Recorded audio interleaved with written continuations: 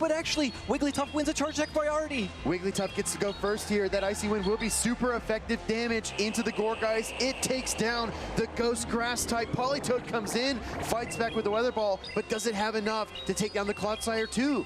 I don't know. Cloudsire's pretty bulky and Mudshot doesn't do that much damage. Is the Poison Sting going to be enough to knock out before? Yes, it is. Wow, 2 Poison Stings pick up the KO there for Elam as he is able to win game number 2. Everybody, Elam is on the precipice of winning the Houston Regional Championships. He needs to win one more game, but I gotta tell you, it's nearly impossible to sweep Dunebug 97. I agree. I don't think many people have done it, and Elam is on the precipice of doing so. He's just so locked in. Honestly, I didn't realize that Gourgeist was going to win that charge attack priority into the Wigglytuff. I thought it would be the other way around, but Wigglytuff must have a little bit more attack. Exactly. Well, as we move into game number 3, let's reflect briefly on battle number 2. This matchup right here that you called out, Alex, this was a key moment. The double seed bombs, the sword energy, but Wigglytuff got the better in the end. Yeah, and Dunebug was forced to throw that Weather Ball. It was enough to knock out the Wigglytuff, but there was that Clodsire. We've seen the song and dance before. There's a Clodsire in the back. Clodsire being so oppressively good into Dunebug's team.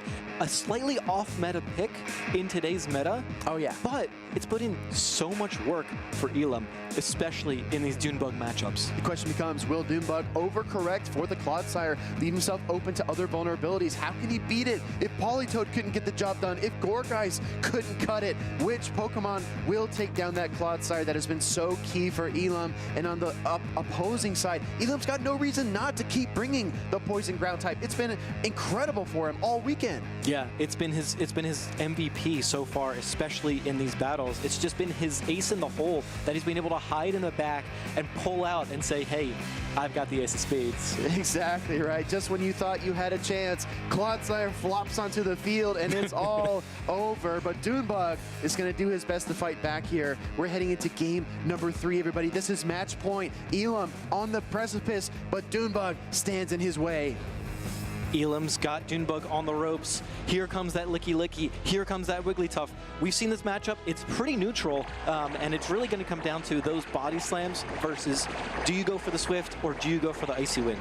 I think Icy Wind is the more common charge attack that we see, but it depends a lot on how Elam wants to execute. As we take a peek at the back lineups, as our normal types duke it out on the field, we do have a Galarian Corsola for Elam and a Guzzlord for Dunebug. So in my mind, I'm keeping track.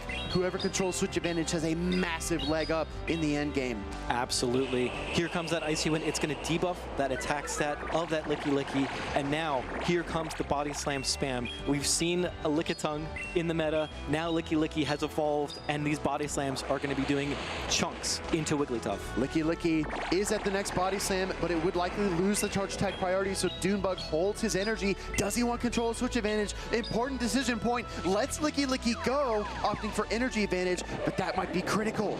Yeah, this is going to be really tough because now Politoed has a huge uphill battle. It's going to want some energy in case something like that Altaria is in the back to be able to threaten with double super effective Ice Beams. At the same time, if there's a Clodsire in the back, now it's going to be really difficult for Politoed to meet its match. Yeah, this is going to be really tricky. We see the Shadow Altaria and the Galarian Corsola. Oh, Elam brings in the Galarian Corsola, recognizing this is a safe place to put it. If there is a Guzzlord in the back, the Corsola is much better into the Politoed. I really like this decision. Yeah, and calling that there's no Alolan Ninetales in the back, which is a really huge call. We know the teams, we can see behind the scenes, but they have no idea. And here comes the catch. Dunebug making the huge catch on the Guzzlord. This is massive. Dunebug 97 trying to fight his way back into this series after losing the lead. He now finds himself in a Dragon matchup. Dragon Tails, Dragon Breath, damage every direction. Yeah, but we talked with Elam during his interview. He said he has Altaria, Shadow Altaria specifically for this matchup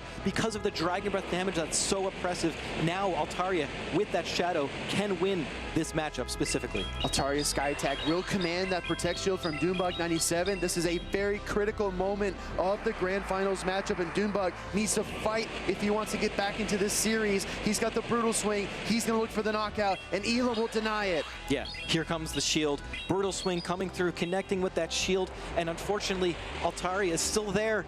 Here here comes the Weather Ball, the switch. Politoed switched out with so much energy, and now it's going to come down to Politoed. Can it take down the Altaria? Can it take down the Corsola? Sneaky swap. Politoed tries to get the element of surprise, but Elam reaches for that Galarian Corsola. It's so bulky. These Weather Balls aren't going to do much. Galarian Corsola waits as the Weather Ball is surely just going to bounce off of it. Yeah, this Weather Ball is just not going to be doing enough damage, and here comes the Corsola. Those Astonishes just keep adding up. It does so much fast attack pressure.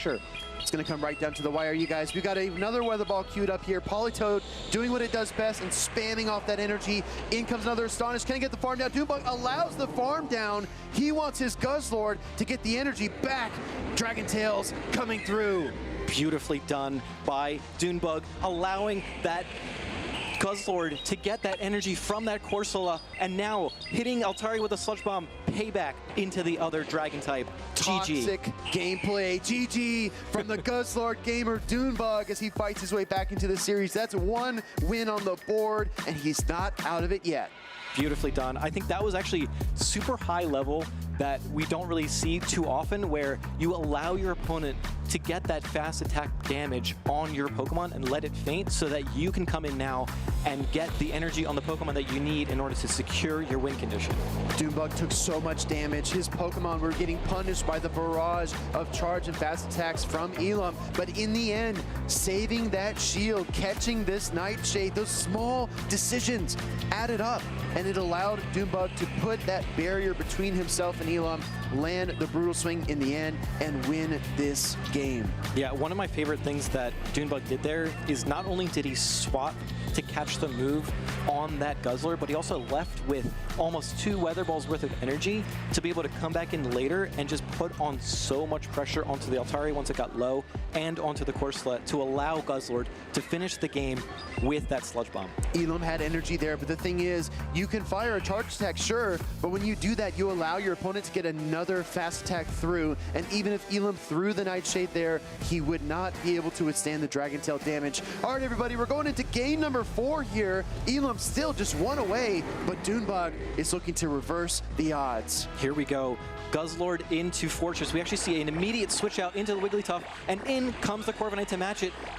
With this is the exact same team that Elam played in game 1. Yeah, there's a lot of play here, a lot of neutral flexibility, especially seeing the Wigglytuff early on. If Dunebug can clear this matchup, it clears the runway for his Guzzlord later. Oh, and we see another attack boost for Dunebug's Corviknight. It's taking a little page out of the accent book of Corviknight there. Exactly, getting boosts almost on demand, but it looks like the Icy Wind will bring it back down to ground level. Yep. Another air cutter coming through. Corviknight, again, just working its way through this matchup. Yeah, one thing I love about this team composition from Elam is he's trying to bait in the Corviknight every single time to open the door for the Cloudsire. But the thing about Corviknight is it's just continuing to boost his attack. This might be enough to knock out now. Yeah, this is crazy. I think Elam might even need to shield, but he doesn't. Maybe Wigglytuff will hang on. Maybe he's confident in letting it go. And it does get KO'd. Finally, not a boost, though, for Dunebug and his Corviknight. It just kept getting boost after boost after boost, and now we'll see here, does he go for the payback? Does he go for the air cutter? And now Elam has a huge decision to make. He's going to shield up the Fortress, but now this doesn't allow him to shield up that Cloudsire later. Great timing there by Dunebug to get off the payback. Does not bail the Corviknight out. Instead wants to maintain his switch timer. Guzzlord, counter swap. Cloudsire, counter swap again. Alola Ninetales. Yeah, Alola Ninetales. This is a very neutral matchup. Both Pokemon doing super effective damage into each other with both fast and charge attack pressure. But Cloudsire has the defense point to be able to resist a lot of these charge attacks, even though it's super effective. However, Alola Ninetales outpaces severely. I mean, severely is almost like an understatement, right? It is blazing fast. It's going to run circles around this Cloudsire. The Stone Edge would hit so hard, but Dunebug saved both of those shields. I would not be shocked at all to see him use both of those shields as he finds a charge attack priority. Yeah, this is a huge charge attack priority tie. I think this actually allows Dunebug to take control and the stranglehold of this entire matchup. It's going to be really tough for Elam to come back now. Elam taking a mental snapshot. He knows it's going to be tough sledding, and Dunebug sends out the Guzzlord to absorb the Rock Tomb and save his Alolan Ninetales. Yeah, that was a beautifully executed catch. And now I think we're going to see another Brutal Swing come through and start chipping away slowly but surely at this Fortress.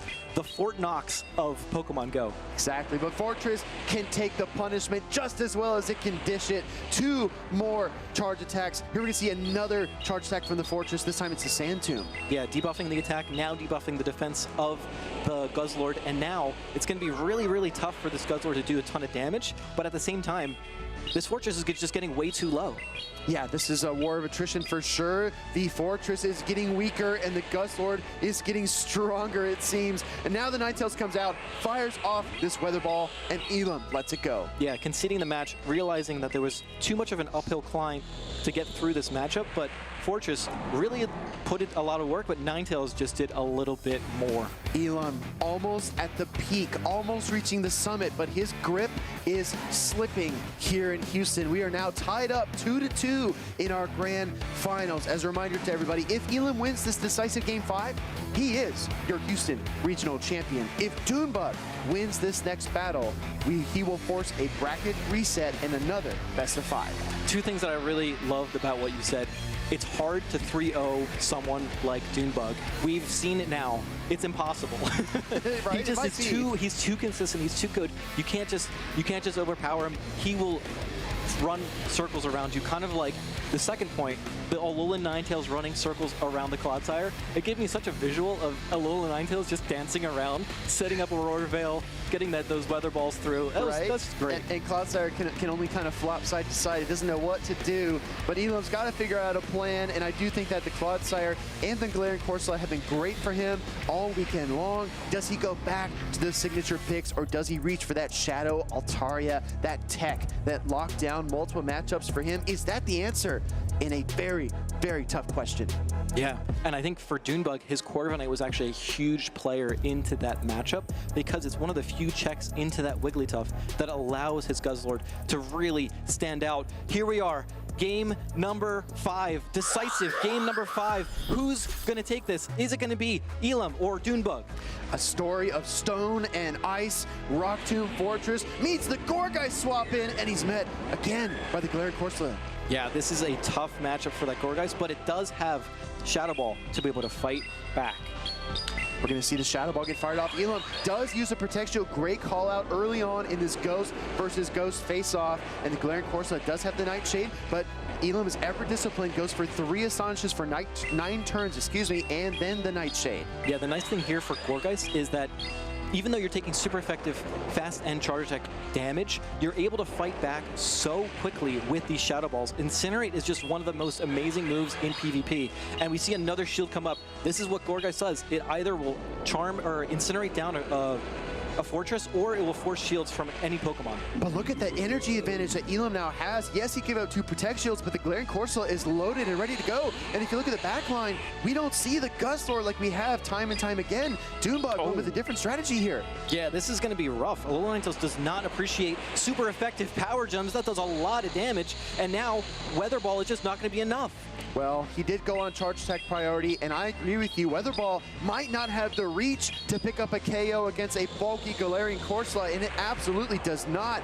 Dunebug looking for the swap, but he's going to be faced with a decision instead. Does he shield this? And if you don't shield it, you're going to realize that it's impossible to go through that Fortress Wigglytuff core, because both of those Pokemon are going to be able to lower your attack. So needing to shield there in order to preserve the ability to switch in and out of matchups so that you're not stuck at -1 attack for the rest of the battle. Fortress comes in and it bows out. Wigglytuff, the top usage Pokemon all weekend, the king of the Open Great League meta so far in the Memories in Motion. It is bearing down on Licky Licky, and Dunebug looks deflated. I don't know if he's got a chance to win this game or not. I think the Wigglytuff has the advantage here. Not only that, the Fortress waiting in the wings with a lot of energy for that Alolan Ninetales. This looks like it's written in stone.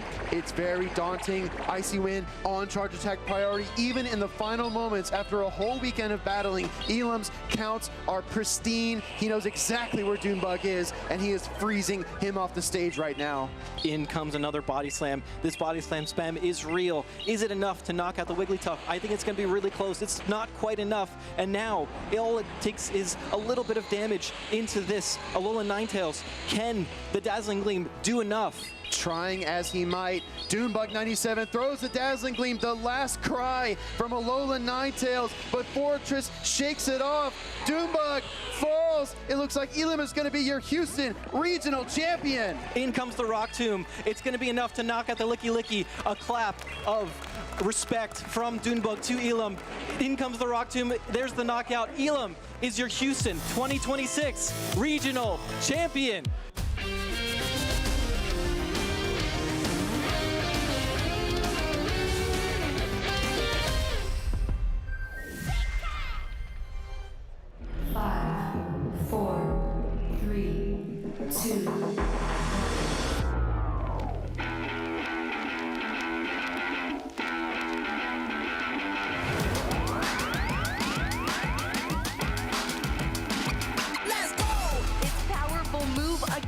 And then applied with that fairy zone on the Lily. Oh, he's ready to just give up the game. It's over. You've been patient. You've been waiting all this time, but you ready. You've been putting in that grind, so let's go. Champions are hard to find, but you know the goal when you're ready to shine. Have they heard of you? Then they know. You got your sights set on that road. If it's time to battle them, then let's go. Cause you'll never stop. Show them what you got. Looking at this final HP to deliver the finishing blow, and just like that, they're Pokemon World Champions!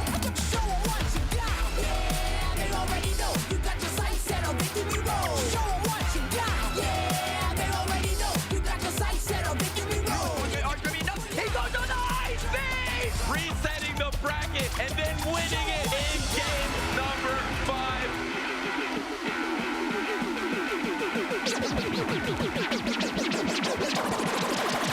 Show them what you got. Yeah, they already know. You got your sights set on victory road. Show them what you got. Yeah, they already know. You got your sights set on victory road.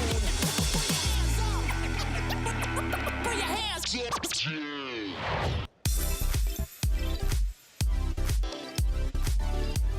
Welcome, trainers, to the 2026 Orlando Pokemon Go Regional. We're here in sunny Florida, and this is the second tournament of the memory season for Go Battle League for Pokemon Go in North America. I'm Caleb Payne. I'm joined with Soto. How are you doing this morning? I'm doing great, Caleb. I'm really excited to be back in Orlando, and it's Pokemon's first time in Orlando since 2024. That's right, and we have our defending champion of that tournament, Dune Bug, here today. But before we get into Orlando, let's take a quick look at recap at what happened in Houston a few weeks ago. Beautiful spring weekend in Houston, the Rumble on Main Street wasn't a rocket launch. It was the Houston Regional Championships. The Memories in Motion season had just begun, and the always charming Wigglytuff dominated the usage charts. Steel-type Pokemon rose to counter it, led by the sturdy and versatile Fortress. On day one, new and experienced trainers alike graced the stage, showing that the title was very much up in the air. On Championship Sunday, Volt Switches flung electric rings high into the air, weather balls rained down, and air cutters tore through the opposition. As the dust began to settle, it became obvious that experience was king. In Losers Round 5, Nighttime Clasher defeated the previous world champion, It's Axon. Nighttime Clasher would in turn be swept by Dune Bug, who fought his way to a rematch versus Elam in the grand finals. Signature picks clashed as Dune Bug and Elam both fought to leave their mark on Space City. Elam jumped out to an early 2-0 lead with his Clodsire and Galarian Corsola before Dune Bug 97 stormed back into the series with his mighty Guzzlord and spammy Politoed. In the decisive Game 5, Elam had all the answers. As Fortress faced Dune Bug's Alolan Ninetales, Dune Bug pivoted to his Gourgeist, and Elam counterswapped his Galarian Corsola. Dune Bug's last chance, his Licky Licky, stood no chance versus Elam's durable Wigglytuff. A clap of respect from Dune Bug to Elam. In comes the Rock Tomb. There's the knockout. Elam is your Houston 2026 Regional Champion. As we turn the page on Houston, our Pokemon trainers saddle up to face whatever challenge is next on the horizon. Register at Pokemon.com/compete and begin your journey today. All right, and those two finalists here are actually in Orlando this weekend, Elam and Dune Bug. So potentially a rematch all the way in the grand finals, or we get some new names. But here are some of our titans of North America and pretty much throughout the whole world. Elam, Dune Bug, Nighttime Clasher getting that top 3 finish in Houston. And as I said, Dune Bug and Elam are here, but so is Nighttime Clasher.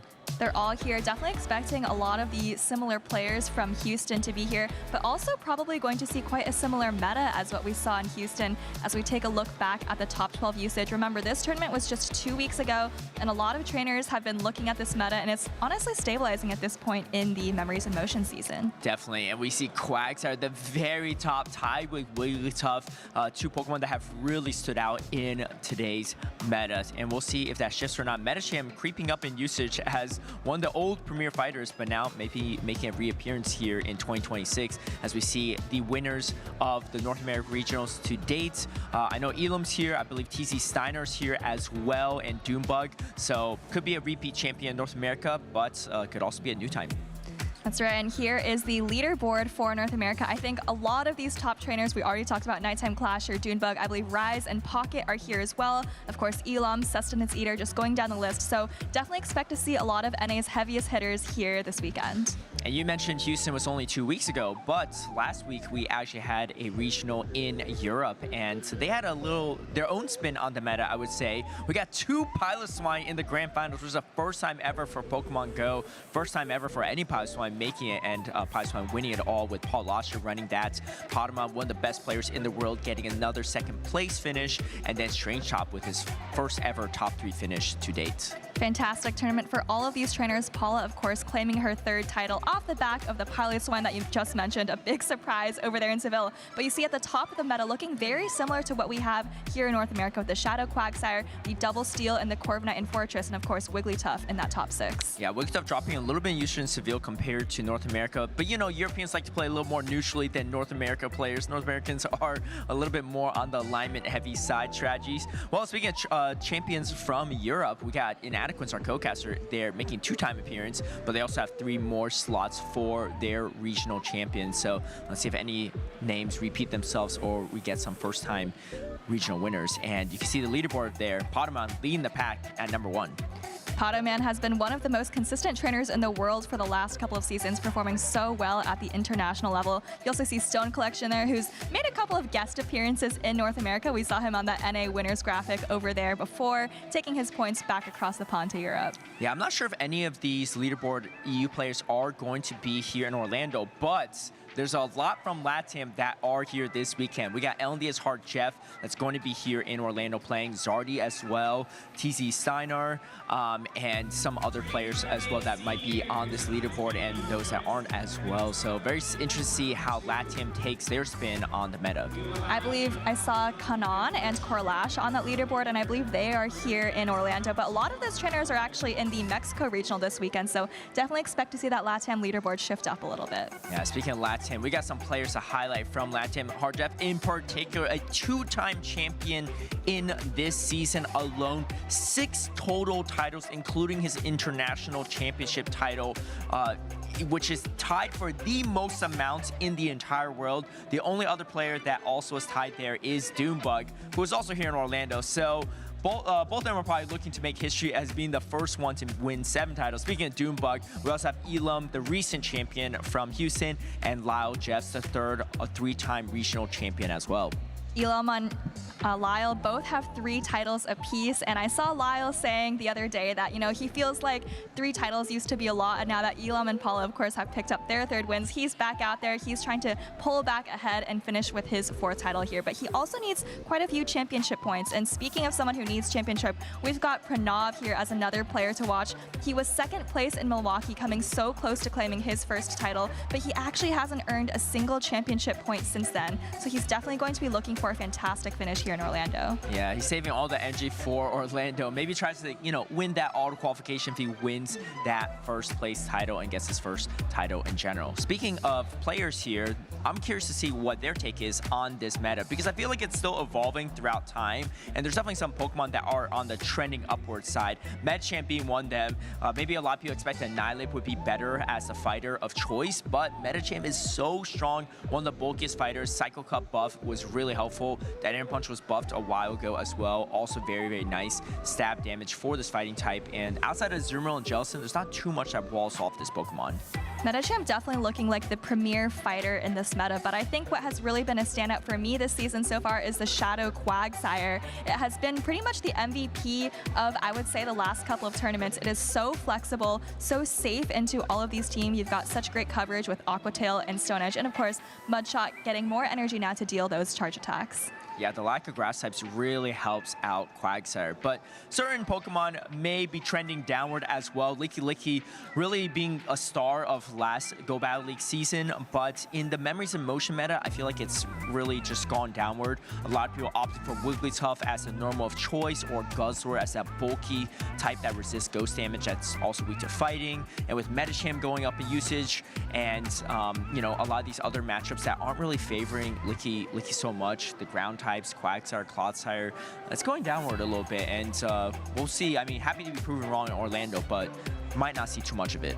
And we've got Empoleon here also trending down just a little bit. It has that water steel typing that was so potent in the Precious Paths meta, but now that we've got two steel types in Corviknight and Forretress kind of taking that top steel type spot, as well as Quagsire being the best water type, it feels like Empoleon's place in the meta is just kind of being replaced a little bit by some of these other players. Well, I'm curious what your thoughts are on the meta, Soph, because we have some caster predictions, and let's break that down, because I'm sure besides ourselves, we also have Phoebe and Speedy's caster predictions. He's got a Alolan Sandslash on Speed's side. I don't know what meta he's living in, but he's got double ice, a Talonflame, and then Aegislash, which is also on my list. But what do you think about this list, Soph? I will say that Alolan Sandslash, there's one trainer who brought it to Seville, and they did make top 8, so potentially onto something there. I see we've both got the Feraligatr, also very successful in Seville, with, of course, Paula bringing it, as well as another trainer in the top 12. I've also got Togekiss there. I think it's been performing pretty well. It's not top meta, but for the trainers who have been using it, I think they've been doing pretty decently in the last couple of tournaments. Yeah, Feraligatr fantastic in a ground and Medicham meta, so that resurgence might come out handy. And I saw Phoebe actually had the Umbreon, and that could be a really sneaky pick too. Something else kind of like Medicham has fallen off a bit, but in today's meta, it might have some usage. There were definitely a couple trainers in Houston, I believe, who brought Umbreon, and I didn't think it was going to have a lot of great matchups, but I saw it going up against, you know, Guzzlord, which you might think wouldn't be that great of a matchup, but Umbreon definitely can hold its own with all that bulk. That's right. Well, if you're tuning in, be sure to follow us on our socials and the broadcast as well to find more Pokemon action, including this tournament, but so many others as well. And of course, at PlayPokemon at X, and then use that hashtag PlayPokemon if you want to see your tweet potentially featured on the broadcast. Well, that's going to do it for us in the opening. We're going to take a quick look at the format for any first-time viewers of this tournament. This weekend, the 2026 Regional Championships are bringing the electrifying action of the Pokemon Go matches to the global stage. Top trainers from across the world have gathered to compete for a share of over $125,000 in cash prizes, travel awards, and the all-important championship points that could secure their spot at Worlds 2026 in San Francisco, California. The competition is fierce and the strategy is key. This tournament spans 2 intense days of action, where our trainers battle it out in a double elimination bracket using the Great League format. Every match is a best-of-3 clash, but the stakes get even higher in the winners finals, losers finals, and grand finals, where the action extends to a best-of-5 showdown. Trainers will be strategizing in a bring 6 pick 3 format, each one carefully selecting a team of 6 Pokemon, but only 3 will enter the fray in each game. Every choice could be the difference between victory and defeat. Who will etch their name into the history books this weekend? And who will punch their ticket to Worlds 2026 in San Francisco? Don't miss a minute of the action. Stay tuned all weekend long to watch the battles unfold live. To stay up to date on future Play Pokemon events, visit championships.pokemon.com. All right, well, it's time once again for another regional championship here in Orlando, Florida. I'm Alpha Phoebe, joined by none other than Speediest Chief. So good to be here with you, Phoebe. I love Orlando. It's a perfect time of year to visit this wonderful city. It's in the spring, so it's not too hot. It's definitely not cold. So I'm looking forward to fair weather in the venue and outside. Yeah, we actually had a little bit of coverage between our hotel and the venue, and I was very, very cautious about it. I was expecting it to be 80, 90% humidity, but yeah, it was quite nice. It's like 75, right? Not too bad, not too bad. But I'm really excited to see what the meta has in store. Great opening, per usual, by our colleagues, Caleb and Soph. A lot of Pokemon, I think, are very divisive right now. Aegis Slash is going to be a hot topic of debate all weekend long. We're also going to try to follow up with specific trainers and track their journey as they make their progress through the bracket. And we'll see what these trainers are going to be fighting for here this weekend in Orlando. Of course, that's championship points, booster packs, and money for that prizing. Exactly, and all this on top of that World Championships qualification, which everybody is racing towards as we approach the latter half of the season. But Phoebe, this is what everybody wants to look forward to. We need to see the meta, and Wigglytuff dominated in both Sevilla and Houston. It's sliding to number 2. What a downfall for Wigglytuff here. Not that huge of a downfall, but I think very interestingly, it didn't take number 1, right? Corviknight rising up in usage. Corviknight's a little bit risky with the other steel type in the meta, going to be that Fortress, your favorite, of course. Really tough check. Corviknight has a little bit of play if it can land a payback and pivot out, but something like Feraligatr also coming into the meta is tough for Corviknight, right? Being able to do neutral damage with its fast attacks, unlike its counterpart in Quagsire, doing resisted damage with those mud shots, it's not as easy, it's not as comfortable as a matchup. Exactly right. I think the Galarian Corsola also at almost 24% is a bit of a surprise for me. That means 1 in 4 teams has a Galarian Corsola, which we saw, 6 or 8 months ago, but not recently. I think that a lot of that probably has to do with Elam's team featuring that Galarian Corsola in his win in Houston, and Gourgeist as well, another Ghost-type Pokemon, bringing up the rear there. Yeah, actually, that's the Pokemon I exactly wanted to talk about.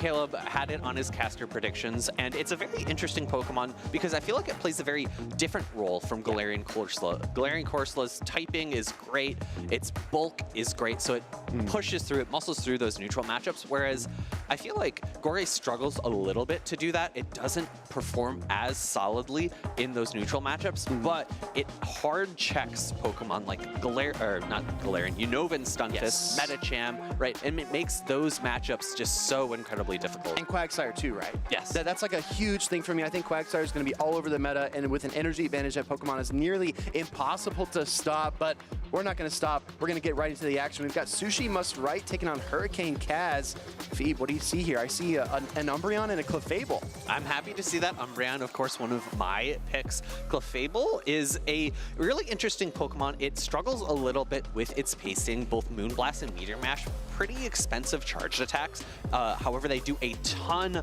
of damage. So if it gets into the right spot, if it's able to get up shields, it's a really potent Pokemon. Exactly. I think the Clefable had a lot of targets when there were more Fairy-type Pokemon in the meta, and having the Meteor Mash as a great asset to counter those fellow Fairy-types. But I don't think we see that actually on HurricaneKaz's team. Instead, the Umbreon, Gourgeist, Corviknight, Feraligatr, Licky, and Quagsire. What I see here, Phoebe, honestly, is that HurricaneKaz has the 2 best safe switches in this entire format, being the Licky and the Corviknight. You're really gonna disrespect Umbreon like that? Hey, I kind of lobbed that one up for you, and you hit the home run. You picked up exactly what I was putting down. And I do want to say it's really interesting because HurricaneKaz has 2 really great answers to the Gourgeist that Sushi has, but she's also running double water, right? So Quagsire and Feraligatr don't really want to see that matchup. The Feraligatr a little less so super effective damage with those Shadow Claws and really hard-hitting Hydro Cannons and the option for Ice Beam if you do want to go for it. True. So it'll be interesting to see how Hurricane utilizes her water types in this matchup. Well, let's jump right in. This is game number 1 of the Orlando Regional Championships. Medicham versus Feraligatr on the field. And this is going to be a more neutral matchup. Feraligatr has the advantage in those fast attacks doing super effective damage with the Shadow Claw. However, Medicham has a little bit of advantage with bulk and a little bit of an advantage with how much damage Dynamic Punch does. We see there Feraligatr easily winning the charge attack priority tie, but Dynamic Punch is going to strike back. HurricaneKaz and Sushi both no shielding the first charge attacks, but that Dynamic Punch does so much damage. I think this Medicham will actually outpace just slightly. No, it's going to be another cap tie and the swap. And a great catch from Sushi here, taking that neutral neutral damage into resisted. Feraligatr would be able to farm down from this point, but I have to imagine that HurricaneKaz might try for a catch of her own or go for a switch at some point. Imagine the catch. Oh, and here it comes, but Sushi read it. In comes the Corviknight. I kind of expected the Gourgeist swap here, but this also makes a lot of sense. Corviknight good at taking these charge attacks on the chin and not wavering. Yeah, I think Gourgeist comes in if HurricaneKaz switches immediately, but because she farmed up to another charge attack, she needed a bulkier Pokemon that could take the energy a little bit better. We see the Corviknight throwing an Air Cutter. This would threaten a knockout, so a shield makes sense from Sushi. Yeah, great timing by HurricaneKaz. One single sand attack into the Air Cutter. And as well, she's a big fan of flying-type Pokemon, so I expect at least one on her team, and Corviknight matches that bill. We're going to see a shield here from HurricaneKaz. And it's going to be a bit of a race here. No, actually an immediate pivot. Medicham coming in with that loaded Dynamic Punch. HurricaneKaz does have a shield, but opts to no shield. I like the combo play here from Sushi, applying pressure in the mid-game, trying to force HurricaneKaz into a box, but here comes the Gourgeist. The Incinerates are not going to get the full farm down. It might take an Ice Punch for its trouble. And good timing from Sushi, not going for 7, but only 6, so she can get that extra Psycho Cut in while still landing this Ice Punch. It's not going to threaten a knockout, but going to put that Gourgeist into middle health range. The unfortunate thing being 3 Incinerates of energy advantage. Exactly, and as you look at that Feraligatr, I think it's too healthy to be incinerated down easily, so gotta bring in the Clefable here. Sushi Must Right does have the potential to swap in that Feraligatr, but the timer is not up yet. And I would have slightly preferred to see 1 Incinerate than a throw. However, 2 Incinerates does mean that 2 Shadow Balls are loaded, and now she can opt for the Seed Bomb bait. However, there was an additional Fairy Wind given to that Clefable. Exactly. I think the Clefable could even go out for 2 more Fairy Winds before throwing, but the combo play swings to the other side of the field, and HurricaneKaz deploys the Hydro Cannon. And HurricaneKaz does have a little bit of residual energy from that bait. The question is, can the Feraligatr get a fast attack down? It can, but there's still a shield on HurricaneKaz's side. Let's see what it starts. 1 Incinerate, but not the second. Going for the charge attack here, but as you pointed out, Phoebe, that Protect Shield is going to come up. I think this is HurricaneKaz's game. Shield comes up. There is energy loaded. Incinerate does land and is just enough to take the knockout. Actually, very close competition in our battle number 1 of the series. The combo play from Sushi, the combo play from HurricaneKaz, back and forth. Yeah, really talented trainers, both from the Atlanta region. And that's something that we didn't call out before. There's a great chance that these 2 trainers drove here together. Oh, wow. Probably compete at locals as well. Just like a zoomed-in look. This is not a triple Dark Umbreon that we have seen in the past. Last Resort and Foul Play providing some solid coverage. Outside of that, I honestly don't see any surprises on the movesets here, Phoebe. No, the only other option that I really think you could see is maybe you want Crunch on Feraligatr, but realistically, the only Pokemon that's going to be Psychic typing in this meta right now is Medicham, and it takes neutral damage. You're not really seeing that many Cresselias, although there were a number of people talking about Cresselia, I feel like early on in this meta. Medicham's kind of dominated because I feel like Psychic and fighting coverage is just a little bit better than pure Psychic. I agree with you, and I think as you look at the whole of HurricaneKaz's team, she doesn't have a strong answer to Dragons either in Guzzlord and Altaria, so packing that Ice Beam on the Feraligatr is very useful coverage. Meanwhile, Sushi's team, we're going to take a closer look at that in a moment as well, but this game 1 was really fun. I expect game 2 to be just as hype. Yeah, a lot of back and forth from these 2 trainers. Great catches, great snipes with the residual energy that they had built up on their Pokemon before. And that's something that, like Feraligatr, it's something that Medicham are really good at doing, right? You get through those charge attacks so quickly. 5 fast attacks to get to them. You can switch out. You can take advantage of a Pokemon like Gourgeist's slower pacing and just dominate your opponent. I agree. I think we do see more Gourgeist as well in battle number 2. It was very good for HurricaneKaz. And as you look at the rest of Sushi's team, it's got neutral play nearly across the board. So you can kind of expect that Pokemon to show up. But let's see what we get, Phoebe. Game number 2, Medicham into Corviknight. This is going to be a little bit of a more dominant lead for HurricaneKaz. However, Medicham does outpace to the really hard-hitting moves. You can take an Air Cutter, you get outpaced to that, but Air Cutter doesn't even put the Medicham into the yellow. No, absolutely not. Medicham still just as bulky as ever, and no attack boost for HurricaneKaz either, which means the second Air Cutter is likely not enough to get the KO. Here comes a Dynamic Punch, but first, another Air Cutter. Sushi could have opted to no shield, but that would have put her in a very uncomfortable position with the Medicham in potential range for a farm down. The attack does raise, so that means any subsequent charge attacks will do a little bit more damage. Dynamic Punch connects. Corviknight loses probably about 40 to 45% of its HP, and another Dynamic Punch is queued up. HurricaneKaz, trusting in her Steel and Flying type, is going to let this one through. A Dynamic Punch is not going to be enough to pick up the knockout, and the Psycho Cuts are resisted. A catch attempt is made here. Good catch by Sushi, recognizing that the Feraligatr, it's not the Shadow variant, and we actually see that between both of these teams. It's a little bit more bulky. It's a little bit more comfortable to take a charge attack. I also like that Sushi got the Shadow Claw through on the swap. That's going to put her a little bit ahead on energy in the mirror match. So even though she's down in terms of HP, she's up in terms of energy. Also, HurricaneKaz not willing to unveil the Gourgeist yet again in game 2. And I think really importantly, the bulk comes through again. You're just able to survive that Hydro Cannon. You're not threatened by a farm down here. And because Sushi only has 1 shield remaining, she's going to have to give up that Feraligatr. Sushi has a decision to make. Send in the weakened Medicham or come in with the fully healthy Gourgeist, but the shield advantage is still looming large in this matchup. Feraligatr outpaced, holding the energy. Here comes the Hydro Cannon.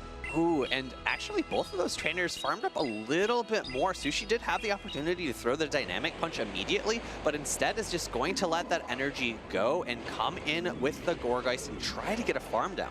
Ferocious Feraligatr. We thought this Pokemon would be an impact player, and the Ice Beam is going to take that final shield away from Sushi. And some might say that that full Incinerate that was snuck through was a mistake. However, I actually kind of like it because you get the Ice Beam off.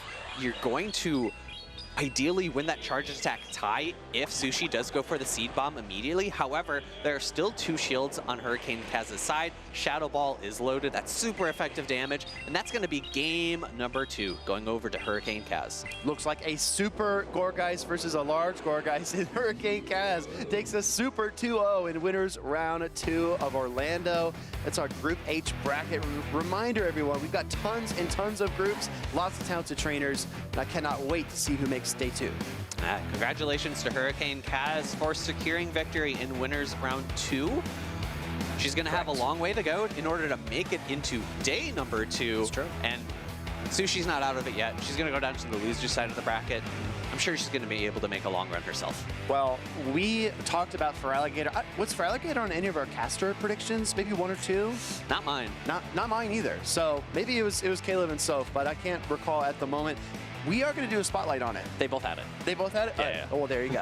Well, Feraligatr was on both teams for that round number 1. Palasha tore through the competition in Sevilla with the Piloswine Feraligatr combination. There's another Feraligatr in Top Cut as well, but it might be even more popular here than it was across the pond in Spain. It's kind of an interesting circle of life between Feraligatr, Quagsire, and Empoleon.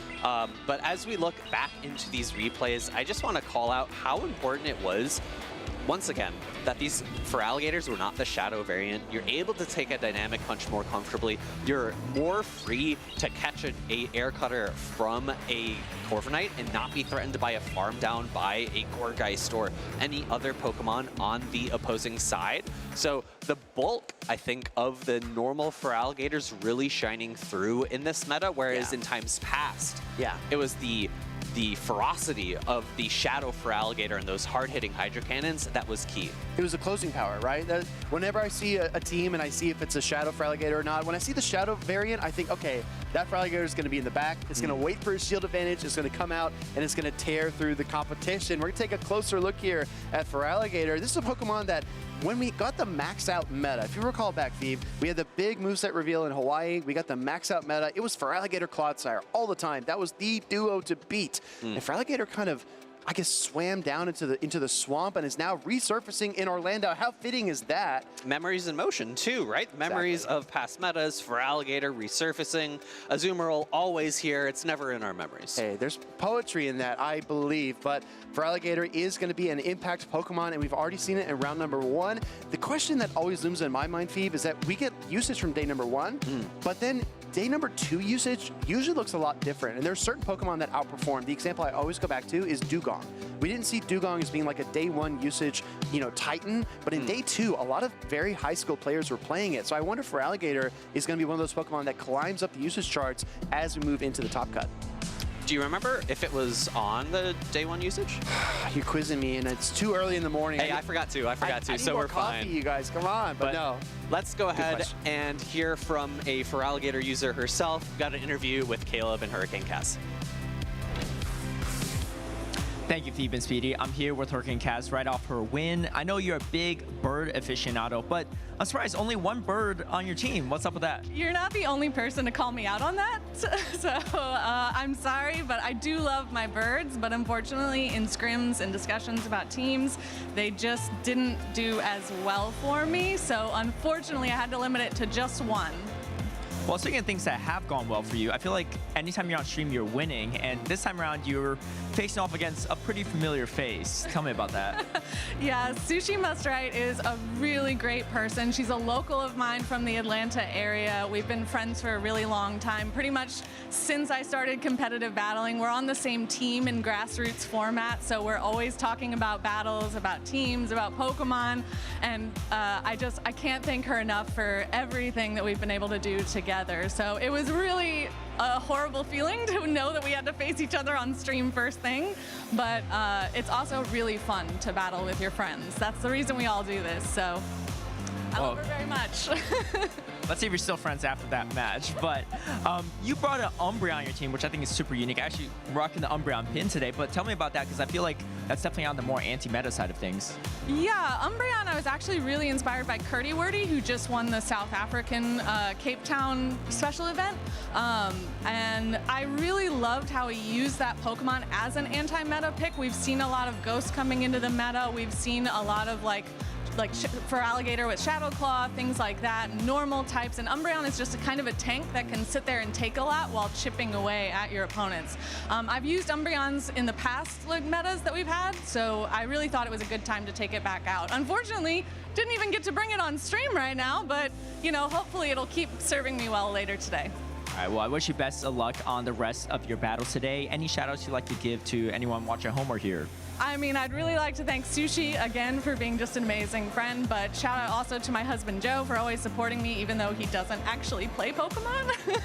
And shout out to my friends Jen and Melissa, who aren't competitive Pokemon players, but they're always supporting me in my efforts in competitive play. Love you guys. Awesome, great to hear. Well, let's see some more action and battles on the stage. Back to you, Speedy and Phoebe. Very, very wholesome interview from HurricaneKaz. Always love to hear from her, and also just very, very good vibes. You love to see that starting off the day at a regional championship, especially in downtown sunny Orlando. Great times on stage. Maybe a little bit painful to send your friend into the losers bracket, for sure.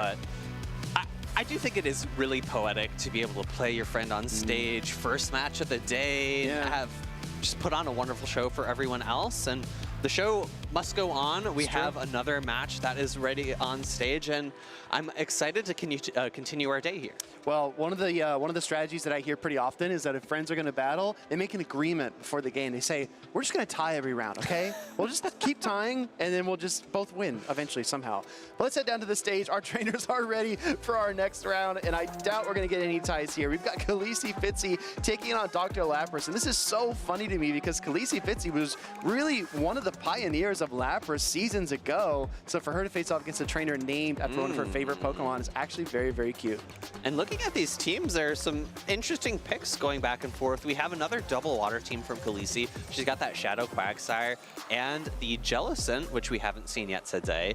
And on Dr. Lapras' side, I'm seeing, is that a memory in motion? Is that Credillia? It's a throwback, right? So a throwback to 4 weeks ago or even less. But what I really like about Dr. Lapras' team is the grass coverage. Not only does he have that Cradilly there, he also has the Florges. And normally you'd see it with the Trailblaze, but because he already has the grass knot on the Cradilly, he's going to be running that Disarming Voice. So maybe called it a little too soon, but still, I think the intention is there.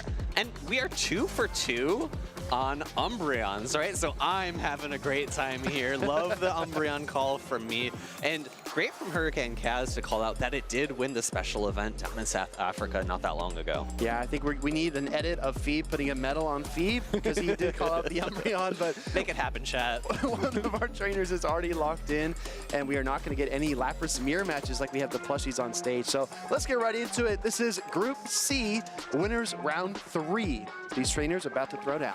And game number 1, it hits the stage, Corviknight versus Umbreon. This is an incredibly safe matchup for both of these trainers. However, I think Khaleesi Fitzy is going to be a little bit unhappy with the Pokemon that's in the front because she has the Wigglytuff in the back and it's not matched up against the Umbreon. Exactly, that's not an ideal situation, and given the Corviknight and the Cradily potential on Dr. Lapras' team as well as the Clodsire, it's going to be tough for Khaleesi to find a position for that Wigglytuff until she knows the rest of the team. This is the thing about Umbreon gameplay, Phoebe. You and I can discuss this all weekend long, but I feel like you need to be very patient with this Pokemon to play it.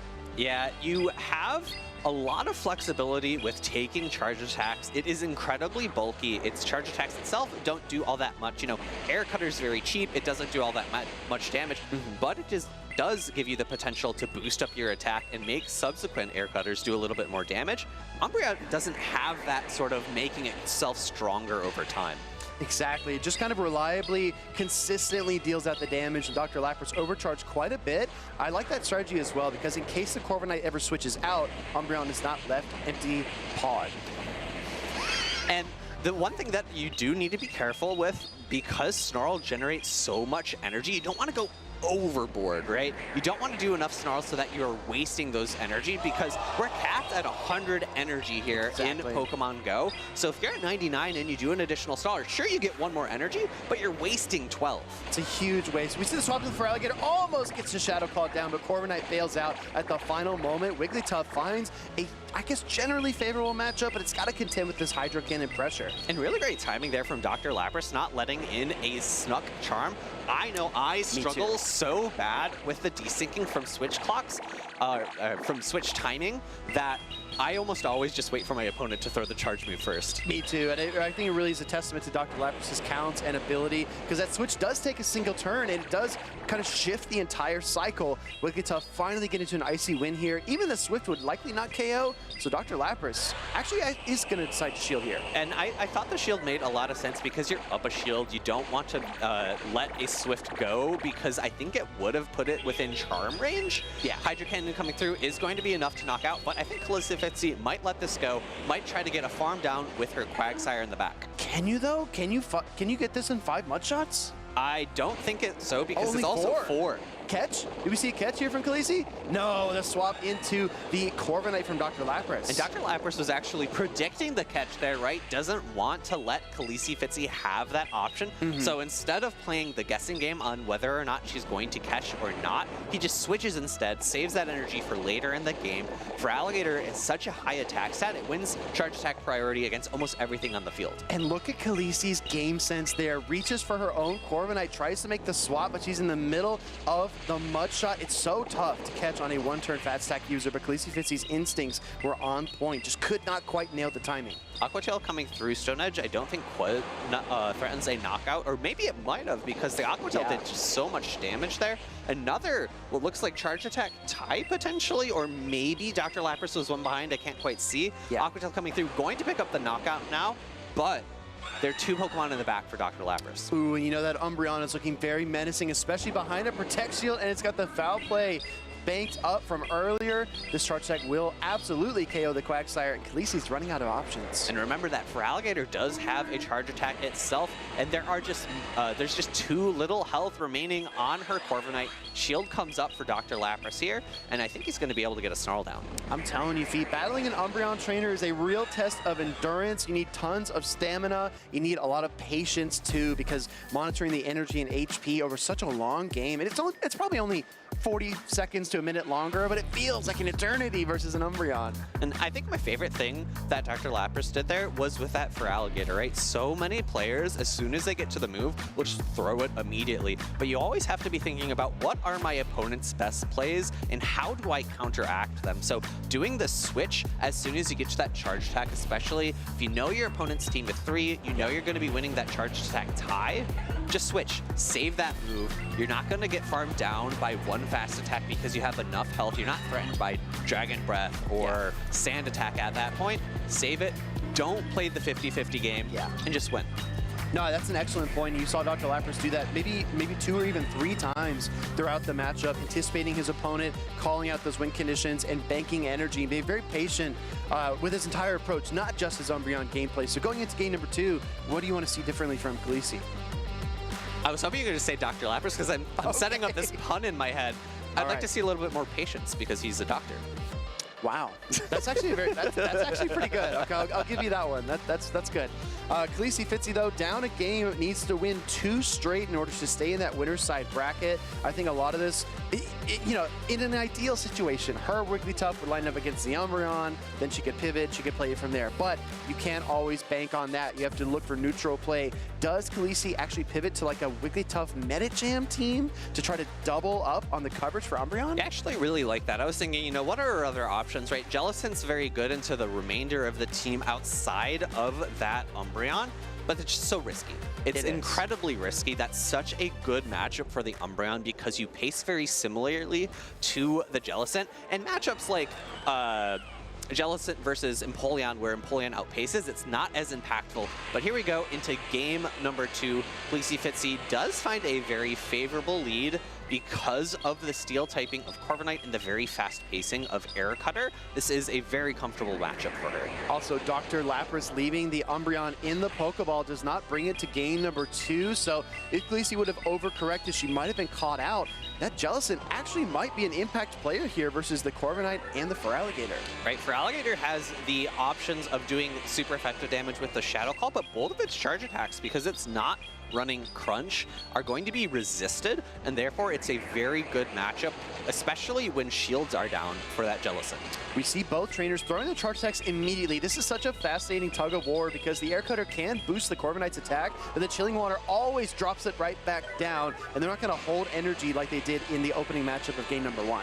Next Air Cutter coming through, I don't think it's going to be quite enough to knock out, and I think that means that Khaleesi Fitzy has the option to potentially pivot if she doesn't want to take this next Chilling Water, but instead it's Dr. Lapras pivoting, allowing Khaleesi Fitzy to get up to a charge attack and switching into the Jellicent. This is a bit tough. She allowed her opponent to get a lot of energy, and now she's got to play payback bait games. Yeah, this is kind of like jumping in on the back foot. I'm not sure if Khaleesi, I think you have to shield this initial one. When your opponent's so far ahead on energy, it's almost guaranteed that they go for that harder hitting charge stack. You say that, but anytime I'm playing this matchup, my opponent always baits and I always shield. It's because they know it's you. They know your tendencies, Phoebe. Shadow Ball from Khaleesi will connect, and no need to shield. Dr. Lapras knows he can absorb at least 1 charge attack in this matchup. And now it's a little bit more comfortable because Khaleesi Fitzy called one. She can let this next one come through and still get an additional charge attack off. Whereas if she let the payback through earlier, then Dr. Lapras would only need to go for Air Cutters afterwards. However, I do like this from Dr. Lapras, letting it go. He's gonna get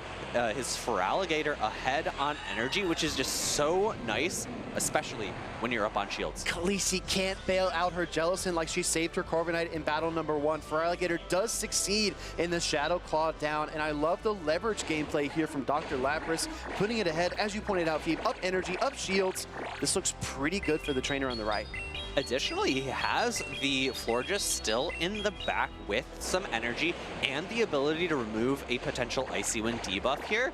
I'm not sure if Khaleesi Fitzy goes for that, given that she just doesn't have enough shields here, right? She's going to put up one here. Yeah. I think she needs to go for the lower energy Swift to potentially be able to make 2 or threaten enough shields away with that Corviknight. It's going to be really tough here. It's so tough. Dr. Lapras is building a moat around his win conditions here, finally using a shield in this battle, but the Corviknight combo play might take the second one. There is a lot of energy here. She does have the ability to get 2 off if he does not throw immediately. The next one is available, but he has energy of his own. And guess what? I think the Florges now gets charmed down by the Wigglytuff, and maybe the Wigglytuff reaches another Swift. It's going to be really close. That Chilling Water is enough to knock out 2 more charms, enough to knock out that Florges, and the Swift is reached immediately. Is this enough to knock out Speedy? This is going to be so close. I'll tell you what, Phoebe, I think she needs 1 more charm, but let's see. Swift Doesn't quite get it done, but Feraligatr can't get to the Hydro Cannon. Khaleesi strikes back. One more Shadow Claw anywhere in that game would have been enough for Dr. Lapras to secure victory, but the great switching in and out by Khaleesi Fitzy was allowed her to get enough energy, allowed her to build up on that Wigglytuff to reach 2 Swifts. Very crucial.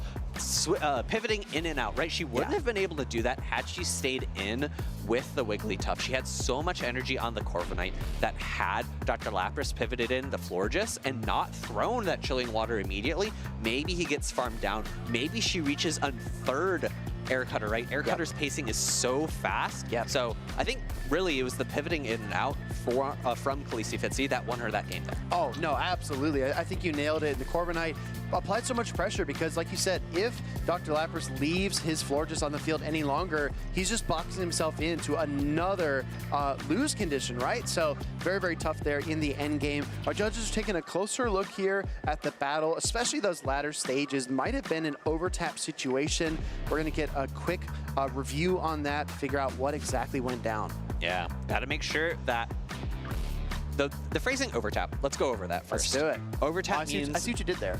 Let's go over the overtap. That was actually completely accidental. Unlike the doctor joke. Okay. That one was purposeful. An overtap generally in Pokemon Go means that you're trying to throw a charge attack, but either you or the game forces you into an additional fast attack. So that's going to be what's under review here. Did the game force Dr. Lapras into an additional fast attack, or did he either miss his charge attack, or did he not have enough energy to do the charge attack and therefore was not able to throw the charge attack because of game mechanics? I like that you pointed that out because sometimes trainers will believe that they should have the energy there, but their fast attack is still coming through and that energy is still being generated. And meanwhile, your opponent's fast charge attacks are coming through as well. So it might look like you should be there, but you're just a half second away. That's why we have these slowed down replays and judge reviews, because they can look at the finer mechanics. Also, when you tap on the screen, it does create that localized ping on the UI where you can tell exactly where the taps were. And if the tap was close to the charge attack button, but it's centered somewhere else on the screen, the judges can look at that as well. And if you're looking very carefully on that screen, you see the Pokeball in the center. The judges have the ability to look at the matches as they happen, as well as go back and look at the matches that did happen. So they can slow it down, they can rewatch the footage and make a call based on what they are able to see. And let's be honest, right? When you're on stage, especially when you're trying to stay on the top side of the winner side bracket, and you're trying to keep yourself in the tournament, it can be really tough. There can be a lot of nerves. And I think that sometimes you might just think, oh, I pressed the charge attack. I promise I did. But then when you look back at the replay, it wasn't quite there. So we know Charm's a 3-turn fast attack. We know that Shadow Claw's a 2-turn fast attack. And that damage applies on the final turn of the fast attack. So as the Hydro Cannon button was being pressed, the Charm damage did apply. So if that right there was the instance we're looking at, my personal opinion is that the Charm would have come through, but we're going to refer to the judges as always. And it's great to be able to see that that ending of the game, right? Yeah. If that is going to be what's decided, the judges can look at how many fast attacks occurred, where were the players tapping. They can see those little sonar blips pop up on the screen to see if he was tapping on the charge attack, or maybe he was tapping for another fast attack accidentally. Exactly. Swift, again, connecting. Charm coming through. Yeah, we know. And anyone who's done a lot of Go Battle League battles, we know it can be so deflating when you don't get that charge attack you thought you would get. But the damage registration is something that you need to keep track of, especially at a high skill level. And as you pointed out with the Incinerates, right? When you do have those longer duration fast stacks, you can find those unique intervals. All right, well, looks like our players are going back and looking at their teams. So I think that means we do have a no rematch call. As you called out, one fast attack, one Shadow Claw going to the Feraligatr, requiring that energy for that charge attack, charm 3-turn move. The damage specifically registers at the beginning of that 3rd turn, so it cuts off that charge attack from coming through as well. Game number 3 here, we're tied up 1-1, Medicham versus Feraligatr. Now we saw earlier with Sushi and Kaz that Medicham is definitely going to lose his charge attack priority. Khaleesi Fitzy opting not to go right when her energy is available, instead banking the energy. We might even see a pivot from her here. Dynamic Punch, first one coming out, going to be able to do good neutral damage into the Feraligatr. However, we did see at the very beginning that they do pace similarly to the second Dynamic Punch, but we do see that Dr. Lapras's Feraligatr is stuttering a little bit here.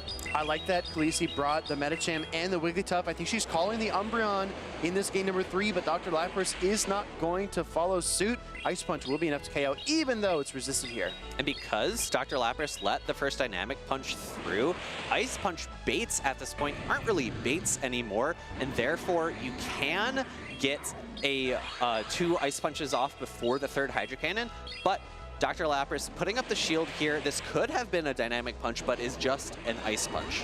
Okay, this call from Khaleesi to swap into the Corviknight, I'm not sure how you feel about that feed, because I feel like she knows her 3rd Pokemon is Wigglytuff, and when you switch lock your best answer to the Cradily, maybe it would have been better to let the Medicham faint there, but we'll see. It's a bit tough. A full acid down from that health range would provide this Cradily a lot of maneuverability, and thankfully for Khaleesi, we actually see that Dr. Lapras is staying in this matchup, but in the back, as you called out, Wigglytuff doesn't really have that many places to go. Yeah, this is going to be interesting. I think the debuffs are really nice here. Dr. Lapras trying to give his own Corviknight, his 3rd Pokemon, a slight leg up, or feather up, as I may. That second Rock Tomb connects. Corviknight now deep into the red, but Khaleesi's at the payback and can swap. Decides to stay in. Maybe a little bit more advantageous to swap to remove the debuffs. However, Payback is still a fairly hard-hitting move. Not able to go for an Air Cutter here. We actually see a switch here from Dr. Lapras. I might have preferred to see him stay in that matchup and go for another charge attack because I don't think he was in Air Cutter range. Double debuffed Corviknight from Khaleesi does clutch up a Payback here to deal some meaningful damage, and then swapping into the Wigglytuff. But I think the downside here is that now Dr. Lapras has an enormous amount of energy. This is going to be really tough. She's going to be going Air Cutter after Air Cutter. You don't want to throw Payback in this matchup as it is resisted by the Fairy typing and an immediate boost from that Corviknight. Does that mean you shield this one? What do you think, Feed? I don't think you shield the second one yet because the second one could also boost. Though realistically, I think at this point 2 do knock out. Yeah. So I'm not sure how much it matters. It's tough to call, right? We're going to see an Icy Wind from the Wigglytuff here. This is going to slow down that Corviknight back to its base attack stat. It's going to take it down to the red as well, but the Cradily, I'm just looking at it, it's lurking there in the back. Cradily does come in and has some energy. Rock Tomb comes through. This is going to be doing neutral damage into the Wigglytuff. If it doesn't knock out, I'm pretty sure it's within 1 acid down range. It's so weak coming in out of the Corviknight. Double resisting the acid. This might be the swing play for Khaleesi. Can he get to the Rock Tomb? Yes, on 1 HP. Just barely unable to get that fast attack down. However, now she's going to be able to get maybe another Psycho Cut onto her Medicham. If she's able to build up some energy there and reach a charge attack, maybe this game isn't over yet. Well, she still has to break through that shield from Dr. Lapras and then KO the Corviknight, so it's going to be a little tough. Medicham's got no energy. The Sand Attack doesn't do much damage, but Medicham doesn't have much HP. He has so much energy left on this Corviknight. Even if she was able to get closer to an Ice Punch here, Air Cutter going to be more than enough to knock out, and a boost to boot at the end. Another Air Cutter loaded here, coming through, going to be able to pick up the knockout into the Wigglytuff. If that Medicham reached a charge attack, she had a charge attack loaded on the Wigglytuff, so I think she could have won. Exactly. But just way too much energy loaded on that Corviknight. Not able to get to that charge attack into the Medicham, sealing the deal for Dr. Lapras. The real pressure point for that matchup, I got to call out that Corviknight Sand Attack attempted farm down from Khaleesi into the Cradily. If she gets that, then she's got at least an Air Cutter and a half. She's got energy on Wigglytuff. She could win the battle that way, but just 1 HP for that Cradily was all Dr. Lapras needed. Alternatively, had she saved the energy on the Corviknight, had done a neutral non-debuffed Payback, pivoted a little bit earlier to the Wigglytuff, maybe she would have had a little bit more damage there to knock out either the Credilli with an air cutter or the Corviknight with the payback. Yeah. You see those like little minute details often are very key for securing yourself victory. I think a lot of Pokemon Go PvP is about sequencing out your win conditions in real time, right? Because you don't have the turn durations where you can think about your next move. You just go right in, and you have to really kind of freestyle your win condition until it becomes obvious to you and then commit and execute. So both of these trainers kind of pivoting back and forth, swinging the momentum from each side of the stage. And at the end, Dr. Lapras just had so much energy. As you pointed out, Phoebe, he had the air cutter. He had 2 air cutters, no Protect Shield for Khaleesi, and that was game. And I really like the word sequencing there from you, because it's a term that's used often in the trading card game, right? They have to think about in which order they play their cards, and it's very similar for Go, especially in this day and age where the card of switching is up more frequently. You have more options, and you have to decide in which order you play things. I see what you did there. It's a 45-second switch timer, right? So play that card whenever you can, especially to make a catch and win some close battles. But speaking of close games, I'm really excited for our next pairing. I might be jumping the gun here just a little bit, but I'm excited because one of our trainers is playing Aegislash. And our other trainer, am I reading that correctly? Dartrix? Dartrix the Owl? Dartrix alert? I'm not sure. I don't think I see that. I see that. It's on Arrow's team. Whoa, yeah, what? Dartrix the Owl. Hey, I don't know what's going on. Maybe he's cooking. Let us know what you think in the chat. Arrow's also a trainer that we've watched in NA for multiple years. Texas local. He's out here in Orlando trying to make a name for himself and win an event with Aegislash and Dartrix now apparently, which, yeah, who knows? I know it's had a lot of play in limited metas. Sure. I don't think this... Sure, someone look at the usage stats of every Pokemon Go Championship Series event ever. Is this the first time we've seen it at a regional event? Possibly. It could be. Easily could be. Peck, Seed Bomb, and Brave Bird, for everyone who was wondering. I totally knew that. I totally knew that before I looked at the team sheet. I totally knew that. And Peck's a great move. It is. Seed Bomb recently got buffed up a little bit, right? We haven't seen its nominal user Trevenant in a long time, and realistically, I think we could see a little bit of it coming back into the meta. Dartrix a very similar Pokemon with its coverage. Yeah. We'll have to see if it's able to see some play here in this matchup. Well, think about it, right? If you want a Pokemon that can beat fighting-type opponents, it can beat Quagsire, it can beat Jellicent, do you go Dartrix? Was that your first choice? Absolutely. Absolutely. All the time. Okay. 100% of the time, yeah, all the time. Gourgeist and Trevenant are like way down the list. Dartrix right there at the top. Gourgeist 2. Never heard of I know. I never heard of it. But we're going to see if this team is the real deal. Also, Arrow rocking the Shadow Kanto Ninetales. That's going to be a really fun thing to say over and over, too, if we do get that Pokemon on the field. I remember Ninetales back in the day running Solar Beam, but the additions of Ember, Weather Ball, and Overheat make it a very bait-dependent but very potent Pokemon. And Ember's been changed so many times over the years. Used to be a little more fast attack damage oriented. I believe now it is a little more energy oriented than it has been in the past. So you're able to get some really fast pacing, but do you remember there was a regional it was brought to very recently, was it like Milwaukee or something, that it just, I forget who brought it, but it was just unable to get that fast attack down against some of its more neutral matchups. I think it was Empoleon, right, where you're doing neutral damage with that fast attack, and I think it lost a little bit of its edge. It lost a little bit of its edge with that decrease of damage. But with fast energy generation, you're able to get to those overheats very quickly. And overheat, even neutrally, even resisted into something like Azumarill, does a ton of damage. Yeah, you have to respect it, right? It's a great Pokemon for taking away shields from your opponent, because absorbing an overheat's worth the damage. It can be devastating, even in neutral matchups. But also, it can be devastating if you bait Weather Ball and they call it, and then you are up a creek. But let's see, we've got Arrow taking on JigglyBuff, not to be confused with Jigglypuff, 7-7. or Wigglytuff, which he does have on his team. And speaking of his team, let's actually take a little bit of a look into it. We've been talking about arrows quite a bit. It's a little bit more standard. We do see the Galarian Corsola, Empoleon, Shadow Quagsire, 2 flyers. So although maybe it didn't work for HurricaneKaz, maybe it's working for JigglyBuff. I've seen that duo quite a bit. It was very popular maybe a month or 2 ago, but we're going to see it resurface here. Our trainers are getting locked in. Double flying strategy versus Dartrix, Shadow Kanto, Ninetales, and Aegislash. Also, let's talk about the Florges just briefly. This is a Fairy Wind, Trailblaze, and Chilling Water Florges. So Arrow might need to bring that Pokemon simply to beat the Quagsire. Right, looking at the rest of his team, there's no other Owls that are on the team that look like they could deal with the Quagsire at all whatsoever. Well, let's get right into it. We're going to get that Shadow Kanto Ninetales facing off against the best buddied Altaria.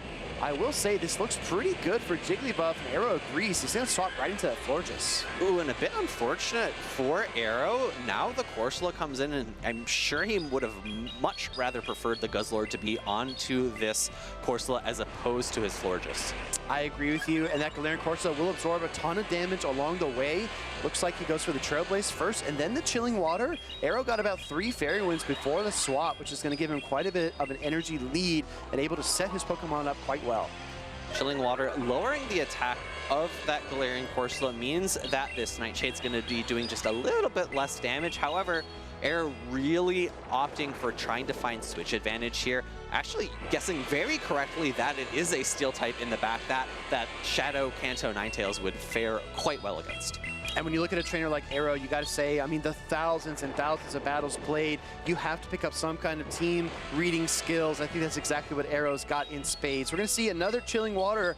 This is not going to be enough to KO, but Jigglypuff is going to let it through. Chilling Water does not knock out as you called, but 2 more Astonishes come through, does pick up switch advantage. So now Arrow's in a bit of a tough spot. Can we reach a Power Gem? Yes, Power Gem is reached. This is going to be quite debuffed by those Chilling Waters, but I don't think it's going to be enough to knock out. Yeah, it does quite a bit of super effective damage, but double debuffs kick in there and helps this Kanto Ninetales quite a bit. In comes the Altaria as expected. Do we just get the yellow overheat? Arrow goes right for it. Overheat coming through. This is going to be resisted by the Dragon typing of the Altaria, but it is an incredibly potent move by the Shadow variant, and it does just about half of the remaining health of that Altaria. I really like the play there by Jigglybuff. He saw the overheat come through. He knew the Ninetales would be debuffed. He instantly, doesn't even wait, instantly goes to the Corviknight, sending out a Steel type into a Fire type because he knows the switch is coming from Arrow.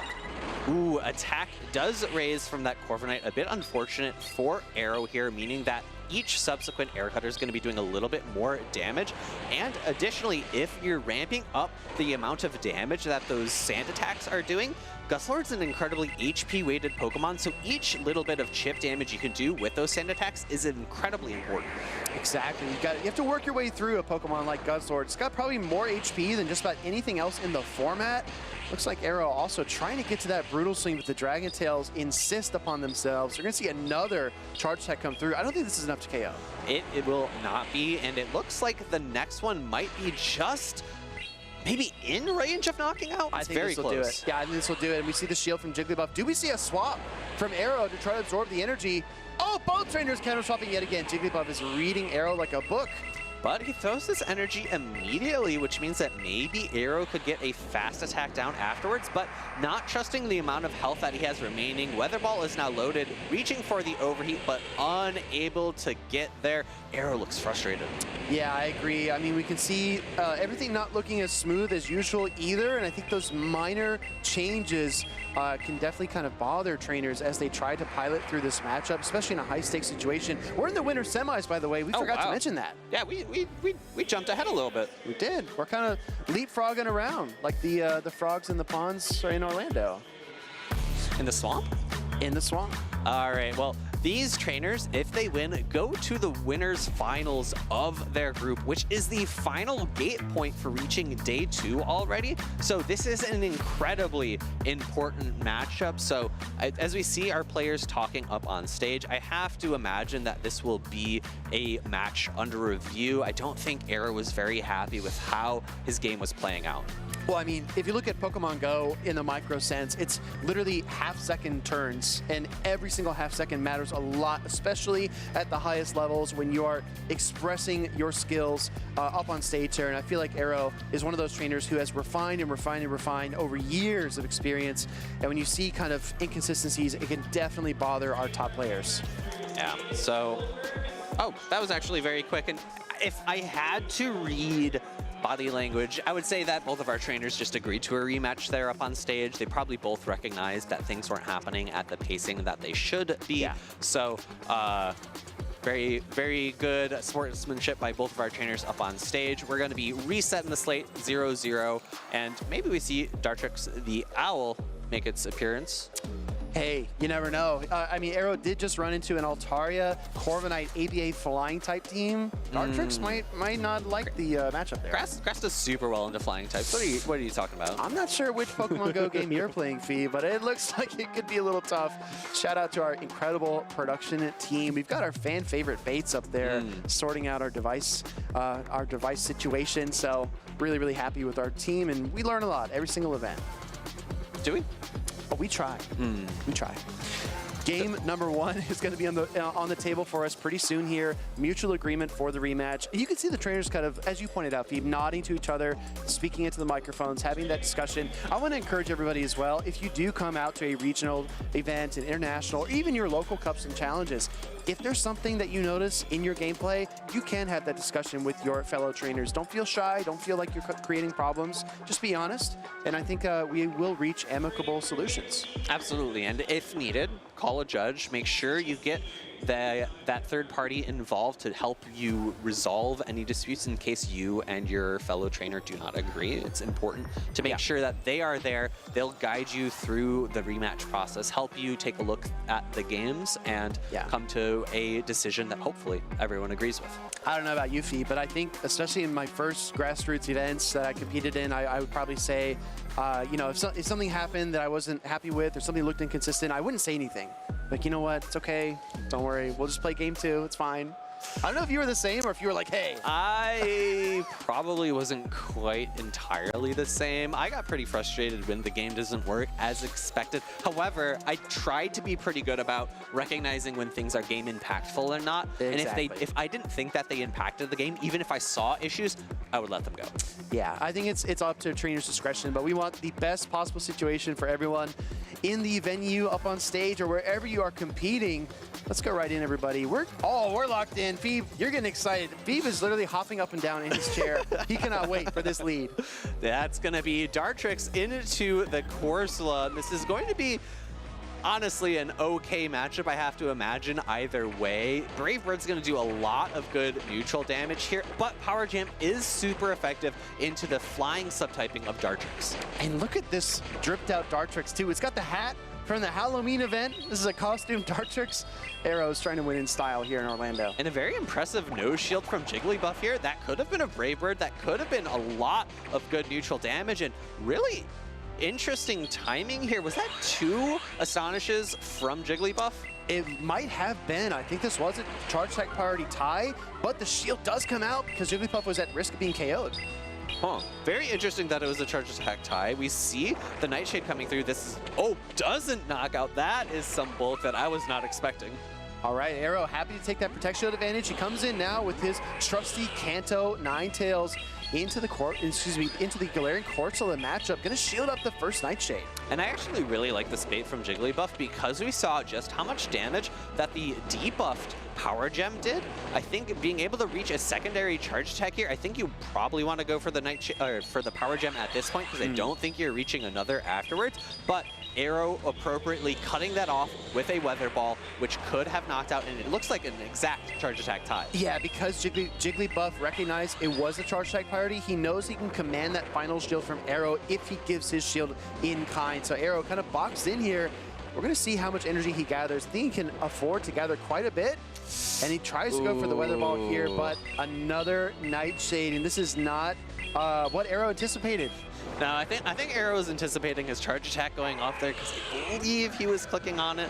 In comes the Aegislash. This is going to be our first time showcasing it here up on stage. And unfortunately for Aegislash, it is not very good at farming. Pokemon down. I gotta be honest, Phoebe. We gotta correct this before our VG colleagues hear us. It's Aegislash, and we will get in trouble with Gabby and Rose if we do not fix it real quick. We're gonna see the Corviknight and the Altaria in the back, but Galarian Corsola might solo Arrow in this game number 1. And that is going to be the Corsola taking down all 3 Pokemon, and unfortunately for Arrow, he won't have the opportunity to figure out what JigglyBuff did bring in the bring behind.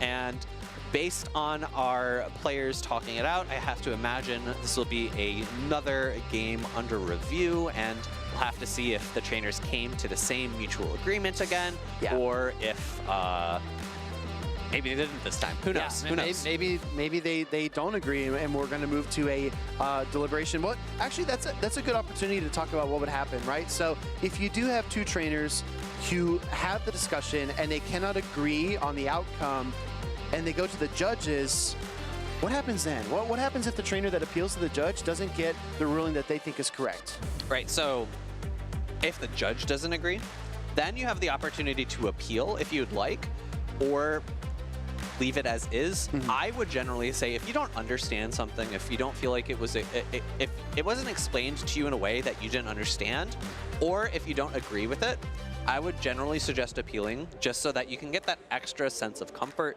of knowing that the correct decision was made, and that you have that second layer, that second opinion on that moment, and just feel a little bit more comfortable. And that appeal would be to the head judge. So we do have very talented and qualified judges across the venue, but only one head judge will make the final decision. So as we take a look here at our devices, I believe, as you pointed out, Phoebe, based on body language, we can't hear the players. Based on the scoreboard. And the scoreboard, too. That's another sign. But I think that we will have a rematch here in order to get everything settled and everything on track. And it's really interesting. I feel like Arrow really switched up his team composition in game number 2. He still relied on that Shadow Count of Ninetales, but it did struggle a little bit, right? I think the matchup up until the point where the Ninetales came in was pretty on point. I don't think there were many that many game issues there, but the Ninetales just unable to get that farm down, again coming down to how much it struggles with the energy generation variant of Ember compared to past times where it was doing a little bit more damage, right? With Shadow Pokemon, you typically want one of 2 things. You want either really hard-hitting fast attacks, or you want really hard-hitting charged attacks, right? And it used to be that Ninetales had both.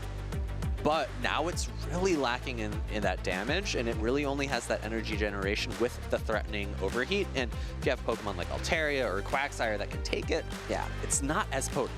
And in that situation, right, where if you're Arrow, you've already lost your lead Pokemon, which was Dartrix. You took a shield, so you're up in terms of shield advantage, and you really need to not lose another Pokemon before you move into the latter half of the matchup. Losing the Kanto Ninetales there on a technicality, in a sense, is really, really tough. So I don't think that was at all what he intended or would like to have happened. We're going to go right into a real game number 1, though. It's going to be interesting. We've already seen a few teams from these trainers. Do you think anybody changes things up?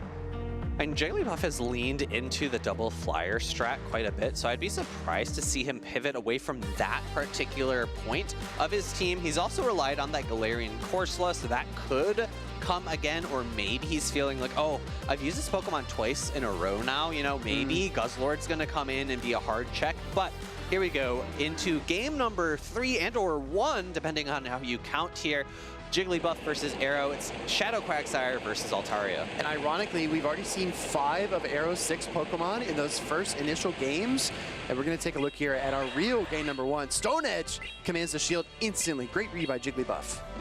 This is a little bit of the awkward thing about this matchup, is that Stone Edge is just so expensive, and you don't even threaten a knockout into the non-shadow variant, or with the shadow variant or the non-shadow variant, that you could just get 2 shield farmed down. But no, actually, JigglyBuff going for the catch, and this is going to be a resisted Stone Edge into the steel typing. I really like the catch. I like banking energy and a ton of HP on the Altaria. I mean, it's basically full health, and it forces Arrow to show his Kanto Ninetales. And I actually really like this team composition from JigglyBuff. He's pulling out the Kanto Ninetales that Arrow's been using every time, and now freeing up that Corviknight in the back.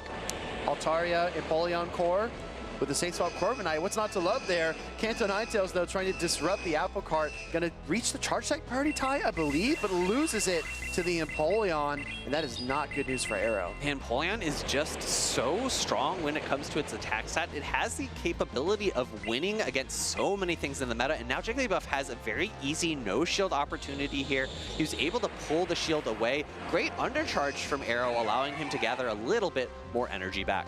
Like you pointed out, Phoebe, this Kanto Ninetales with that reduced damage Ember is a very finesse-style Pokemon. You have to get your farm downs. You have to manage your energy perfectly. In comes the Altaria. I don't know if you even need a shield here as JigglyBuff. You don't, but you also have the opportunity to throw the Sky Attack immediately and potentially cut off that Ninetales from getting to its own charged attack. However, energy going into the Guzzlord now is great because the Corviknight doesn't have any hard-hitting charge attacks. It's nice to take a little bit of that chip damage into that matchup. In comes the Corviknight, ever reliable, one of the best safe switches in the format. We've seen it twice already today, if not all 3 sets that we've had on stream. Corviknight versus Guzzlord. Normally these Pokemon are together as a duo, but now they're facing off. And I think this is a bit of a interesting position, right? I think to most people, JigglyBuff has a very commanding position here, but with only 1 shield remaining and most of the charge attacks from Arrow is going to be very low energy chip damage moves, it's a little bit awkward. We actually see the Ninetales coming back in and going for the Weather Ball, although I did just say that they are chip damage moves. This is incredibly hard hitting. What do you think about the shield here on the Corviknight as well? I mean, the Altaria is still pretty healthy. I think it allows JigglyBuff to get to the payback, which would be able to pick up a knockout here, which is kind of nice. If the Ninetales had thrown the Weather Ball immediately, that might have provided Air with a little bit of play, because he's gonna have a hard time farming down this Corviknight. If he's able to build up enough energy on the Quagsire to store a Stone Edge, maybe, but I don't think he's gonna be able to get a farm down here. Both Pokemon, 9 turns to the charge attack, and Guzzlord is able to get off the Brutal Swing to pick up the KO. But don't forget, everybody, there's still a healthy Altaria in the back, and I think the Dragon Breath damage is going to add up. Arrow might need to pivot to Quagsire, or I'm not even sure what he can do at this point. I don't think Quagsire has much energy remaining. It threw the Stone Edge into the Empoleon, remember? Very early in this game. Correct. So it was very energy dry. Sky Attack coming through from JigglyBuff, and let's find some wood. I think we just had our first successful game 1 to knock on. All right. Oh, I see what you're saying. But it looks like JigglyBuff does take that battle number 1. Something that really stood out to me, Phoebe, is that JigglyBuff just seemed to know exactly what Arrow was planning to do. Seemed to be 1 step ahead no matter what. And even after our rematches on stage, he seems very calm and collected. Yeah. It's a tough position, right? Both of these trainers have to feel a little bit frustrated by how the first 2 games played out, right? You have to, when you're on stage, when you're in these tournaments, not let things like that affect your mental state so that you can continue to perform your best when it matters, right? We're in winners semis for Group B. These trainers haven't, I don't think they have, no, they have locked in points, I believe, if they lose straight out from here, but I don't think that's what either of these trainers want to do. They want to make it to day 2. They want to have a shot at winning the whole thing. Well, if Arrow wants a shot to stay on the winner side bracket, he's got to win 2 battles in a row, and it starts here. This is game number 2. Steel types on the field, Aegislash and Corviknight. We see an immediate pivot from Arrow into his Fairy type, and it is answered very similarly to game number 1 by the Galarian Corsola. Just like that game number 1, also throwing the Trailblaze initially. Yeah, game number 1 in with an asterisk next to it. Trailblaze connects. Trailblaze going to be raising the attack stat of that Florigist. We see a Nightshade coming through, going to be able to do good chip damage, but Arrow wants to be able to apply his own debuffs first. Good timing, 1 Fairy Wind into the Chilling Water, going to lower the attack stat of the Galarian Corsola. JigglyBuff actually opting to shield this one because of that previous Trailblaze. That is a bit interesting. I think the Galarian Corsola is probably not at risk of being Fairy Winded down, but JigglyBuff recognized that in one of our initial matchups, that Galarian Corsola basically swept Arrow's team, so he knows it's a powerful Pokemon in this matchup. And we actually see Arrow utilizing both shields this time around, maybe trying to vie fully for switch advantage here, recognizing that recognizing that I think realistically the Aegislash does not have a any reasonable spot into that Corviknight and needs to find a better matchup in the end. No, you're exactly right. Trying to fight for switch advantage and reposition the Royal Pokemon Aegislash. Chilling Water is going to get that goal accomplished for Arrow as he picks up control of switch advantage. Now, the tough thing for JigglyBuff is going to be that he's going to be able to... Actually, never mind. I take it all back. I thought he was going to let a Chilling Water go through and go for a farm down, but I do like this play a little bit more. Getting the Air Cutter so that his Pokemon is not debuffed into whatever matchup comes in next. Guzzlord hits the field. The Dragon-type Pokemon facing off against Corviknight, just like we saw in battle number 1. I think a few key differences, though. This Corviknight a little bit ahead on energy, and the protection advantage is still in JigglyBuff's court. I'm so excited to see how the Aegislash performs, especially now that Galarian Corsola is eliminated. And I like Arrow here trying to get a catch onto the Air Cutter into that Aegislash. It's a little bit tough because he doesn't know, but maybe he's figured out that it's the Altaria in the back. Altaria has access to Flamethrower super effective damage, and anytime you're able to get super effective damage into the Aegislash, you're going to be in a little bit of a more commanding position because it is so bulky when it's in its shield form. I really like Arrow banked both of those brutal swings, did not get too angsty and throw them against this, Altaria. Now the thing here, Phoebe, I think we're going to see a double up from the Aegislash, building to double Shadow Ball, and then going for the form change. But this is the thing about Aegislash gameplay. Trainers take a lot of damage, and JigglyBuff went way over 100 energy because he knows he's not going to strike until the form change comes through. The form change for the Aegislash going into the Blade form, launching its charge attack. Shadow Ball gets the shield and an immediate throw by Arrow here with this secondary Shadow Ball. Now with its higher attack stat because of its form change, doesn't quite pick up the knockout. But it does put that Altaria within Brutal Swing range. The Flamethrower, though, is going to devastate the Sword form. It doesn't have the defense that the Shield form does, and it absolutely gets annihilated there by the Flamethrower. But I think, oh no! Sky Attack comes through. All that energy that JigglyBuff was able to build up because of the way that Aegislash plays out, able to get to a very quick, not quite doubled up charge attack, but just a few more Dragon Breaths, and because Arrow needed all that energy to knock out the Corviknight later, just put him into an impossible position. Our winners semis for Group B were off to a rocky start, but we had smooth sailing at the end as JigglyBuff takes a 2-0 over Arrow and his wildly radical Dartrix, Shadow Cancel, Ninetales, and Aegislash team. I never thought I'd say those three Pokemon in the same sentence. And hey, we got to see it play out fairly well in that one matchup that it was brought. Unfortunately, for Arrow, it was a really tough team composition that JigglyBuff had. The double flyer strat actually working so well into the team of 6 that Arrow brought here to Orlando. Exactly. I mean, we've seen these Pokemon in different combinations throughout this season and last. We've seen Empoleon Altaria be a really prominent core. We've seen Corviknight as a good safe swap. We've seen Galarian Corsola kind of pendulum swing in and out of the meta. Most recently in Orlando, winning on Elam's team. And JigglyBuff just said, you know, I'll take a little this, a little that, and I'll just put it all together. And the formula was on point. And it was a really solid team in terms of its bulk as well, right? And I think that really shone over Arrows. That's the issue with more niche picks like Dartrix, or even the Ninetales, which isn't the frailest Pokemon out there. It does have a little bit of bulk, especially when compared to other fire types, but that's another reason why we don't see a ton of fire types in the meta. Because something like Charizard or Typhlosion, they're so frail, they can't take charge attacks typically, and you need to utilize all of your shields for them. And maybe that's why he tried to bring one with Aegislash, right? Yeah. Because it doesn't often need shields of its own.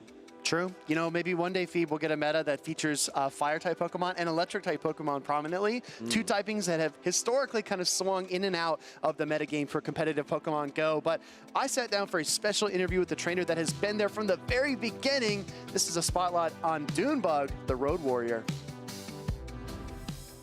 Welcome in, everybody. I'm joined by Dunebug 97 for a special segment called Road Warrior. Dunebug, this is your 41st Championship Series event. How are you feeling? Feeling great. I'm very excited to get back at it, defend my title from 2 years ago in Orlando. Well, speaking of 2 years ago, let's take it even further back. I think a lot of trainers want to know more about you, Dune, and your journey. If you could, compare for me 2022 Dunebug versus Dunebug in 2026. What changed the most for you? Yeah, back in 2022, I did not have a lot of experience, as you may know, with these in-person tournaments. There were like some big in-person tournaments back in the grassroots days, but these were a different story, and it's been a journey for sure. I would say right now, I just have come in with these tournaments with a lot more confidence compared to back in 2022 when I was first starting. Speaking of confidence, you're tied with LNDS Hard Jeff for the most wins in Championship Series history, both of you with 6.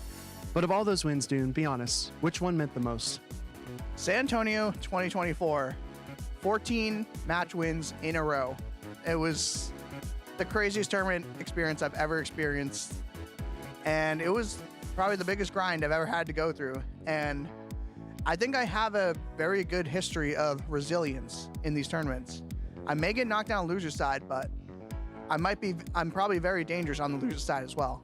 I'd have to agree. Dune, speaking of events, you've been to so many, you've got to have expectations. When you walk into the venue, do you just expect to be in grand finals, expect to be day 2?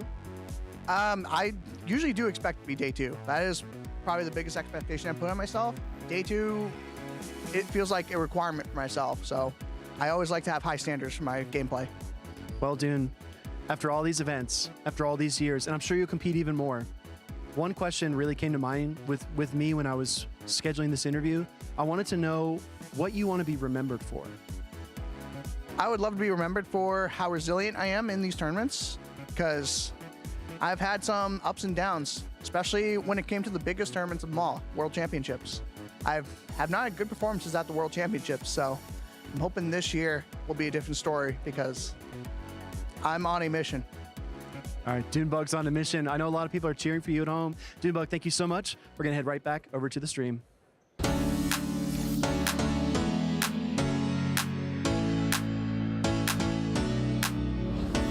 The best advice I've gained from my friends is to probably not give up. I've been to many regionals. This is actually, I think, my 18th, and I have only ever day 2'd at one of them, but I played all of my day 1s always because all of my friends are always like, don't give up. One of these days you'll break through, and when I finally did, it was really awesome, and that's helped a lot with enjoying these tournaments and making sure that even if I'm not doing the greatest, I'm still having a good time.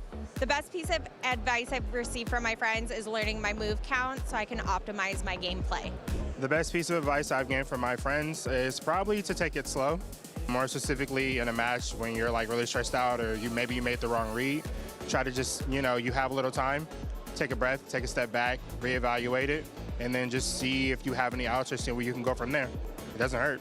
I believe the best piece of advice I've received from my friends is to just take it a game at a time, relax, don't worry about it, know your lines, and just have fun. Best piece of advice I received from my friends is, when you lose a match, there's always a lot to learn from it. So I always say, losing's learning, and that's a great way to improve and a good outlook to do better in future tournaments. I think one big piece of advice that I would give to people, or that has been given to me by my friends, is to find a Pokemon you like. Obviously, you can kind of see my get up here. I found Glaceon. I decided to use it on my team this year. It tests your limits in ways you probably wouldn't otherwise, using more meta picks.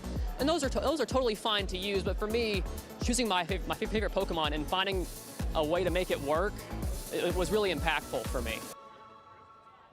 Hey there, Pokemon trainers. Gabby Snyder here with 2 of our lovely competitors from the Video Game Championships in Orlando, Joe and Josh. How are y'all doing? Doing excellent today, Gabby. Doing really good today.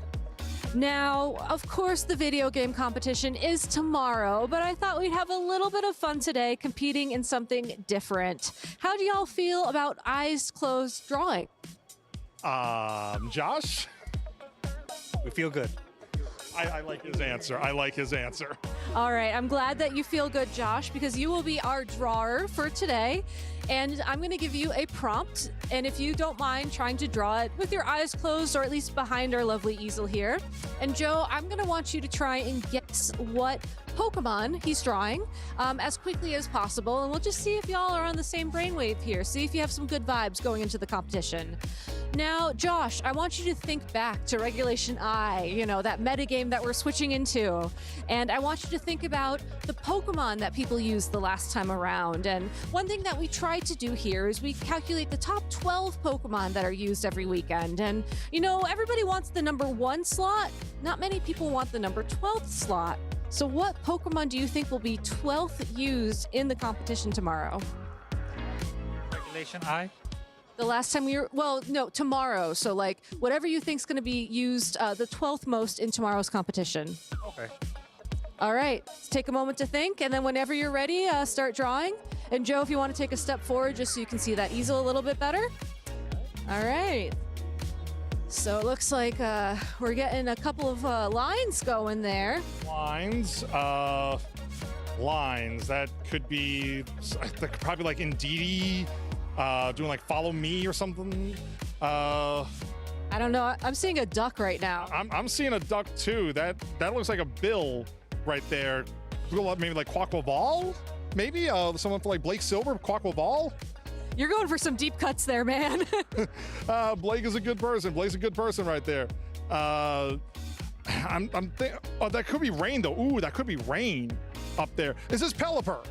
Yeah! All right, we got a Pelipper on the field, bringing some much-needed rain to the ecosystem here in Orlando. Now, Josh, if you don't mind, I'm going to switch spots with you, Joe, real quick. Why did you pick Pelipper? Well, being it Florida local, Patrick Connors won with Pelipper NAIC 2024, and Pelipper's kind of our mascot here in Orlando, so that's the biggest inspiration. All right, so there's enough people here in the field to make Pelipper our 12th used Pokemon this weekend. And Joe, real quick, if you were going to pick a Pokemon to draw, what would that be? Probably Indeedee female, because it's a good follow me user and can help Pokemon like Lunala and Calyrex Shadow Rider over the weekend. All right, well, thank you both for your time. Best of luck tomorrow. I hope your Pelippers and your Indeedees serve you well. And we'll be back with more Pokemon action from the regional championships real soon.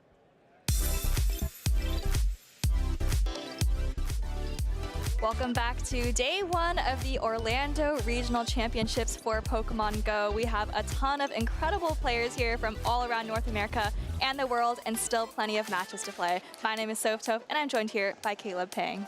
All right, and we have some interesting Pokemon being used as well in this tournament to date. You know, we were talking about how the meta's settling a little bit. Then you got Arrow on stream playing Dartrix and Shadow Cancel Ninetales, so anything is possible. But speaking of anything that's possible, we have some exciting matchups coming up on stage. It's going to be Chen Yu versus Aggie Aces. And Chen Yu, one of our few players that was running Aegislash in Houston, brought it back this time. And fun fact, he didn't perform maybe as well as he hoped in Houston, but the person that took him out was also running an Aegislash. So I don't know if you're a believer or not. I certainly am myself, although Arrow wasn't able to find a win in the previous matchup. Let's see if Chen Yu is able to in this upcoming one.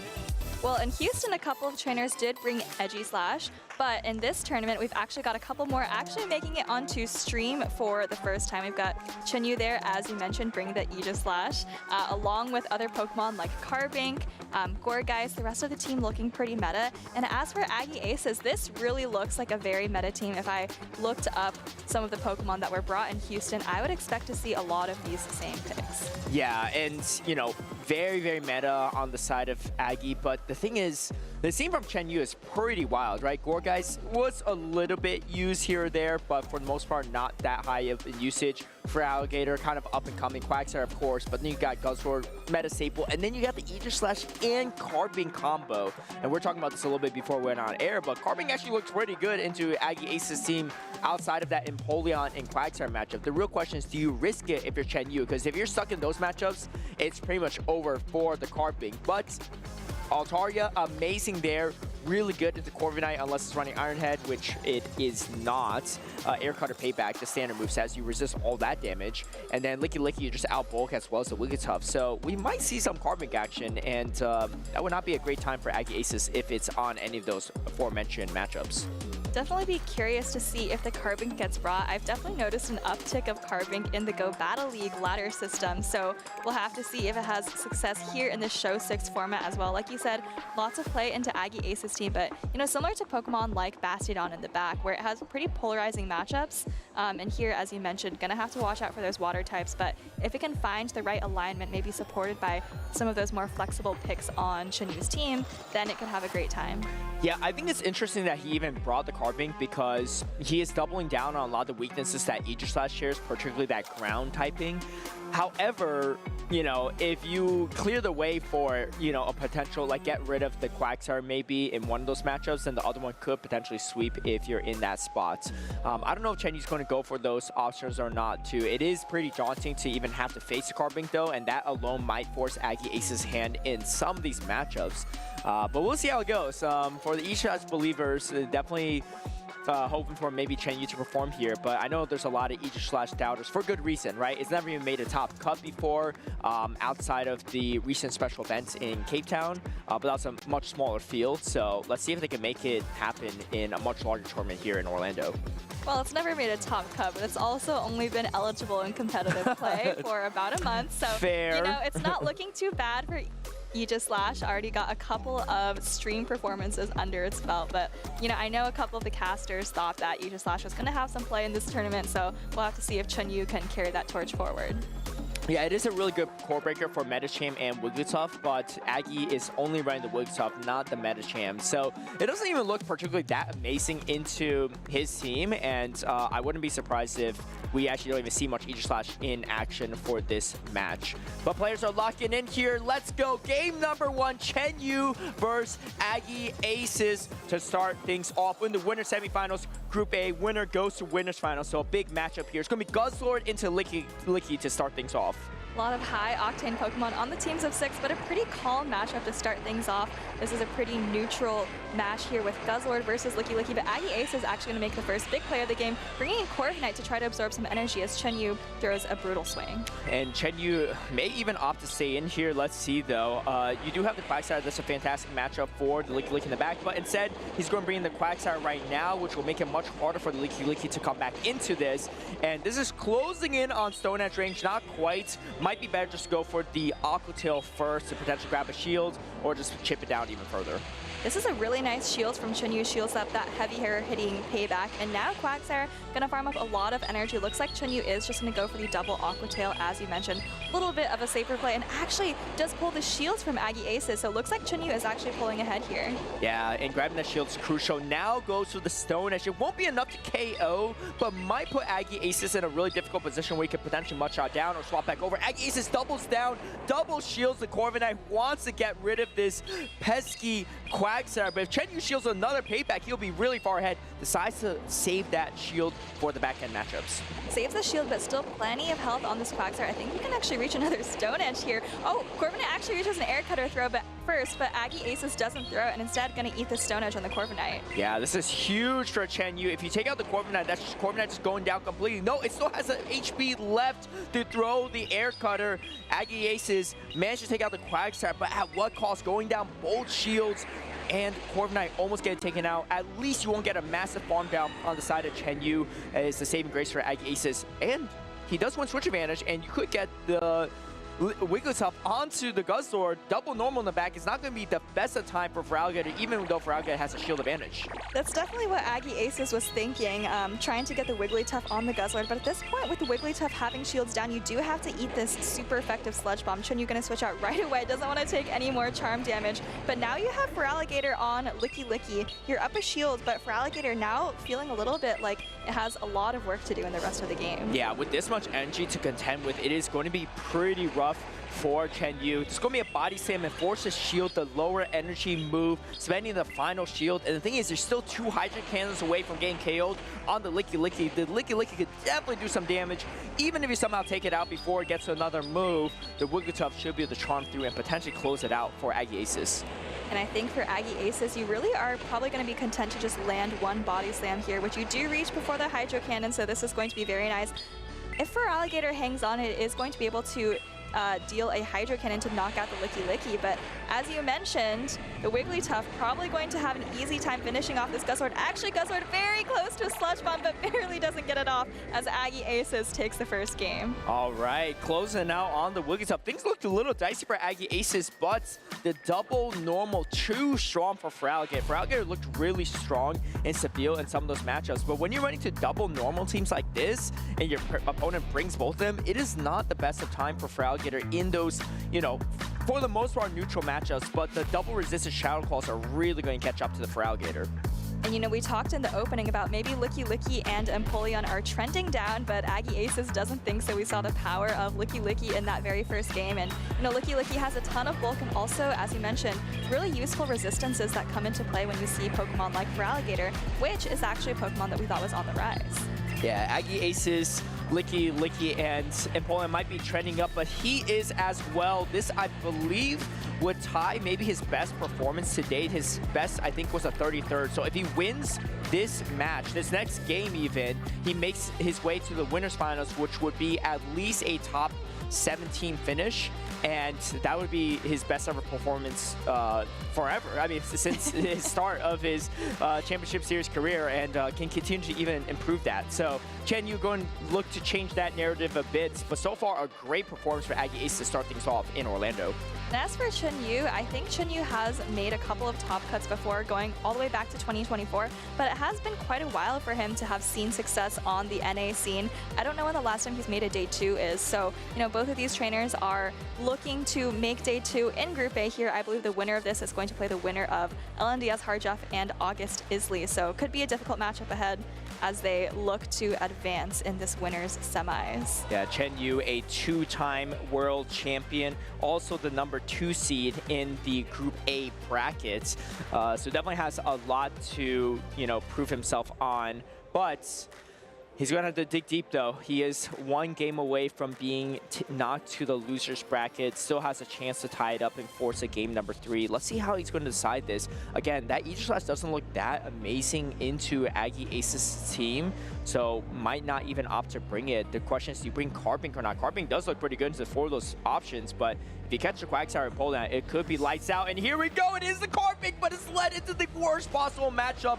Double Super Vector Metal Sound on the horizon, and there comes the instant swap out to Feraligatr. Oh, it's looking like a good lead for Aggie Aces. Actually did quite a few Metal Sounds before switching into Wigglytuff, potentially going to be looking to shield this Wigglytuff and maintain switch advantage. We saw Aggie Aces recognizing the power of switch advantage in game number 1, and with such an incredible lead here in game 2, I definitely expect him to do the same thing. And Aggie Aces decides to throw the Swift on improper timing, allowing a Shadow Call to come through. I don't know if Chen Yu can really flip this matchup, but is going to opt to shield, knowing that he got a few extra Shadow Calls to start things off, but on top of it, can get to even more Hydro Cannons, has 2 back-to-back loaded. Do we get both shields from Aggie Aces? I think that's going to be a yes, and you can see alignment really important for Aggie Aces.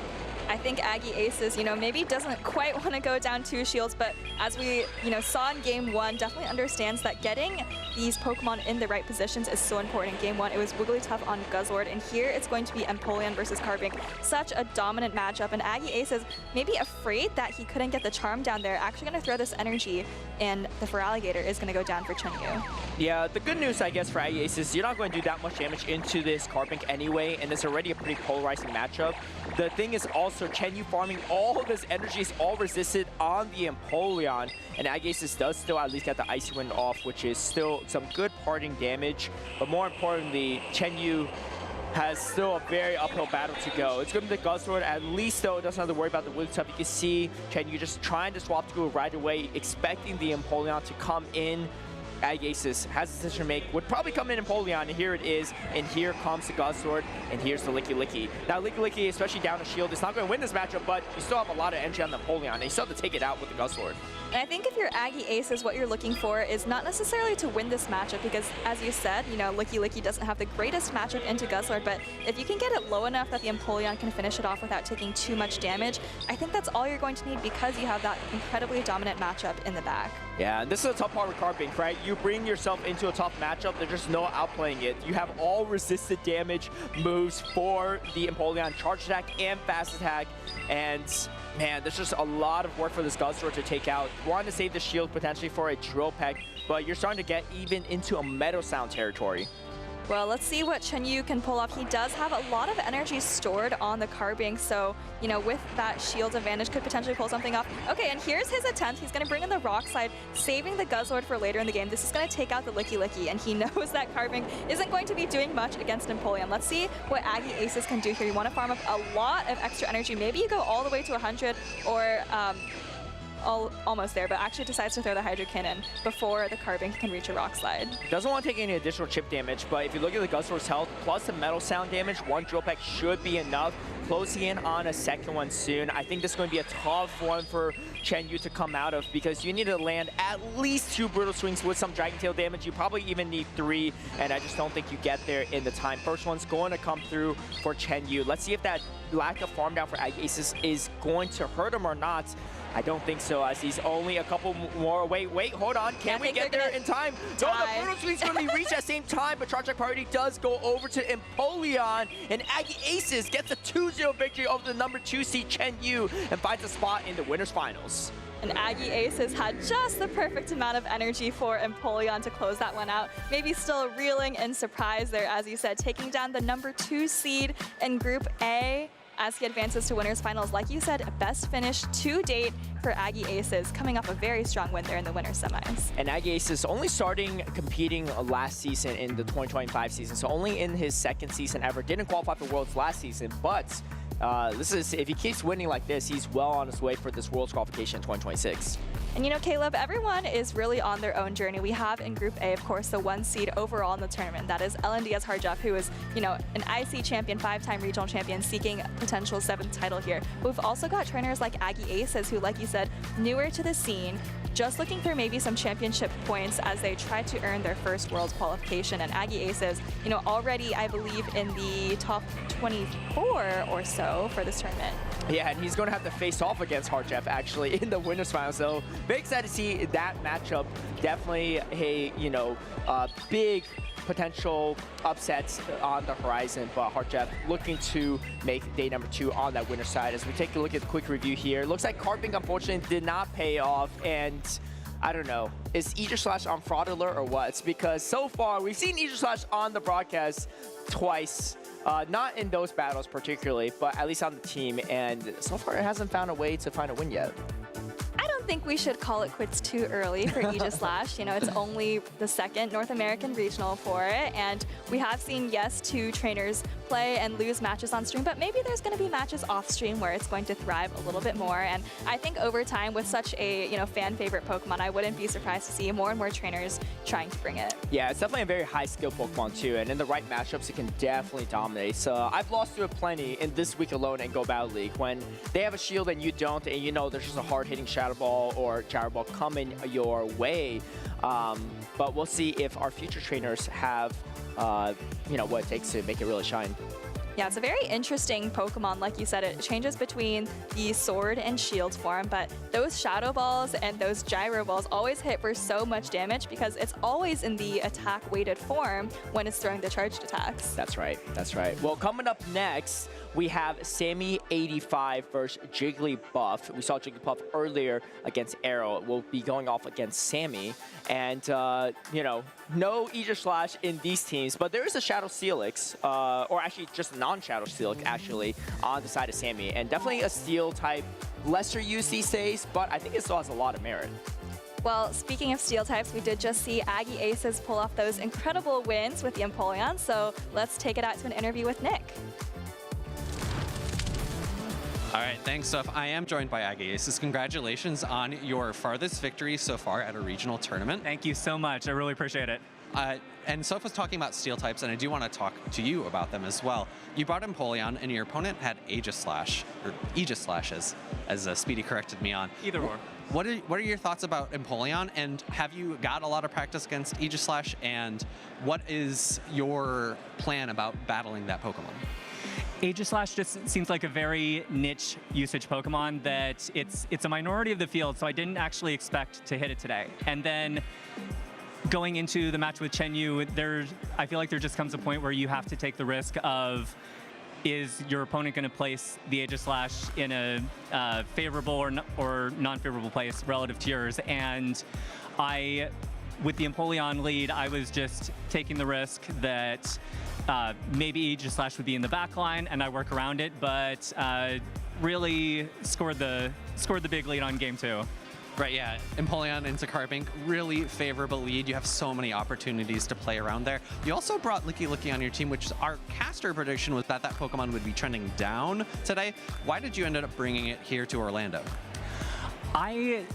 In putting together the team, I just wanted 6 very basic Pokemon, no spice, no bells and whistles. Licky Licky definitely has a lot of bulk, and that's kind of the style that I lean into. It's very slow pace, methodical, and just drawing out the game long enough to come up with a plan.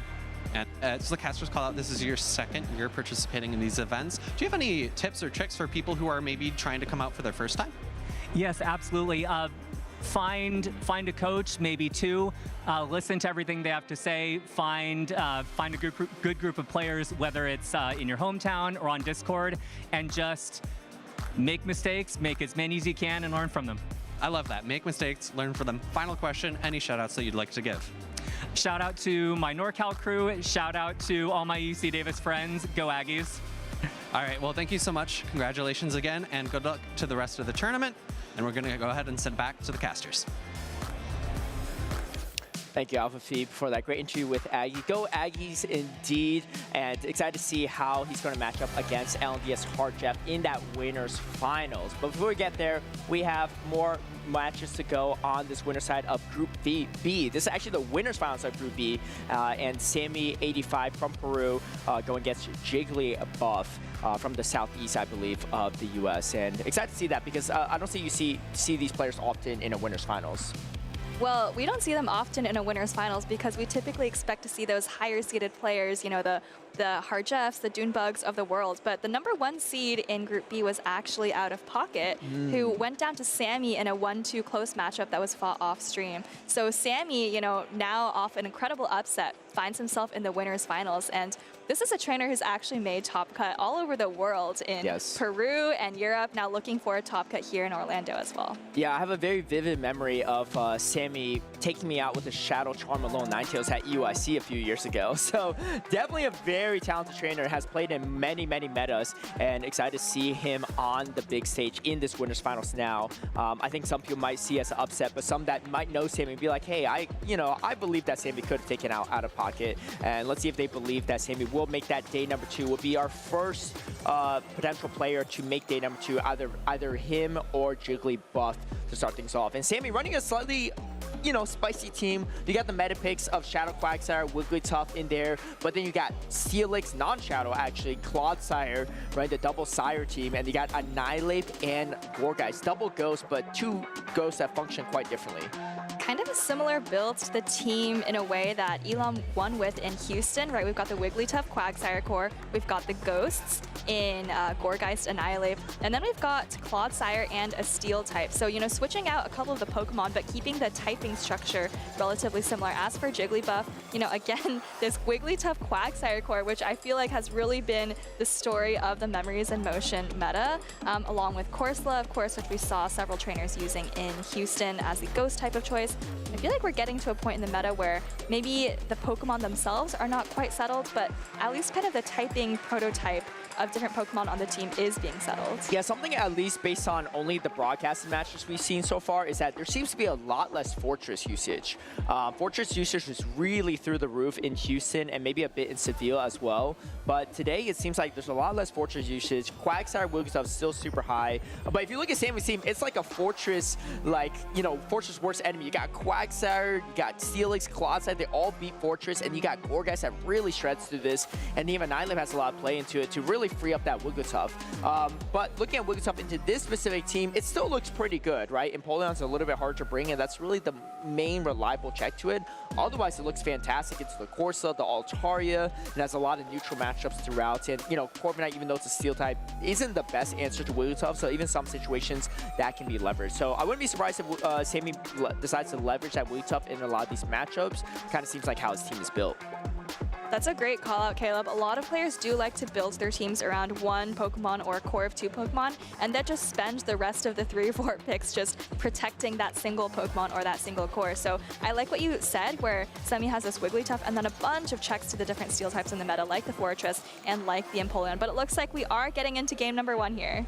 All right, here we go. Sammy 85 versus JigglyBuff 727. It's going to be the Steelix into Shadow Quagsire. An absolutely devastating matchup for the Steelix. Terrible matchup for Sammy. Now he's going to bring in his own Quagsire, but it is behind energy. JigglyBuff, though, doesn't stay in. He switches out right away into Altaria, but he's going to have to worry about these super effective Stone Edges. And you see the instant shield from JigglyBuff. Rarely do Quagsire users bait on that first potential move. That's going to be a lot of damage mitigated. But the thing is, Altaria is actually pretty solid, even into Steelix with that super effective Flamethrower.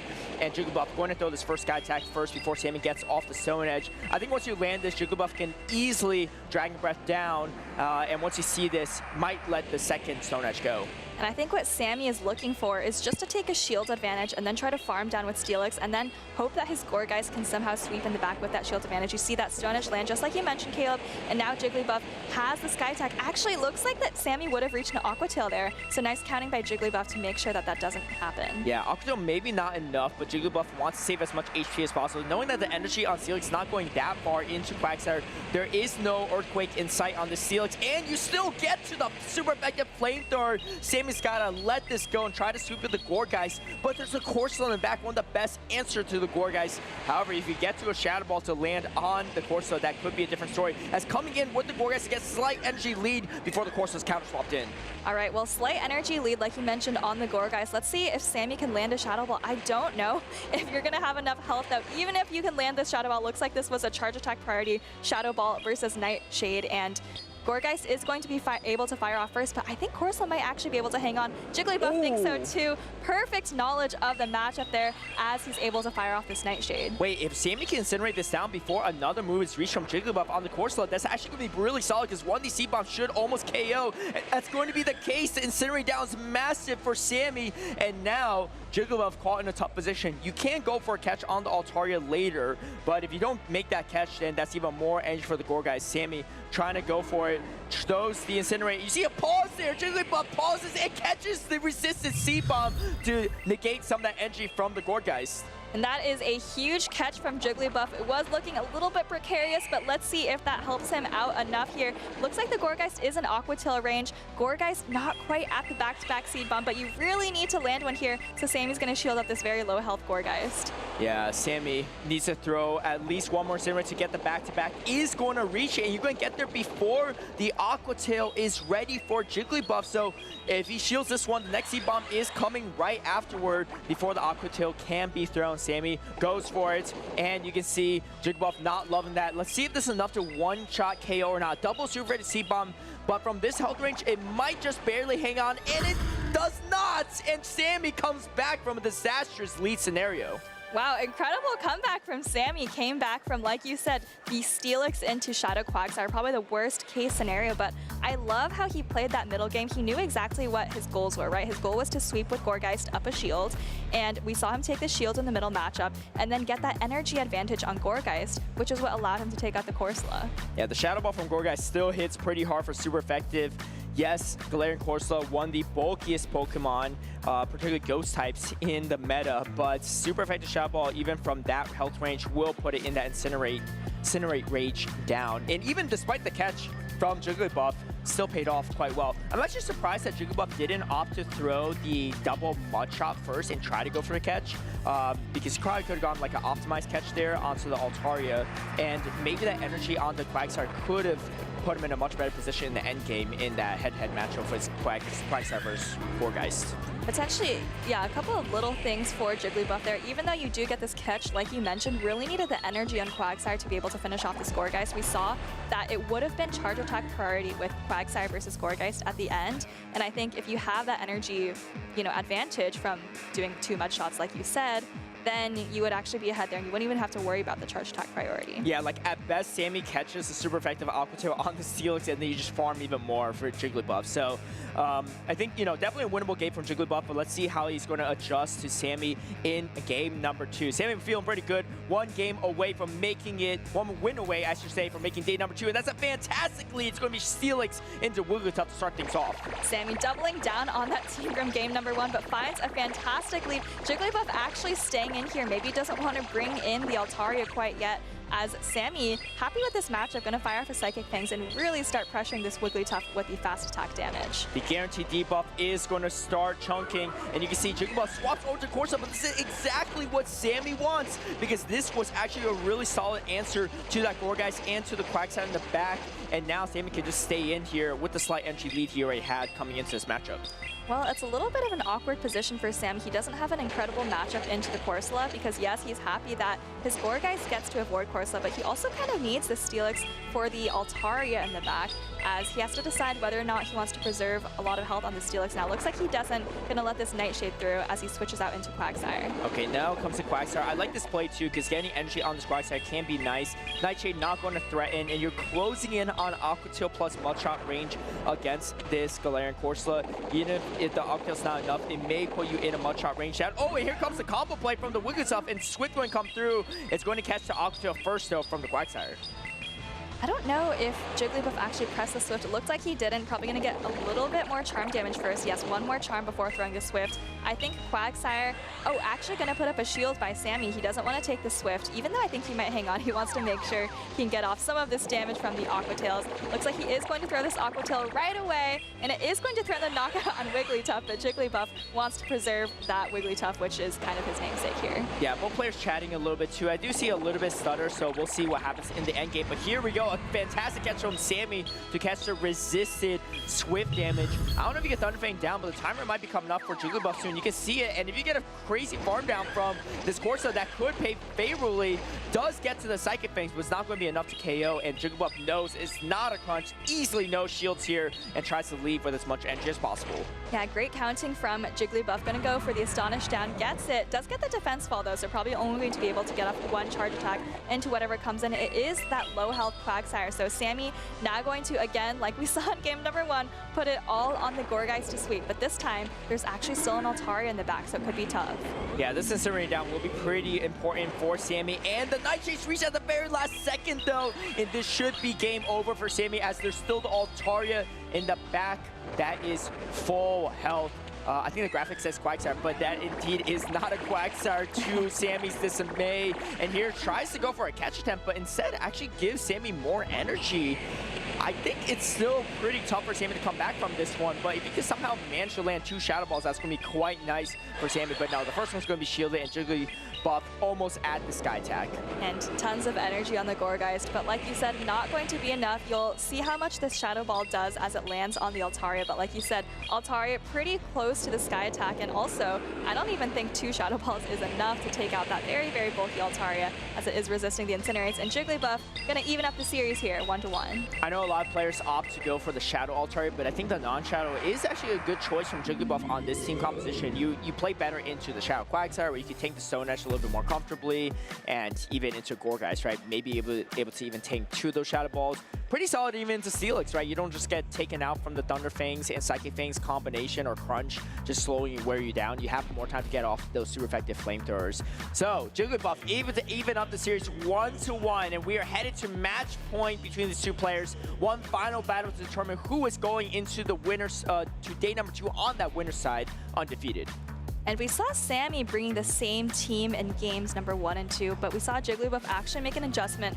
Interestingly, he actually made an adjustment for the worse in terms of team comp, but was able to pull it out. So far what we've seen in this series is that whoever loses lead actually wins the game. So we'll have to see if that pattern repeats in game number 3 as we take a look back at game number 2. Lots of charge attacks being thrown throughout the battle, especially to the spammy Pokemon like Quagsire, but JigglyBuff's Altaria just too much for Sammy to deal with in the back. Yeah, I don't hate the fact that Sammy just locked in the same team, same order, right? Sometimes he's like, you know what? I already lost against the worst lead possible. I feel like if I catch a good lead, I might have a better chance. But that second game actually looked a little bit tougher for him, mainly with that Altaria as a core breaker for his back line. JigglyBuff benching the Shadow Quagsire, I think for good reason as well, expecting maybe there's a Gourgeist. There is going to be a match under review, so we'll see what the judges have to say for us. We'll keep you all updated as soon as possible on that. But at least from my perspective, it did look like it was a little bit stuttery at times throughout the game. Both players trying to optimize and unfortunately was forced to overfarm or, you know, not able to throw out proper timing, and that could have changed some of the damage values. And I guess from our update, it says Sammy is mentioning that drop some fast turns, and so just request a review, and we'll give you all update based on what the judges say. I think you mentioned it in the middle of the game there, Caleb, that looked like there was a little bit of stutter on Sammy's side. I didn't quite get to, you know, look at it very closely. A lot of charge attacks being thrown back and forth to kind of evaluate what the effect would have been. But, you know, definitely in a lot of these matches that come down to just, you know, a couple turns or a couple HP can definitely be very, very impactful. Definitely, yeah, especially between high-level players like JigglyBuff and Sammy. So we'll see kind of how that goes, but overall, though, the team looks, you know, pretty solid, I think, from Sammy's side. I think the Gourgeist is a really strong pick, right? Glenn Corso, obviously not the best matchup, but you still can hit back. And outside of really Altaria, it's actually fairly safe in the side of JigglyBuff's team, which is why I get why Sammy brought it. And, you know, we did see it do quite well in Houston. Low usage, but high performance, right? I think Rise had it, as well as Dune Bug, both making that top 8 finish in Houston. So could be a Pokemon on the rise. Gourgeist, definitely an interesting pick. And, you know, Sammy's plan so far has been to try to sweep the end game with Gourgeist up a little bit of energy, but I think JigglyBuff made a great adjustment in game number 2, bringing the Altaria in the back, maybe kind of anticipating that plan from Sammy. So definitely expect to see that dynamic continue to play out in game number 3. Maybe JigglyBuff continues to bring Altaria. Sammy has been really relying on Steelix as that Altaria counter, but maybe gonna reach for something like that Wigglytuff in game number 3. Yeah, Wigglytuff could be an option. His Clodsire is running Poison Sting, so that makes the matchup against Altaria a little bit better as well. Always a potential option. Might be a little bit harder to run into, though, with Empoleon on the side of JigglyBuff, as well as Corviknight, Quagsire, Corsola, all like pretty good into the Poison Sting variants of Clodsire or just Clodsire in general. So Sammy might opt not to bring that one. But I feel like overall, too, this Annihilate is probably not coming into many of these matches. Wigglytuff, Altaria, Corsola, Corviknight's not bad. I mean, at best, you beat Empoleon that can hit back at you with super effective moves or a neutral Quagsire matchup. But I do think maybe into other teams, Annihilate has a little bit more play.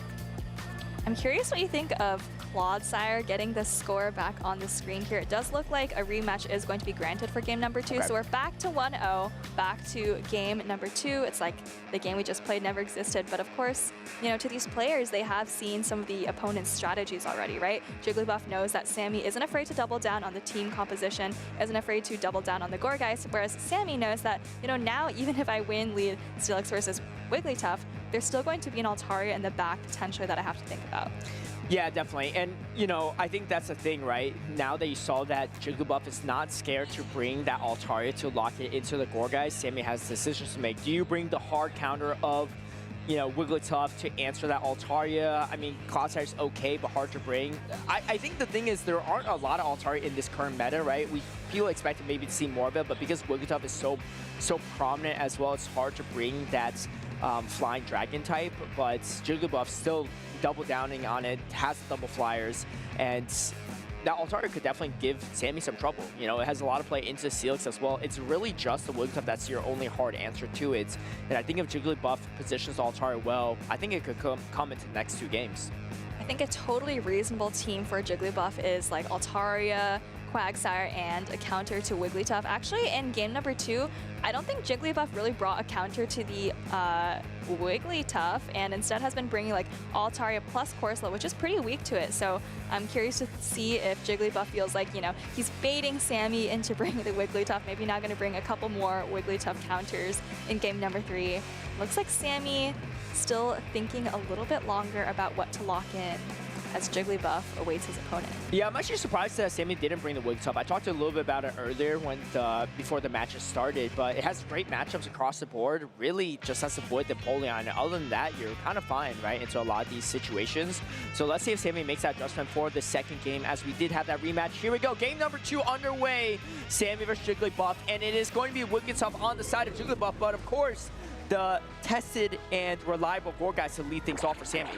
And Sammy switching straight into his own Wigglytuff. JigglyBuff is staying in for just a little bit of time. He knows he's a turn ahead. Oh, but actually doesn't reach for the Swift, allowing Sammy to get there first, as JigglyBuff is going to put up a first Protect Shield. In a way, this is giving JigglyBuff exactly what he needs because he is double weak to the Wigglytuff in the back. Maybe not expecting Sammy to even bring it in, and Sammy's now confusing. What do I do here? Do I shield? And he's going to shield the Icy Wind. It's going to be debuffed. However, he is ahead on energy now, so he's going to get to this next switch first, and that could spell trouble for JigglyBuff because do you double shield your Wigglytuff lead? Like, it puts him in a tough position, and yes, that's exactly what he's going to do. And double shielding could make that Altaria in the back a little bit more vulnerable to those heavy-hitting charge attacks on Sammy's side. We've got the Stone Edge from Clodsire, but it looks like JigglyBuff is going to go for a full Charm Down, and now Sammy has to decide. He does show the full team of 3, so now JigglyBuff has seen the Clodsire, he's seen the Gourgeist as well, and now JigglyBuff is probably just going to go for alignment. If you get your Corsola onto the Clodsire and Altaria onto the Gourgeist, might be in a good position, but no, actually Heart switches in the Altaria. All right, well, this is going to be a debuff Clodsire. Let's see if 2 Stone Edges still will be enough to KO the Altaria, but that could be the difference maker here. And you can see JigglyBuff shaking his head, not really a fan of this matchup, and you can see just a little under half health for the Altaria, but with these additional poisons things, you might be able to land a Stone Edge and farm down, or even more aggressively, you can Incinerate down from the Gourgeist, and that is going to spell trouble for the Corsola that has no shields on the back. Let's see how Sammy plays it out, as the next Stone Edge is going to be reached. You don't want to come in Gourgeist into this Altaria at all, and even though Sammy might have given JigglyBuff what he needed in that safe swap Wigglytuff matchup, JigglyBuff's handing it right back with this Altaria swapping into the Clodsire. Well, I do like what JigglyBuff is doing here, farming up as much energy as possible. He knows he wants those Sky attacks for the Gourgeist. And I also like this hard switch into Corsola because now, with this energy lead, you can outpace to the Nightshade just before Gourgeist reaches the Shadow Ball, making sure to fire it off. Really heads-up play from JigglyBuff, saving all that entry for Altaria in case there is something like the Gourgeist in the back. That's exactly going to be the case. The Shadow Ball is going to be thrown on proper timing. I don't know if it's going to be enough to KO the Corsola, though, from this range. It'll be close. You can see JigglyBuff crossing his fingers, and it is not enough. Should be able to survive one more Incinerate, but that one Incinerate is exactly what JigglyBuff needed to get to this final Nightshade. And now Sammy out of options, just the Clodsire in the back has way too much work to do for itself. Can you get the full farm down though? Because that might be okay, but no, forced to throw it, and the Altaria does have energy to take out the Clodsire. Tons of energy on the Altaria, and I believe Altaria does win charge attack priority over Clodsire, so JigglyBuff definitely has this one in the bag, but actually going to finish it off with his namesake in that Wigglytuff there. Beautiful bow on the Wigglytuff as he now truly evens up the series 1-1. Wow, Sammy does bring the Wigglytuff, but in a bold decision, safe swaps it, right? Which you don't see very often, especially with Empoleon on the side of JigglyBuff, but just saying, you know what? I'm going to call it. I'm going to say you don't have Empoleon on the back, and that was indeed the case. However, JigglyBuff taking out that Wigglytuff, which was really deadly for his backline, was what helped him come back from that matchup. And you know what else helped him come back was that energy lead on Corsola. We saw in game number 1, Sammy able to get an Incinerate lead in that Ghost Mirror, with the Gourgeist able to get a Shadow Ball landing on the Corsola. But in this game, we saw JigglyBuff kind of anticipating, like, he brought the Corsola in a little bit early, and that's what made the difference, allowing him to get to that second Nightshade, as he is looking very happy as he goes into game number 3. Well, for good reason to be happy as well, too. JigglyBuff, this is his highest finish to date, regardless if he wins this matchup or not. He's gotten 49th once, and then he's gotten 65th place 5 other times, and that's it for him. So he's very familiar with getting 65th, but he's going to be pretty happy with not getting that familiar number in Orlando, looking for even more, and looking for his first ever day number 2 performance. What a start that would be for Orlando for him if he's able to lock that down. And just one game away, he shows us the Jumpluff plushie there, but there's no trusty Jumpluff. Instead, it's going to be the Wigglytuff. Obviously, a big fan of that Jigglypuff family as he gets into game number 3, facing off against an opposing Wigglytuff with his Quagsire. All right, Sammy going to bring the Wigglytuff back in. You do avoid the matchup against your Steelix, so Sammy in a slightly good position, but the Quagsire just outpaces the Wigglytuff so hard in this matchup, and Sammy going to let the Stone Edge go through. Very heavy-hitting move lands on the Wigglytuff there. JigglyBuff probably feeling pretty good about that as he shields up the Swift, trying to preserve some health on this Quagsire as he continues to farm up energy. And Sammy just has to try to take up this Quagsire as soon as possible, and then the rest of the line should be a little bit more free to play, particularly that Steelix, as it has so many possible matchups against literally everything except for this Quagsire. Does JigglyBuff go for a potential catch, or does he decide to shield again? But no, going to reach for the Aqua Tail instead, and maybe punishing Sammy for the greedy extra charm going to be thrown. However, this should put the Quagsire in mudshot range. Let's see if he can mudshot down before Aqua Tail's reach. No, doesn't seem to be the case, and Sammy just going to overfarm a little bit instead and just tank the Aqua Tail. I like this decision because he knows Steelix has good matchup against pretty much everything except for this Quagsire, so if you save a shield for it, it should go a long way. Oh, this is incredible awareness from Sammy. Like you said, Steelix going to be good against pretty much everything with Quagsire out of the way, and you have so much energy on Quagsire. Quagsire is so flexible. There's no Empoleon from JigglyBuff to absorb this energy, and now he has to actually bring in his own Wigglytuff. Tables a little bit turn here as Sammy is going to land a Stone Edge onto JigglyBuff's Wigglytuff. Well, this is actually going to be the right meta read, though. JigglyBuff maybe assuming that it could be a Gorgeist in the back or Steelix. There's the Steelix. Altari has a lot more play into Steelix than the Wigglytuff would, so avoiding that disastrous matchup of Wigglytuff versus Steelix. And it's going to be a Psychic Fangs. JigglyBuff not going to shield it right away, knowing that even if it's potentially a crunch, which wasn't even reached yet, you can take that no problem. And the Flamethrowers are definitely going to add up. You're going to be able to land at least one into Steelix. Oh, but goes for the Sky Tag baits.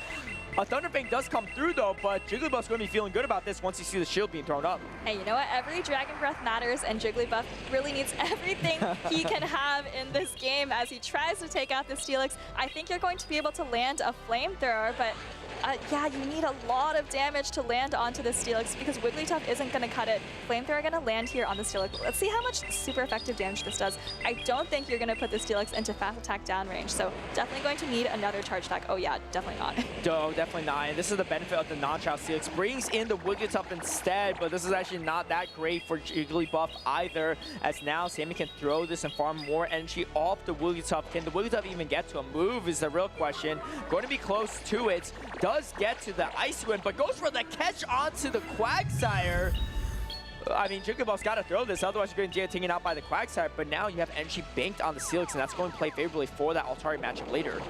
Well, Quagsire does go down there, but like you said, Steelix now gets this farm down. Doesn't have to worry about Altaria getting a farm down in return. And now JigglyBuff hoping and praying that he has a charge attack loaded, but shaking his head when he sees how far away it is. Steelix going to reach this crunch.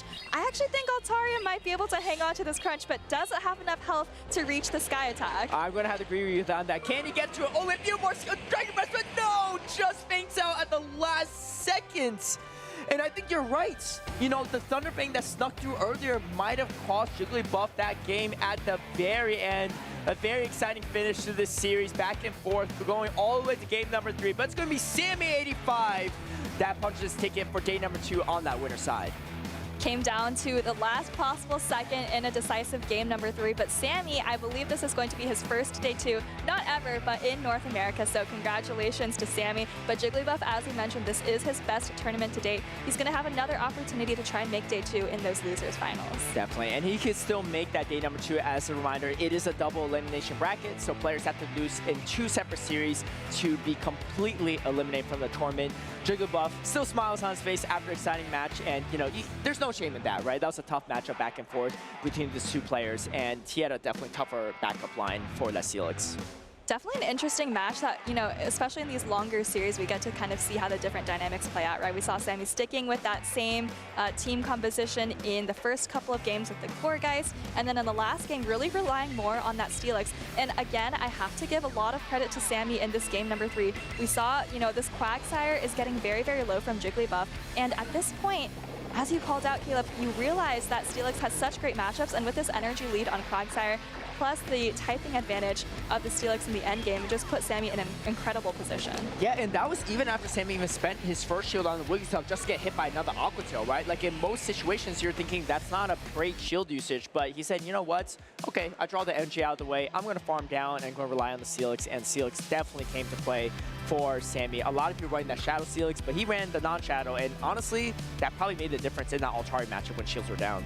And you mentioned that Fortress usage seems to be a little bit dropping this tournament, and you have to wonder if, we see Sammy pivoting towards Steelix as a steel type that does electric type damage. So I'm curious to see if other trainers are trying to find side grades for Fortress in this tournament. Yeah, Steelix definitely has terrible matchups into the grounds, just like Fortress does, probably worse even, but it does win the head-to-head against Fortress in most situations. It's also another reliable Wigglytuff counter, which, we could always use more of those in this current meta. But it's also fantastic into those flyer picks and stuff like that, and even the Glen Corso with that crunch, super effective crunch damage. So excited to see though, as we have at least one Steelix locked in for day number 2. Congrats to Sammy85, and wish JigglyBuff the best of luck in that losers finals.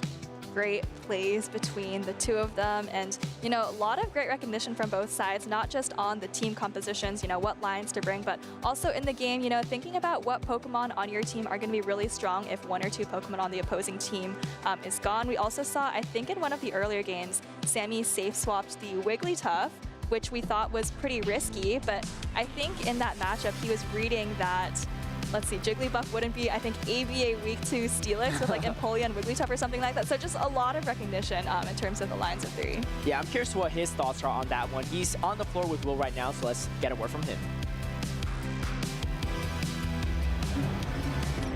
Thank you so much, Caleb. And so that's correct. I'm here with Sammy with his trusty Turtwig. Sammy, how are you feeling after winning that battle versus JigglyBuff? I am feeling amazing. This is unreal. I came here 2 years ago to Orlando and just missed out on day 2, and now I made it on the winner's side. So I'm feeling great. Sammy, one of my favorite things about you is every time I see you, you're smiling. You're always happy, and I can tell you're very happy right now. Yeah. Tell me about your Steelix, because I love that Pokemon, and you played it so well. Well, a lot of people on Twitch will say, oh, of course Sammy's running Steelix, because yeah, I do run it a fair bit, but I don't know, I like it. I honestly wasn't sure about bringing it. Like, it was the one Pokemon I was like, I don't want to play it, but it's put in some work today, so I think I'm glad I brought it. Well, I think avoiding Quagsire and avoiding the ground types is like the key, right? And if you can avoid those, Steelix is so free. Sammy, going into day number 2, what is going to be your approach? Are you going to go for a walk? Are you going to take a break? Are you going to look at your next matchup? How are you thinking you'll approach that? So, first of all, I'm going to go catch some costume Pokemon from the raid at 2 p.m. because why not, right? Shinies. After that, I'm probably going to relax. Maybe if there's like a social or something, maybe go and hang out for a bit. Look at the matchup, prepare a little bit, and yeah, just looking forward to tomorrow. Sammy, would you like to thank anybody or give any shout-outs? I have a lot of shout-outs. First of all, to my teammates at TN Pizza and Hidden Powers, to all my friends from the Pogo Twitch community, they're all very supportive. To my parents, my mom I think is watching, so hi mom, I love you. And big shout-out to my friend Heather for all the screams in the team prep. Yesterday we were screaming, I wasn't sure about the team, but in the end it worked out, so thank you very much. Sammy, his Steelix, I wish you all the best in the rest of the bracket, day number 2. For right now, we're going to head back over to Caleb and Soph in the booth. Thanks, Speedy. So great to hear from Sammy. Obviously, a lot of support in the community. Maybe going to go to a social tonight, who knows? But, speaking of communities, there are a lot of incredible communities out there around the world in Pokemon Go. And I think one of the most notable that we've had is, of course, the Brazilian players. That's right. And they definitely come out in full force, especially if in the crowd. You can definitely hear them cheering on their friends and teammates. And there's going to be one on stage. We teased it earlier. It's going to be LNDS Harjev, a 2-time regional champion this season alone, got a 2nd place finish, and a 6-time champion looking for a 7th here in Orlando. And he's in the winners finals looking to enter day number 2 undefeated. Let's see what he has, what it takes. He's going against Aggie Aces, who has put off a decent amount of upsets, right? Beat Daprodis in, I think, like round 2, I think, or round 3 at the winner's side. Then beats Chen Yu, the number 2 seed, and now has to face off against a 6-time champion, the number 1 seed, an international champion at that, in Aggie's best performance to date.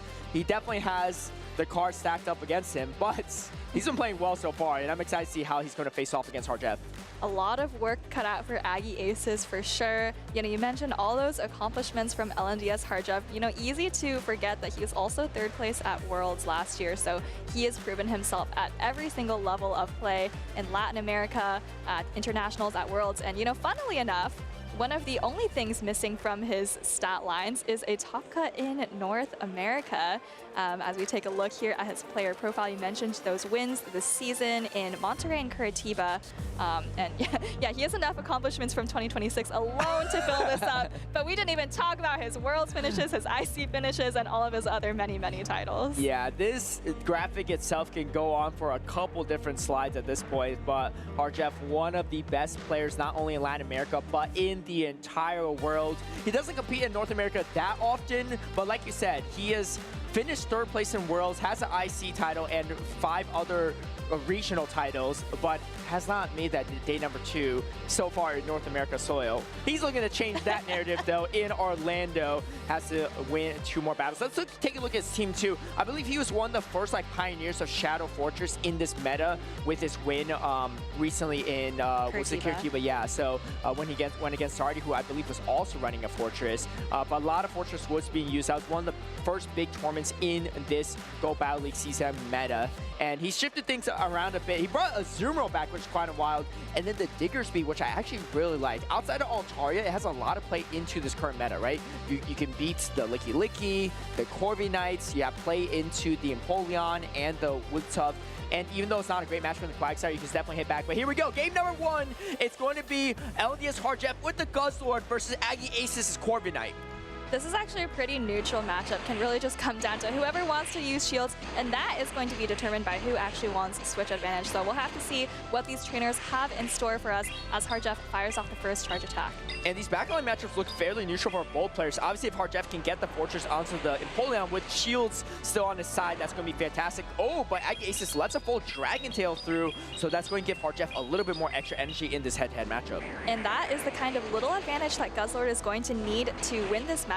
I believe now Guzzlord might actually be able to win the zero shield situation. We'll have to see. Air Cutter gonna come through on the Corviknight, or sorry, from the Corviknight onto the Guzzlord, as HurricaneKaz is just 1 Dragon Tail away from double Brutal Swing. He has the back-to-back now. Yeah, and Aggie Aces is not boosting on any of these Air Cutters. It's going to hurt him even more in this matchup. And like I said, the switch advantage can play favorably here for HurricaneKaz as he's going for 1 more Brutal Swing. And let's see if Aggie Aces decides to spend the shield or might just let the Corviknight go and try to farm down with maybe an Empoleon or Licky Licky. Let's see. And the Brutal Swing does indeed KO the Corviknight. That's actually a decent still amount of health left on this Gourgeist. And HurricaneKaz going to just maybe let the Empoleon farm you down because you do have a fantastic matchup with that Fortress in the back. Can't really do too much more with the Guzzlord at this point with his health range either. Well, Guzzlord might be able to get to 2 Brittle Swings, but this is actually a Bug Bite Fortress. HurricaneKaz is pioneering this moveset. A lot of people have been using Volt Switch throughout the meta, but now HurricaneKaz bringing in the Shadow Bug Bite Fortress, going to shield up this Hydro Cannon, hoping that, you know, maybe now that the Corviknight is out of the way, this Fortress has a lot of play. Another Hydro Cannon is going to come through though, so HurricaneKaz going to go down 2 shields to protect this very valuable Fortress. That does change things quite a bit here, as I neglected to look at that moveset on HurricaneKaz, assuming his Volt Switch, but Bug Bite does have a lot of play too in some of these other matchups, particularly into those ground types, going for the first Sand Tomb debuff against Aggie Aces Lickitung. And Fortress can debuff Pokemon in a variety of ways. Actually pulls a shield with that Sand Tomb, so that's definitely very nice for HurricaneKaz. I think even though you didn't debuff with Rock Tomb, you can still hang on to this Shadow Ball, probably get off a Rock Tomb, and that's going to hit quite hard now that the Licky Licky is debuffed. Let's see what HurricaneKaz decides to go for though. Does look like he's going to go for the Rock Tomb just before the Body Slam is reached, so of course, excellent counting from HurricaneKaz. Great timing, HurricaneKaz. Defense debuffed, attack debuffed as well. However, the timer's coming up soon for Aggie Aces. Does throw the Shadow Ball first to whittle down the timer even more. She'll be able to go straight into Empoleon afterward. But Empoleon has taken a lot of damage actually from the Fortress and the Guzzlord earlier. It's in the red, and you're closing into the territory where even Zumro can take you out with 1 move. I don't know if Ice Beam is going to be enough, but Play Rough definitely is. But HurricaneKaz instead opted to go for the full aggressive bubble down, and that might spell disaster for Aggie Aces' final Pokemon, which is going to be the Licky Licky. And I think HurricaneKaz has this one in the bag. Like you said, going to go for the full farm down here. Azumarill still well out of Shadow Ball range as well. Tons of energy here as he goes for the Play Rough. I don't think this is going to be enough to knock it out, but I think a couple of fast attacks or, of course, another charge attack will be enough to seal this game number 1 for HurricaneKaz. Azumarill, always a staple in PvP, and you can say the same thing about HurricaneKaz as he takes that first victory off against Aggie Aces. And I think the Azumarill pickup is actually quite nice, right? In a meta where we're expecting to see maybe more Feraligatr, Medicham and has a lot of play into both of those, particularly Medicham walling that off. And, you know, with Guzzlord, Diggersby, and Fortress on his team, like, it's definitely going to be good to have more fighter checks on the side of HurricaneKaz. Let's take a look at his very uniquely built team. And, you know, I feel like he's one of those players that doesn't always play meta, always has his little own wrinkle on his team with Diggersby around, but Bug by Fortress as well, too. Really paid off favorably for him in that first game. And I really like how creative HurricaneKaz's team is, you know, experimenting with the Bug Bite Fortress. I think we might see a couple players later in the tournament also bringing the Bug Bite Fortress as these players try to switch it up. But I also think Diggersby is a fantastic breed, of course, benefiting from the same Mudshot buff that Quagsire did. You know, we didn't see it in game number 1, but like you said, really has a lot of great matchups into Aggie Aces team, with the exception of the Altaria. Yeah, and especially because Mudshot is, you know, better than it was in the last few seasons. This Diggersby now has more play even into Jellicent, which is pretty, you know, we don't see it too much, right? We thought we'd see more Jellicent, but it actually hasn't come out. But if you do see occasional Jellicent, it could be good there. You completely wall off that Galarian Corsola, a fantastic matchup there. So HurricaneKaz's team, I mean, just looking on paper, does not look like it would be a fun time to play into, because he has so many hard answers to so many of the meta Pokemon.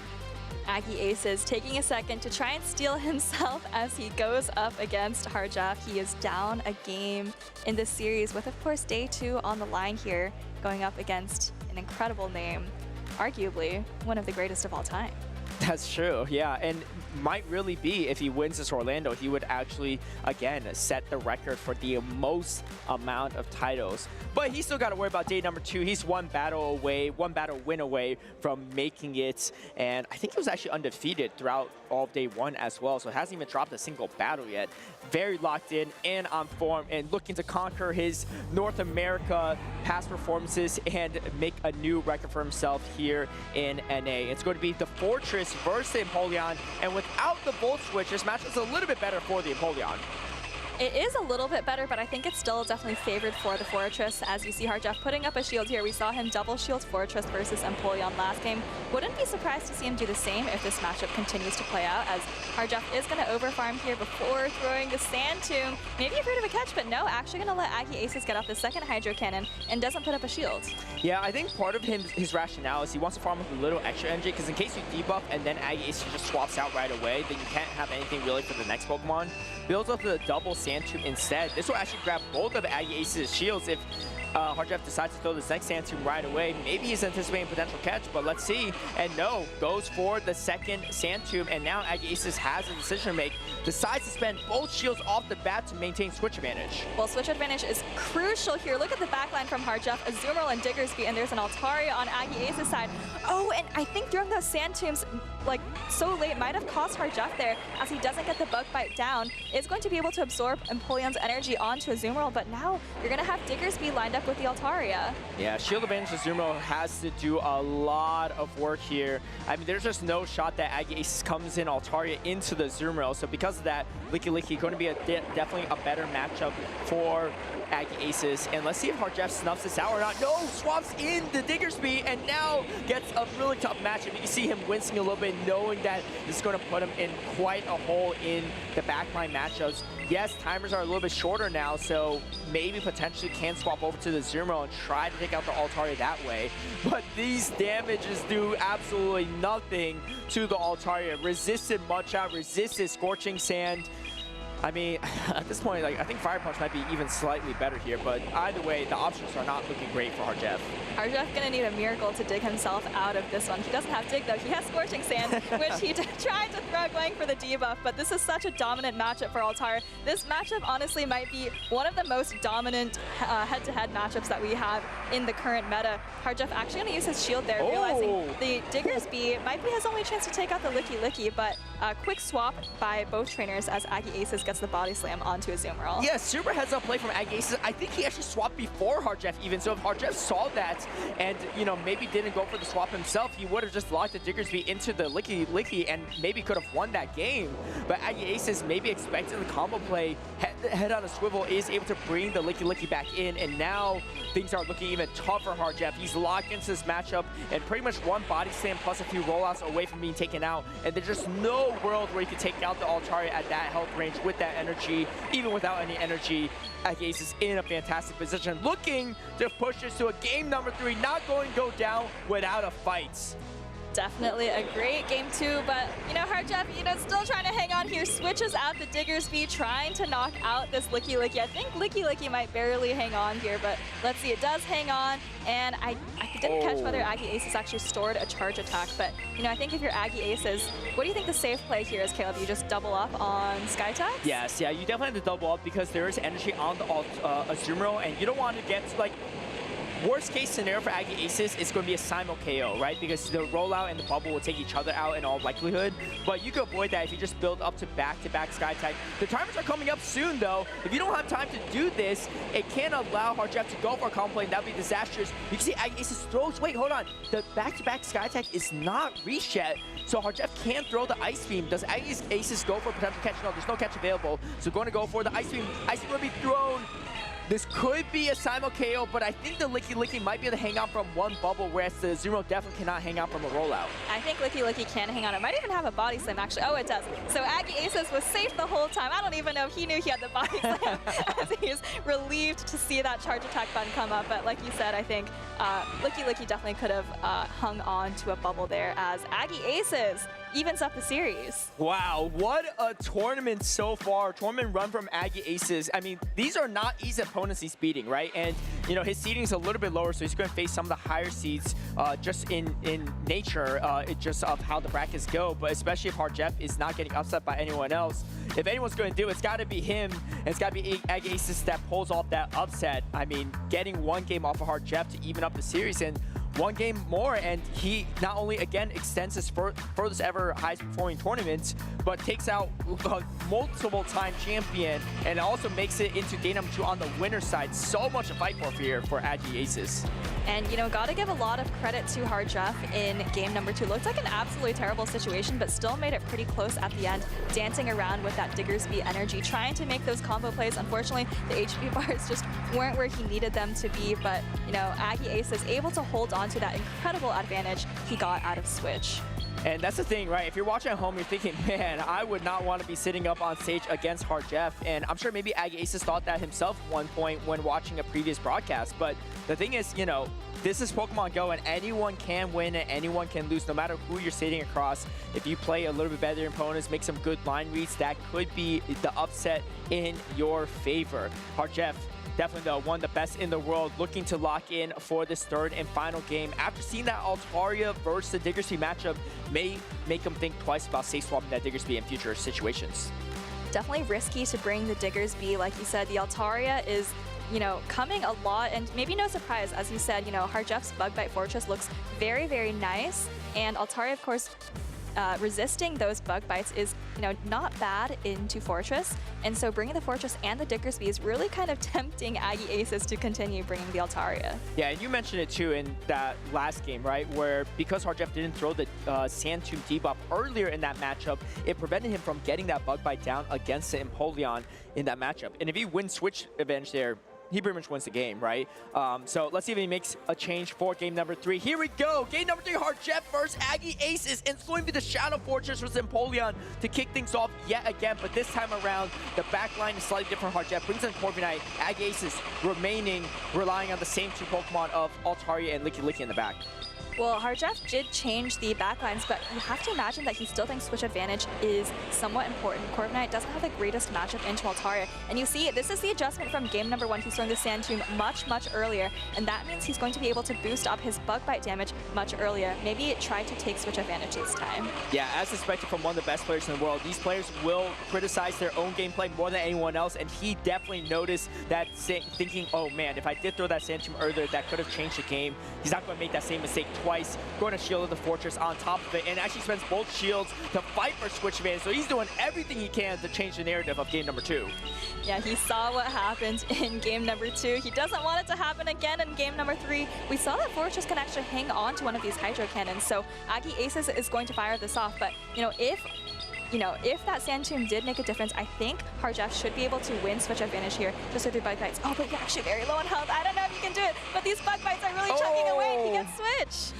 Just barely, but that exactly was the difference maker from that last game. and Aggie Aces has the decision to make. Oh, doesn't get the Sand Tomb off. Energy on this Licky Licky is still pretty solid. Let's see if HurricaneKaz snuffs out. Yes, he does expect that there's Altaria in the back, and now he's in such a commanding position. Even if you catch a payback or air cut, it's not the worst for HurricaneKaz. But as long as he avoids this Corviknight versus Altaria matchup, he is such a good position to take this game victory against Aggie Aces. Let's see if Aggie Aces can make some magic happen. He brings in the Altaria, but in is going to be met with the Azumarill, and Decisive is going to do a ton of damage into this Altaria. Great team read from HurricaneKaz. You know, I think as soon as he brought the Corviknight into Licky Licky, it kind of felt to me like the game was sealed. We're still going to be playing it out here, but, you know, so difficult for Aggie Aces to come back from this position. Yes, I think you do hang on to an Ice Beam as, you know, HurricaneKaz is swiping these bubbles, but this is such a dominant matchup for Azumarill. These Dragon Breaths are doing absolutely nothing, and Azumarill, of course, has a decent matchup into Licky Licky as well. And it was a great read from HurricaneKaz as well, right? Because if you look at the team of Aggie Aces, nothing can really take out this Azumarill consistently outside the Empoleon. Once you take out the Empoleon, not only do you know you have a good matchup with the Azumarill in the back, but you also have switch advantage. And here, expecting the catch as well, doesn't go for it, throws the play rough instead. And even at this health range for the Altaria, the Corviknight should be able to take it out with the air cutter. Going to throw a play rough first before swapping over to that Corviknight, or actually going to just let it go instead. Going to take up the Shadow Ball and then try to clean it up with Corviknight. Yeah, there's plenty of ways for HurricaneKaz to win this game. I think he farmed up a ton of energy on the Corviknight. You can just probably land a payback here and then land an air cutter on the Altaria. You see him farming up almost to 100 energy, but not quite, not going over there, as this payback is going to land on the Licky Licky and take it out. How much energy was on the Altaria is the real question, because the Azumarill is actually quite low, so if somehow you can get to a flamethrower, no, not even close. And HurricaneKaz has it locked down with the air cutter. He takes a 2-1 victory over Aggie Aces. All smiles on his face as he makes, for him, his first ever top cut in North America, but one of many top cuts in day number 2 he's ever had in his career. And you can see the sportsmanship from both players as well. Aggie Aces still got to be feeling proud about his performance so far. He's not out of it yet. He's going down to the losers finals and still has a shot at day number 2.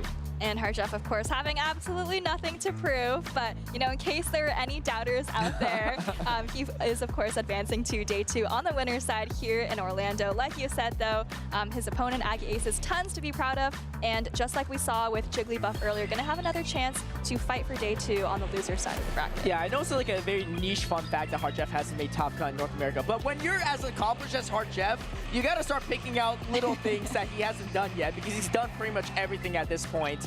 But he is going to be our, I believe, second trainer to make day number 2 in the tournament in Orlando. And he's in Group A as well. Number 1 seed Group A, which means that he's, I think, the number 1 seed in the entire tournament. And that seeding is definitely living up to his name. Definitely, and HurricaneKaz, you know, well, he has a big name, but he's definitely living up to it. I think you mentioned that game number 2 was actually his first loss of the entire tournament. So, you know, Aggie Aces taking a game off HurricaneKaz. Very impressive. Let's take a look at HurricaneKaz's run here with these bracket results. 2-0 over K Fitzgerald, 83, not to be confused with Khaleesi Fitzy in winners round 3. In the winners semis, we didn't get to see this match, but HurricaneKaz took down August in the winner semis to, of course, advance to the match that we just saw versus Aggie Aces. So 3 great matches for HurricaneKaz. That'll be his day 1. He is done for the day, and now he's got all night to prepare and wait for his opponent on day number 2. That's right. And if you're cheering from home in Brazil or from LATAM, then you know you're feeling good about one of the main stars of that region. Continuing on in that winner's side as well, being undefeated going to day number 2 is a huge advantage, because you have so many star-studded players or up-and-coming players in that day number 2 slot, and you know, having that second life there in that bracket can help a long way and get him closer to that 7th title. Well, we've seen a lot of international players taking titles off of North America this season. We saw Stone Collection, we saw T. Steiner also coming from Brazil. So, you know, I'm sure the NA trainers are quaking as they see HurricaneKaz advancing to day number 2, trying to hold off the foreign invasion there. Yeah, North America not doing so hot in the finishes this season in regionals, but I love to see as well too, right? Because as Pokemon Go has been growing on our side of things throughout the years, we're seeing that even the regional tournaments, not even just the international ones, are having international representation, right? We saw Sammy from Peru earlier, and then we got HurricaneKaz from Brazil, and we got so many other players as well, like you mentioned, that are here in Orlando trying to make a stamp for their name in a completely different region. And hey, some of them are really performing and living up to the task.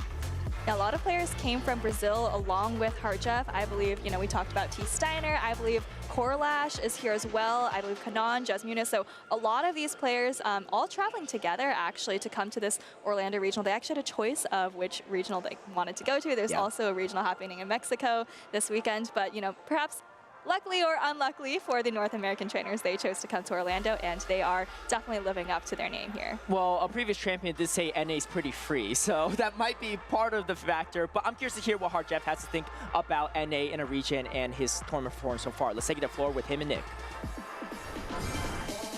All right, thanks, Caleb. And I do want to start with that comment. A previous regional champion has said that NA is kind of free. This is your first time top cutting a regional in NA. How do you feel about the competition in NA, and how do you feel about today? Oh, the competition is always hard. I think when people say it's free, it's just to mess around. The things go.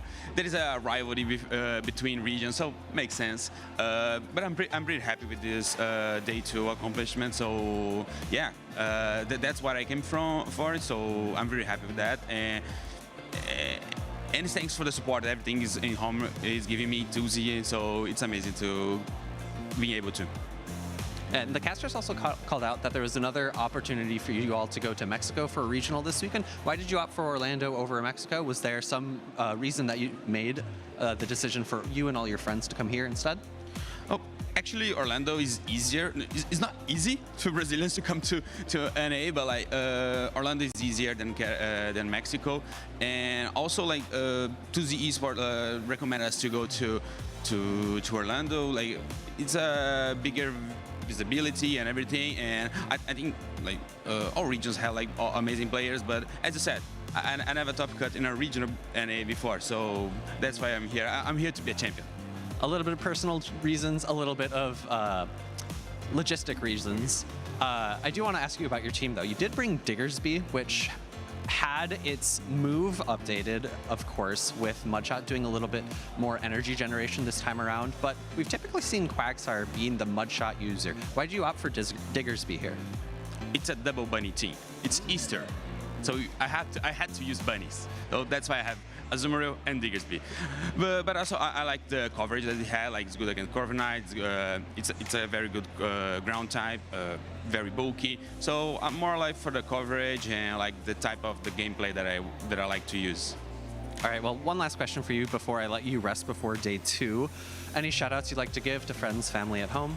Oh, always. I always say that I'm here because of them, guys. It's not easy to keeping like put every offer that I do for this game and for the competition. It's not easy, so I have a lot of friends and family that help me a lot. So everyone at home, like my family, my friends that are cheering for me, thanks a lot for that.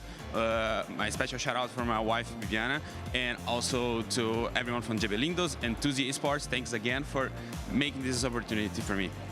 Absolutely. Well, congratulations again on your day 2. Get some rest for tomorrow. And you at home won't want to go anywhere. We're going to have a short break, but we're going to continue the action here in Orlando right after.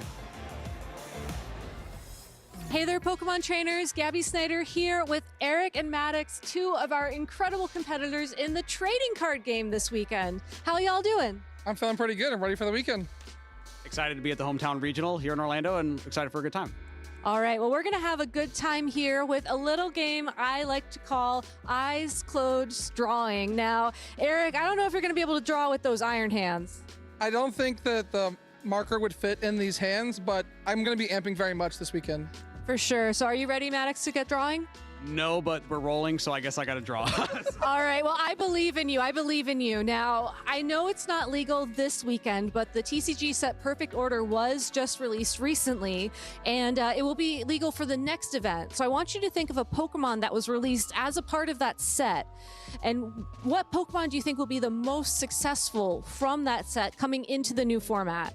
So take a moment to think, and then whenever you're ready, if you want to start drawing, go for it. And Eric, I'm going to have you take a step forward here and just tell me what you're thinking. Okay, I mean, obviously I'm thinking Iron Hands because thank you very much. It's got to be Starmie though. Not Starmie. Goodness, from Perfect Order is so tough. I mean, it's looking like it has a few things going on I there. don't know what's going on here. I mean, I see Iron Hands. I mean, I see the hand at the top, right? So it's got to be Iron Hands. Maybe it's like a whisker or something, or multiple arms of some sort. Oh, it's gonna be Meowth, maybe. Yeah, Meowth. Okay, Meowth. Okay. All right. So is that? All right. Let me switch spots with you real quick. You just said that's not too bad. What were you thinking, honestly? Well, I was thinking like Meowth is like by far the best card to come out of perfect order. So I was like, I need to go and get the little like coin on top of its head, plus some ears and some whiskers. And honestly, for not looking at it, I feel like I'm pretty good for a non-artist. I mean, Meowth and Last Ditch Catch is going to be like game defining for the next like 3 years. So I figured no other choice than Meowth, really. For sure. I mean, like you said, we have the coin, we have the whiskers, and we have some Iron Hands over here. Now, Eric, if you had to pick a card that would be successful from Perfect Order, or Pokemon specifically, what would you have picked? I think I'm going to pick Starmie, and the reason why I went with Starmie first is because it's more of an archetype, a whole deck. Meowth is like a support card that's going to be in every deck across the board, and Starmie's a new archetype that can put so much damage onto your opponent's bench and the active at the same time, which is really strong in the history of the Pokemon TCG. All right, well, I would be remiss if I didn't tell you both, amp you very much for joining me here today, and we'll be back with more Pokemon action soon from Orlando, so please stay tuned.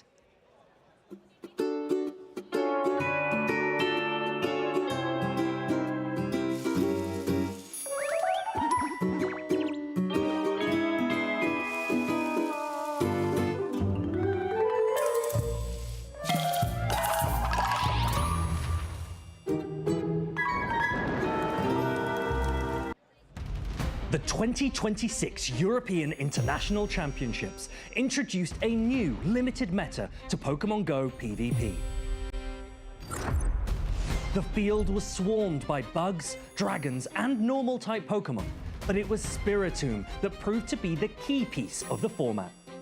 3 European trainers dominated the competition as they made their way to Championship Sunday. Europe's final boss, Colin 6, 2026 Lille champion Hikami, and boy wonder Pataman for his 5th consecutive Championship Sunday. Colin 6 kicked off the day with a statement 3-0 win to send Hikami down to the losers finals. There, Pataman lay in waiting, having already won 14 rounds back-to-back. In a stunning showcase of experience and expertise, Pataman also claimed a 3-0 victory to set up a grand finals for the ages. Colin 6 vs Pataman, a match worthy of the World Championship stage. Pataman quickly reset the bracket with a 3-1 win, leaving everything to play for in the final best of 5. The 2 finalists fought it out until the 5th and final game, exchanging blows amidst cries and cheers alike from the London crowd. As the dust settled following an explosive ending, it was Pataman who emerged victorious. The reigning champion defended his crown and cemented his name in EUIC history. Pataman winning for the 2nd year in a row! Back-to-back EUIC champion, Pataman claims the title in London. Nobody's ever done it like the Spanish prodigy. To keep up with all of the incredible action, make sure to check out Pokemon.com/compete. Welcome in, trainers. There's some very interesting Pokemon hitting the meta this weekend. One of them is Aegislash. I sat down with one of the game's top pros to discuss it. Dunebug, what do you say about Aegislash? Aegislash, definitely one of those more unique Pokemon with that form change from the shield form to the blade form. When Aegislash throws a charge attack, it will swap over to the blade form, which swaps its attack and defense stats, if I'm correct. And that means, like, for example, a Shadow Ball into a Quagsire will do an immense amount of damage. But once it uses a Protect Shield, then it's going to swap over to the shield form again, which means it won't be taking as much fast attack pressure from a lot of Pokemon. So at first I was skeptical because of how long it takes to get to its charge attacks. It has its ability called charging, where it slowly fills up the charge attack meter, and definitely takes a long time to get there, but I feel like in the right hands of the right player, it can work. All right, Dune, do you think we see an Aegislash in Top Cut this weekend? I do think we do. I think there are some very high-level players potentially bringing an Aegislash this weekend. Ooh, I don't know. That sounds like a hint, but there's only one way to find out. Let's head back over to the stream.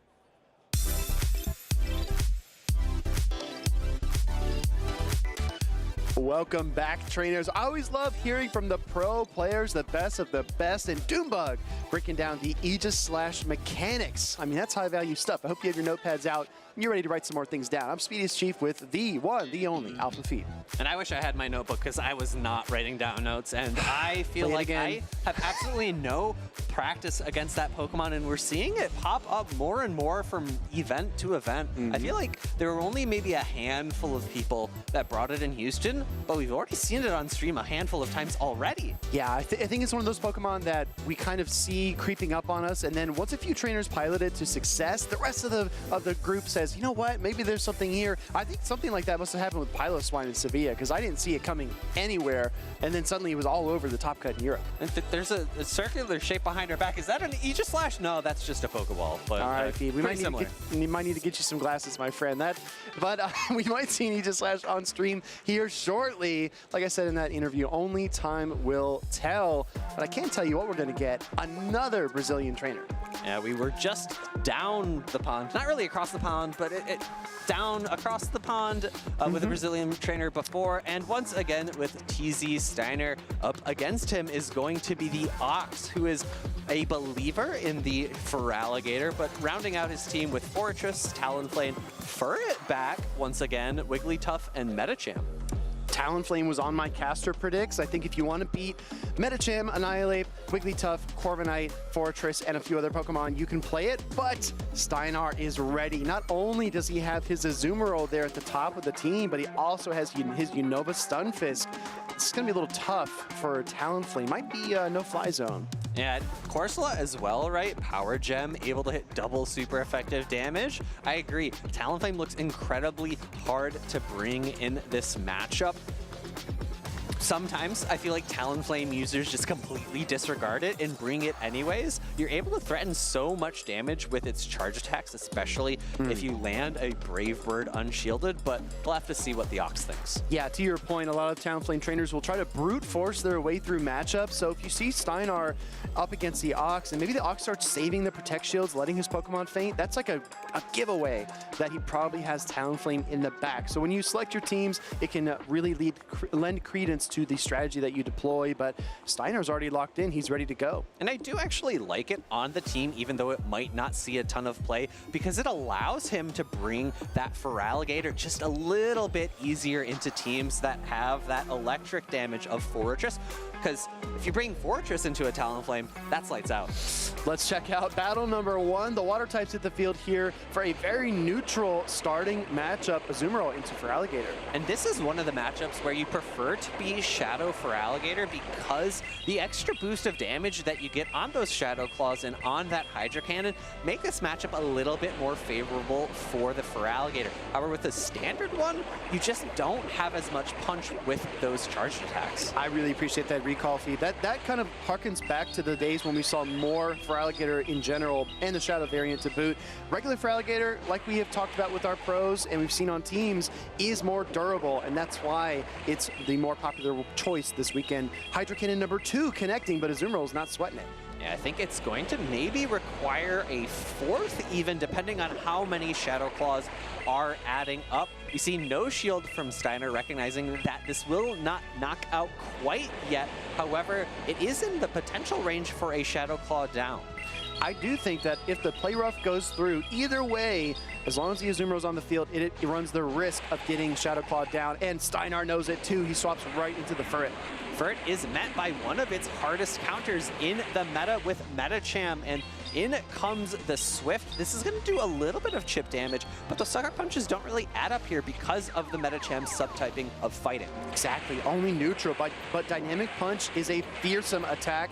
Medicham loads it up, fires it off. This probably won't quite KO, but it's going to bring that Furret way down into the red, so Steiner uses his first Protect Shield of the game. And Steiner has opted for a bit of an interesting moveset on his Furret. He's got the Brick Break and not the Trailblaze, which in most matchups is totally fine, but against Medicham, it's resisted damage, so you're only going to be able to throw those Swifts. I do wonder, as this matchup drags on, if we see the Medicham go down here, the Ox deciding to shield. He knows he can get to another Dynamic Punch, but the Switch Timer is also up for Steinar. Is this a catch opportunity? Oh, it is actually for the Ox, but there were 2 charge attacks loaded for Steiner, so I really like this catch from the Ox because he needs more time to build up to another dynamic punch because of the shield advantage that Steiner had from that initial matchup. I'm really surprised to see Steiner stay in, but I think he's confident he'll win that charge attack priority, and he's got the brick break. Like Phoebe said, it wasn't good for the Metachan matchup, but it's excellent into the mirror. In comes the Unnovan Stunfisk, and here comes the Trailblaze. No shields remaining means this is going to land its super effective damage. Can the Ox reach another charge attack? The question becomes as well, I mean, now that the Stunfisk has taken the Trailblaze, even if it gets the Thundershock down, is it close to Ice Punch range? I don't think so. I think Hydro Cannon or Dynamic Punch are going to be necessary here, but an immediate throw by TZ Steiner. In comes the Discharge. This is going to be more than enough to knock out the Metacham, and I think... Oh, how much energy does that for Alligator have? Only 3 Shadow Claws. It does clinch up the Hydro Cannon, but I think that the Ox recognizes he's out of HP and out of options. This Hydro Cannon will KO that Unnovan Stunfisk, but for Alligator won't get much further than that. Right. The Shadow Claws are going to be double resisted by the normal typing on that Furret, which gets the Sucker Punch down, and that's going to be game number 1 going over to TZ Steiner.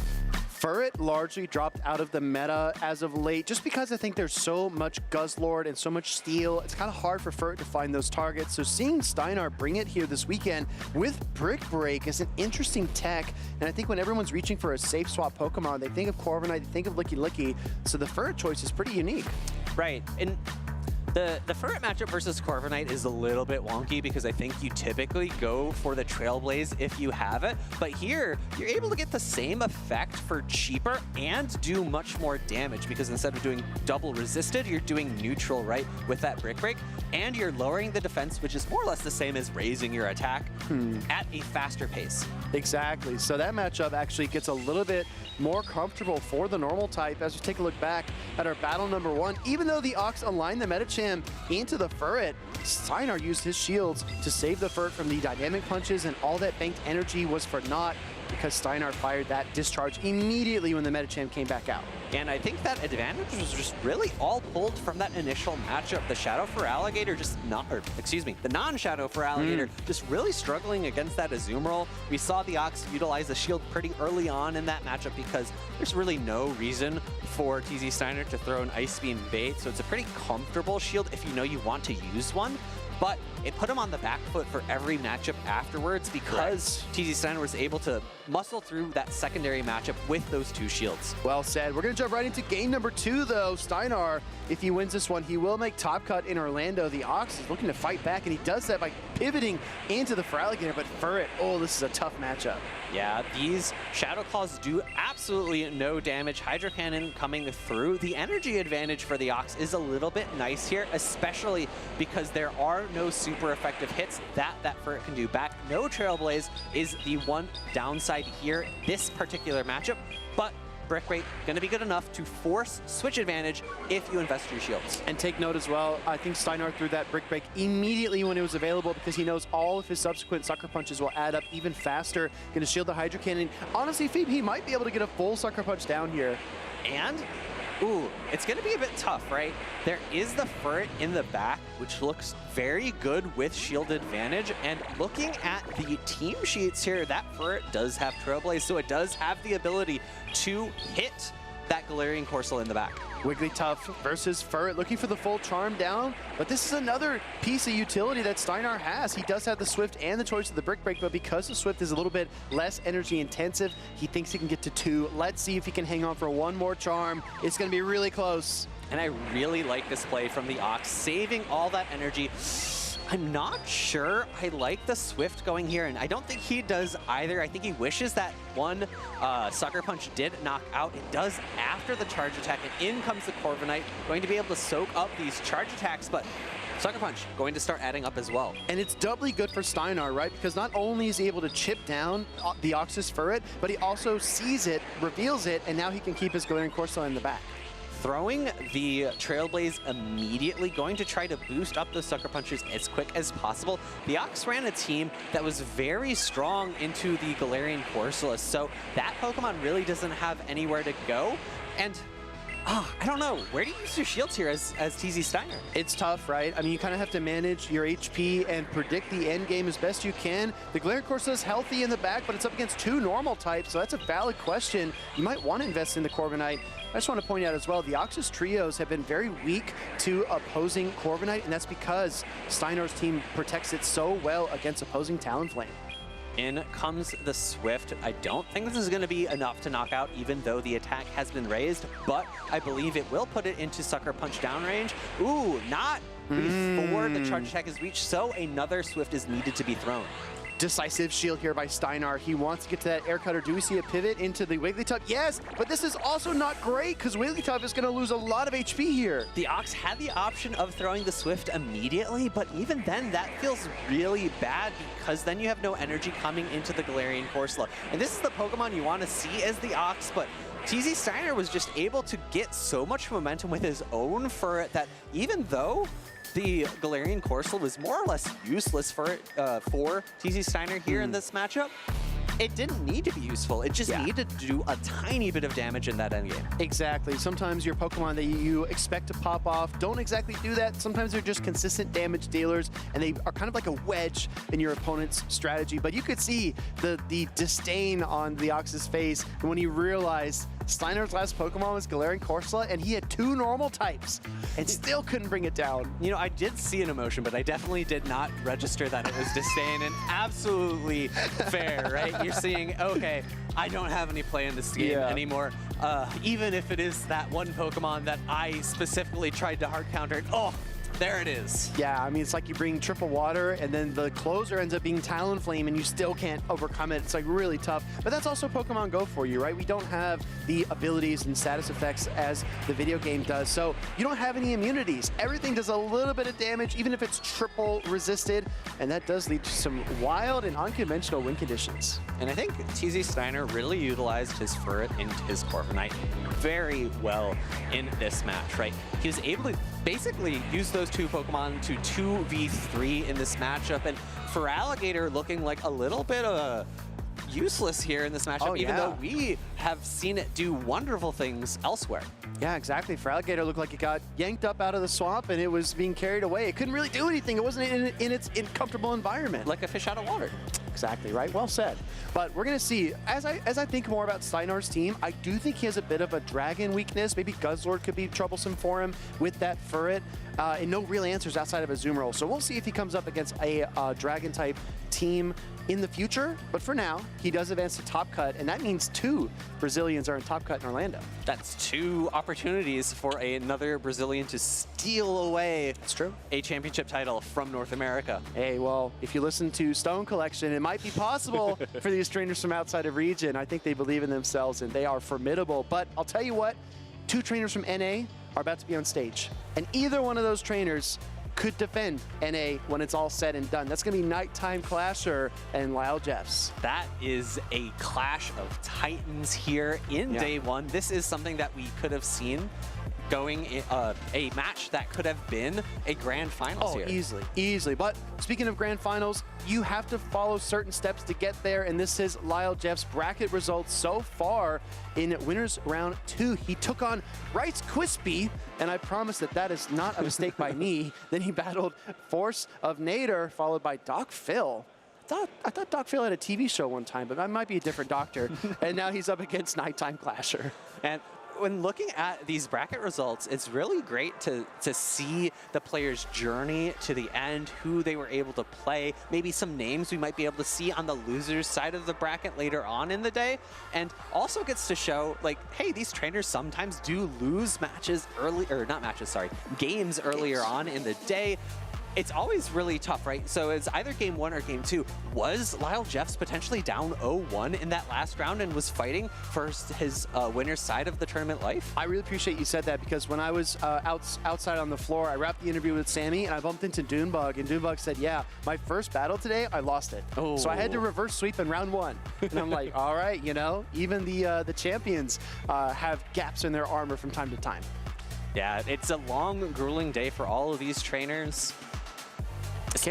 Especially if you're in the later side of the bracket, you don't start right away. You don't have that 8 a.m. start. You'll probably still get here early because you want to watch the action. Or at least I want to when I'm playing out in the field. And when I'm behind the desk, I have to be here at 8 a.m. Well, okay, so the thing is about commentary and about watching the broadcast is that we get all the best games. Yeah. We're so spoiled, right? We see all the best battles, and when you're competing, you do have your own track, and there's a lot of validation to be gained from that. But when you're watching the streams, man, you get all the goodies.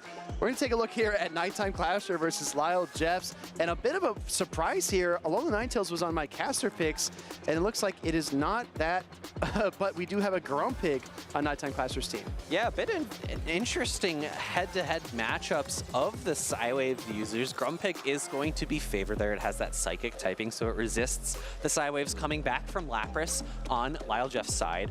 And it has the ability to land super effective dynamic punches, whereas Lapras, it's really only utilizing its bulk in that matchup. So if we ever see that matchup play out, I have to imagine Lyle Jeffs will try to pivot, try to find a way around that Grumpig. A couple of movesets I want to call out. The Florges from Lyle is Chilling Water, Disarming Voice, and the Lapras is going to be Psywave, Sparkling Aria, and Ice Beam. We have seen Skull Bash tech, but not here this weekend. Lyle wants to make sure he's ready for the Flyers and the Dragons. And that makes a ton of sense, right? Skull Bash is really only there for other water types that you can't threaten with Sparkling Aria. So that's not Quagsire, that's not Feraligatr realistically, because the Psywaves and the Sparkling Aria add up so that you don't need to hit Skull Bash. That's just Azumarill and Mirror Laprases. Let's jump right in, everybody. This is the winners finals of Group D, and two of NA's Titans are facing off here. Corviknight into Lapras. Honestly, it's been so long since I've seen this matchup, I'm not 100% sure how it goes. I have to imagine that Lyle Jeffs and Nighttime Clasher are a little bit more prepared than I am, given they have this Pokemon on their teams. Lyle Jeffs opting for the Ice Beam. It's neutral damage. It's same type attack bonus, just like the Sparkling Aria. It's maybe a little bit less efficient, but more overall damage. Ooh, actually landing the Ice Beam and swapping immediately into the Corviknight. We see the Alolan Ninetales come out to respond for Nighttime Clasher. He had a choice. He could have come in with that Fortress, but he instead chose that Alolan Ninetales. And I think the key to that decision there was that this is a Bug Bite Shadow Fortress feed. And that's the second one that we've seen, and a little bit of an interesting pivot for the meta from Volt Switch. I had seen that first matchup, and I had seen that the Fortress was potentially going against Empoleon and Corviknight, and I was like, oh my gosh, this person went ABA to it, but with Bug Bite, those matchups are totally fine. I think that the Fortress with Bug Bite's probably targeting Malamar and other Psychic types, but let's see what happens on the field here, because the Alolan Ninetales is whittling down the Corviknight. I don't know if this will be enough. I don't think Lyle thinks it's enough, but it's going to be really close. Yeah, this is a non-Shadow Alolan Ninetales, so it is not enough to pick up the knockout. Air Cutter is ready. I maybe would have preferred to see Lyle Jeffs do a few more sand attacks, lower the amount of health on the Corviknight a little bit, because I think now we're going to see if Bug Buttons come in, but instead decides to pivot immediately, thinks that his Furret is very safe, and again, we see another Brick Break Furret. This is a gnarly situation to be in for both Pokemon, because not only is Nighttime Clasher allowing the Brick Break through, this is going to lower his defense, but that Fortress is going to fire back with the Sand Tomb any moment and lower the Furret's defense. They're just going to wear each other down and rip through the HP. 2 shields left for Lyle Jeffs means that this is a pretty safe shield. He wants to make sure that he is not allowing himself to get completely bitten down. Corviknight comes in, fires off an Air Cutter. This is going to do respectable damage, but not threaten a knockout. Is it Bug Bited down or Bug Bitten down? Not sure. All right, we're in the Corviknight matchup though, so we'll come back to that. We're gonna see a Brick Break get fired off here. Nighttime Clasher still with 2 shields. You probably have to use them eventually, but now is not the time. In comes the Lapras. It is far away from a charge attack, but it is also far away from a payback from being reached, and an Air Cutter would not knock out. I think Lyle Jeffs throws up the shield, gets the full Psywave down, and is going to come up with loads of energy. Nighttime Clasher was aiming for the payback the entire way. I don't think that Air Cutter was ever in his vocabulary in this situation, but in comes the Fortress, and you're right, Phoebe. Double Sparkling Arias. I think those shields are going to come down right here.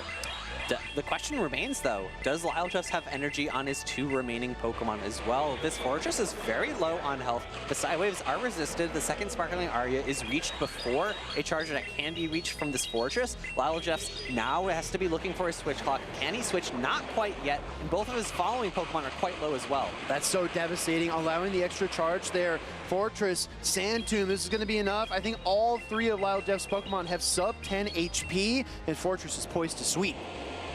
I don't think there's any real remaining energy on the Corviknight as well. It gets bug bitten down or bug bited down, depending on how you want to chromatize here. And that's going to be game number 1 going to Nighttime Clasher. And man, maybe bug bite's just the way nowadays. Nom nom nom nom nom. Shadow Fortress tears through the final remaining HP for those 3 Pokemon, and Nighttime Clasher spins up a win in game number 1. But it's not over yet. Lyle Jeffs, one of the best trainers, not only in the world, but especially in Canada. And he's got to contend with this, I mean, weird team of Grumpig and Alola Ninetales and Bug-Bite Shadow Fortress. Yeah, trainers at home, make sure you're checking your beds so you don't get any bed bug bites coming your way. That Pokemon is scary. It can definitely be scary, but luckily it's only on the battlefield here in the venue. So we'll see what Lyle Jeffs decides to do. And speaking of that, how do you adjust knowing that the bug bite damage is just so potent? How do you resist it? I mean, you look at Pokemon like Corviknight, like the Florges, but outside of that, you're going to take a lot of damage. I think Metacham's pretty safe because you have such hard-hitting moves with your Dynamic Punch. You really threaten. Like, that game, I feel like was played out very much in a fast attack orientation where you got farm downs, you try to get as much fast attack damage in as possible, but then the charge attacks, they weren't hard hitting enough to threaten Nighttime Clasher's shields at any point, and it was able to retain 2 of them until the end game, save them both for the Fortress, and just sweep. Let's jump right in, everybody. We're going to get all of our questions answered and more. We got the fairy types on the field here for our lead. Alola Ninetales versus Florges. And you got to assume that the Florges would aim for that Chilling Water as soon as possible.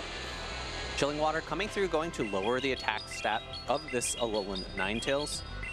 Powder Snow into Weather Ball is a good pacing, means that actually going for the Dazzling Gleam, a bit of a cheeky Dazzling Gleam here. I feel like most people would no-shield in Lyle Jeffs' position. Yeah, well, I mean, Nighttime Clasher had the choice of the layup or the 3-pointer, and he shoots and scores. That Dazzling Gleam doing a lot of damage to the Florges. Another Chilling Water is queued up. Nighttime Clasher confident he can withstand it. He's going to no-shield again.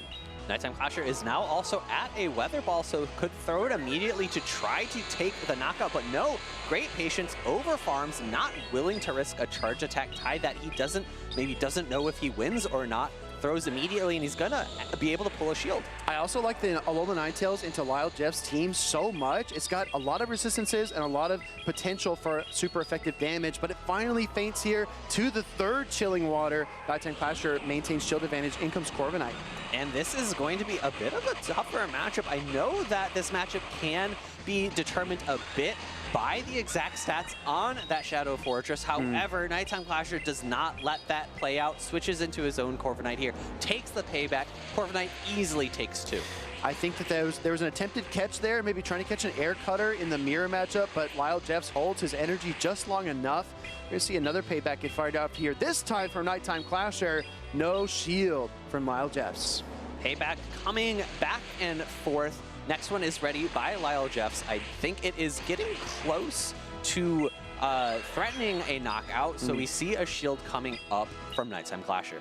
Gonna protect his Corviknight, using his shields a little bit earlier than game number 1, but out comes the Ferret with Brick Break from Lyle Jeffs. You gotta wonder if we see a swap or straight payback, and it is the latter. This is gonna take about half of this Ferret's HP away. Ferret is fairly bulky and is not very threatened by any singular charged attack, besides maybe like a Dynamic Punch from a Shadow Machamp. But in comes the quick switch from Nighttime Clasher, bringing in that Shadow Fortress. Sand Tombs loaded. Will we see a Brick Break reached?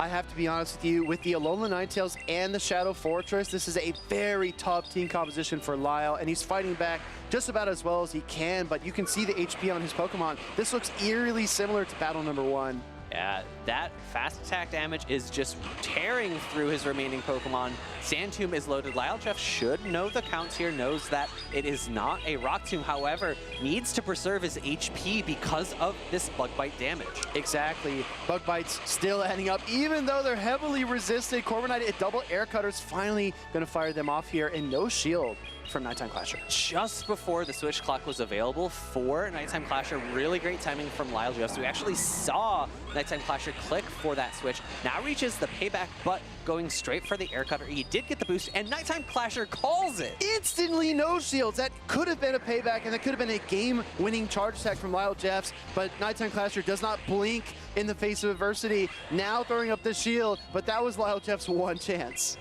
How much health is remaining on that floor? Just not that much. Comes in, goes for the Fairy Winds, but now Nighttime Clasher is very comfortably able to farm up more energy, and Lyle Jeffs is just left stumped. How did Nighttime Clasher call that? Flabbergasted, stumped, without words. That was incredible for Nighttime Clasher, and it's so subtle. Look at him.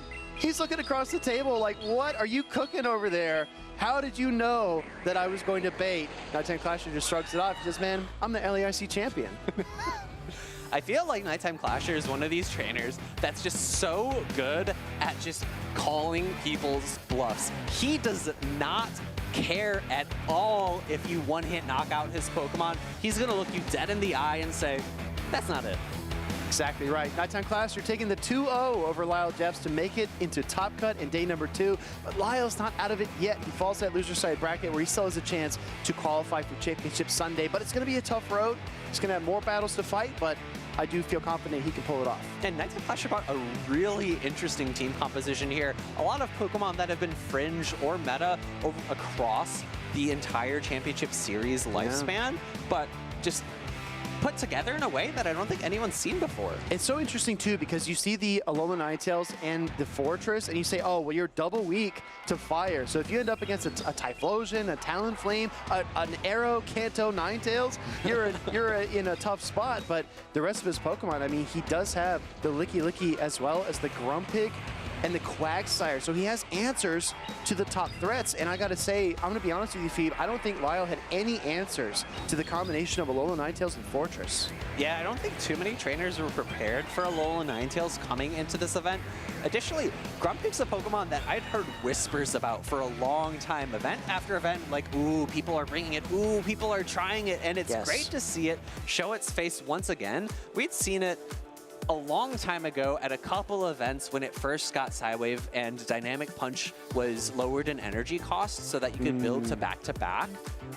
It's really good, but it has to hit in the right spots. And nowadays, Shadow Drapian's not really a Pokemon that we see too often, so maybe Grumpig's the answer. I think mono Psychic-type Pokemon have historically been very difficult to play. We've seen the occasional Mew, we've seen Cresselia was big for a long time, but playing something like Hypno is really tough. Playing something that's a pure Psychic-type or single Psychic-type is really difficult, but Grumpig has that coverage. Like you pointed out, you can double up on the Shadow Balls, you can Dynamic Punch through opposing normals and Dark types, right? Which helps you so much. So maybe there is a little bit of, I guess, hype that's well-deserved for Grumpig. I was chuckling a little bit because I was thinking back in the day, Shadow, Hypno, Confusion, Elemental Punches going left and right. In my day. It used to be one of my favorite Pokemon that I ran in GBL all the time. Sure. But this Pokemon just has been out of the meta for so long. I hope we get to see it sometime soon. Well, let me ask you, Phoebe, when you played Hypno, did you ever run Focus Blast? Every once in a while. I think that probably the Elemental Punches were kind of like altered mandatory. a little bit. Yeah. They were buffed who knows, like 17 years ago, 20 years ago, something like, you know, we're pretty old here back behind the casting booth. But I think a long time ago, it used to be, oh, you know, you want the perfect coverage of Ghost and Fighting, so we'll just bring those. We'll try to nuke any Bastiodons that come out onto the field with a sneaky Focus Blast. Very satisfying. But yeah, long time ago. Long time ago. But that's neither here nor there. We have two new trainers on stage. This is going to be Rise to Occasion. And he might have been cooking in the same kitchen as Nighttime Clasher and stolen a couple of ingredients because he also has the Grumpig, but he's up against Hungry Wolfpack. And my, oh my, Does Wolfpack have a team? Yeah, he has been cooking himself. He's had a number of really great performances at the past few events he's attended, and on his team, ooh, is that a Shadow Abomasnow I see? It is Shadow Abomasnow, one of those Pokemon where I feel like Ice does have a place in the Great League meta, especially in the Championship Series. We've seen it in most cases, Alola Ninetales. We saw it in Sevilla and Piloswine. Abomasnow has also popped up a couple times. We had a trainer who top cut in Houston also playing Abomasnow. So seeing it return here, I gotta ask you straight up, Phoebe. I mean, while we get our headphones set on, do you see any obvious targets on Rise's team? I mean, the obvious target's going to be the water and ground types, right? Sure. It's going to do very well into that Unova and Stunfisk. It's going to do fairly well into that for Alligator, of course, with your fast attack typically being Powder Snow, you're going to be resisted on that side, so you have to reach all the way for that little bit more costly energy ball, as you could bait with a Weather Ball yourself, but that seems incredibly risky. As one could. One could bait, or one could be Nighttime Clasher and just call every single bait. So it's hard to say sometimes, but I missed your layup, sorry. Altaria as well, which has been so prominent in the meta. I thought I airballed there. I thought I had only gotten so far through his team before I recognized that there was an Altaria. Yeah, it's okay. Altaria with the flamethrower can absolutely fight back and turn that Abomasnow to a crispy critter. But I do see it on stage. We got a Mankey plush. It's really cool. Ooh, like that. What's it sitting on top of? I couldn't quite tell. Is that Some like kind a of deck box or of some something? sort. Some kind of square object, cubic perhaps. Rectangular even. Perhaps. Well, our trainer's going to get set up on stage here in just a few moments, but in the meanwhile, we can kind of discuss the metagame, see what else is on our minds. Are there any Pokemon that you haven't seen yet that you think will be viable? I've got a couple in mind, but I want you to go first. You're trying to set me up for a layup again, but I think the most obvious answer based on that Mankey we saw on stage would be Annihilate. Sure. But I personally don't think it's that good in the current metagame. I think it's a little bit bait. Okay, well, I don't know. I mean, Annihilate looks pretty good in the hands of a couple trainers in Houston, so we might see it. I think Low Kick is pretty good, but I think Metacham has also kind of overshadowed it. Let's take a look at a different trainer, though. We're going to try to give you more updates throughout the stream because we want to follow our heroes, our champions, who are, I guess, battling through very high-stakes events. Pranav, in particular, needs championship points if he wants to qualify for the World Championships, and my goodness, does he have a tough task ahead of him. Yeah, Dunebug going to be just an impossible trainer to get through, and look who Dunebug's facing in the finals. Oh, it's Pranav. We were just talking about him. Exactly. This is kind of the other side of the coin, so to speak, because Dunebug did have that win over Master Red, as well as Monty and Habibi EX, and now he's up against Pranav. If everyone remembers, Pranav was actually in the Grand Finals earlier this season, back in the Murkrow meta. It feels like it was yesteryear, but it was just a few short months ago. We haven't seen Murkrow or like Fearow anytime since. None which of the is O's. Now you're thinking of the O's. No, don't think too much into it. Oranguru? No, it has to end with an O. No, you're thinking too much into it. You can't blow up my point here. But yeah, Pranav was in the Grand Finals, and he's a trainer that I feel like will come out to only maybe 2 events per season, but he does pretty well, and he's a very, very talented player. He knows his counts really well. He plays a ton of Go Battle League, and he's well equipped. But he's up against probably the most equipped trainer in Championship Series history, and that's Dunebug. And maybe he can make it 3 events if he does quite well and can qualify for the World Championship. You know, there's 2, but if you're going to add a 3rd, I feel like Worlds is a pretty good one to add. Yeah, I mean, if you're just choosing, Worlds is probably the one I would choose as well. But we're going to see how it all unfolds. Rise to Occasion and Hungry Wolfpack were just on stage, but we might be doing a little switch. We're going to get confirmation here shortly. Might be going back to them, actually. A little bit of a fakey. Maybe a bit of a fake out. Did we introduce fake out? We've done a lot in Pokemon Go. We've done a lot of sports references here in Orlando. Tons of wonderful teams here. Maybe we're trying to catch you off sides, chat. And do you know what my favorite team is for the Orlando region? Tell me. It's the Orlando Blooms. The what? The Orlando Blooms. I lean in to hear better what he was saying, but his audio's in my headset, so it really made no improvement whatsoever. But anyways, we're back to Rise and Hungry Wolfpack up on stage as we get squared away. What can I say? I'm just incredibly knowledgeable about sports teams. I'm telling you, deep cuts all around. Rise to Occasion, though. Deep cut for him. He's won a Championship Series event every single season that Pokemon Go has been active on the Play Pokemon circuit. So I mean, he's a titan in his own right. Yeah, and these trainers are trying to make a deeper cut into this tournament, right? As we have been going through these winners finals, each player that wins these best of threes, they're done for the day. They can go back, they can get a snack, they can grab a drink, they could lounge outside in the great weather, you know, like sit out by the pool, put on your sunscreen, people. Don't want to get any bad rays. See, whenever you go on those tangents, Phoebe, I always wait for it to get more and more specific. And then it becomes oddly specific at the end. I'm like, yep, that's it. That's me. Well, we have our headsets on. Let's dive into these teams a little more closely. Grumpig from Rise to Occasion, and that Shadow Fortress begs the question, is this Bug Bite? Is this Volt Switch? It's the former Hungry Wolfpack. Diggersby. I think Diggersby could be a big game changer here. And really interesting, he does have that Shadow Drapion on his team. So, actually, let me double check. Yes, he does have it. I don't think I see it on our graphic on the screen, so we'll try to get that updated for you. If I'm looking correctly, that's actually Shadow Drapion as opposed to the Shadow Abomasnow. So we talked so much about Abomasnow. I know. I left you hanging about the Altaria, and it was all for naught. We got called off sides here by our production team, but it happens from time to time. We love those guys a lot. Let's jump right into game number 1, though. Our trainers are just about locked in as Rise to Occasion and a Hungry Wolfpack face off here. Group F. Winners round 4. All right, game number 1 is a awful lead for Hungry Wolfpack. This is not a matchup you ever want to be in unless you're running Hyper Beam, but I see Fire Punch and Scorching Sands. It's so funny that I called out Diggersby as being a game changer, and it changed in a negative way when it led into Altaria, but that's neither here nor there. Hungry Wolfpack fires the Crunch into the Altaria. Does he get the debuffs like King Alexander did in Houston? No, not off the first Crunch. I don't know why when you said King Alexander, I thought you were saying Alexander the Great there. Hey. Sky Attack landing into the Shadow Drapion, going to pick up some good neutral damage, and I'm a little bit surprised to see that Rise to Occasion didn't pivot into his Unovan Stunfisk, because now it has the possibility of getting matched up against that Diggersby. All I'm going to say is I've never seen Alexander the Great and King Alexander in the same room together, so it's undetermined if they're not the same person. Anyways, Altaria wins that matchup versus Drapion, and things are going from bad to worse for Hungry Wolfpack because he has the Wigglytuff, but he's already lost his Drapion and the lead and revealed his 3rd Pokemon, so now Rise can start to game plan.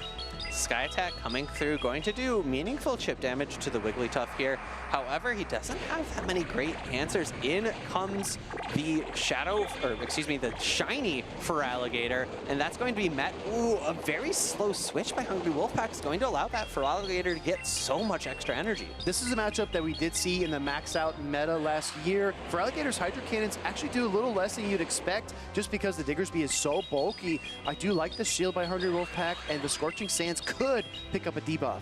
Yeah, I recall playing against Rise actually a long time ago. I had Shadow Feraligatr into Diggersby, and he won the one shield matchup because I let a Scorching Sands go through.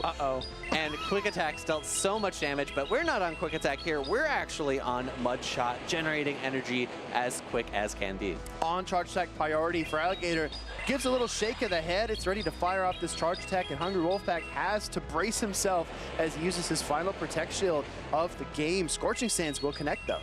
This is a non-Shadow Feraligatr, so I believe we will hold on just barely. The question becomes, can we reach another Hydro Cannon before we're Fast Attack down? No, we immediately pivot out into the Unovan Stunfisk after the Wigglytuff comes in. This is a little bit tricky. I mean, it's going to be tougher than it looked initially, but I do think Rise probably still has the edge. Wigglytuff Icy Wind connects. Wigglytuff has to get to a second Icy Wind to give Hungry Wolfpack a chance in this game. Instead, just opting for the Swift, maybe calling you out again. I don't think this is enough damage. I think the Icy Wind would have been necessary. However, it was needed to be thrown immediately because Rise to Occasion has back-to-back charge attacks here. Great call out. Discharge number 1 is going to come through here. Obviously, no Protect Shields left. Wigglytuff takes a little jolt, and it's going to get hit with another one back-to-back. I'm honestly a little bit surprised that Rise to Occasion is going for the Discharge because it gives Hungry Wolfpack the opportunity to catch it on his Diggersby. However, the Altaria is still in the back. It is outside of Fire Punch range, but because this Digger is not running quick attack, I don't think we're going to see a mud shot down here. I agree with you. Fire Punch, it's not Hyper Beam. It's not going to do nearly enough damage, and the Altaria soars high as Rise to Occasion takes game number 1 from Hungry Wolfpack. Something I want to talk to you about, Phoebe, as this game closes out is that Dragons seem like a problem for a lot of teams this weekend. Outside of Wigglytuff, most teams do not have a solid answer. Right, you can run steel types as well, but because of the move addition that Altaria got a while back of Flamethrower, it's just so safe unless you land it into a fairy type. You have that coverage for those steel types that resist your fast attack damage, so you're not really threatened by them, and they typically don't run fast attacks that threaten you. Exactly, so it can be a little bit tough to rein those Pokemon in. Speaking of reining things in, Hungry Wolfpack needs to get 2 wins here to advance to the winners finals of Group F, and only 1 game for Rise. I just don't think that the Drapion and Diggersby combination is it, but if Wolfpack over adjusts, it could open himself up to even more counterplay from Rise. All right, I think the Shadow Drapion makes a lot of sense because we just saw how influential Grumpig can be as a Pokemon in terms of making pressure or putting pressure on your opponent to make certain Pokemon decisions. And I think we saw it here, right? The Shadow Drapion brought Grumpig left behind, and the Grumpig is influencing the Pokemon that Hungry Wolfpack wants to bring. Excellent point. We're going to jump right into game number 2, Rise and Hungry Wolfpack. You know, the Stunfisk for Alligator, it's just kind of very neutral. I mean, kind of wonky, right? Yeah, the Stunfisk has a bulk advantage, but the Feraligatr does pace very quickly to its charge attacks, and they hit incredibly hard. I think the discharge would damage this Feraligatr too much, and Hungry Wolfpack does not want to see how much damage it does, so he throws up his first shield. We're actually in the 1 shield scenario so far. Let's see if these trainers push it to the 2s. Discharge comes out just before the next Hydro Cannon is reached. Shield coming up. I have to imagine what's going to happen here is that Hungry Wolfpack goes for a catch on the 3rd discharge, but no, instead, actually in comes Rise to Occasion's own Feraligatr, and now it's a little bit tricky. He built up so much damage here, but now catching on what is more or less a 3rd shield here, that Aegislash. Very funny feed because it looks like a shield as well, but I will point this out. Rise to Occasion recognized that Hungry Wolfpack was willing to 2-shield his Feraligatr in a negative matchup versus Unova Stunfisk, which means there's probably another weakness to Unova Stunfisk in the back, and Hungry Wolfpack does have it. It is the Aegislash. And I really like this team composition from Hungry Wolfpack based on what Rise to Occasion brought into game number 1. We saw that he brought the Unova Stunfisk and the Altaria, which is very weak to the Wigglytuff, and he's got Wigglytuff in the back right now. Great call out as well. Hydro Cannon is probably going to be enough to KO. The Blade Form is not known for its bulk. It's good for 1 charge attack, but not much more. We're going to see what Hungry Wolfpack decides to do. He has the healthy Wigglytuff and the weakened Feraligatr. And the Feraligatr has a good amount of health as well. He comes in with the Wigglytuff, does not want to take the Hydro Cannon on his own Feraligatr.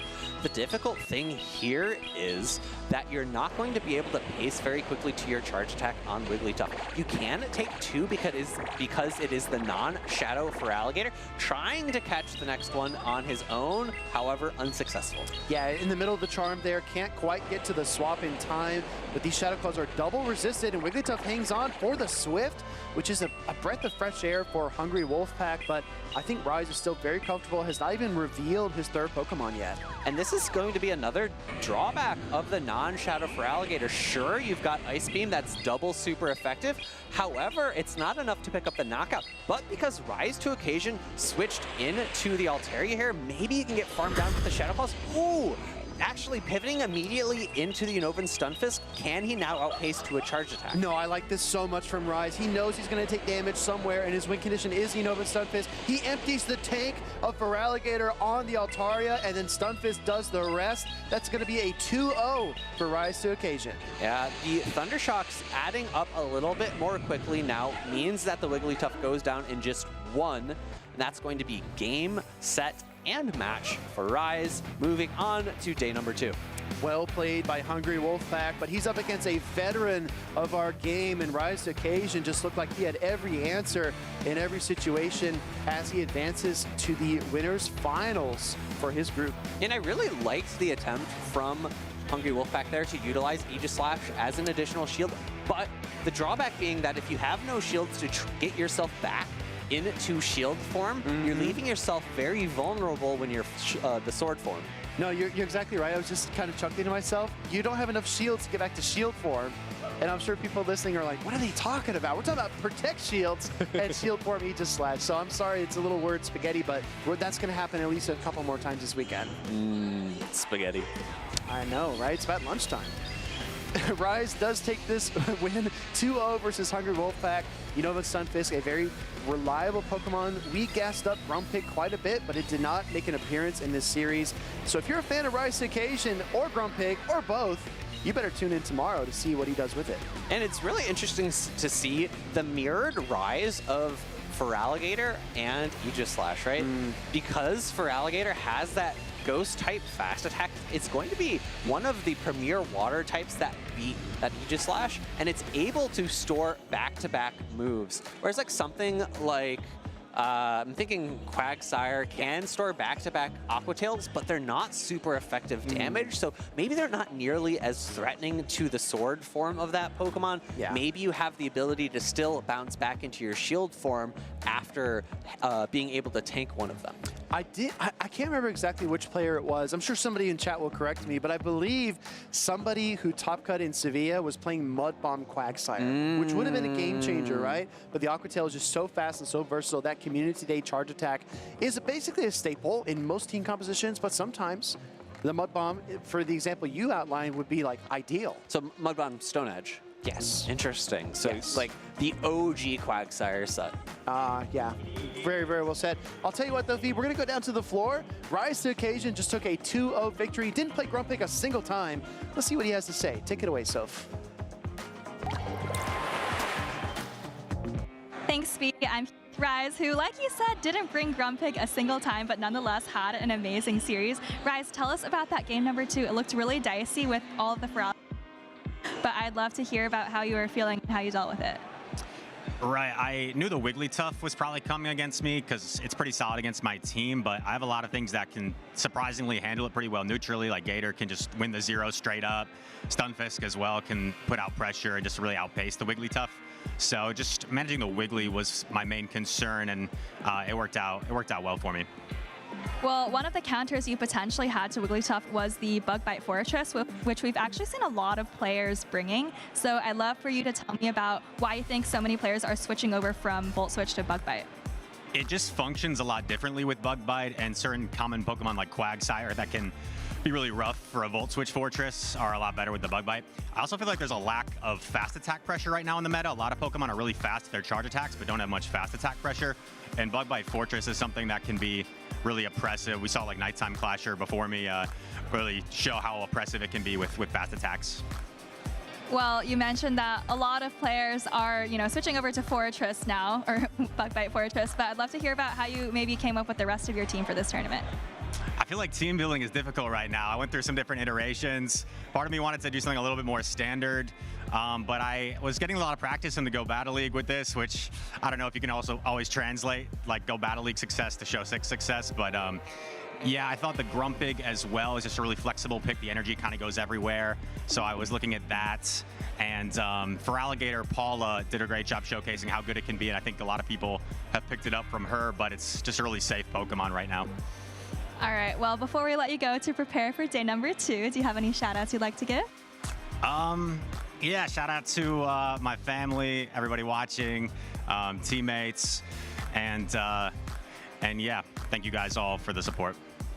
All right, well, lots of friends and teammates out there for you, but another rival of yours is Dune Bug, who we're going to see on stage in just a second. But before we get to see his matchup versus Pranav, let's take a look back at his run from Las Vegas. My name is Dunebug 97, and I'm originally from Boston, Massachusetts. The Pokemon type I would be Steel type because I'm very resilient, like Steel. Dunebug was the first trainer to be able to get 3 regional competitions in 1 season. He's so good at this game. When I was working a summer job after graduating high school, some coworkers were just playing Pokemon Go, and I was like, what is this game that they're playing? Oh, you can find Pokemon in the real world. And I was hooked. I think my favorite early memory from the game is the first Go Fest I ever attended, where there was just such a fun community. it was just a great time overall. I would say the best advice I had for new Pokemon trainers, be the best person you can, because that will help you in life in general and also at the tournaments you go to. My biggest mentor in my life has been my father, who is sadly no longer with me. He always told me, keep putting in the effort and the results will follow. I think the underdog mentality really pushes me further and helps me succeed when I really need it.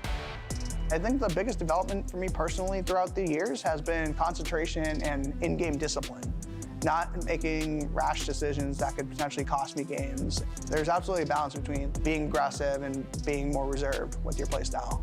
When it comes to attending tournaments, I would say it's 70% I'm focused on winning, doing as best as I can, then 30% is having fun with everyone and all my friends.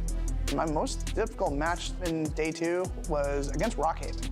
That Bastion, Goodra, Azumarill combo, and the Shadow Scizor was just a lot to deal with, and I had to just make some really risky calls, and it ended up working out in the end. I feel like Rise to Occasion is the most fierce competitor I can face at any tournament. My first finals was in Arlington. I was able to dig myself out of a 0-2 hole in the losers finals against Rise. This match, compared to the other ones, it shows how much I was able to adjust to a difficult matchup. In the first winners finals, I was just not realizing how strong my Shadow Primeape would be. But once we got to that rematch, I was starting to realize this is a really good pick against his team. Once I made the correct adjustments, I was able to just steamroll through the rest of the games. When I reset the bracket, I knew I was in a very good spot. Dunebug pumps his fist. Give it up for your Las Vegas regional champion. Right now, I'm feeling really in awe of everything that's happened. It's been a crazy weekend. Dunebug came down to Vegas, and he set the stage on fire this weekend. This event qualified me for Worlds and put me in a very good position to get that travel award for EUIC in London.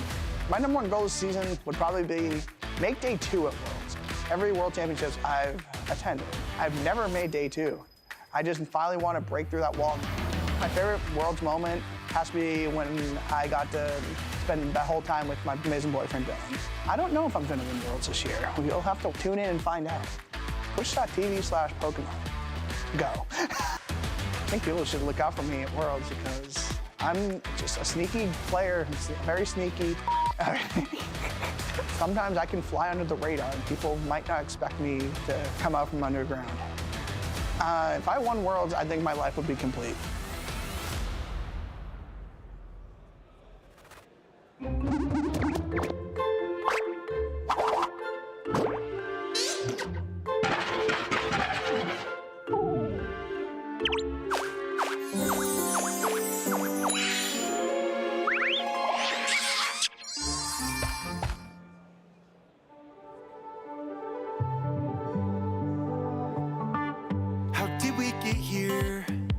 So far from home on the untread path, but we're not alone. We got each other, so we got a lot.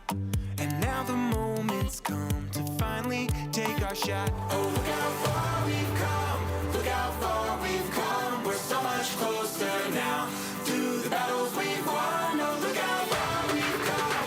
Look how far we've come. There's still a ways to go, but look how far we've come.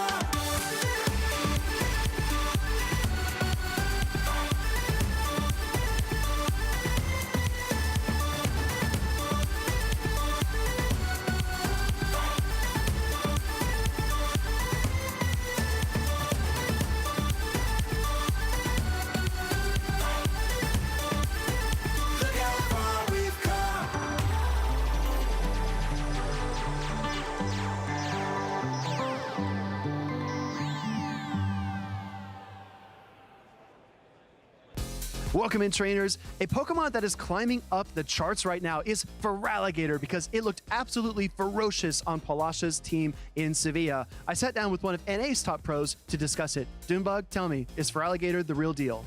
Yeah, Feraligatr is certainly the real deal. It can really dish out those the Hydro Cannon damage there. A lot of charge attack pressure, very quick with that fast attack Shadow Claw. And yeah, there's a lot of targets for it in this meta, like Talonflame, Galarian Corsola, those Shadow Claws super effective. Shadow Quagsire, it forces, but because of that typing, the water typing, it always forces Shadow Quagsire to go for that Stone Edge to deal real damage. So yeah, it definitely has a lot of play in this current meta, in my opinion. And I could see it putting on a real good show here in Orlando. Well, Dune, one more question for you. Shadow or regular for Alligator? I do think regular for Alligator is the better play right now because that extra bulk can really come in handy to allow you to survive a lot of attacks from opposing Pokemon. Awesome. Thank you so much, Dunebug. Will for Alligator steal the show this weekend? Let's find out.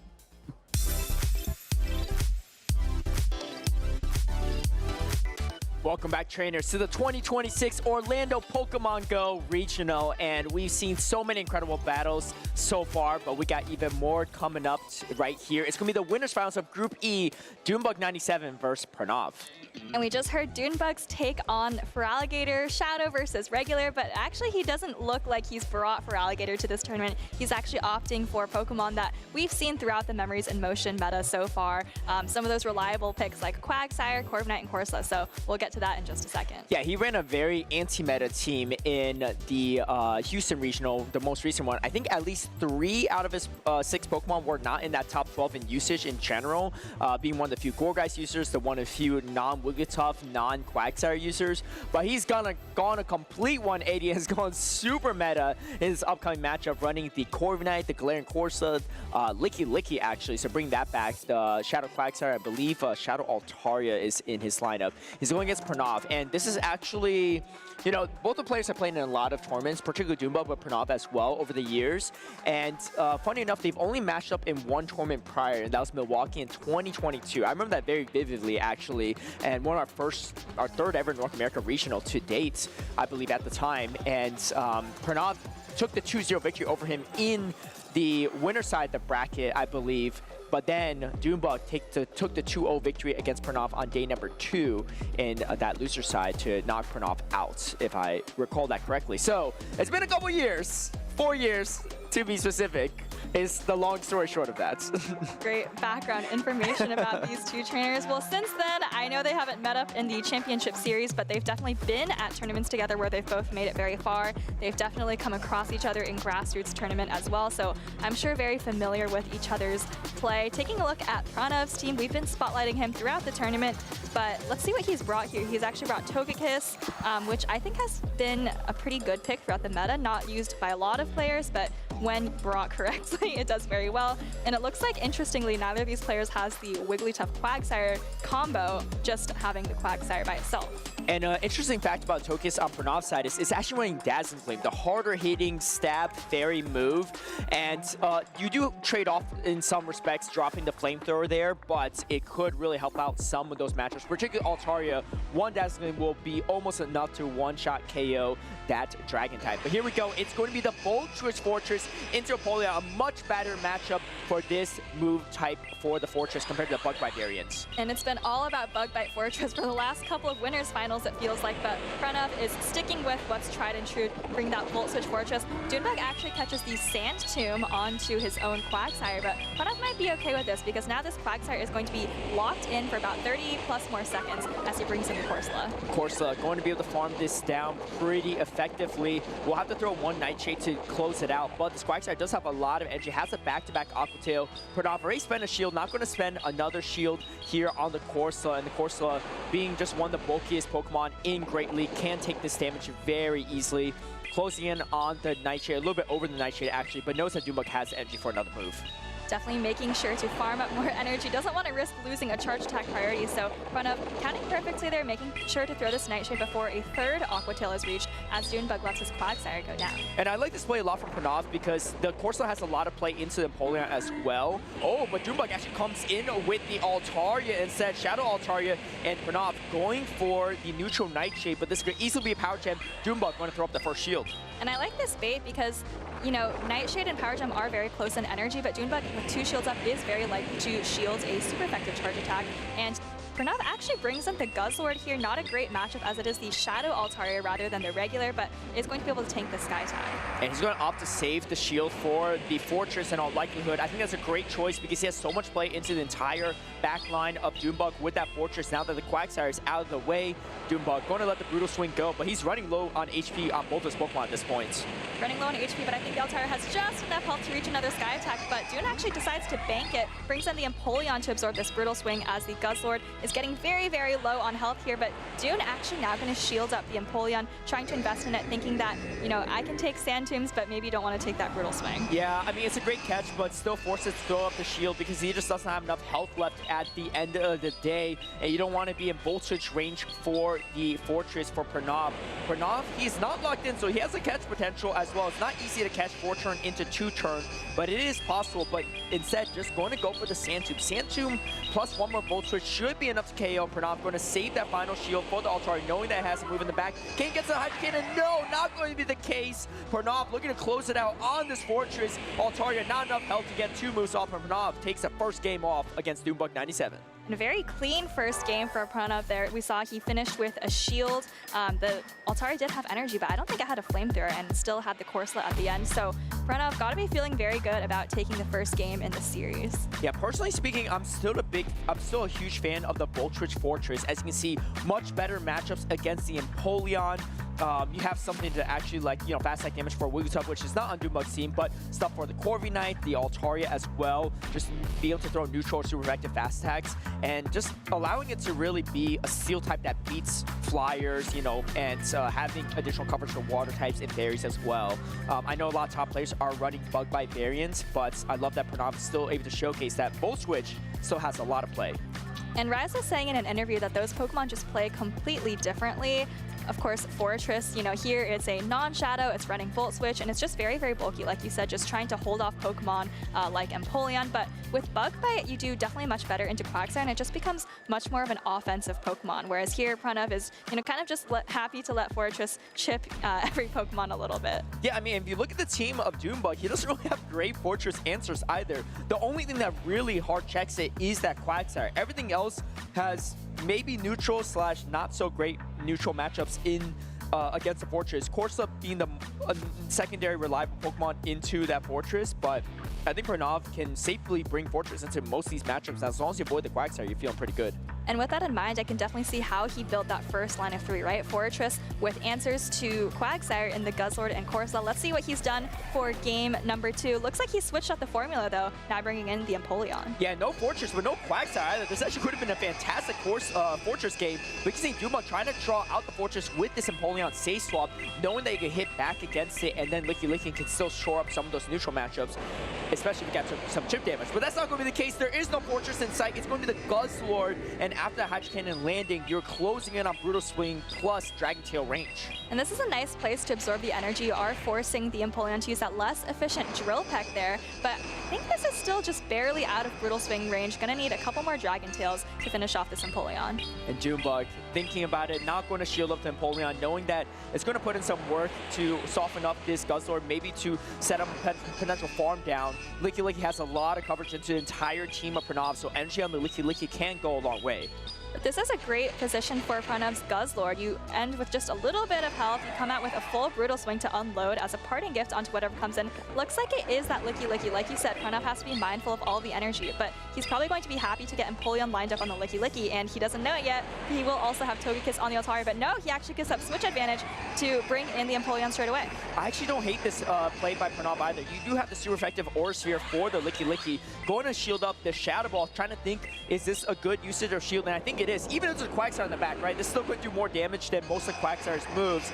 And Pranav going to farm up a little extra energy before throwing that Hydro Cannon. One should not be enough to KO, but a second one will definitely be the case. Let's see if Dunebug opts to shield, switch out, or just let the Licky go. Definitely an awkward position for Dunebug. Doesn't have a great thing to bring into this Empoleon as it reaches yet another Hydro Cannon. And at this point, Dune has a ton of energy on his Licky, is forced to put up a shield. Looks like the game is going on, even though we lost Pranav's screen. But here it comes back again as Dunebug switches in the Shadow Altaria. And this is where the end game looks a little bit funky for Pranav, because usually if you have Psy Shock with the Peck damage, the Togekiss can take out the Altaria no problem, but you might have to bait with resistant Aura Sphere. Maybe the peck damage will put it in Aura Sphere range. It looks like Pranav just going to full send the Aura Sphere. However, Skytack's going to be reached first.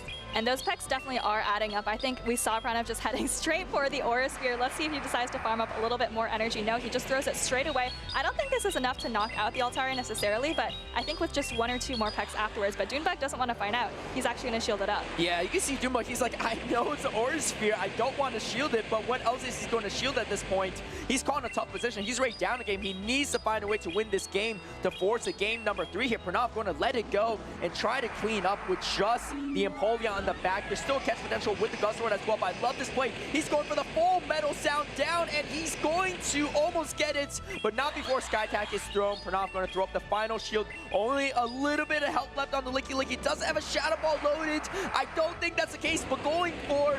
Wait, trying to farm down. Doesn't actually quite get it. So now... Oh, wait, Shadow Ball's there, though! And you can see Pranav trying to get the Hydro Cannon off, but didn't react to it, and the Shadow Ball is going to KO the Empoleon. Oh, so frustrating for Pranav. You can see that he knew what Dunebug was trying to do there. I think that's why he brought in the Guzzlord, but Dune just 1 step ahead of him, stayed in with the Altaria and able to fire off the Shadow Ball. At the last second, 1 turn ahead of the Empoleon. Yeah, that's tricky for Pranav, right? Because you typically will win charge back party against the Licky Licky there, but if Dunebug goes for the combo play, swapping out the 1 HP Altaria, that changes things. If his Guzzlord took out the Altaria there, he wins that game, right? He gets the Hydro Cannon off at the same time the Shadow Ball's being thrown, but instead, Dunebug surviving with 1 HP, giving him 1 win condition, and he locked into it to force his game 3. Well, he found his 1 win condition. This is what happens when you switch out with banked energy. It always gives you a little bit of hope in the end game as we take a look back at this game number 2 where Dunebug barely staying alive on the winner's side of the bracket. You can see here Licky Licky really putting in a lot of work this game, even though we said it was trending down, pulling the shield from Empoleon and of course able to knock out the Empoleon at the very end. Yeah, that end game looked really disastrous for Dunebug. I really didn't even realize that he had a win con at that point. Me forgetting that he had a Shadow Ball loaded, but Pranav did not forget. Unfortunately, he just couldn't figure out the exact time that Dunebug was going to go for that. And you can see Pranav giving respect to his opponent as well too. This is Dunebug, the 6-time regional champion, also the defending Orlando regional champion from 2 years ago. And he's looking to repeat that title, but he still has to go through Pranav. And Pranav still looking on points in these games. A slight hiccup in the end there, but can still lock it in for game number 3 to get his ticket to day number 2 on the undefeated winner side.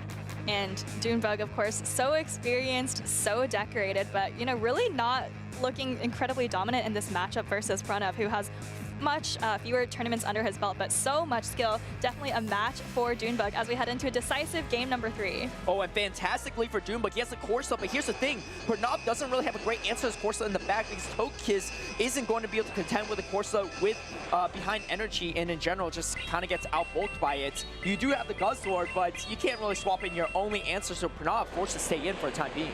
And let's see how he decides to deal with this. I don't think this is a terrible matchup. Oh, actually trying to catch a Nightshade on Guzzlord, but Dunebug doesn't fall for it. Brings in the Shadow Altaria. This does have a slightly better matchup compared to regular Altaria, but is still going to be not terrible for Pranav. It's a little bit tricky for Pranav because even if he flips Switch Advantage, he doesn't have a great answer through this Corsa anymore, unless he wants to shield up this Guzzlord and just pivot back out later. And he's going to throw up the first shield. He might go just for that, but Dunebug still has 2 shields on his side. He can still shield with Brutal Swing and try to maintain the switch advantage. Yeah, tricky position for Pranav here. Fires off the Brutal Swing, doesn't want to take too much Dragon Breath damage, even if he could get the farm down eventually. Looks like Dune is going to let this Altaria go. Probably brings in the Empoleon here, I'd have to guess. Yes, does show his full line of 3.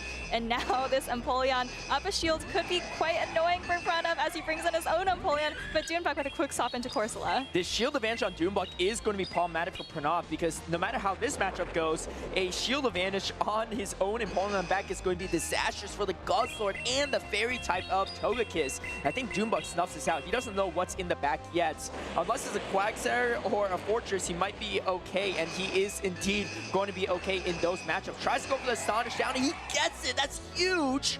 And Super Effective Power Gem is going to be good into the Togekiss or neutral Guzzlord, and it's going to be thrown into the Guzzlord. Pranav has to let this go. Can't go shieldless against Togekiss, but Togekiss is in for a rude awakening in the back. Yeah, Togekiss is going to get one peck here, but I don't know, it needs to get to 3 Aura Spheres to win this game, and this Empoleon only needs to reach 2 Hydro Cannons. It's just 1 Metal Sound away from that back-to-back, and it looks like Dune Bug is going to be able to take game number 3 as Pranav concedes, not even going to put up the shield on this Togekiss. Yeah, even an even energy, even shields, this is an awkward matchup for Togekiss, but down energy and down a shield, it is impossible as Dune Bug pulls off the reverse sweep and gets his day number 2 spot on that winner's side. And Dune Bug, the defending Orlando Regional Champion, looking to repeat that feat from 2 years ago as he takes the 2-1 victory over Pranav. Pranav, great series from him, but unfortunately at this point going to drop down to the loser's bracket. And Dune Bug has been incredibly consistent in his tournaments this year. I mean, he's one of the best players in our circuit in general, but he's been even probably more consistent than some past years, maybe coming close to that, what was the season where he won 3 regionals? 2024. Yeah, 2024. So looking like 2024, Dune Bug in a way. He got first place in Las Vegas. Well, he got third in Pittsburgh as well, too. There's that. Also get first in Las Vegas, gets third place in, third place in Seattle, then second in Houston. That's 3 straight regionals where he got top 3, which is absolutely insane. Some people haven't even gotten top 3 in any of the tournaments combined. But here we got Dune Bug looking to add another medal to his collection.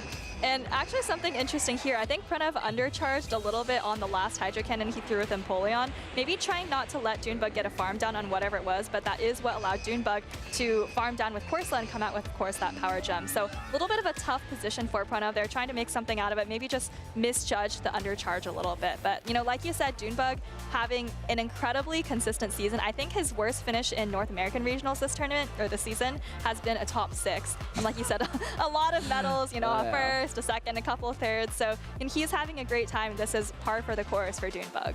Yeah, and he's feeling confident. I mean, if you're playing that consistently, you could run really any team. He has so many reps, right? I think he's one of those trainers that says he doesn't even prep much for tournaments. He doesn't even sprint that much because he just plays so much Pokemon Go and Go Battle League. And then in some of these tournaments, he just knows his matchup so well. Switching completely different from an anti-meta team to a meta team. He can do it all, and he's going to be doing more in day number 2. Congrats to him. Pranav still has a chance to join him in that top 16 in day number 2. He has to win that losers finals, which he'll be going straight to. But speaking of big names, we have 2 other big names coming up. And we've been watching a lot of winners finals. I think we've sent about 5 trainers to day number 2 on the winners side already, but we haven't looked at all on the losers side of the bracket. So I think we're actually going to be dropping to the losers bracket for just a second, like you said, to check out the journeys of some of these bigger names. We've got Out of Pocket versus Heidanis coming up. All right, before we get to those battles, though, let's hear a word from Dune Bug. He's with Will on the floor right now. Thank you so much, Caleb. And so I'm with the trainer that somehow always finds a way. And we talked about this yesterday, Dune Bug, with your run in San Antonio. You seem to always just do the impossible. Tell me about that key moment in game number 2 when Pranav swapped out and you threw the Shadow Ball into Empoleon. Did you see that coming? Yeah, I was totally expecting him to expect my combo play with the Licky Licky, so I was like, my win con is just stay in Altaria and hope he makes a mistake, and I just capitalized on those mistakes. I almost flipped my plate of lunch backstage. I could not believe it. I was like, oh my gosh, this was the 1% condition that you were able to win it. Dune, tell me about your overall team composition. What's working for you? What pick are you most proud of? I think the Galarian Corsola has probably been my strongest pick so far. It's definitely coming clutch when I've needed it, and it showed in that last game against Pranav there in game 3 where it got that last second power gem off against the Guzzlord. It was massive. Dune Bug, there are 2 Brazilian trainers that have made it into Top Cut already, but there's a lot of talent here in general in Orlando. Is there anyone that you are looking forward to battling against? I'm looking forward to battling against TZ Steiner. He's such a good battler. We've battled in the previously, and I'm maybe looking to get some revenge for his last games against me in Pittsburgh, because he got me there, so I want to get him back. Well, Dune, you've already come so far. You've accomplished a lot. Is there anyone you want to shout out to or thank that's maybe here in the venue or watching at home? Yeah, shout out to the collective, obviously. AJ, Axon, and Alex Browning Watch Party. I love y'all. And then shout out to Shaner for the battles and Firestar, who I'm staying with this weekend. It's been great so far. I'm looking to make everyone proud. I know everyone's going to have their eyes on your bracket run. Best of luck, Dune Bug, and the rest of the tournament. For now, we're going to go back over to Caleb and Soph. Thanks, Will and Dune. It is so great to hear from one of the most consistent trainers on the circuit who is so creative, so versatile, able to play with all these different Pokemon. And another trainer, of course, with all of those same qualities is Out of Pocket. We saw him peeking out of the background of the interview there on stage as he awaits his match with Haydonis. Yeah, one of our most talented trainers in the circuit, and finding a, speaking of Dune Bug, finding a way to make day 2 in almost every tournament. Out of Pocket doing that as well. Even if he starts on the loser side, he's won tournaments from the loser side as well, and you'll be going against Haydonis, also a talented player, and these two know each other quite well on top of it. But look at these teams. Shadow Celio, Shadow Malamar, Shadow Cancel Ninetales. I don't know what to make of it, Soph. Both of these trainers are pretty innovative. I know that Out of Pocket is good friends with SS Thorn, who recently reached Legend very early on with Shadow Celio, so maybe pulled the idea there. He's also running the Shadow Bug Bite Fortress that we've seen many trainers succeeding with, especially on the winner's side of the bracket. Haydonis has the Kanto Ninetales and Cradily. I do think that we've seen those at some point on stream already today, but it is a very interesting combination that is pretty uncommon still. I don't think either of those Pokemon are in the top 12 usage. So, very creative trainers, a lot of unusual matchups here that we're going to have to wait and see how they play out. And I love how from tournament to tournament, the meta still is kind of constantly developing, right? We had Wigglytuff and Quagsire super high in usage in Houston. We thought it was going to be everywhere in the season. But meanwhile, if you look at Out of Pocket's team, neither of them are on his team at all. Only Wigglytuff on Haydonis' team. Both players don't even have a Quagsire, which I feel like is a really rare occurrence in today's meta. That again is a Bug Bite Shadow Fortress and the Diggersby call from Out of Pocket. I love all these Diggersby choices from a lot of these players because I actually do think it has a really great place in this meta, knowing that Corviknight is all over the place. Altari users has dropped a bit, but it actually seems like it came to play in Orlando, and of course the Shadow Malamar, a very fast-pacing, polarizing matchup in certain situations, but it can even win against a Wigglytuff if there's no shield on the side of Wigglytuff. Definitely want to avoid Wigglytuff up shields if you can. Probably want to avoid Guzzlord up shields if you can, but again, so flexible. Pockets won tournaments with this Malamar in the past. Let's see what he has here for us in losers round 5 of Group B as he does lead the Shadow Malamar into Metachamp. And this is an absolutely brutal matchup for Metachamp because you're doing triple resisted Cycle Cut damage. You can see the side wave damage though really adding up. Dynamic Punch is going to be thrown, and Out of Pocket actually chooses not to shield. I know a lot of Malamar users typically shield this first move. Dynamic Punch lands, does quite a bit of damage, but maybe Pocket is thinking that he can get so much energy because these Cycle Cuts are doing absolutely nothing. Gonna fire off the first foul play of the game here as Haydonis lets it go. Metachamp can definitely take this, but the question is what's gonna happen when they reach the next charge attack. Are they gonna have a charge attack priority? No. Pocket decides to continue over farming as Haydonis throws the Ice Punch. Yeah, and if Haydonis doesn't swap out here, I think Pocket can go for the full side wave down. That would definitely be problematic for Haydonis. Let's see if he opts for that. No, brings in the Kanto Ninetales, and in comes the super effective rollouts of the Licky, but Out of Pocket didn't throw a move first, and if you can land an overheat through the Licky, that could be pretty good. Out of Pocket still has only 1 shield remaining, but chooses to shield the Weather Ball baits. And now down 2 shields. This is looking quite nice for Haydonis all of a sudden, up 2 shields. There is a Body Slam coming through, which would do quite a bit of damage to Shadow Kanto Ninetales, but you can definitely hang on. Let's see what Haydonis decides to do. Maybe you can throw 1 Weather Ball and 1 overheat to knock out this Licky, but he's just gonna go straight for the overheat. Yeah, and this is going to do a lot of damage. Licky might be able to hang on just barely to get the Body Slam off, and yes, only a few embers away, but now you're debuffed and Out of Pocket going for as much energy as possible, and actually going to be Haydonis that wins that charge attack priority to take this Licky off the field. A lot of energy on the Licky wasted. And that looked like it was a charge attack priority, so Haydonis maybe thinking he could undercharge, but already does enough damage as he brings in the Wigglytuff. Final Pokemon on the field right now, but Haydonis, again, up 2 shields. There is still a lot of energy on Pocket's Malamar, though, so Haydonis still has to be kind of conservative with how he decides to use them. And makes the correct shield call, shielding the harder-hitting Surf move. And this is all of a sudden flipped on its head. I thought Haydonis was in a tough position with that tough lead, but all of a sudden he had 2 shield advantage. Wigglytuff coming into the backline matchup, and if you catch this energy on the Malamar, it's not great either, as the Swift is going to land only a few more charms to take out the Celio. Going to be 1 more Surf being thrown. If Haydonis shields this, he is prone to getting hit by a superpower. Does he opt to shield? No, he knows that's a potential win condition. In comes the Malamar, tries to charm down. He doesn't get the charm down. He gets Side Wave down instead. And now Heydonis really has to hope that these Embers are going to be enough. One side wave, and Heydonis zooming in on the HP bars, trying to think whether he can try to Ember down. Looks like he decides that he can. Now gonna go for these 1 HP at a time Psycho Cuts, trying to farm down this Shadow Malamar, and he gets it. Oh, a few fast attacks can do it. Let's see if the Medicham can hang on. It does get the Ice Punch off. Double resisted, but it will be enough for Heydonis to close this out. 1 HP on the Medicham. And that game just went back and forth. It felt like Pocket was in the driver's seat in the lead, but all of a sudden, of course, Heydonis getting that 2 shield advantage with the Kanto Ninetales, knocking out the Licky Licky, put him in a great position, and he barely was able to pull that one out. Yeah, I mean, speaking of spice picks too, I mean, there's a lot on the line here, but Shadow Kanto Ninetales is kind of back in a way, and very curious to see it too, right? Because you're in a meta where Shadow Quagsire is one of the safest Pokemon, if not the safest Pokemon in the meta. Not a great matchup, running triple fire damage. But if you avoid that and you avoid, you know, some of the dragons, the Ninetales can definitely do some damage, right? Into a Fortress, a Corviknight, the Celio's awkward if you don't land the Surf. And, you know, Diggersby and Malamar are kind of slightly neutral matchups. Yes, the Scorching Sand is super effective, but if you don't land it, you're fine. And Licky Licky, again, you got super effective rollouts, but that's not too bad because you only have neutral Shadow Ball and Body Slam. So a really great meta read from Heydonis, and he kind of found the perfect team to bring this Kanto Ninetales into. I think it is a great meta lead, especially because, like you mentioned, there is a lot of Quagsire on opposing teams, but here in this matchup, this is actually probably one of the best possible matchups for Kanto Ninetales because there's no Quagsire, but it also does really, really well into Pokemon like Wigglytuff, like Fortress, like Corviknight that we're seeing really throughout the meta. So if you can avoid those Quagsires, which you definitely can in this matchup, then Kanto Ninetales is a fantastic pick.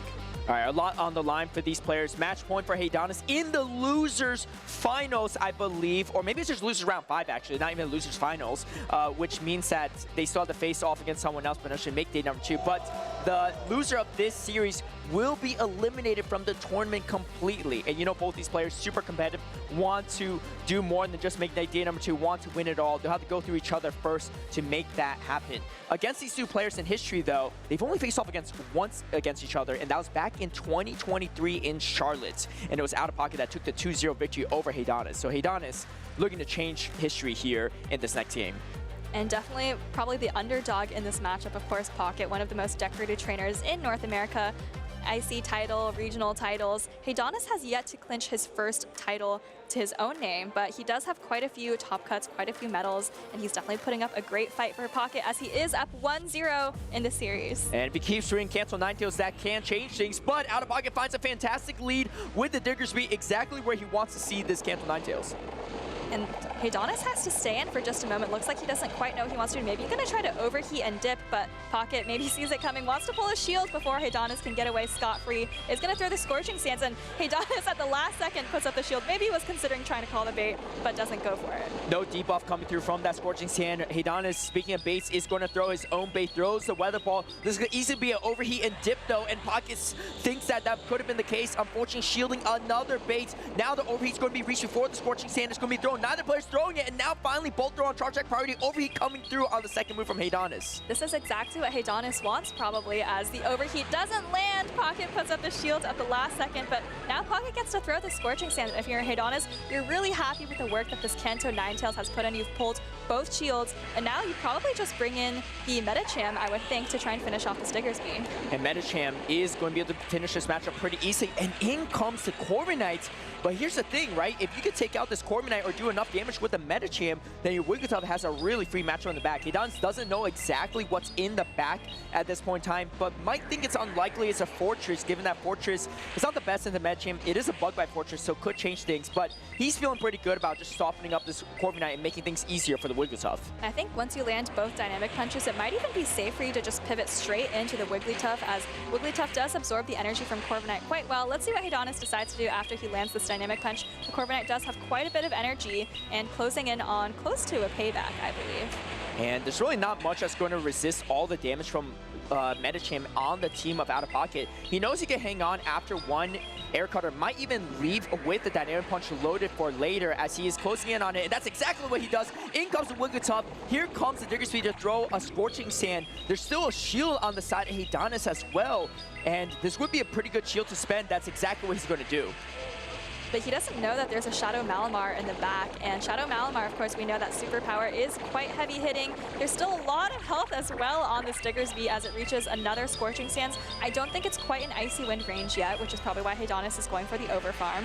But this Wigglytuff is getting chipped now. It is at just about half health. And now this Icy Wind will be close enough to knock out the Diggersby, if not only one more charm away. That actually would be a good spot for Haydonis to be in because he gets extra energy. That's exactly what would be the case. He gets another charm to go, and that's going to go a long way into the back line of Out of Pocket. Out of Pocket slowly out of options. There's energy on the Metacham, and of course the super effective charms are really stacking up against this Malamar.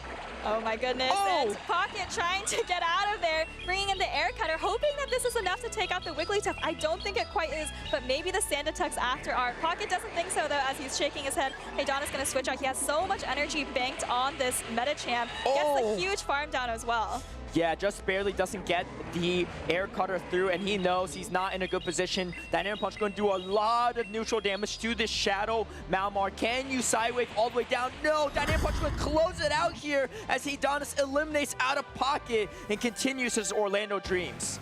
Incredible series from both of these trainers. Good friends, so much talent on the stage right there. But Haydonis for now going to continue on to losers round 6 as he eliminates, like you said, one of the best trainers in the North American circuit off the back of that Shadow Kanto Ninetales. And definitely, you know, in a matchup on paper, maybe looks like, okay, Out of Pocket, definitely the one expected to win, right? Haydonis the underdog. But Haydonis, even though he hasn't won a tournament before, he's definitely one of those players that is good enough to go against any previous champion and upset those matchups. And in my mind, you know, it's only a few more tournaments away, or maybe this is the tournament for him to take it all the way and win his own first title. But here we go. The story of Kanto Ninetales standing so much value for Haydonis. It's such great shield decisions from him throughout as well, putting everything on the Wigglytuff, snuffing out the potential catch even from Out of Pocket, and closing it out with the Metacham. And we saw the Kanto Ninetales put in so much work in both of those games. We saw the highlight at the beginning there, pulling the shield from Diggersby with the Weather Ball bait, and then pulling the second shield with Overheat, which was also on charge attack priority, and that meant that Haydonis could safely let the Kanto Ninetales go, you know, thank it for its work, and let his back Pokemon sweep. Yeah, I mean, Kanto Ninetales was definitely not on my bingo card, and I don't think it was on any of the casters or maybe a lot of the players either, but it really looked pretty good, and I'm curious to see if it really has a spot in this upcoming meta or not. I know Pilot Swine did win Seville, and there are 2 in the grand finals, and that's also a fantastic matchup if you do run into any of the Ice Pigs. And I think there's some other fire types with potential out there, not just the Kanto Ninetales. There's also, you know, Talonflame, which we've seen at a couple prior tournaments. There's also potentially Shadow Typhlosion, which I don't think anybody has brought, but I think it has, you know, quite a bit of potential, maybe a little bit better play versus Pokemon like Feraligatr. That's right. Well, we'll see how far Haydonis takes the Shadow Kanto Ninetales, but coming up, we have another winners finals, I should say, and it's going to be Retrospective versus LNDS Arreo. And these are 2 star-studded matchups. I'm very excited to see this one. Number 1 seed versus number 2 seed. No upsets in this bracket so far. Well, before we get to that match, let's take a look at Haydonis and Nick and hear from what Haydonis has to say about his losers run. All right, thanks, Soph. I'm joined by Haydonis after a big win against Out of Pocket. Talk to me a little bit about your choice of that Ninetales and why you think it's a good pick here in Orlando. A lot of trainers are opting to bring Corviknight, Wigglytuff, and Fortress, and I feel as if the fire type, both fire typing resist Charm from Wigglytuff, but then also super effective damage into the steel types of Fortress and Corviknight. I also felt as if Overheat has so many places to go, or not even like in terms of super effectiveness, but like just it does raw damage in great amounts. So I was really hoping it would have connected to the Diggersby in game number 2, because that would have been insane. But I think I landed the Overheat on the Licky Licky in game number 1, and even that damage was just insane. So felt like it had a lot of utility pacing to the Weather Balls fairly quickly, and then also having a hard-hitting alternative charge move as well. Yeah, that's definitely something we've been talking about a lot backstage, about how strong Overheat is, even while resisted by a Pokemon like Azumarill. You still do a big chunk. Also, talk to me about what it's like going up against a Shadow Malamar. It's a very tricky Pokemon, right? Even though you might get it on something like Wigglytuff, you can still do a lot of damage with that superpower. So how do you devise a team that can handle a Pokemon as strong as Shadow Malamar? Yeah, so I wasn't really thinking about Shadow Malamar in terms of like team building or like devising my team, thinking about it when I was team building. I guess I would just say that I got fairly lucky getting my Wigglytuff aligned on it in 2 games, or at least getting charm damage on it in 2 games, both game number 1 and game number 2. I'm not sure if there was much strategy there other than what was going through my head of like, I really hope that I get some charm damage on Malamar, so yeah. Well, if you don't have strategy, just have a little bit of luck. Last thing for you, any shout outs before we let you go? Yeah, of course, shout out to my friends and family, shout out to SoCal Swablu specifically, Dre, Meepy, and Dapper, and then as well as shout out to Bates Production and the casters as well. So, love the shout out to Bates. All right, thanks, congratulations, good luck on your next match. We're gonna send it back to the casters. All right, all smiles from Hey Donis. Thank you, Phoebe, for that fantastic interview. And like we said, another star-studded matchup to go, and it's the winners finals. Rise-ication versus LNDS Arreo. 2 names you see quite a bit in our circuit. And Arreo, of course, actually won the Buenos Aires Special Championships earlier this season. I believe that was his first title after getting second in quite a few different tournaments. So he's on a roll here. This is his breakout season as he is bringing his success, hopefully, to the North American circuit. Yeah, and I believe he won that tournament with the Jellicent, and this was, I think, before the Shadow Ball buff even. So he was running Jellicent and winning tournaments with it, winning a tournament with it without it being at its peak potential like it is right now. No Jellicent on his team, though, to start things off here. It is actually going to be a little bit more of a meta team as here we go. It's going to be Rise-ication versus Arreo, game number 1, and it's going to be the Unova Stunfisk into the Shadow Fortress, and this matchup actually looks a little bit better now for Fortress now that it's running Bug Bite.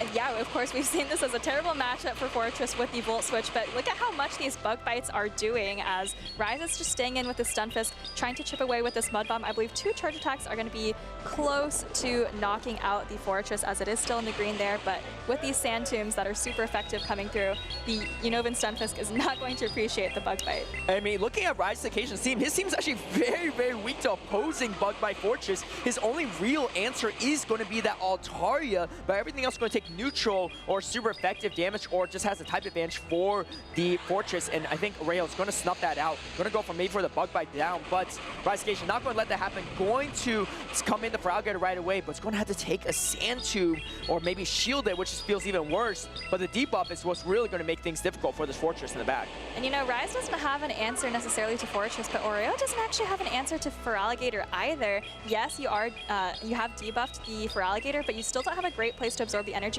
Maybe you just bring in your own Feraligatr now, potentially go for a massive farm down after that debuff. And the backline looks fantastic for the Wigglytuff of Rise-ication. There's only 1 shield remaining for Arreo, so going to let this Hydro Cannon go and go for the Shadow Claw down. I don't know if Rise is going to let that happen, but Switch Timers are not up yet. Arreo farming up so much, and you can see Rise-ication mashing on that switch button. He doesn't get to it. You can see as he looks up in frustration, that's a lot of energy on the Feraligatr, but he might smile if he realizes that there's a Galarian Corsola way in the back, which is still going to make this Wigglytuff quite good. He might spend both shields here, as these are probably going to be the hardest hitting moves that his Wigglytuff will ever tank. And he doesn't know what's in the back, as you said, is that Corsola, which is going to have a pretty terrible matchup versus a Wigglytuff. But, you know, it does still hit quite hard with the Power Gem. So, you know, Rise potentially not very happy with how this situation is going. But let's see if he can get the Charm down or whether Oreo decides to switch out. No, he's going to stand here thinking he can get to 1 more Hydro Cannon. But no, actually, I think transferred a Charm onto the Corsola. Yeah, very high level play from Arreo, knowing that 1, he's not only going to get debuffed here, but 2, he needs a way to potentially clear the debuff, save the Feraligatr for later. And 3, he probably needs to land the Hydro Cannon to have any shots at taking out this Wigglytuff in the end game. Debuff Power Gem is not going to be enough. Trying to avoid a potential catch of Rise on his own here, as the first Power Gem is going to be thrown. But now that this Corsola is debuffed, I don't think 2 Power Gems are really going to be close to knocking out. So like you said, going to need to rely on damage from Feraligatr, as Wigglytuff is still very, very healthy. They're still in the green, as Rise is going to debuff this Corsola yet again. And Rise's Switch Hammer is going to come up before Arreo, so let's see if it opts to go in and bring in the Unova Stunfisk or not. Maybe wants to try to catch some of this energy. Pauses there for Arreo to avoid a catch. Tries to throw the Hydro Cannon, but doesn't get there before the swiftest reach from Rise-ication. Rise looking to close out this matchup. matchup. There's a Power Gem loaded, but it's still a Galarian Corsa into a fairly healthy Wigglytuff, and I think Areo recognized the writing on the wall. Going to throw one Fire Power Gem, but still a lot of health left on Unova Sunfish to fast hack down, and retrospective takes the first game off against LNDS Areo. Looking pretty scary there in the middle game for Rise as he had to double shield to the Wigglytuff after that huge farm down with Feraligatr, but like you said, really able to take the game off of that strong matchup in the back. And that's the thing, right? You might be really weak to Fortress with your team composition, but because of that, you might be really strong against the backline of LNDS Areo, and that was exactly the case. Freeing up that matchup, avoiding the Wigglytuff into that steal matchup of Fortress means that the Wigglytuff can do so much work. And that was even when Reisegation allowed the full farm down in that Feraligatr mirror matchup. And that was a nice play by Areo to, debuff the Feraligatr and realize that that meant his Shadow Claws were going to do so much damage that he could farm down Rise's entire Feraligatr. But I also like the awareness from Rise not to get farmed down in that lead matchup and just bring in the Feraligatr to make it uncomfortable for Areo. Because, again, we've heard these trainers say that Feraligatr is such a strong neutral Pokemon. Even against Wigglytuff, he wins some shielding scenarios. So definitely expect to see both of these trainers continue to bring the Feraligatr. And I wouldn't be surprised if Areo maybe throws in the Diggersby, right? It has a lot of decent play into the team composition of Reisegation. Stompish is pretty decent neutrally into Wigglytuff, can beat the Fortress with the double super effective fire punches. You just really have to watch out for that Altaria, but even for Feraligatr, right? You resist that Shadow Claw damage, so you can definitely hit back against it. But, knowing that the Altaria is also one of the better answers to the Fortress, may opt to just leave it on the bench. A little history before these two players, too. Reisegation and Areo has only faced off once against each other in the past, and that was at LAIC 2025, so a little over a year ago, and Reisegation did take the 2-1 victory against Areo in that matchup. Thanks for that little bit of Championship Series history, Caleb. Does help set the stage as we think about these two players, their histories. Even though you might think they've actually never played each other because they're from different regions, like you mentioned, these trainers travel all around the world to face off. And, did you say that Rise won that series? Yeah, he did, 2-1. So it was a close one, and both players, like you said, right, they've traveled a lot. They've been to probably way more than one tournament together at the same one.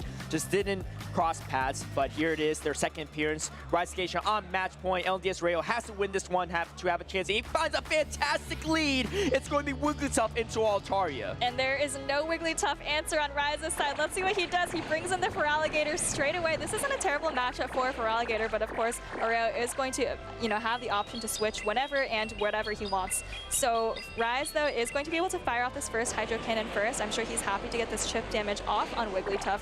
Looks like Areo is continuing to stay in, not going to throw a Swift quite yet. Going to instead bank it and now switch into his own Feraligatr to absorb this resisted damage. Very interesting place from Areo. Doesn't opt to throw any moves at all. Maybe confident that he could get a strong Shadow Claw down from this health range. Let's see if he can do it or not. Reisegation definitely get to 2 Hydro Cannons. Let's get to 3 is a different story. But Areo going to shield up the Hydro Cannon now on his own Feraligatr, knowing that he's going to have a lot of energy for this Altaria in the back. And if you look at just on lines on paper, Areo has Reisegation completely hard countered. But the Feraligatr is pretty difficult for Areo to deal with, also difficult for Rise to deal with, as now there's tons of energy on this Feraligatr, has to bring in the Altaria, and now the question is, can Areo get to 2 Ice Beams, or does it just go for 1 Hydro Cannon and Ice Beam? Looks like he's going to go for the Hydro Cannon here, and does pull a shield. That's a brutal bait for Reisegation, shielding the resisted Hydro Cannon when he's already behind, and the Wigglytuff still has energy as well. This is going to force Reisegation's energy a little bit sooner, and let's see if Areo opts to shield this or not to get the Ice Beam off. He says, you know what? That's fine. We're on shield parity. I have a matchup advantage. I have energy on Wigglytuff. I'm very okay with what I got out of this matchup. And here, you can see him nodding his head. He knows he's locked Reisegation in a terrible matchup. Even though this is resistant Bug Bite, it doesn't look that resistant as it's still chewing through the health bar of this Wigglytuff. It is resistant, but it does still do more damage than the Charms Fortress as well. A little bit bulkier, although I'm not sure if that's still the case in the Shadow form. Going to be a great matchup for Fortress. You have these neutral charge attacks, while Wigglytuff, of course, only able to throw resisted charge attacks. Rock Tomb going to come through. Rise shielding, knowing that this Wigglytuff is kind of his only chance here. As the Altaria, of course, has a terrible matchup into the opposing Wigglytuff. Yeah, at a minimum, he needs to grab the final shield from Rayo so he could potentially even land a Sky Attack. But Rayo says, you know what? I feel pretty good about this. I still have a shield for my Wigglytuff, and that's going to be my Pokemon to close out this matchup. In comes the Altaria, though. Timer's not up yet, but now it is, and the Icy Wind loaded from before from Rayo is paying off in this dominant matchup. Double super Super Icy Wind going to land onto Altari. Only a few more charms away should KO this Altari, but the Sky Attack's going to be reached first before it goes down, and retrospective trying to get as much value as possible before throwing the Sky Attack. But I don't know if he has a charge attack loaded on his own Wigglytuff to knock out Oreos. I think Oreo's already at another charge attack. Looks like he's one away from the Icy Wind, already at the Swift, and Oreo gonna take a very, very clean game 2 here to even up the series. Gonna throw the debuffing Icy Wind to do a good chunk of damage. 1 or 2 more charms should do it as he evens up this series 1-1 and has a chance to make it day 2 undefeated.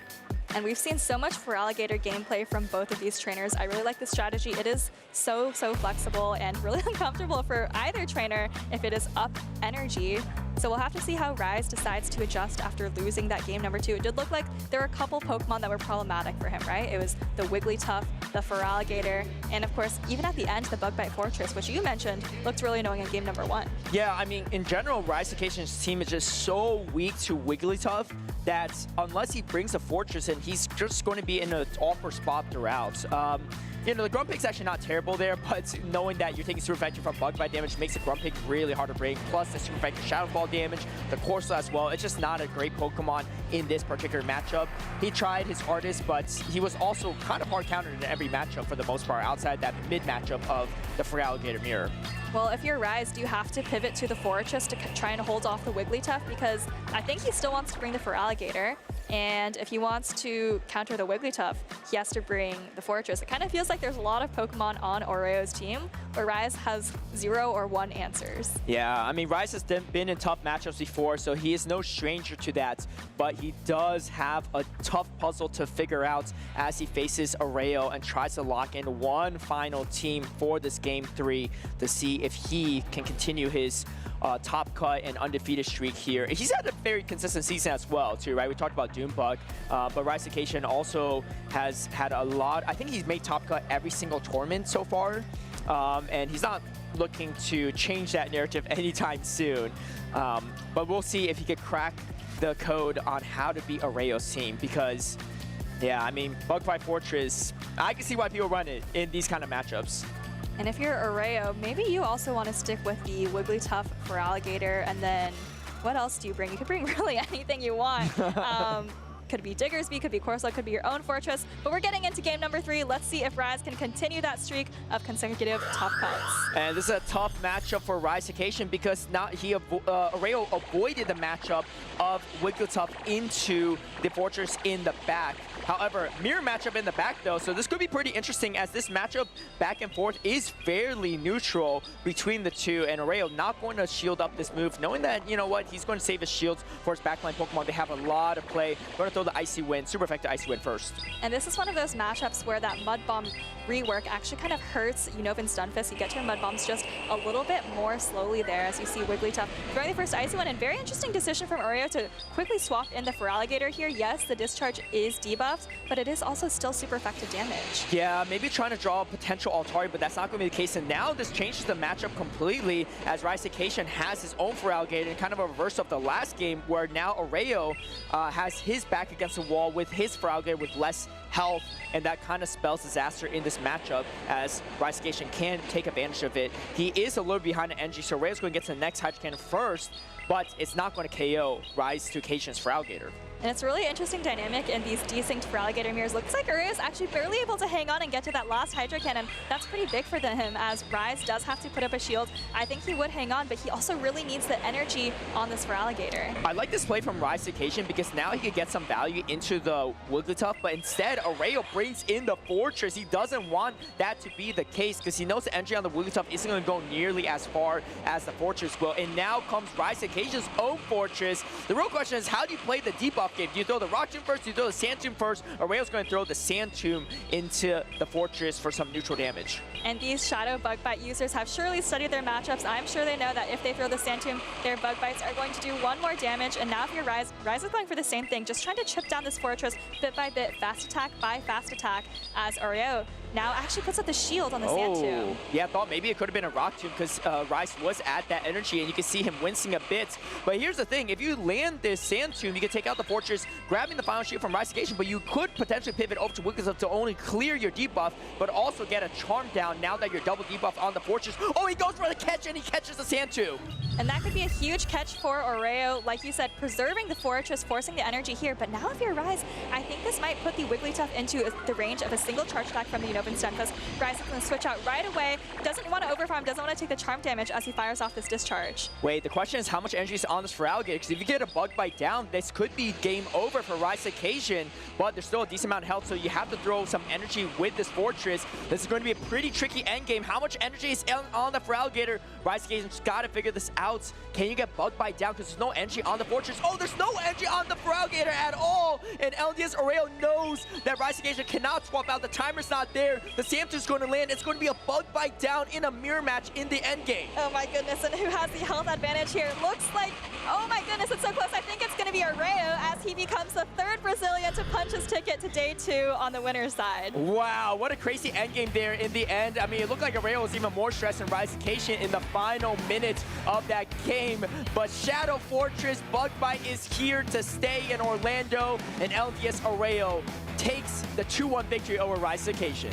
Incredible series. Really came down to the wire, just a couple of HP. Maybe if Rise had just one more Shadow Claw on his Feraligatr, things could have turned out differently, but Oreo really making the most of each of those matchups, right? We saw the skill play out in each of those Fortress mirrors, each of those Feraligatr mirrors, and Oreo ultimately just able to pivot around those matchups just a little bit better. Yeah, and just, you know, it was a tough spot for Rise to be in. The catch was fantastic, right, on the Sand Tomb. That's a one-turn catch, so there's really no telling when Rise will throw it unless he just throws it right away. Oreo catching that Sand Tomb, wasting that energy, forcing the energy from the Unova Stunfisk, and closing it out with the Shadow Fortress there. Wow, what a meta we're in right now too. Volt Switch Fortress, Bug Bite Fortress. If you're anywhere out in the world, you're probably loving the Fortress meta, especially our co-caster Speediest Chief. Speediest Chief has been a fan of Fortress since, I don't know, 2020, 2019 probably. But, you know, if you're out there watching this, make sure you go out and look for those Pinecos in the wilds and also in Shadow Grunts, because you can see here how potent it is. Yeah, definitely. And like you said, another Brazilian player making it into day number 2. I was looking at the bracket really quickly, and I feel like for the most part, the Brazilian players, the players, a lot of them represent from Tuzi as well, esports, are all in different brackets for the most part. So they've managed to avoid each other and all find a spot in day number 2 so far.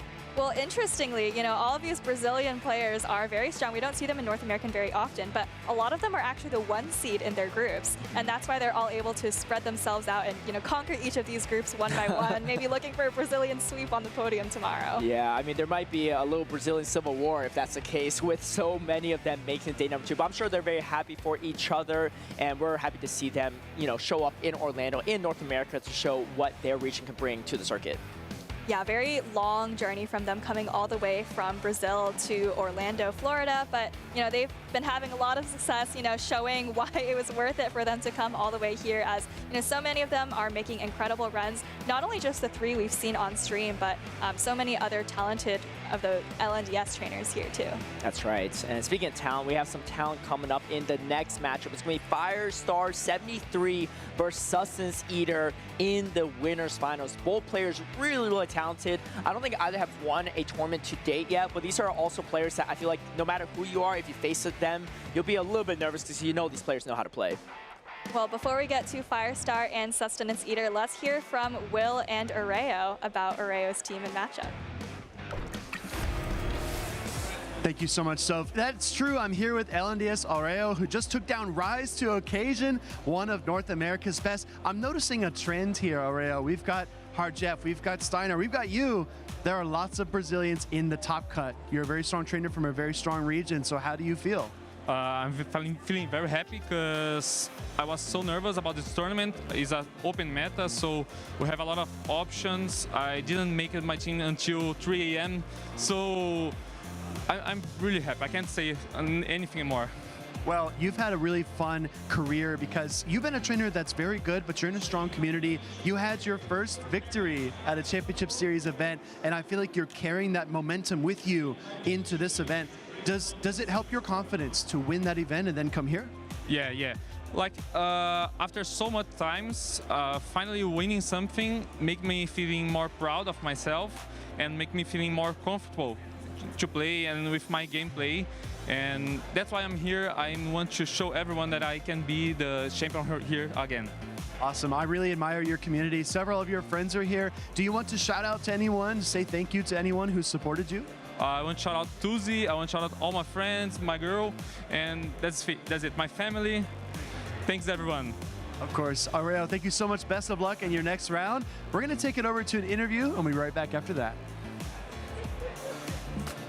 Welcome in, trainers. I'm here with 3 top cut and international champions. We've got Nighttime Clasher, Out of Pocket, and Sustenance Eater.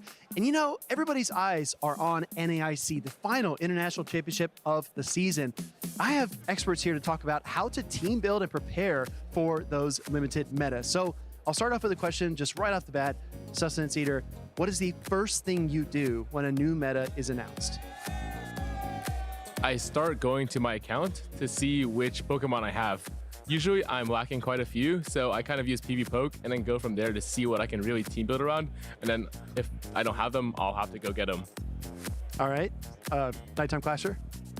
I also have to look for the Pokemon, but more importantly, looking at what those limited Pokemon are. Usually, there's a couple of typings that are allowed and a couple of typings that aren't, but it's those extra additions, like in the European International Championships, Seeking, Melodic, were some of the extra Pokemon that were allowed that their typing wasn't necessarily a part of that meta, but they added those as a little bit of a way to core break the Pokemon that were maybe too strong. So it's almost like Pokemon companies like hint and like, hey, maybe take a look at these. We're gonna add these in extra. Maybe that's something worth taking a look at. All right, I think everybody's answered. So my next question is, with so many similar Pokemon in these limited formats, how do you find your edge? How do you study these matchups? Sustenance.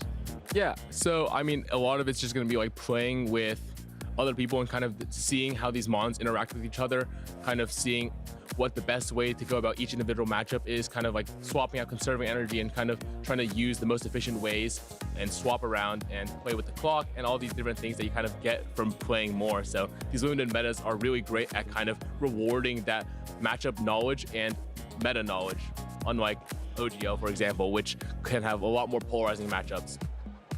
Eric? Another thing is like when those limited metas drop, especially like the week of a tournament, just playing the Go Battle League, like play as many sets as you can every day leading up to the tournament. Those are just like extra reps that you're gonna get in, and maybe against some Pokemon that you didn't really expect that are specifically core breaking the very top meta Pokemon that you may not see in like a practice tournament. So maybe some last minute adjustments. I know last minute at the European International Championships, a lot of people start picking up on Shadow Beedrill. So all these things, like, you have to try to discover them, and if you can discover them and hide them well, that'll be the key to success. Well, all 3 of you have had a lot of success at international formats, but I wanted to come back to you one more time, Sustenance. What was the key to your breakout performance at EUIC? Because I really feel like you exceeded all your other performances so far. Yeah, so it was actually like a really good time in my life where I didn't really have much other stuff to do. Like school was kind of on the low, the semester was just starting. So I kind of was just sitting at home all day playing. I didn't play that much per se, but like I was playing a fair bit, and it kind of really allowed me to understand the meta, and I was able to talk it through with people like Aiden and Eric and Tom and Sergio from home, and they're able to kind of help me realize the best way to go about playing these matchups and kind of find that small edge that maybe other people don't know. Like, for example, we should always be letting Earthquake go on Spiritomb, and we should always be throwing Earthquake as Lickitung. And it's like ideal if we kind of play with these things and like we're baiting with Seeking, etc. It's kind of things you figure out as you keep playing. Nighttime Clasher, you won LAIC and you took down Pata Man, which basically nobody else can do these days. What was the secret to that success? So I thought the team was really good for going into that weekend. My brother and my girlfriend Teresa built the team together, and they did a really good job kind of piecing it together. 2 worlds qualified trainers in Anaheim, putting together a brilliant team for me to win the championship. I'm just beyond blessed to have that kind of support behind me. Awesome. Guys, thank you so much. Really insightful points, especially from Out of Pocket. That's a great kind of prep to start thinking about your IC performances and when you're going to go compete. Maybe it will be NAIC, but only time will tell. We'll see you there. But for right now, we're going back to the stream.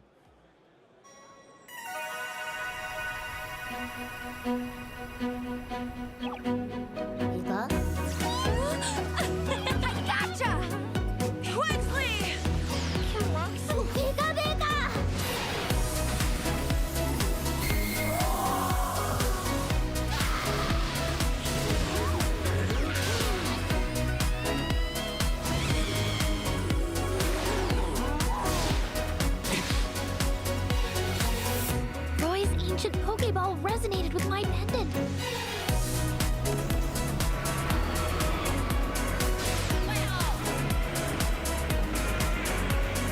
Use a lot of cleavage!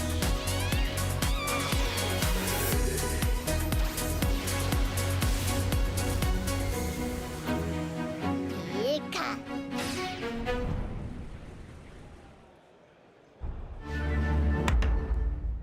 What's my favorite? My favorite's the one that's got jet black hair. He's extremely fast. Limitless. So cute. She has a 12-octave vocal range. Can be calm. Powerful. Estilo como yo. 닮기도 한 것 같아갖고. He would improvise on the spot. Just always finds a way to make it funny. We both have very fast moves. And can change the world using its mind. JigglyBuff is my favorite.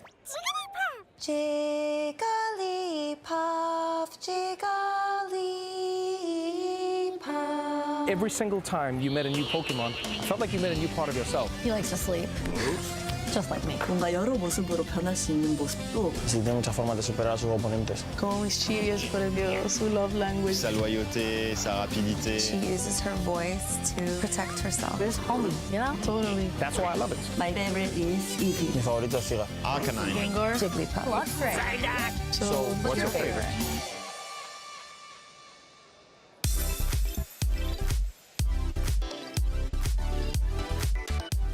Welcome back, Pokemon trainers, to the 2026 Orlando Regional Championships. I am AlphaPhoebe, joined at the desk by Speedy's Chief 2, and I have a question for you. What's your favorite? My favorite? Oh my goodness. It's got to be Blastoise. All right, we saw a lot of Kanto picks in that that little spot there, but I've been committed to Blastoise ever since I played Pokemon Blue. I remember my parents would lock me outside and tell me to do yard work, and I'd sneak my Game Boy outside. I'd sit under a tree, and I'd play through Pokemon Blue. Hey, you're in the yard? You're doing some work? I'm working. That counts as yard work, right? Just not on the yard. And yours? In the yard, not on. Yeah, exactly. And yours, Phoebe? For me, as one of the ones that was showcased in that video, it is none other than Gengar. I had a number of others from Gen 1 that I really liked, Butterfree being one of them. Oh, that seems like a hint for something else. I'm trying to cue you into something. Well, we're not on camera anymore, so we can't exactly talk about it, but we will get there, so everybody better stay tuned. We're going to see Firestar facing off against Sustenance Eater. Looking at these two teams, they look fairly similar. I think the one key difference is that we've got a Galarian Corsola on one side and a Licky on the other.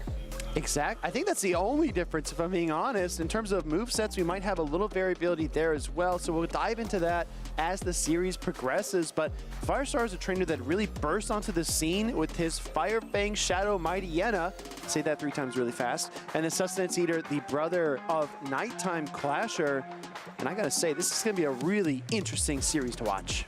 Both of these trainers are on the Bug Bite Fortress, so they got the word, they heard it. It's no longer Volt Switch, it's Bug Bite down here in swampy Florida. I mean, the memo was sent out, Phoebe. You got your copy, right? I didn't actually. Oh, you gotta change your email address or update it. I should. Actually, I feel like I didn't have my email input, and it was snail mailed to me, and that's why I didn't hear. Ooh, on the back of a Mad Cargo, it probably burned up along the way. But let's get right into game number 1. Firestar, Sustenance Eater, mirror teams and mirror Pokemon. And mirror shinies. The question is who wins that very important charge attack tie? In the back, we see both of these players have opted for Togekiss as well. A very versatile Pokemon. There aren't that many Pokemon in the meta that really hard wall it. Depending on your moveset, if you are opting for the fighting and fairy type coverage, then you never want to see Clodsire.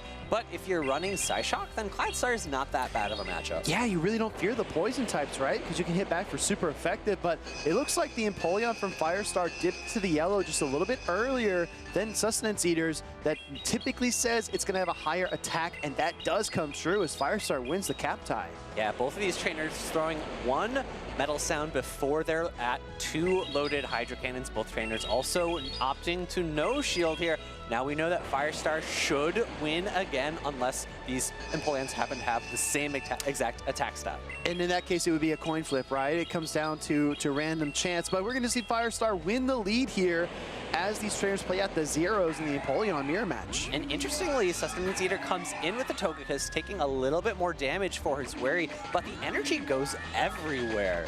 This is such an interesting call out too, because Firestar leaves his Diggersby in the back. I do like that quite a bit, because if you look at the rest of the team from Sustenance, I mean, the Togekiss, the Empoleon, those are the two real answers, and otherwise, Diggersby looks pretty neutral. Yeah, of course, it would be amazing if it landed on Galarian Corsola, but that Pokemon was left on the bench. It's also going to look amazing into the Fortress that takes double super effective damage from those Fire Punches. My goodness, those are going to sting if they do connect, but Sustenance Eater is trying to get through this Togekiss from Firestar. We had a mirror lead, we get a mirror mid-game, and it looks like Sustenance is going to decide to use his final shield. And patience there from Firestar, waiting the turn to make sure that the Psyshock lands into the appropriate target. We see him actually pivot out immediately into the Diggersby and potential Aura Sphere damage coming here. No, actually over-farming the Fire Punch, knowing probably that it doesn't knock out. Exactly, and this is such an interesting spot to be in, because Firestar would have been pecked down in the Togekiss mirror, so he's forced to switch out. And like you pointed out, Phoebe, if he takes an Aura Sphere here or two, this Diggersby will be dangerously weak. And unfortunately, because we're on Mudshot now and not Quick Attack, I don't think we're going to be threatening a Fast Attack down any point here. So Sustenance Eater could stay in, but that's going to allow Firestar to build up a ton of energy. Maybe we see an immediate pivot, but double super effective Fire Punches, and the Bug Bites are adding up, but I just don't think this Fortress has got enough in the tank. I don't think so either. This Fire Punch is going to do about half or more, and the answer is more. Fortress down to the yellow, and now this second Fire Punch will be more than enough to pick up a knockout. In comes the Togekiss afterwards. It's going to, I don't know if it can reach a Fast Attack down, but actually we see Firestar almost reaching for the switch, and no, because the Togekiss was brought back in, no Fast Attack down is possible for Sustenance Eater, and that's going to be game number one, going over to Firestar. Very tumultuous mid-game there. I wanted to ask you, Phoebe, so I almost felt like if Sustenance left his Togekiss in versus the Diggersby and forced it to deploy a bit more energy, it would have put Firestar in a tougher position, but I don't know if that would have been enough to win the game. I think maybe the most optimal thing for him there is to go for a few extra fast attacks, because you're taking so little damage from the fast attacks of the Diggersby. Go for a catch, because you know you survive one, but you know that two will knock out. So the amount of damage that you take there is very key, because we saw that the fast attack down from the Togekiss was happening in return. So maybe if you get a couple of pecks in, you make it so that later on you take a few less pecks, maybe you win and maybe you outpace. Yeah, it would have been competitive and very close either way, but going into battle number 2, I don't think there was anything inherently bad about the team compositions from either trainer, so they could even just run it back and maybe try to just play a little bit better, a little bit more cleanly, and try to lead to a different result. And very similar teams from the two trainers. The Empoleon mirror in the lead was pretty influential into how the rest of the game played out, but we have a slightly different lead here. It's going to be Empoleon into Shadow Fortress. And of course, reminder, it's on Bug Bite. This time, Sustenance Eater relying on his Diggersby, just like Firestar did in game number 1. Just a slight change in strategy, but still Steel types on the field. And the Bug Bite's actually not too bad into Empoleon either, even though it's resisted. I mean, Empoleon's now down to half health. Good timing from Firestar here, throwing out this Sand Tomb, going to do super effective damage to the Steel typing. A little bit of an attempted undercharge and an immediate pivot out from Sustenance Eater. Ooh, Togekiss up energy. We saw this matchup earlier on stream, and I do think the Metal Sounds will pile on a ton of damage, but Togekiss, those Aura Spheres command shields in return. And this is going to be very interesting for Firestar, because in the back it's going to be Togekiss into the Diggersby as well. So it's going to be a very similar situation where charge attacks are doing a lot of the damage from the side of Sustenance Eater into that of Firestar, but fast attacks won't be. Exactly. The fast attack advantage is on the left side. Charge attacks, though, pulling away these shields rapidly from Firestar. This is his second one and final one of the game. And at this point, the switch timers are almost up as well. So Sustenance, he actually can't quite get out just in time. He's going to need to shield if he wants to. He has the option. He could throw an Aura Sphere afterwards. He does last second choose to shield. Aura Sphere comes in, goes for the one-turn wait, and Firestar unable to switch. just misses the switch button, was going to reach for his own Togekiss to absorb a resisted Aura Sphere, but instead loses his Empoleon to some heavy damage. And now we see Togekiss versus Diggersby. Oh, this does not look good for Sustenance Eater. Yeah, Sustenance Eater is not happy with this matchup. You're taking super effective damage from the charge attacks, and you are doing double resisted fast attack damage in return. You have the bulk advantage, and you're going to get to these fire punches, but you switched out. You are locked into this matchup. Locked, trapped, and there's no escape. Diggersby fires a fire punch. Gonna look for a second fire punch here. It's not gonna do a lot. I mean, this Togekiss is bulky, and that's just neutral damage. I thought it was going to do a little bit more. That was pitiful. Not even, maybe just about 20%. Aura Sphere is going to be reloaded. 2 of them back to back, and Sustenance Eater is looking like he's almost out of options. I'm looking at this. I'm thinking Sustenance Eater might be able to send out the Empoleon, do a peekaboo play, catch on his own Togekiss, and look for some play down the stretch, but it's gonna be really tough. And then here comes the swap Firestar to absorb the Hydro Cannon. Actually, the peekaboo happens from Firestar there, not allowing Sustenance Eater to get that charge attack into that key Empoleon. Full undercharge, switching into his Togekiss, but I think this Togekiss is going to be just farmed out for Firestar, and with no energy remaining on that Empoleon, that's going to be game number 2. We talk about Wigglytuff, we talk about Florges, but don't forget about Togekiss. The coverage is unmatched, and that Aura Sphere is extremely potent. Firestar makes day 2. You could almost feel Togekiss exerting its aura up on stage, one could say. One might say Firestar is currently aura farming, if I may. Maybe over farming a little bit and making sure that he has energy going into the next matchup. Phoebe, you know what? Speaking of aura, I heard that you got a really nice result from the raid battle you did in the venue earlier. I don't know if you want to tell everyone about it. I rated that Butterfree we were talking about as one of my favorite Pokemon from Gen 1, but it's my second shiny costume, so I don't really feel the need to show it to the camera. You know what, chat? If you want me to mute Phoebe, I can. If he goes on one of these bragging tirades, we can do it. That reminds me of that one time that I muted your mic in the caster lounge that one time. Sometimes you got to do it, you know. I mean, when we're out of pocket, we just are. But congratulations on your second shiny costume Butterfree Phoebe, and congratulations to Firestar as well. Taking down Sustenance Eater is no easy feat. He was top 10 at EUIC, and he has hit the stage like a meteorite. He's so good, and he's learned the game so fast. Sustenance Eater is going to try to battle his way through the loser side bracket now.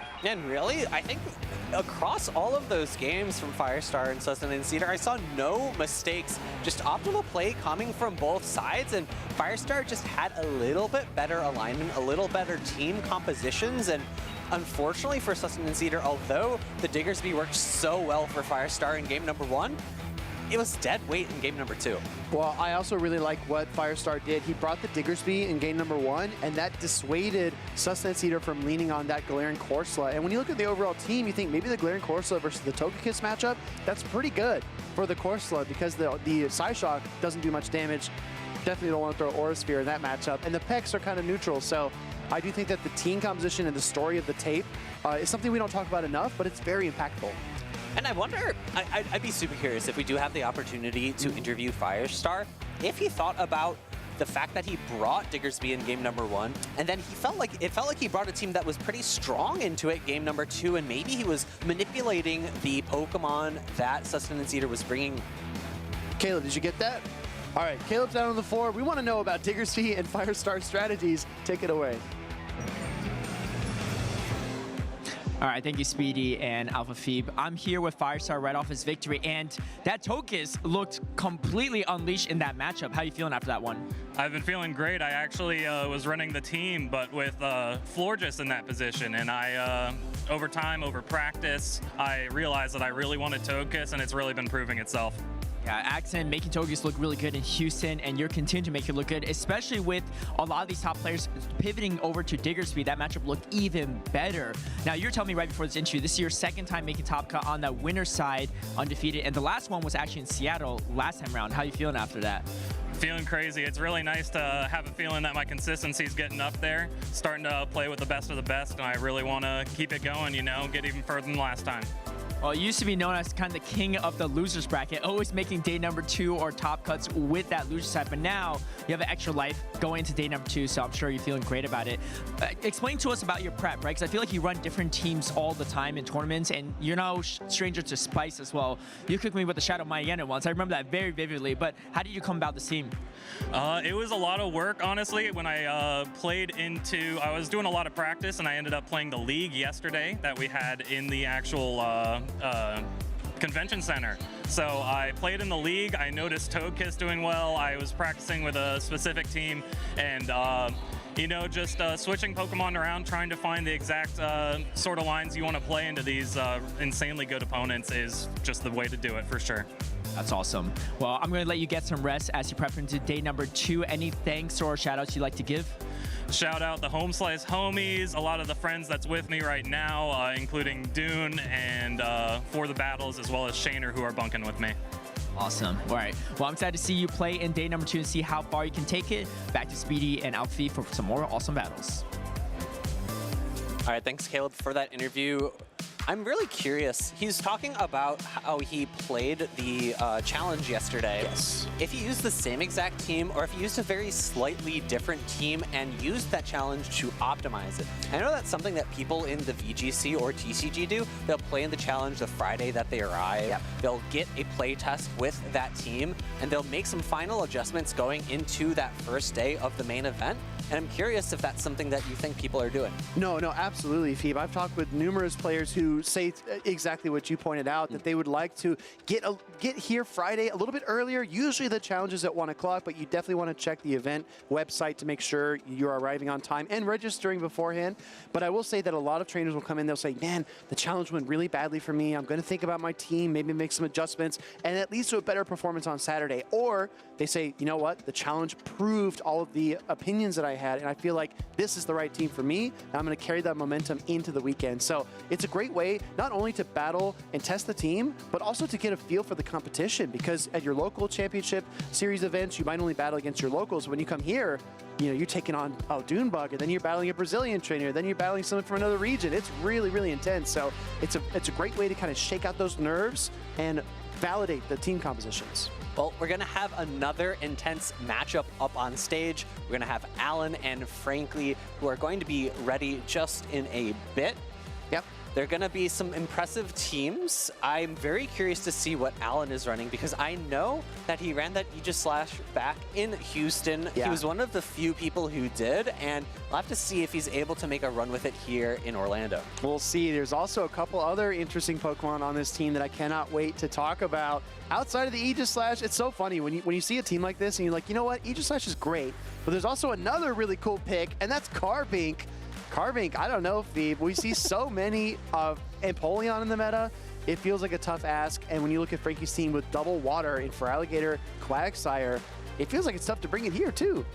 I definitely feel like Carbink is a tough Pokemon to bring with double super effective metal sounds. This is going to be game number 1 of winners finals of Group H, and I don't think we see it in game number 1. For whatever reason, I thought it was actually selected, but maybe you did a last-second change It's a power of suggestion. I think I said it enough that you're like, oh, it must be on the team. But no, I was not right. We're going to see Corviknight lead into Wigglytuff.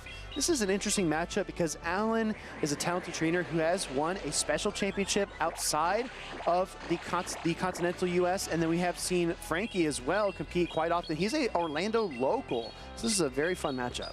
And it's an interesting team composition from Alan because he is A steel typing. However, we're seeing that Frankie is actually staying in this matchup with that Wigglytuff because maybe he's afraid of the other steel type in the back.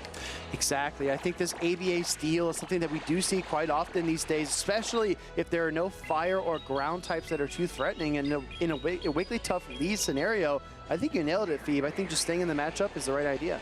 Coming in now that he doesn't want to get farmed down, The Feraligatr is going to get up some energy, but not quite to the Hydro Cannon before the first charge attack is thrown. So in this situation, how do you feel about the Guzzlord coming out at this point, especially with the Feraligatr up 5 Shadow Claws? It's a little bit awkward. You can take an Ice Beam. It is not the Shadow Feraligatr, but we actually do see Alan throwing up his first shield here. I think it's a fairly safe shield. You do have 2, right? And you're able to do a lot of fast attack and charge attack pressure here.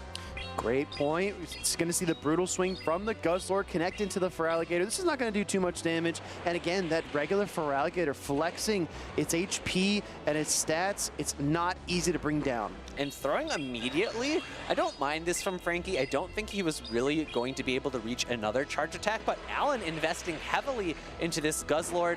We see the Wigglytuff coming in. 2, oh, he could have reached the Icy Wind. The damage from those Dragon Tails was just so little. It was almost like he was panic clicking. He went Swift and then Icy Wind, and then he's like, no, I'm not going to make it. He went back to the Swift, and you can see by his expression, he really wishes he would have gotten that charge attack from the left side of the screen. But Frankie still has a ton of play here down the stretch. And Alan is absolutely not phased by what happened. That could have been an Icy Wind. I'm curious to see if he knew exactly how much energy was there, because Icy Wind would have removed about 2 charge attacks worth of energy from his Guzzlord. Very good point. Guzzlord back on the field yet again. Low HP, but it's deceptive because it does have so much HP to go around. Brutal Swing connects. Quagsire gets rocked. Now we see a swap into the Corviknight. And I like how Frankie is playing this out in the fact that he is saving a shield that's going to be very crucial to try to get through that Aegislash in the back. However, it seems like most of the time you almost need 2 shields in order to beat that Pokemon because it can build up to back-to-back Shadow Balls. Alan looking flustered, doesn't wait down his switch timer, instead immediately sends out the Aegislash. He doesn't like this position because the Quagsire can deal so much damage with the Mud Shots. But look at the Aegislash too, it's so bulky. I think Alan might be able to get up to a Shadow Ball. I think there is a chance that the Mud Shots add up so that maybe 1 more Aqua Tail is enough. No, I think it's going to be 2. So the pacing here is going to be very crucial for Frankie in order to take this game. And there's a catch remaining from Alan. Doubled up on the Aqua Tails. I think Alan has to make a decision here. Does he decide to throw a charge attack, or does he pivot into the Guzzlord and try to win charge attack priority? It's going to be close. He's going to, oh, actually losing the charge attack priority tie here in shield form. Yes, shield form attack stat is very low. We are going to see this Aqua Tail pick up the knockout. A second one is loaded, and oh, actually not loaded yet. Sorry, he threw back-to-back in order to get the knockout there. Guzzlord throwing his charge attack here. Brutal Swing going to pick up the last shield from Frankie. Exactly. Guzzlord is mighty, but Quagsire takes it down here in the final moments of game number 1. And despite the misclick of the Swift over Icy Wind in the mid-game, Frankie still finds a way to win this first battle and go up 1-0. And on Alan's side of the field, it seemed like Corviknight and Guzzlord just were able to stay on the field for so long. But for Frankie, it was Quagsire back to back to back to back Aqua Tails. I want to say it was probably 5 actually over the course of that battle in order to knock out all of the Pokemon that Alan had, showing how key that pacing Mudshot to Aqua Tail is. Yeah, you're exactly right. The Quagsire, if you don't have a hard answer to it, it's so tough to rein that Pokemon back in. And when it has an energy advantage, it feels like you can't do anything to stop it. It's just going to keep on hitting you with those Aqua Tails. It doesn't have to be a Blast Burst. It doesn't have to be an Earthquake. Just the pressure over and over and over. Quagsire was absolutely relentless. And it's really interesting to see how these trainers have been using Aegislash, right? It's typically been as a closer, but I think it also has play as an opener, right? You could build up to 100 energy on it, maybe pivot to another Pokemon and save those charge attacks for later.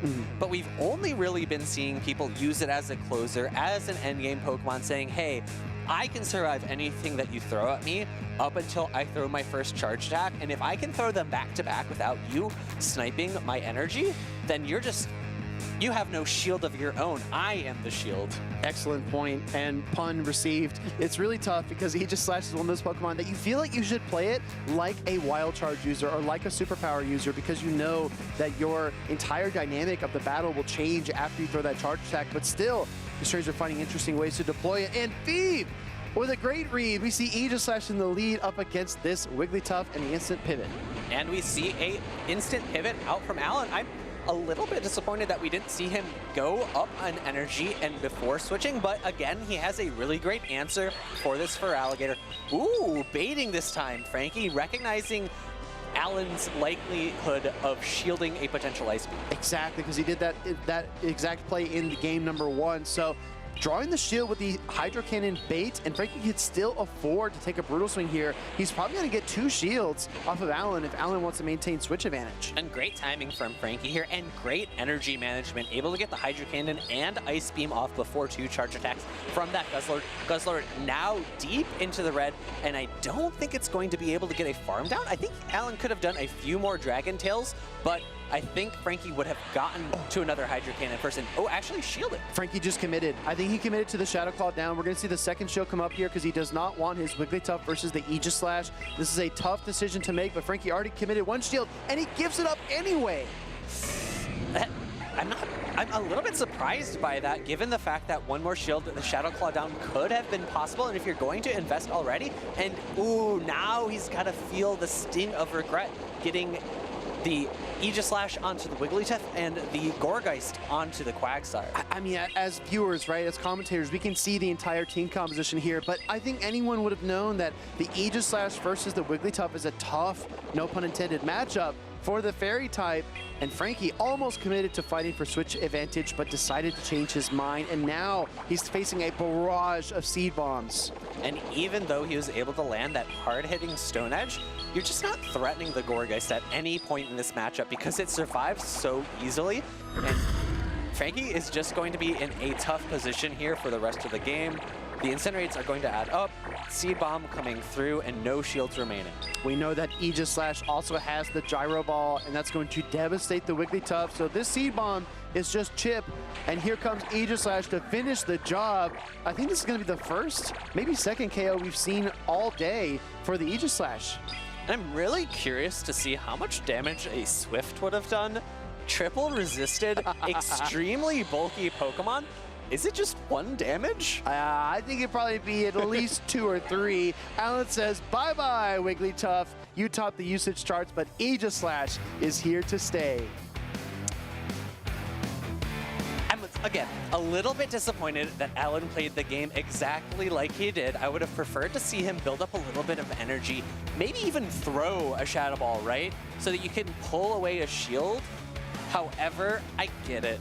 You want to get into your good Guzzlord into Feraligatr matchup as soon as possible. Yeah. And with the team compositions he's bringing, maintaining alignment has been incredibly key for him, and it showed in this game specifically. And to your point, I feel like if Alan would have stayed in with the Aegis Slash to gather energy, he would have been playing more of the energy leverage game, but I think he was very confident in his composition, and he thought he had what it took to beat Frankie, and he was proved right. So now we're tied up, everybody. Frankie took game 1.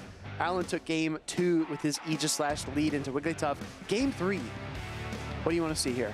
No Wigglytuff from Frankie. We've seen Alan has relied time and time again on that Aegis Slash, and you do not want your Wigglytuff on it at all costs. If you're going to have a bad matchup into it, at least make it the Corviknight, right? You can hit it for super effective damage with a payback.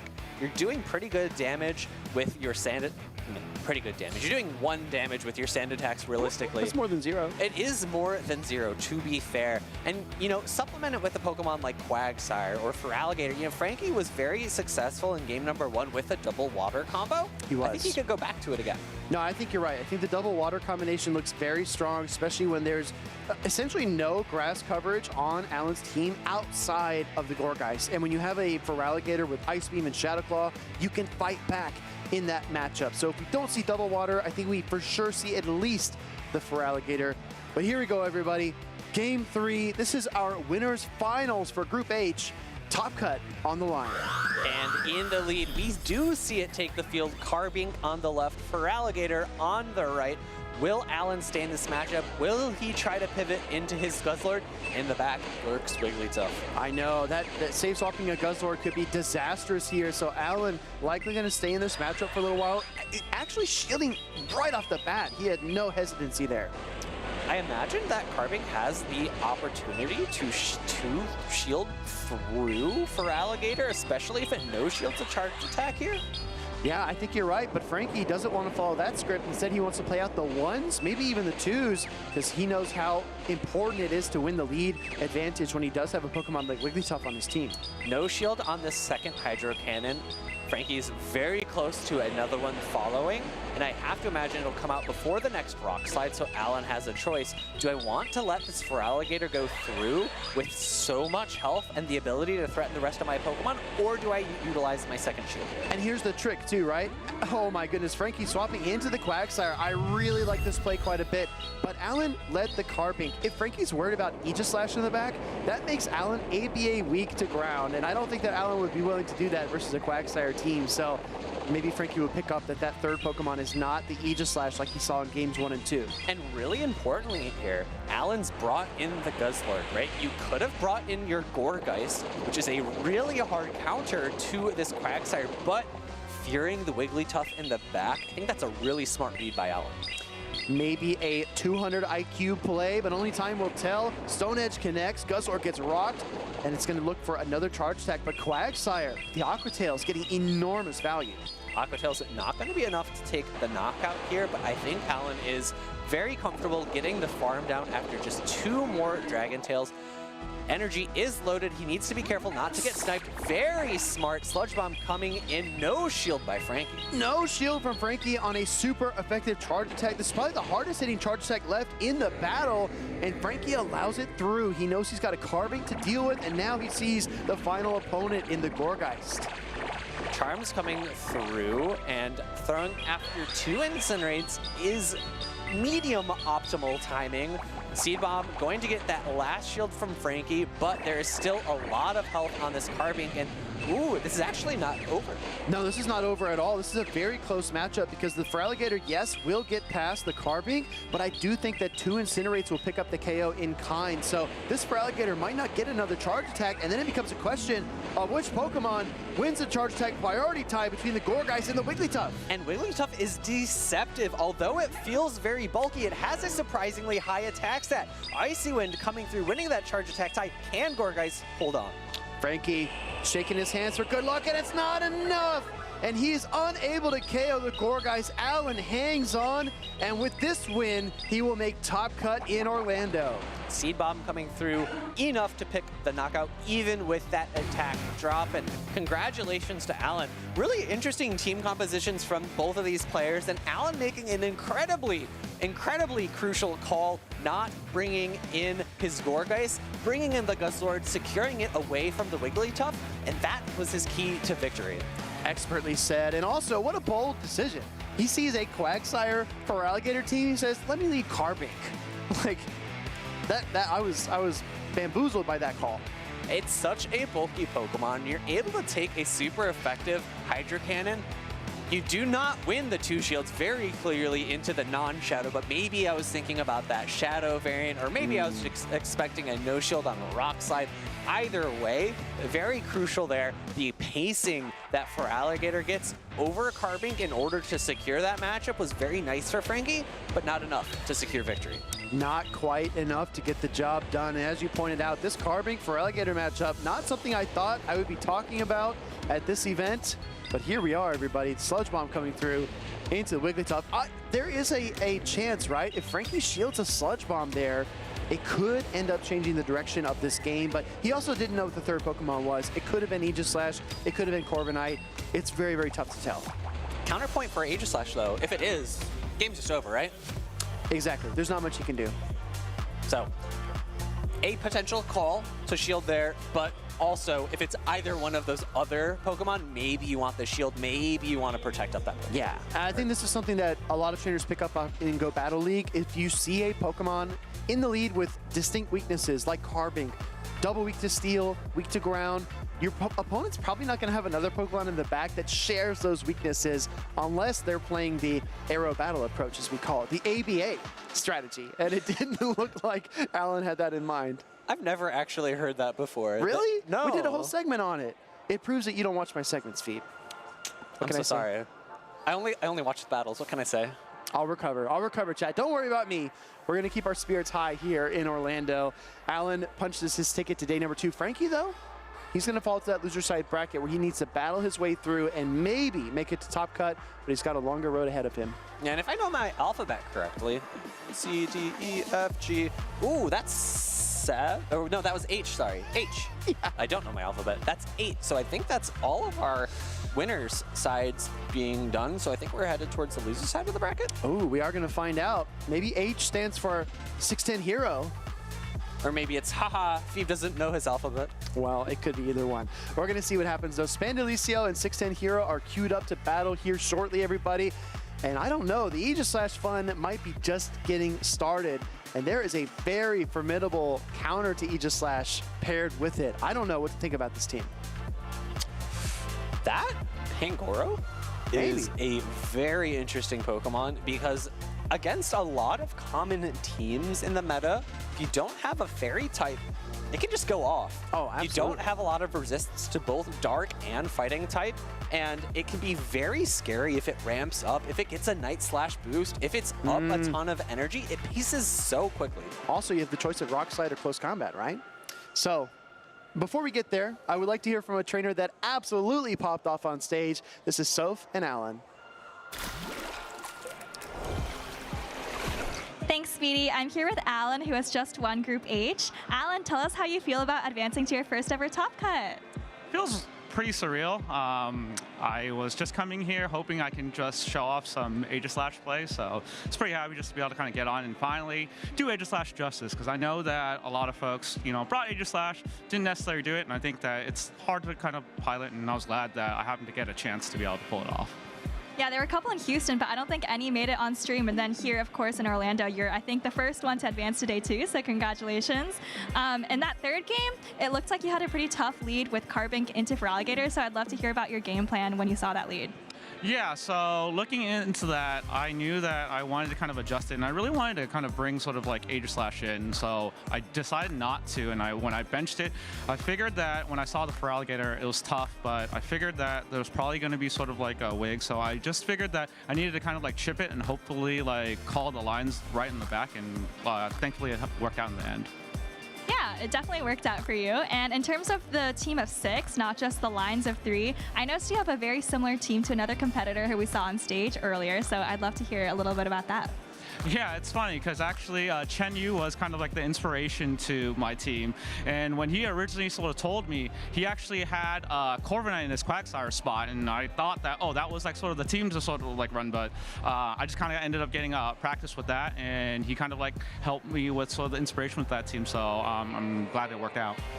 Well, great to hear about the help you had for building your team, and is there anyone else you want to shout out for helping you build your team or prepare or just give you support?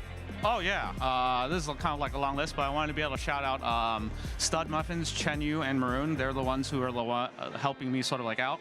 My fellow factions team, East Caliber, they're based out in NorCal, and they've been helping me out for a long time. My friends Jameson and Anji, who actually let us stay at their house, thank you so much. And of course, my final one is my biggest support pillar, my wife Sherry. Thank you so much for being there. I'm sure they're all very proud of you and rooting for you for day 2, but for now, let's take it back to the casters for some more Pokemon action. Great to hear from Alan, and I really appreciate the insights. Thank you so much, Soph. Phoebe, we're going to go right into another set of battles. You got Spandalicio and 610 Hero and the reveal of the teams that we were alluding to. That might have been the first Aegis going into day 2, but we have more opportunities for more Aegis to make it through, and potentially our first Pangoro that we've seen in a long, long time. I like Pangoro, and I do like that Shadow Politoed on the opposing side. Let's see what we get, though. Spandalicio leads that floor just right into the Medicham. That is a great lead for Spandalicio, able to get to those chilling waters before you're going to be taking any sort of damage in return. But interestingly enough, not opting for the debuff immediately. Dynamic Punch coming through, probably a little bit more energy efficient than Ice Punch because of how efficient it is. Yeah, and getting the stab also helps. That same type attack bonus. Chilling water raining down now onto the Medicham. And you're right, Phoebe, I'm surprised to not see it right off the bat, but I think the Florges and the Spandalicio with its pilot probably thought that there'd be a swap or something. In comes the Trailblaze, going to raise up the attack stat of this Florges.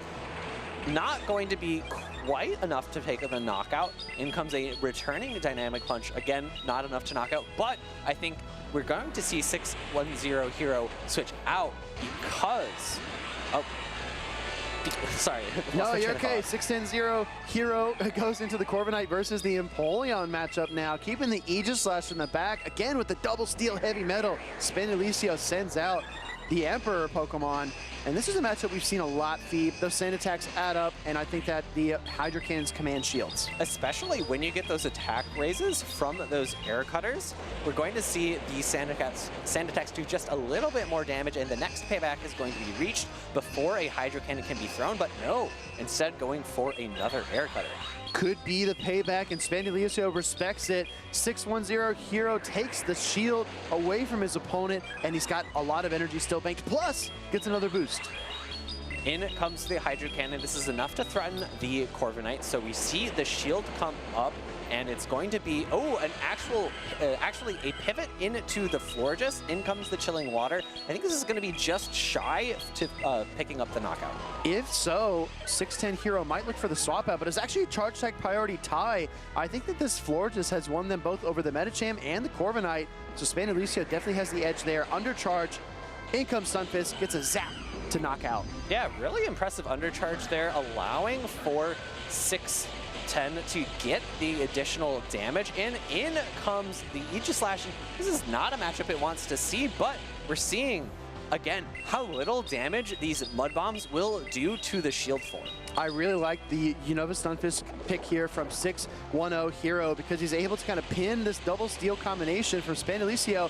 And as time goes on, the timers tick down. And after the Aegis Slash fires off a charge tag, I mean, 6-10 might be able to swap. Mud Bomb coming through, doing a little bit more chip damage. It's important to call out that although those Aqua Tails from Quagsire were doing very little damage, because the Mud Bombs are super effective, they are adding up much more quickly. And you saw there as well, 6-10 did not trigger the charge tag priority tie because he does not want to lock himself into a charge tag from that Aegis Slash. Doesn't look for the switch either, so he's going to be forced to shield. Shield coming up, going to protect the Unovan Stunfisk from the second Shadow Ball. And we see immediate pivot into the Empoleon, and there is so much energy from 6-10 Hero here. I'm a little bit surprised to see no Mud Bomb being thrown here. I think it is a little bit less energy, and both would knock out. Well, the 6-10 Hero just wants to be sure, right? He wants to knock out here. He wants this Game 1 win in Losers Round 5. He's going to get one KO here versus the Empoleon. Aegis Slash will return, but it is empty. It's got no energy. And you know, Stunfisk, despite not having legs, is going to run circles around the Aegis Slash. Swim circles is what one could say. Exactly. Or flop circles, perhaps. I think flop is the best term to use, and that is going to be game number 1 going over to 6-10 Hero with 3 Pokemon still alive on his side of the field. I think we just saw a little bit of the downsides to Aegis Slash. They're just not providing enough to his team. And I'll be curious to see what Spinelicio does in game number 2 to try to pivot around how strong that Florges was, as well as the Unovan Stunfisk. Game 1, Spinelicio leading the Florges with the double steel types in the back.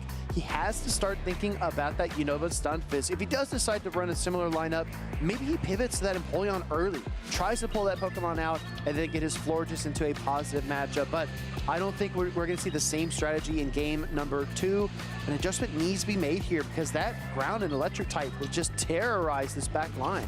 And I think unfortunately for you and me, we're not going to see the Pangoro all that much because there's a Florges, because there is a Medicham, and although Medicham might be a little bit threatened by numerous Night Slashes in a row, because there's the threat of the pure Fairy type walling the energy from Pangoro, I just can't imagine there's a world where Spinelicio feels comfortable enough to put it on his team of 3. No, you're right. It would be a very bold call, and it could absolutely backfire. And when you're in this loser side bracket already in round 5, you do not want to give away any free games. So we might see these trainers actually pivot towards neutral strategies and just try to outplay each other. it doesn't feel like the time to swing for the fences. I mean, maybe more so for Spandalicio, but still, it's going to be uphill for both players. And if you're thinking about neutral, I'm a little bit surprised to see that Spandalicio wasn't really leaning into that licky because it has so many neutral matchups across the board. We're seeing a pretty similar lead to game number 1. It's going to be Florges into that Medicham. We'll see if Spandalicio switches it up, maybe goes for a Chilling Water immediately.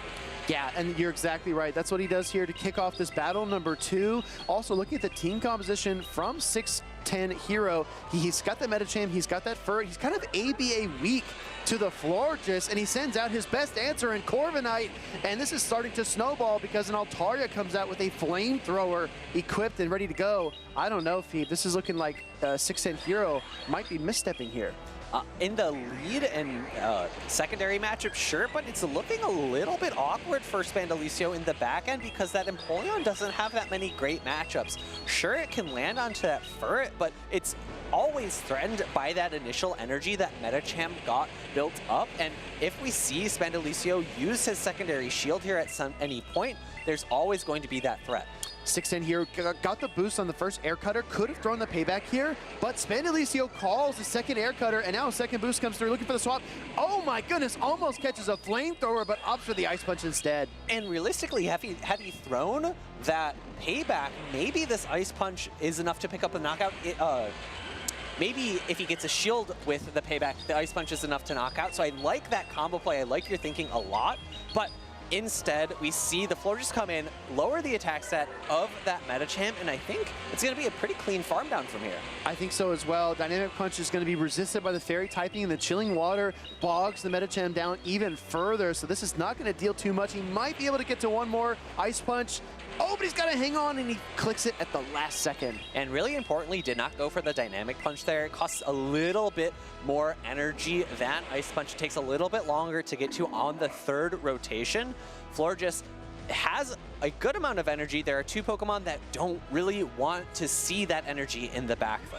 Chilling Water immediately into this Corviknight matchup. I think Spandalicio is trying to build a buffer around his Fairy-type Pokemon. He has not yet shown his Empoleon, so he goes back into the Altaria. He says, I have unfinished business, and that business is connecting a Flamethrower into your Steel-type. And the difficult thing here, and the reason I'm not sure I like this play from Spandalicio, is because there was still a shield on 6'10 Hero's side, so that charge attack feels a little bit wasted. And, however, 6'10 opting to not throw his charge attack immediately here does allow the Altaria to get to a secondary charge attack. Furret building almost to double, actually opting to throw the Swift after just one additional Sucker Punch in this Altaria Furret matchup. That's going to pick up a KO, and it leaves a little bit of reserve energy, but I don't know. I mean, you might get to one Brick Break here, right? Yeah, first Brick Break coming through. I'm not sure a second will be reached. Maybe the switch clock will be up, and if 6'10 has enough energy on his Corviknight, maybe he can get to another charge attack. No, actually switching out. Corviknight has a ton of energy, and he banks a move on the Furret. This is absolutely insane. I mean, blink and you miss it. Out comes the Florges into the Corviknight yet again. Another Chilling Water. We've been here 2 other times before, and we return for a third go-around. The Sand attacks do pick up the KO, and 6'10 Hero might be poised to win this. Oh, but he's got to take a Hydro Cannon here. Payback going to lose that charge attack tie from the Empoleon. Hydro Cannon coming through, but I believe there's a Brick Break loaded if it's able to pick up the knockout. Oh no, actually, one away, he didn't have it. And the Metal Sound does it. Spandalicio bounces back here in game number 2 to even up the series versus 6'10 Hero. I gotta say that game felt shaky in the middle, and it went totally off the rails, and Spandalicio was able to bring out that Florges yet again and make a big impact play with it. And fortunately for 6'10 Hero there, the energy cost of Brick Break, although it is less than Trailblaze, it's still more than Swift, so you don't have the same pacing. And had he gone Swift, he would have had the move. And unfortunately, Brick Break takes a few Sucker Punches longer to reach, and he didn't have the energy.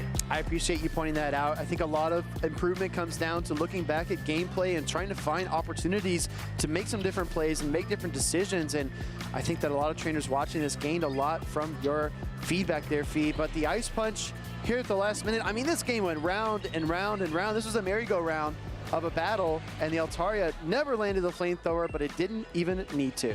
I think maybe if there was one optimization that 6'10 Hero could have made in that game, is he could have thrown his Swift before the Altaria reached its Sky attack, and potentially cutting off that move from being launched means that he has enough health remaining to deal with the Empoleon a little bit more cleanly.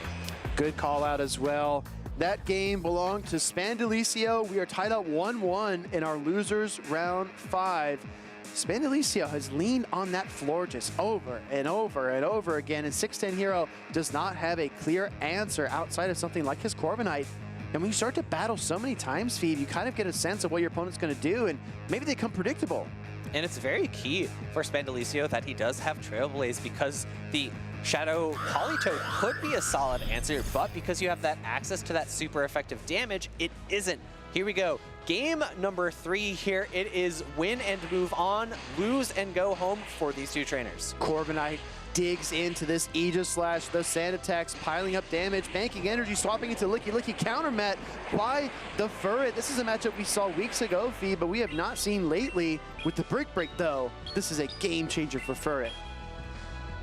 Body Slam coming through. It is very similar in terms of its efficiency compared to Swift now. Brick Break, though, going to 1, do super effective damage, and 2, lower the defenses of this Licky Licky. Very potent for this specific matchup. Brick Break, super effective damage.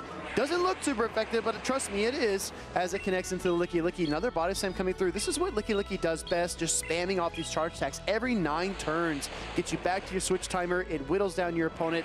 It gives you a lot of play down the stretch. 6'10 Hero going for the Swift. And Swift comes at the same time as a Body Slam. Spandalicio not willing to use his shields here, letting it go for it retains switch advantage. Florges coming out here for Spandalicio. He did not hesitate whatsoever. He wants a big fairy wind down, and 6'10 Hero is going to fire off a Swift for his trouble. Do you think we see a pivot, though? From 6'10? I think so. I think Corviknight's pretty safe, but no, just staying in, going for the fast attack, and retaining switch advantage. It's a lot of resisted Sucker Punch damage there, but that floor just does bank an enormous amount of energy along the way. This looks a little bit tricky. Don't forget, everyone, that Aegislash has tons of energy as well. Floor just mirror match, yellow versus white. Which one takes the win? That's a good question. I'm going to say the one that is in the green HP. I think that's a good call from you. However, in addition to the energy that the Aegislash has, there is a ton of energy on the Corviknight. Super effective payback, no shielded, but it is the shield form. Exactly, super effective damage. Takes about 35% from the Aegislash. It's banking a lot of energy, and it finally fires off the Shadow Ball.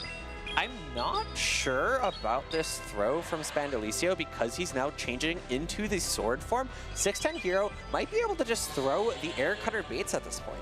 Yeah, I think so. I mean, the stats change tremendously when Aegislash swaps forms. And at this point, you're right. He's got to respect the air cutter damage because otherwise he might lose the blade form here. But it does convert back into the shield form once a protect shield is used. Out comes Florges. Spandaliocio's back into it. And there is just so much health remaining on this Corviknight. Neutral damage coming in from the Chilling Waters, not even going to bring it into the yellow. Looks like a charge attack tie. And I forget if it's 1 or 2 attack raises on this Corviknight, so this might just be, I think it's just 1.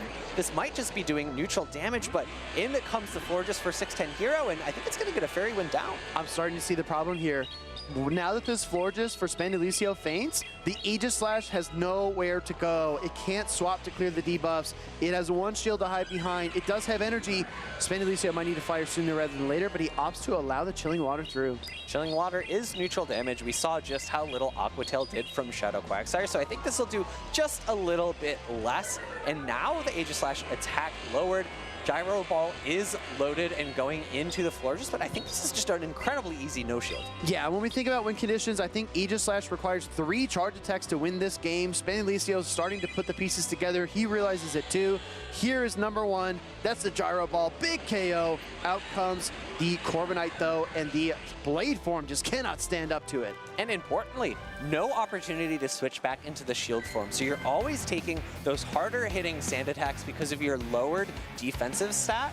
and it's just a very clean farm down. I was actually thinking about it a little bit in that mid game there, right? We saw 610 Hero throw the Air Cutter almost immediately after the Shadow Ball was thrown by the Aegis Slash. He could have opted to do a few more sand attacks, but realistically in this game, I don't think it mattered. But those are the kind of intricacies that Aegis Slash introduces into the game. It's not about necessarily throwing your moves on good timing or as fast as possible, but thinking about how your opponent's Pokemon's stats change over time and when you want to farm and when you want to throw. There's so many variables, right? A lot of trainers that picked up Aegis Slash and tried it when it was first released would put it in the lead and say, I'm going to play it, like I said earlier, like a superpower user, like a wild charge user. But as you pointed out, Phoebe, there's so many different things you have to keep in mind. The switch timer is a huge factor. Overcharging when you're already capped on energy is also so weird. Nobody likes doing that. It feels like you should be throwing your energy, but when you battle against the Aegis Slash or play Aegis Slash, sometimes you have to do that as well. So it's such a confusing and strange Pokemon to play. And I've heard that if you go Battle League and you pair against somebody who doesn't really know how it works, it's beatable. But against the top trainers, Aegis Slash is incredible. Against them? Or for them? For them. Against you. Oh, or against me particularly. No, or me. Wow. Hey. Should I be offended? No, I don't think so. Won't be. I haven't actually faced an Aegis Slash yet, so I get it. And I definitely would be afraid of it because if you have more and more things to think about over the course of the game, the mental load's intense in the battles, especially up on stage where you have the additional focus of everyone in the crowd and the additional pressure of everyone at home watching. It's a lot. You don't think about that though, right? I think about it. You think about it's it? terrible. No, you got to focus on the games in front of you. I think that's the most important thing. You got to block everything else out. At least that's how I think about it, because otherwise you're spreading yourself thin. Your brain power is going all kinds of different directions, and I don't have the same brain power capacity as you. I don't know. Sometimes my brain power capacity is very low as well, so it comes and goes. It flows and ebbs. Well, you know what? We talked about how we should approach on-stream battles, whether you should think about the crowd, the people at home, people you care about that are watching, or just lock in, put on some blinders and focus on the battles. But battling in the championship series starts even before that. It starts with the day before prep, your trip in, going for a walk before you hit the venue, and even maybe some superstitions. So we're going to hear from Out of Pocket about how he prepares for championship series events. You do not want to miss this one.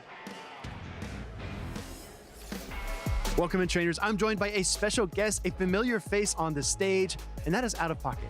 For many trainers, preparation for an event starts weeks before. Maybe they're looking at the meta, maybe they're scrimming, maybe they're kind of trying to get their team building concepts in mind. But for Out of Pocket, the preparation turns a bit into superstition at times. Pocket, I heard you have a ton of tournament superstitions the day before, the day of, the day after. Break it down. Okay, so I would say before the tournament, a lot of it is about like, sometimes I have like a narrative in my head about like how turns are going. And for example, in my win from Milwaukee, the last two tournaments were a second place in Atlanta, and then I threw up an air ball in Monterrey, Mexico, and then I won Milwaukee. That was my best. I think that's the best tournament I've ever played. And sometimes whenever I've like had a deep run and then I like lose, sometimes I trick myself into thinking I'm gonna win the next tournament. I'm due, right? That it's like history's gonna repeat itself. Sometimes I also, with like the teams I'm using, sometimes I just have a feeling that whatever I'm using is possibly a winning team, or sometimes I'm using it and I'm like, I don't know, like maybe I'm winning every match, but it just doesn't feel like I have the tools, right? Even though I've maybe had a very small sample size of practice.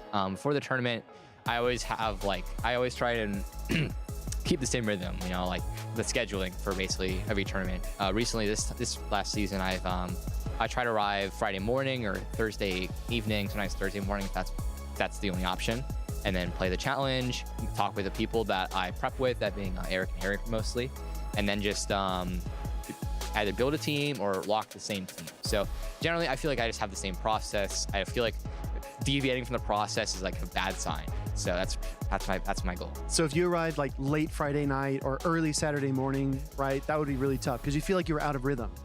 Yeah, I mean, sometimes I kind of have to, and that's just how it is. But I really feel like all my best tournaments, I generally have ample time to get accustomed to being in the area, doing things with friends, like like going some tourist attractions, stuff like that. If that's happening, generally things are going good. If I remember right, Pocket, there was a season where you wore like the same sweater on stage every tournament. Was I imagining that, or was that part of the superstition? That is part of it, actually. I do have what I call a lucky sweater or lucky fleece. The fleece, I like the fleece. Sometimes I've worn it like to 1 or 2 tournaments this season, but at Pittsburgh, I forgot it, and I was like, oh no, and I was already gone. I was already there basically. But Harry, my goat. But I told him, I was like, I'm missing a sweater. I need a jacket. I need something. And Harry was like, don't worry, I'll bring you one. And that was how I broke free of it, actually. Wow. I broke free of the superstition. Because I did well with a random sweater I had never worn before. Wow. So I was like, okay. But after I aired my new jacket, not the one I'm wearing, a different one, in Seattle, and I got second, that's my new lucky jacket. Okay. So okay. we've so you kind of like passed the torch. Yeah, we passed the fleece torch. to fleece. Okay. Yeah. Do you have any other superstitions? Like, do you eat the same breakfast? Do you knock on the door twice before you leave? Anything like that? Yeah, sometimes I do knock on the door a few times before I leave. It's like a knock on wood thing. Like, I'm not gonna mess up this time, right? You know? And yeah, I always like get up super early. I like sometimes it's really weird. I sometimes have an alarm set up for like at 5:30 or 6, just so that I can get up early. I'm obviously like an early group, right? Since I'm generally groups A through D, that means my call time, the time I have to be there is around like 9. So usually I always have to get up early. So I figured may as well get up as early as I really can, have a good night's sleep, get up really early, take a shower, sometimes put on deodorant if I'm really feeling like it. And then, you know, and then I just go on a little walk, go to the venue. Sometimes I have to catch a ride. Sometimes, ideally, I could walk to the venue. I love venue walks. I'm like 20, 30 minutes away from the venue this time. I'm probably gonna walk instead of taking like a public transit or anything. But I generally just try and follow the same rhythm. And if things are going good, then I know I'm onto something. All right, last question, Pocket. When you're walking to the venue, what song are you listening to? What's your hype song? It really depends. I actually have like a bunch of playlists I choose from, and whenever I'm feeling some way, I'll pick this one, this one, this one. Generally though, it's just, I just sometimes like, I listen to a song once, and I'm like, it just sticks. It clicks, yeah. Yeah, there's definitely, there's some songs by, I remember when I won Milwaukee, I remember like walking around with just this one song, it's called Chicago by Michael Jackson. And like, I honestly, I like the song, but I hadn't really like clicked with me for a while. But then I just like, it got to that in my playlist, and I was like, I'm just gonna listen to this and repeat. And then I just knew, like, it just felt right. Sometimes, like when I won NAIC, I distinctly remember, even now, having a song in my head while I'm tapping, about to win. Wow. Yeah. All right. Pocket, I think you gave some valuable insights. It's not all about the battles that happen on stage. Sometimes it's about the preparation, being comfortable, being yourself, and playing your best. So, Pocket, thank you so much. Best of luck this weekend, by the way. And we're going to head right back to the stream. Thank you.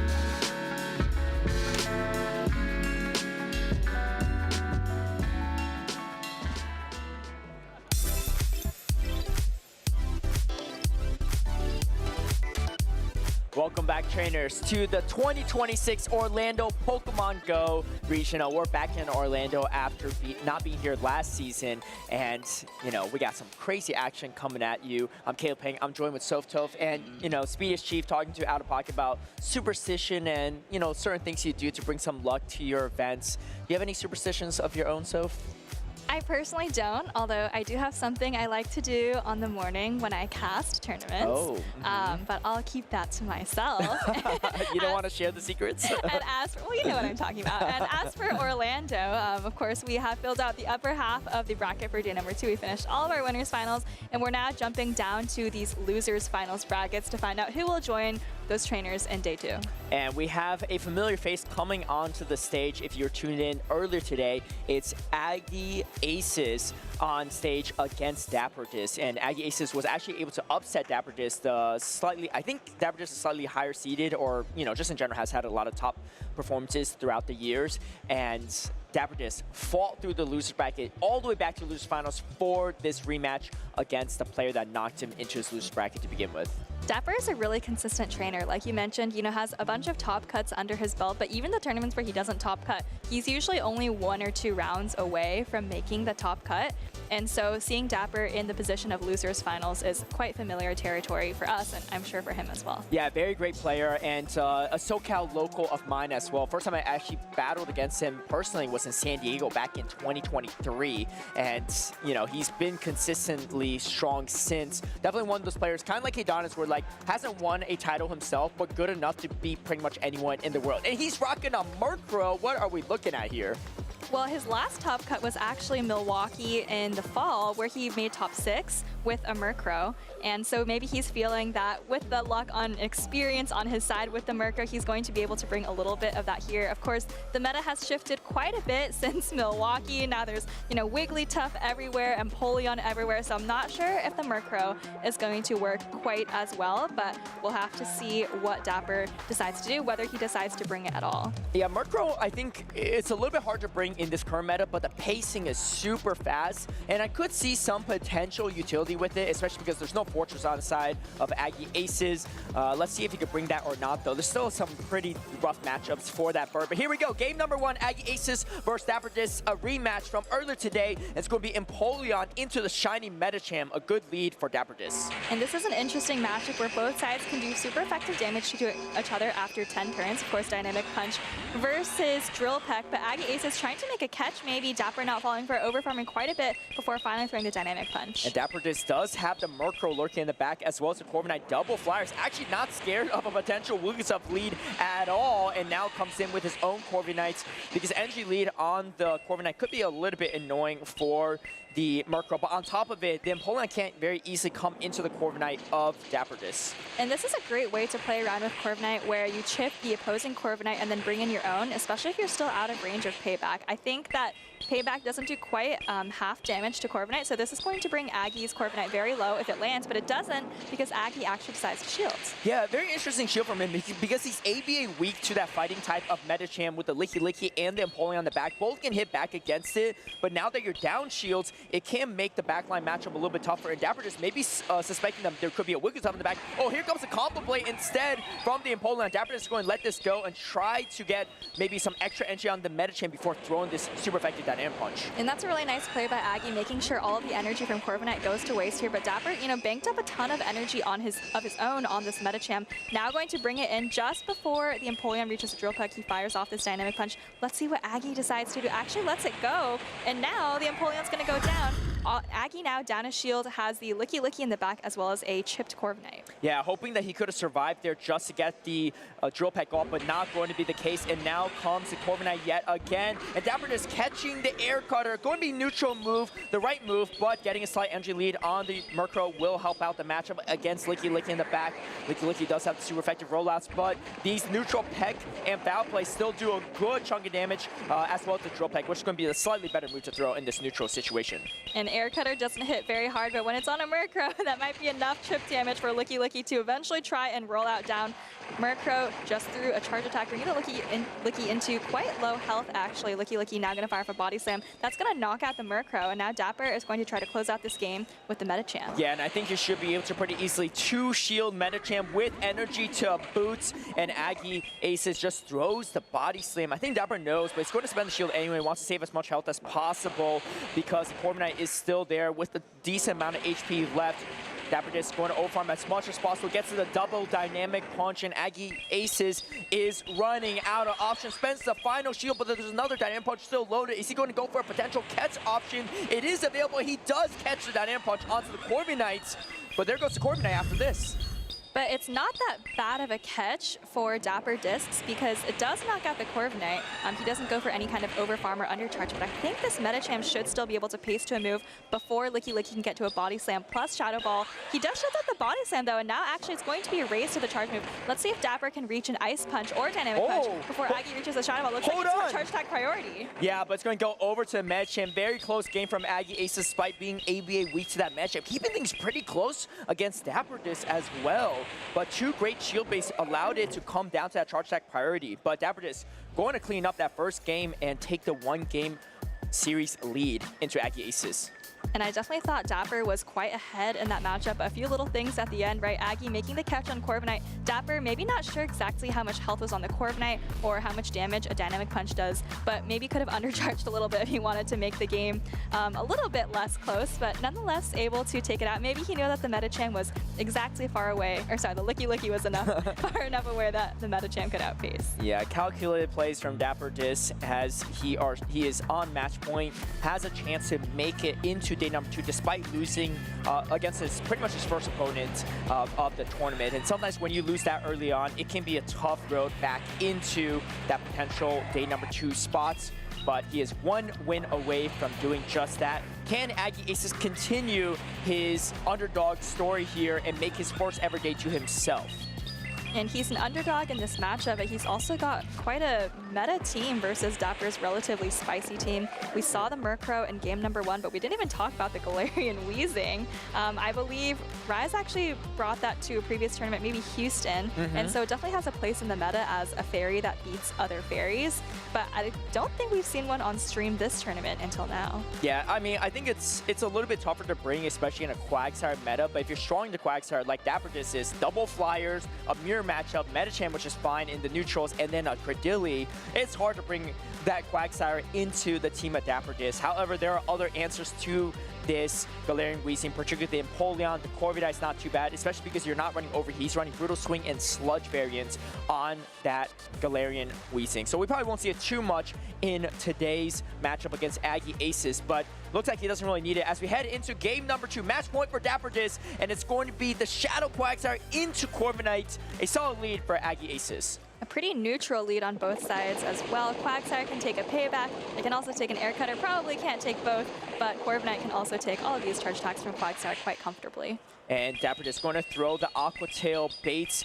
Both moves are the same damage per energy efficiency. However, Stone Edge is going to do a lot more damage if you can land it. But sometimes it's just safer just to go straight Aqua Tail. Dapper Disc doesn't shield the payback, so this is going to bring the Quagsire quite low. It will, but it's also non-stop damage, and Dapper knows he can hang on and probably still get to 2 Aqua Tails here. He also brought the... Oh no, he didn't bring the Murkrow. That's actually a Corviknight in the corner of our screen there. I was going to say he's probably saving shields for that, but you know, saving shields for a Pokemon like the Metachamp or the Corviknight, which we saw performing for him quite well in the last game. And there is a Wigglytuff as Aggie Aces realized Dapper Disc was still quite weak into that Wigglytuff in the last game, suspecting that he might at least bring the Metachamp or Murkrow back, and there was that Metachamp lurking in the background. So Aggie Aces is going to have a good matchup now that he has switch advantage in the backline matchups. But with the shield advantage, Dapper Disc can do a lot of this, especially if you get a very aggressive sand attack down. It would be a very aggressive sand attack down, but I think even if he doesn't get the full farm down, if he can come out of this with a bit of energy, that could be quite annoying for Aggie Aces backline. He has the Wigglytuff and the Empoleon, neither of which does particularly well into Corviknight.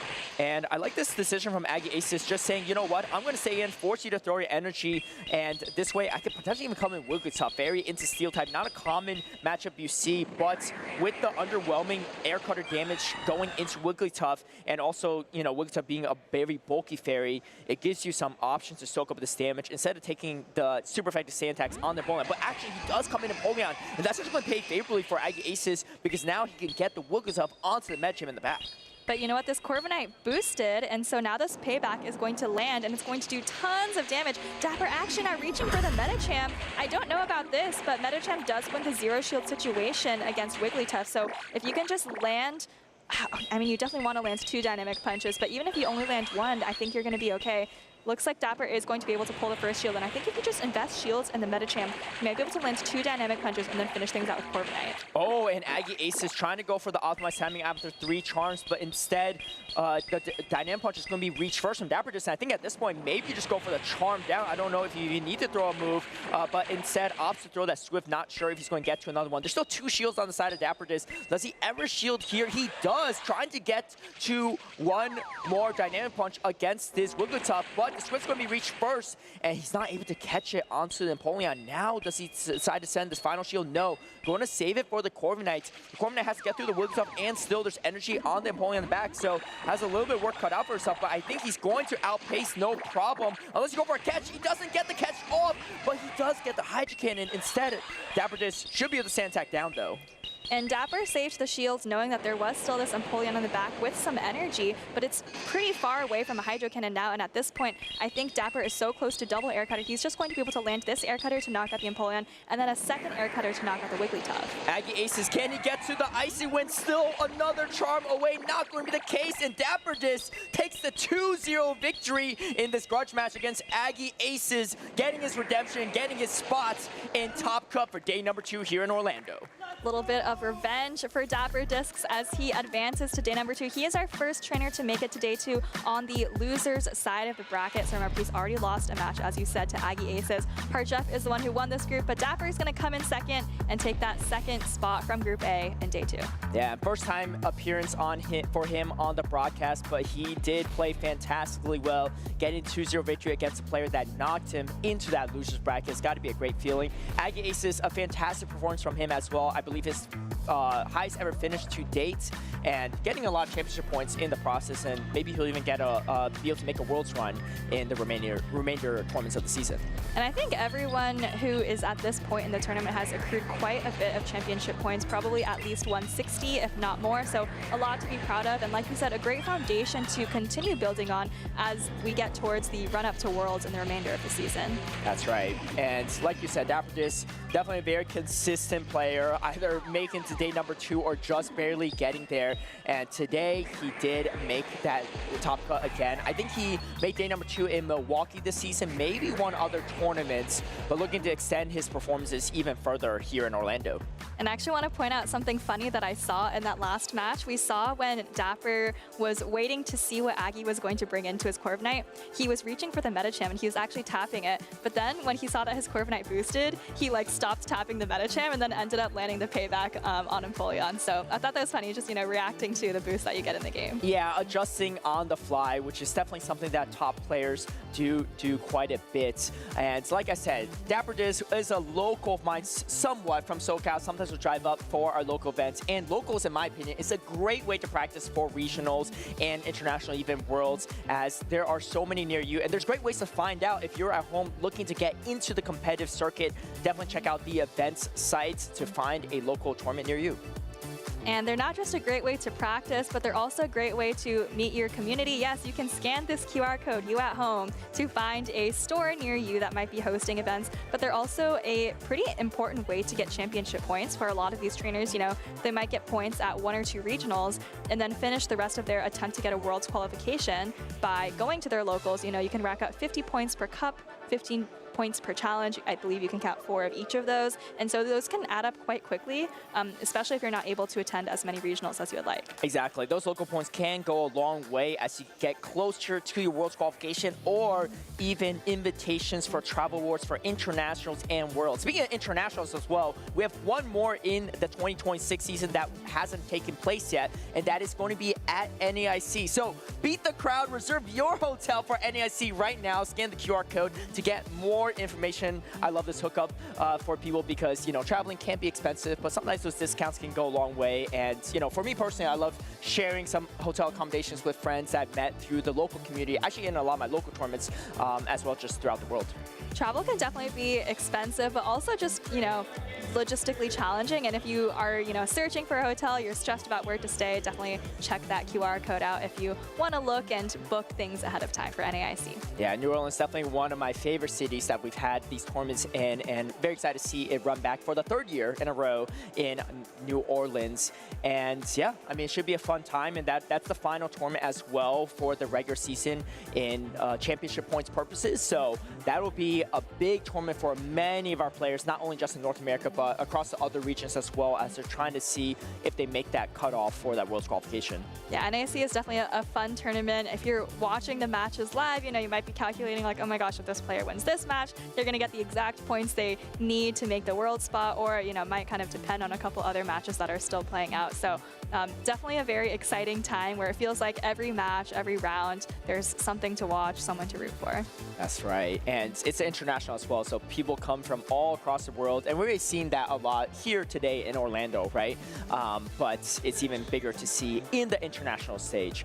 But yeah, I mean, that's going to, you know, our little slight promo for the upcoming international. We have more awesome matches coming up. We have the Ox 5005, maybe 5005. I'm actually not sure how he prefers to have that read. And against Abinov, a previous regional champion and frequent player of the circuit in North America. And taking a quick look at these teams, I do see the Ox has Shadow Talonflame. You know, we saw Heidonis earlier with the Shadow Kanto Ninetale, so maybe a little bit of a theme where a couple of these trainers are feeling that fire type damage could be very valuable in the meta. Taking a look at Abinov's side, I mean, you can see why, right? There's a Gorgeist, the grass type, and there's also the Aegislash, which a lot of trainers have actually been bringing to this tournament. Kind of surprisingly, I think there were only 3 in Houston, and now I feel like there's been at least like 10 on stage. Hey, I'm a loyal believer of the Aegislash, so we'll see if we get another one in that top cut, as one of these players has a chance to bring that in. That's going to be Abinov. On the left-hand side, the Oxys team, you might be wondering, is that Furfrou? That is indeed not a Furfrou. It should be a Furret, another Pokemon that does begin with Fur as a normal type. But Furfrou also probably has great matchups into the Ghost if I saw it on paper. And Fur is an interesting Pokemon because I know we've seen a couple on stage. I think a lot of people are actually now opting for Sucker Punch, Swift, Brick Break as the moveset of choice. But it's also a Pokemon that I kind of thought was on the decline, but maybe making a little bit of a comeback. Obviously does great into Ghost type, of which Abinov actually has 2. And then also has pretty neutral matchups across the board for the rest of the meta. Also does pretty well into Feraligatr. So for it, potentially a Pokemon that we could see come onto the battlefield again. And the Ox is actually running the Trailblaze variant, not the Brick Break variant. So going a little bit back to kind of the more moveset of choice, going to be a little bit better into the Feraligatr, but for the most part against all the other matchups, Brick Break could have been a little bit better, right? Into the Empoleon, into the Guzzlord. I mean, Aegislash is kind of a wash either way, so maybe Trailblaze is a little bit better to boost up the Sucker Punch damage. But I think overall it has a lot of play. There's no fighters on the side of Abinov, and it could be pretty good. Obviously, Guzzler's going to be a fantastic matchup for Abinov. And the real question is, this Aegislash has play, because Talonflame, not super common, but into the Aegislash is a fantastic matchup for the Ox. And I'm not feeling too good about the Aegislash. There is the Sucker Punches from the Fur that we just mentioned, the Talonflame, of course, that you just mentioned. There's also Shadow Claw for Alligator, so I'm not thinking this is necessarily Aegislash's time to shine. Maybe Abinov can reach for something like that Florges, but that Fairy typing you resist, the Fur Sucker Punches. You also do well into the Metacham. You also have Chilling Water for Talonflame, so I'm liking the Florges for Abinov. Yeah, something I do like about the Aegislash, especially compared to some of the other matchups, is it core breaks the Metacham and Wigglytuff core, which a lot of pretty much no other Ghost Pokemon can do. So something that Ox has to worry about, even if Abinov doesn't bring it in. Here we go, game number 1. It's going to be an awful lead for Abinov. Wigglytuff into Guzzlord, and unfortunately, he doesn't have a great answer to the Wigglytuff at all. Forced to swap over to the Feraligatr instead. And this is actually not a terrible matchup for Feraligatr, especially with a huge energy advantage that Abinov got. I believe 2 Hydro Cannons pretty much knocks out the Furret, and so you should be able to win certain shielding scenarios. Although this Trailblaze, with all of that charm damage, might be close to knocking out the Feraligatr. Yeah, and let's see if Abinov's going to throw up a shield or not. Flipping Switch won't do him so much good, as that's a lot of damage, and there's where the Trailblaze comes in handy. Farming down this Fur, though, can't give you a lot of advantage, as the Sludge Bomb is going to be the hardest hitting move into the Wigglytuff, despite being a bad matchup for Abinov.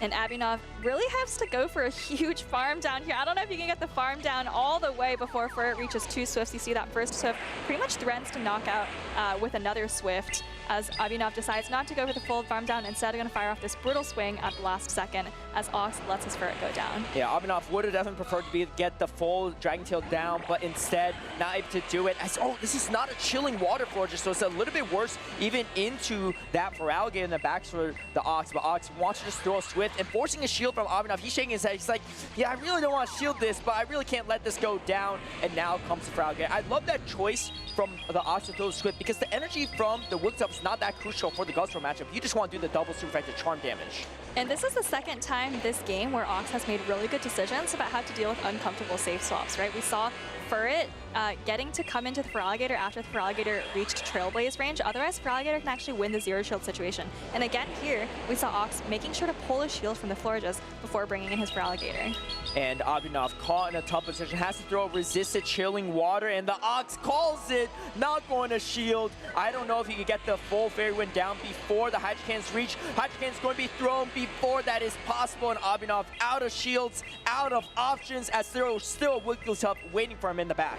And Ox looking like going to have a very dominant game number 1 here as he charms down the Guzzlord. Abhinav has a Sludge Bomb stored, but not going to throw it as there are still 2 shields left for the Ox. Wow, what a strong performance from Ox in this first game. Obviously, not having Wigglytuff answer is not great for Abhinav. He has both the Empoleon and the Aegis Slash, 2 of the hardest answers to Wigglytuff, but he didn't bring them. And unfortunately, that did unfortunately hurt him in this game throughout the series. Let's see if he's going to make that adjustment or not. I mean, we talked about how Aegis Slash is kind of hard to bring into Ox's team, right? With the Talonflame, with the Feraligatr, it's kind of uncomfortable even into the Furret, but in my mind, I think it still has pretty solid matchups into the Fortress. Is okay, right? And it just dominates the Wigglytuff and Medicham options. The Ox doesn't bring any of those into that. Oh, he brought the Wigglytuff, so there's still a chance, I think, for this Aegis Slash to shine. But I do like the way that Ox constructed his team, where he has Wigglytuff and then a bunch of different steel answers, right? You've got Talonflame for, you know, some steals out there like Aegis Slash. Feraligatr, of course, very good into the Aegis Slash as well. Fortress going to cover the Empoleon, so I can see why Abhinav in game number 1 didn't reach for either of those steel types in Empoleon or Aegis Slash. But like you said, that kind of cost him in the end, as the Ox's Wigglytuff was largely unchecked. Yeah, and you know, speaking of the Ox, maybe not many players are as familiar with him, but this is his 10th ever tournament, started back in 2024 in Charlotte, and I think this is probably his highest finish to date. Before this, it was 25th tied in 2 separate tournaments, and he hasn't played in any tournaments, any major tournaments this year, outside maybe potential local tournaments, since Worlds last year. So his first tournament to date, still plenty of time to qualify, especially if he continues his run here in Orlando. Let's see if Abhinav has what it takes, though, to force a game number 3 against the Ox, or the Ox will pull off the upset against Abhinav, a previous champion. And if this is Ox's best finish ever at top 24, well, he's just 1 game away from advancing to the top 16, which would be kind of improving his previous best performance by 2 rounds. So that'd be an incredible accomplishment for him. Also, I believe a ton of championship points are on the line when you move from that top 24 finish to top 16. So definitely going to try his best as we move into the match point of this knockout round. Yeah, maybe a lesser known name, but he is still a 2-time Worlds qualified competitor. And here we go, game number 2 against Abhinav. It's going to be Medicham into the Florgens. This is a terrible matchup for that Medicham, but he has decent, okay options in the back.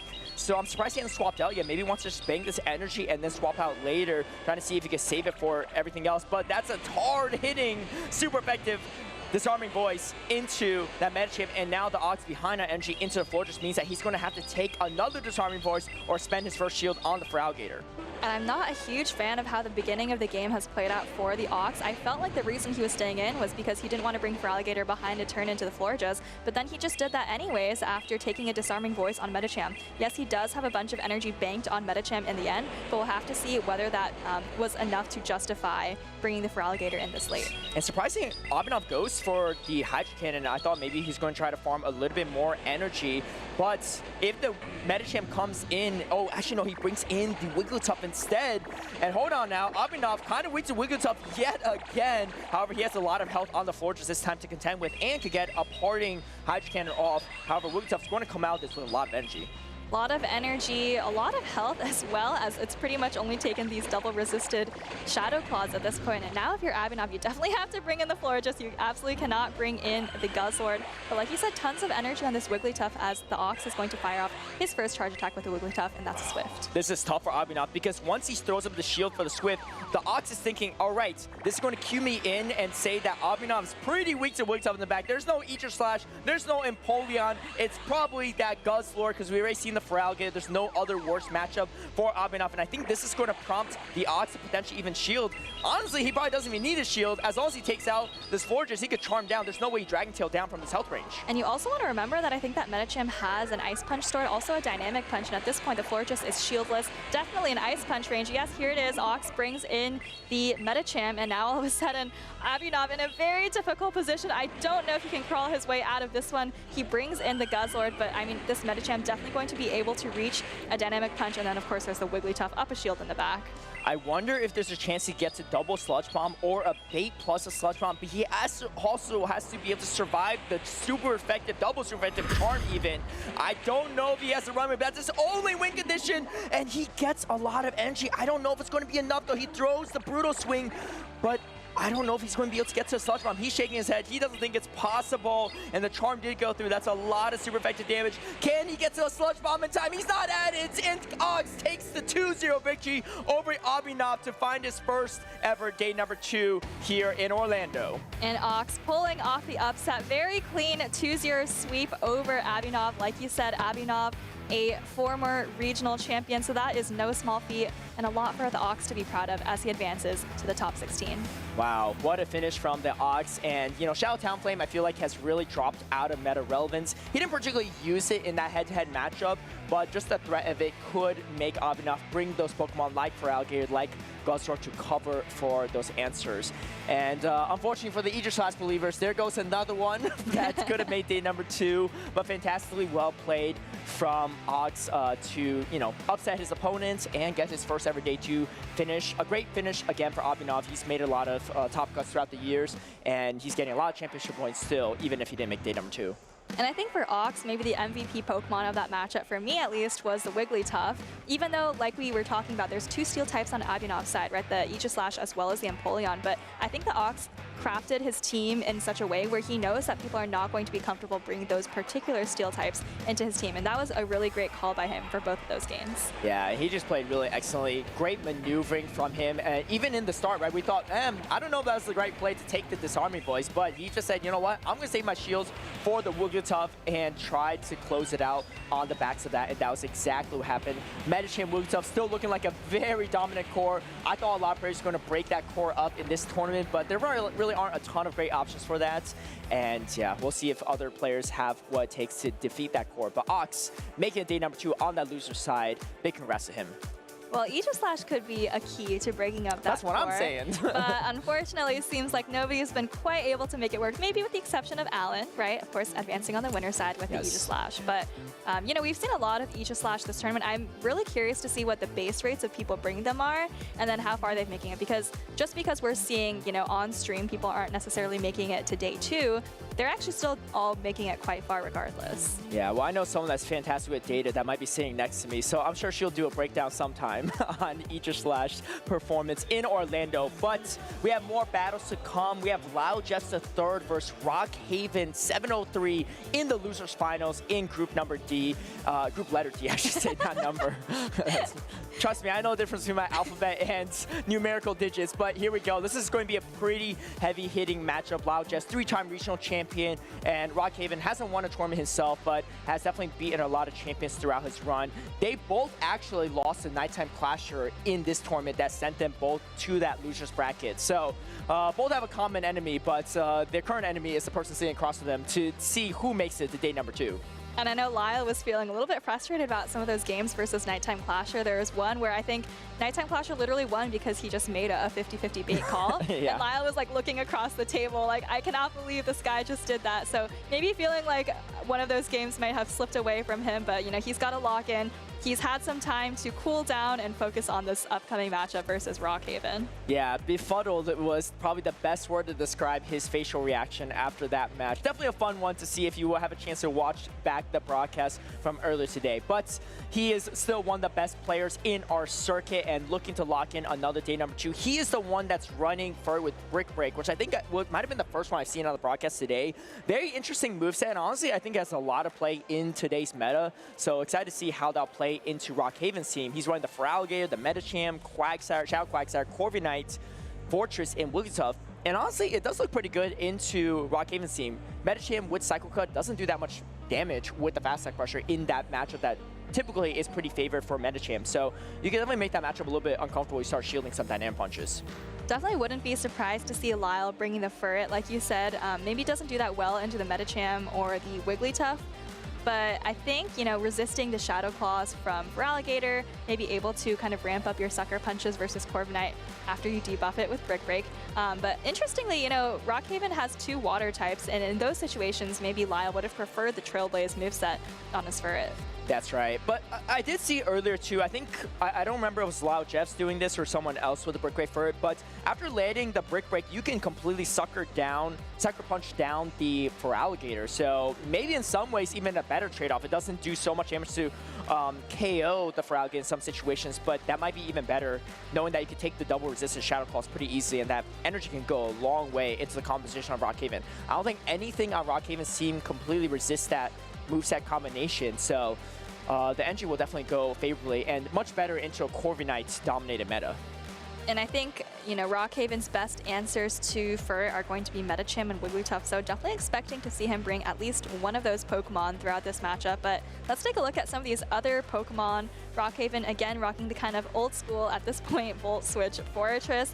I think there's a lot of play into Lyle's team, obviously. Got to watch out for the Unova Stunfisk, but outside of that, I think the Fortress is either safe or favorable across the board.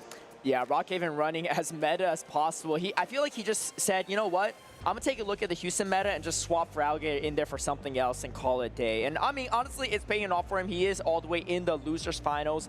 Lyle Jeffs kind of theory crafting a little bit different from Rockhaven, going for a more slightly anti-meta strategy with the Lapras. And I think the Lapras is going to be super interesting because, again, if you don't land Dynamic Punch from Medicham, it's still not the worst matchup, right?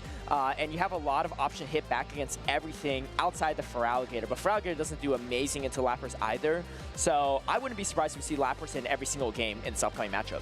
Man, I'm a big fan of Lapras, but I just don't know if this is the matchup for you. Don't do that amazing into regular Feraligatr, even though you wall all the energy. Have to watch out for Medicham and Fortress as well, but let's see what Lyle thinks of his Lapras as he finds a terrible lead with Unovan Stunfisk into Quagsire. Yeah, absolutely awful lead, and this Quagsire has played into everything on the side of Lyle Jeffs, but I think that's really the main reason why Quagsire is so strong. Rockhaven going for some Aqua Tail damage before Lyle Jeffs gets to the move, and Rockhaven, he still has the Wigglytuff in the back, which also would not be so great, and he comes into the Medicham with the Wigglytuff, maybe recognizing that Medicham can win that matchup, but still actually throws up the shield. Maybe wanting to go straight for the charm down and just taking one dynamic punch afterward.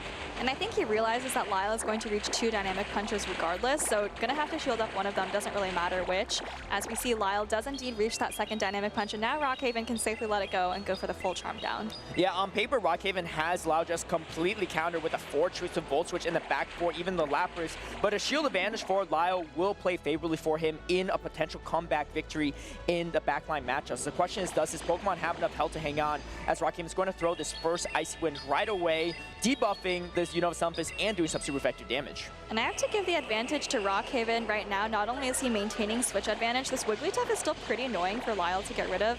He does farm up quite a bit of energy and throws this Mud Bomb just before Wigglytuff can reach another Swift, but now Rockhaven's going to be able to align his Quagsire with the Unovan Stunfisk, as well as the Fortress against the Lapras. And the super annoying part for Lyle Jeffs is this Quagsire can bait your Lapras quite easily with the Aqua Tails, and super awkward. You do have a shield advantage though, and Rockhaven just going to try to make the most out of this matchup. Debuff Central are the move choices, and Rockhaven not going to shield up the energy here, knowing that the Quagsire is probably going to be the Pokemon that closes out this game. And Sparkling Aria does land. Looks like Fortress could hang on through another one, and now he's going to be able to debuff the Lapras' attack with this Rock Tomb. Lyle is going to shield it up. He knows that his Unova Stunfisk isn't going to be able to do much at all against the Quagsire, and so the Lapras is really going to be the key for him.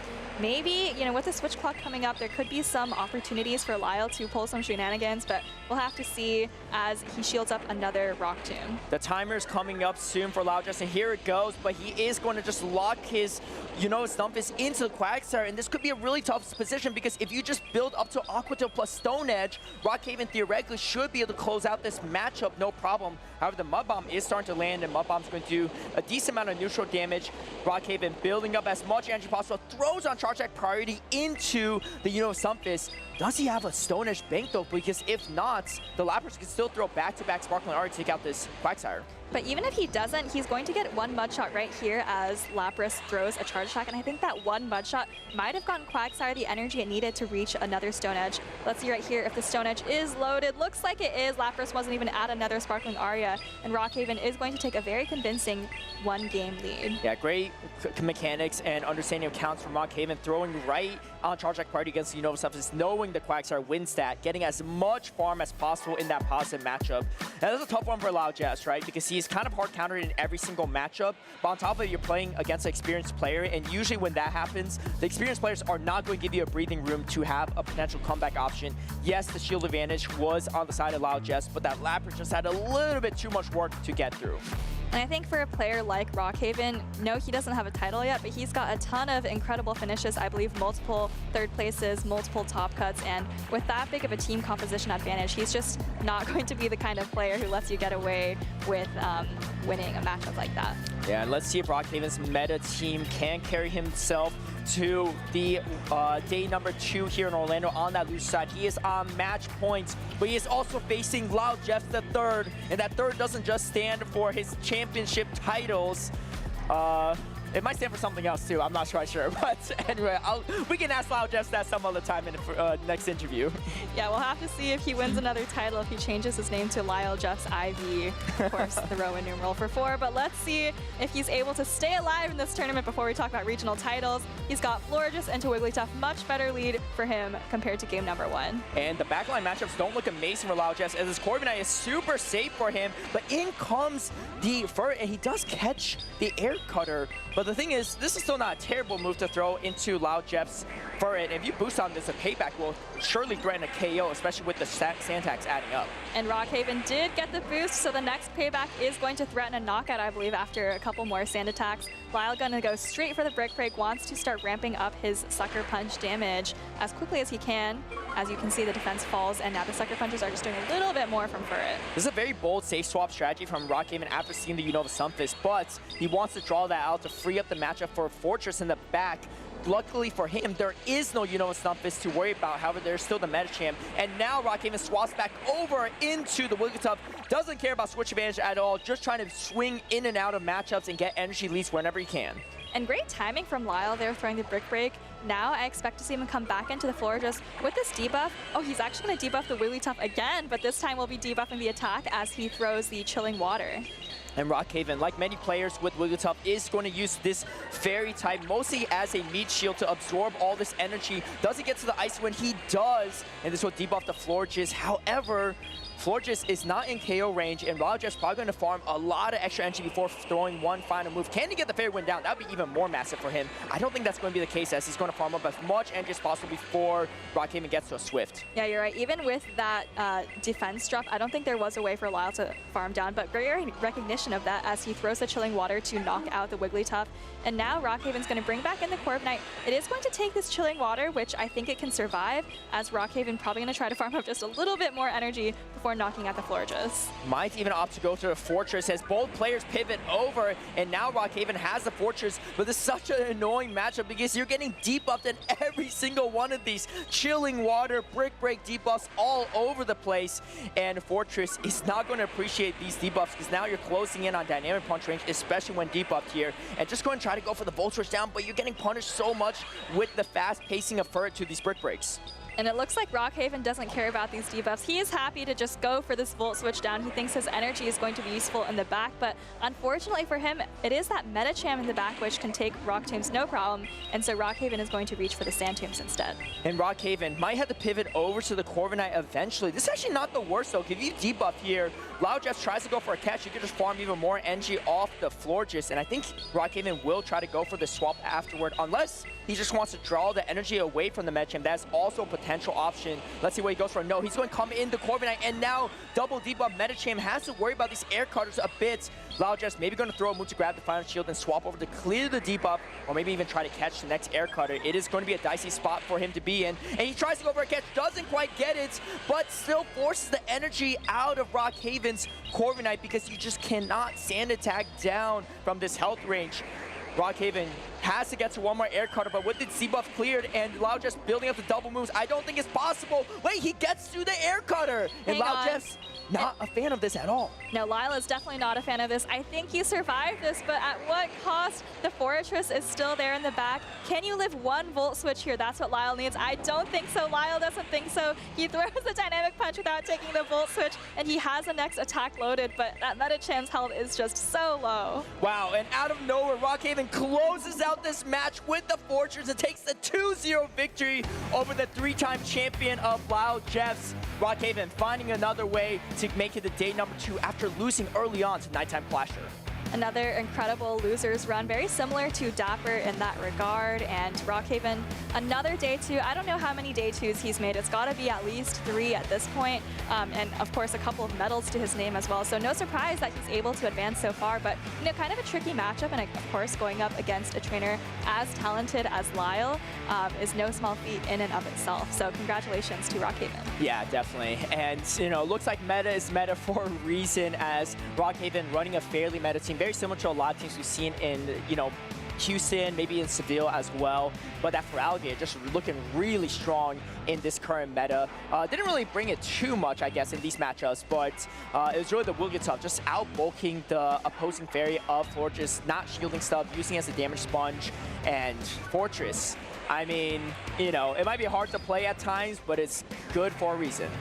And a lot of Pokemon on Lyle's team are just throwing debuffs everywhere, and so Rockhaven really able to navigate very skillfully around all those debuffs, switching in and out, understanding when each debuff was and wasn't important. And, you know, to Lyle's credit, the game was actually quite close. If he was able to get that farm down against, I think, the Corviknight, I think he definitely wins that game. That's for sure. Yeah, close games for sure, but when you're facing those tough opponents, sometimes the win condition isn't super clear. Speaking of tough opponents as well, too, Speedy Chief has a quick interview with some of our top 2 players in the circuit.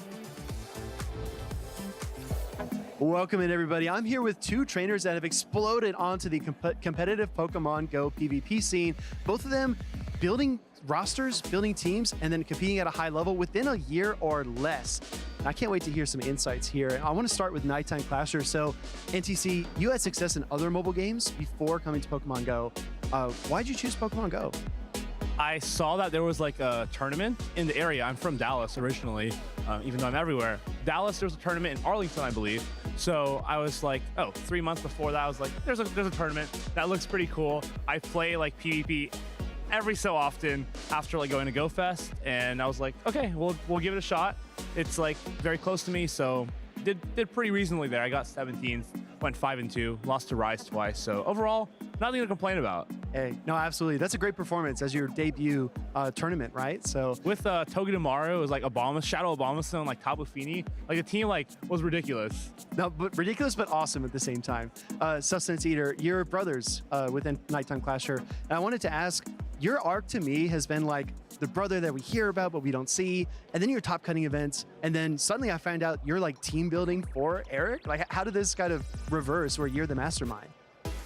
Yeah, so it all started, I guess, coming up on a year now, where I realized that Eric was really into Pokemon Go, and I decided, okay, like I'm probably going to be going with him to a couple more events, so I might as well become pretty good myself.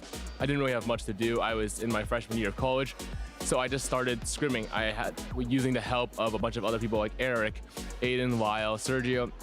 They were able to help me kind of like get a grasp on the game really quickly and kind of catapult me into like really getting into the weeds of things, like the small interactions and other things just beyond like just the basics. And it was really helpful getting that quick, I guess, like kickstart to playing. And since then, I've just been getting better and better, ideally, and hopefully looking for a good performance this weekend.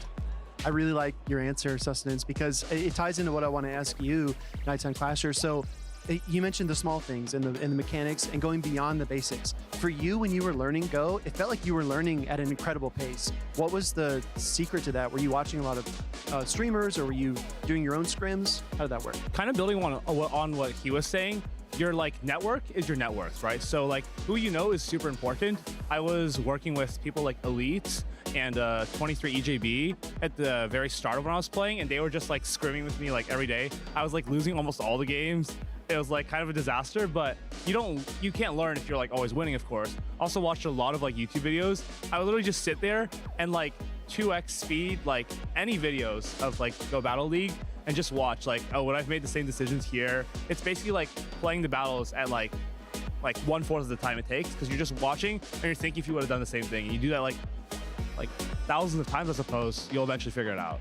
Well, Sustenance Eater, you had a huge amount of success at EUIC.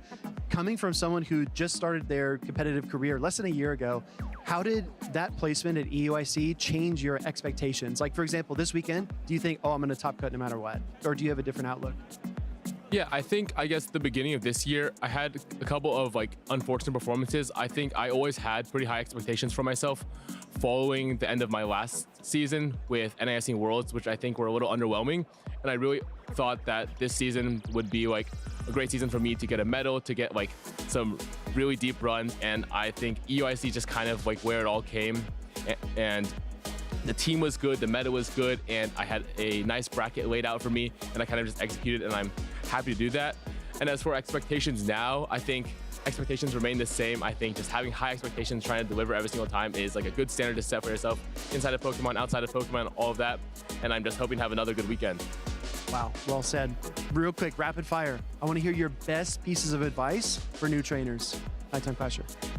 Honestly, just play the game as much as possible. I know someone like Cheese Curl, he says he plays all of his GBL sets every day. He's been doing that for like years, and he got his first top 8. So something like that. Awesome. Sustenance? I think just like making sure you understand the way the Pokemon interact with each other, doing a lot of scrims, and having that like core group of people that you really know can help you get to that next level is super key. Your network truly is your net worth. You guys have done so well for yourselves. Best of luck this weekend. Hope you have a lot more success. We're going to take it right back over to the live battles on stream. We know what the casters think, and we know what you think at home. Feraligatr might be the real deal, but I want to hear from the pros. We've got LNDS Corlash, one of Brazil's best trainers. You got to tell me, Corlash, be honest, is Feraligatr good? It is really good. And now, mostly now, because of the high usage of some Pokemon in the meta, like Quagsire, Piloswine, the high increase of usage of Medicham as well. So it's a Pokemon that can deal with all those threats, and it has been so good before, and has not been nerfed as well. So it has a really good potential to be one of the best Pokemon used here in Orlando Regional. Would you play the Shadow or the regular? The regular for now. Why is that? Well, for the most part, because of the bulk, and we like the Shadow one has some flaws that the non-Shadow hasn't at the time. So probably because of you can tank better some charge moves like Stone Edge from Quagsire and something like that. I prefer the bulk over the damage it takes. All right, you heard it here first, everybody. Corlash releasing Feraligatr. Let us know what you think in the chat. Let's head back to the battles. We are here in the swamplands of Orlando, Florida, and there are Feraligatrs abound. I think that was a great call by Corlash. I'm Alpha Phoebe, joined by Florida man, Speediest Chief 2. And a great call by the production team to say, you know what? Well, let's talk about Feraligatr a little bit more. I really do appreciate the call outs there. Phoebe, it's been a wonderful day so far. Lots of Feraligatr, lots of Aegislash, even more than I predicted. Not a single Piloswine as far as the NAI can see, but we'll see if that changes anytime soon. We're going to check out in the next set, and I'm really excited for this pairing. They're always very special. Was that an NAIC pun, or was that just an accidental throw-in? No, that was an NA versus EU, Sevilla, Piloswine, Palasha. You get where I'm coming from? Yeah, All right, I get your flow. All right, here we go. Well, I'm really excited to see Pranav face off against Habibi EX because Pranav, like we discussed earlier on in the stream, was in the grand finals earlier on in a regional. He was playing Murkrow, and I gotta tell you, in game 1 versus Dune Bug, he looked unstoppable, but his run fell apart in games 2 and 3. He's in that loser side bracket in the losers finals, and he's got to get past Habibi to make top cut. Right, and he's been waiting for probably quite some time. It's been a while since we saw him on stream, and he has a very interesting team, and oh my gosh, I've never seen one of those before. That's a shiny Aegislash. Is it? It might be. We're gonna see what happens here. I don't have that Pokemon because I guess I'm not a real Pokemon Go grinder, but I need to step my game up. These trainers are gonna step it up in a big way. I love the losers bracket matches, Fee, because they're so exciting. The stakes are so high, and you can already see the tension. I mean, look at these trainers just locked in on stage. Yeah, they are both so focused on what lies before them. It is the losers side of the bracket, of course, in a double elimination tournament. If you have lost once already, if you lose a second time, you're gone. I'm looking at Habibi EX's team. I think he needs to unleash that Primate. There's a Guzzlord, there's a Fortress, there's a Quagsire, and Empoleon. You can also land Rage Fist into that Galarian Corsola. There's so many targets. Just need to watch out for the Togekiss. Yeah, and of course, you are a little bit frail, but because you're not that Shadow variant, you're not too frail. In the lead, we have Togekiss versus Feraligatr, and this is a fairly neutral matchup in terms of typings, but I give the edge to Togekiss here because it wins that charge attack tie. Oh, and good call out, Fee. Just like you said, Togekiss fires off the Aura Sphere first, commanding that Protect Shield away from Habibi EX and his Feraligatr. I think the Hydro Cannon would do quite a bit of damage, but this is a very even matchup overall. Hydro Cannon actually getting a no-shielded Pranav, probably going to say, hey, I can survive this Hydro Cannon. I don't think it's an Ice Beam, and if I get to another Aura Sphere, I'm going to threaten away another shield. Going for another charge attack. Pranav holds the energy. I'd be surprised not to see the shield, and that's actually what we get. No shielding, even though he had the Aura Sphere locked and loaded. Yeah, that's very peculiar from Pranav, opting to not throw the move and to not throw the shield up. We see that instead he comes in with the Empoleon, going to take a Hydro Cannon here. He's building up a lot of energy as well. Correct. Hydro Cannon connecting into the Empoleon. Doesn't do much damage. Stealing Water is very, very strong against opposing water-type attacks, but the Empoleon has so much energy now. Shadow Drappy in a Pokemon we haven't seen very much today. Let's see how it does in this matchup. And this is an incredibly commanding team composition from Pranav into the team that Habibi EX has opted to bring. He's got a Shadow Drapion here that does double resisted Poison Sting damage into the Empoleon, and in the back, it's Diggersby, and that's going to get matched up against that Shadow Quagsire. Winning the charge attack priority tie, Habibi EX is on the back foot for sure because Pranav is applying a full court press here in losers finals. Hydro Cannon takes down the Shadow Drapion. Feraligator's about half health. Diggersby hasn't been shown yet, but like you said, Phoebe, the team composition for Pranav looks tremendous. Shadow Quagsire lurking in the back. In comes the Feraligatr. Drill Peck going to be more than enough damage to pick up a knockout. A potential catch option there from Habibi EX, but instead opts to throw up the shield. I was looking at it too. I was wondering if he was going to reach for it. Does he go on the second? Drill Peck.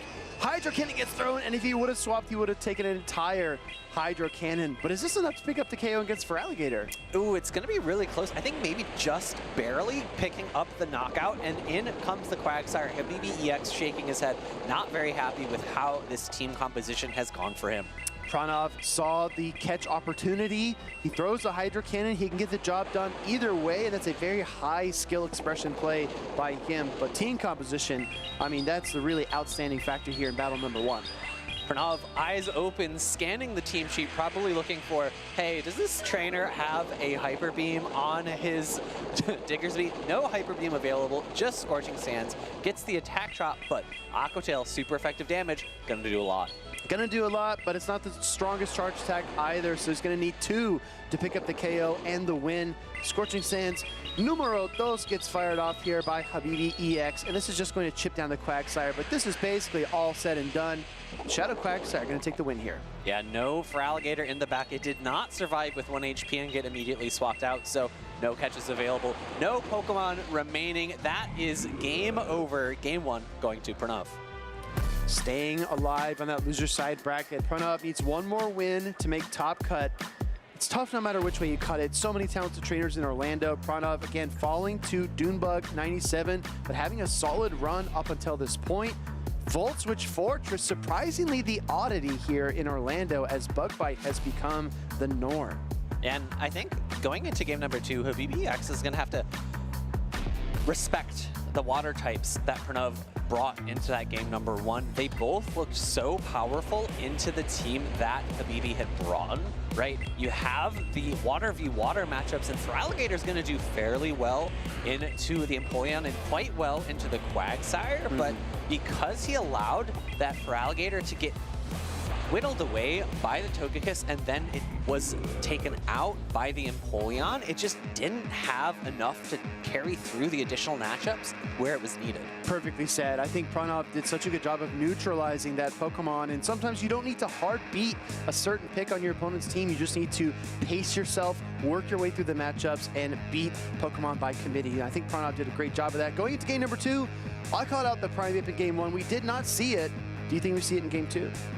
I think there's definitely a possibility. I think there's a lot of flexibility that you get with a Pokemon like Primeape. You can potentially go for a close combat and dip. You could bait with the Rage Fist, ramp up your fast attack damage. It's really crucial what that actual move set is. Let's see, everybody. We're going into game number 2. This is the losers finals. If Pranav wins this, Habibi EX's run in Orlando is over. And look at that. Look at you, maybe a little bit of a Psychic type with Future Sight yourself. Guzzlord going to take super effective damage from the Karate Chops as well as the close combats, but resist the Rage Fist. Going right for it too. Pranav respecting it. Got to double check those team sheets, everybody. It could have been an Ice Punch, but no, this is close combat. The registered moveset on the Primeape. Nice switch as well to try to catch the Brutal Swing and the Quagsire pivot. And there's a lot of energy that's still on that Primeape, and now its defensive stats have been restored to their former glory. Crunch coming through, not enough to threaten the knockout, but a second one will. And now with the defense drop, Aqua Tail also threatens. And this is uncomfortable too, because the Aqua Tail's not enough to KO the opposing Drapion. You need a Stone Edge, and Habibi probably knows it, but he lets it through anyway. Stone Edge spears through that Drapion, picking up a KO, and Pranav gets a breath of fresh air. Now the question becomes, what Pokemon does Habibi bring in? It's going to be the Primeape. It's going to be able to build up some energy here. Aqua Tail is thrown as soon as it's reached, but Rage Fist cuts off that Pokemon's attack. I like that so much. Going on the charge attack priority, keeping the pressure on, exactly what Pranav did in game number 1. But the Guzzlord has energy for days, and here comes a Brutal Swing. This is a brutal bait if it goes no shielded, but shield comes up.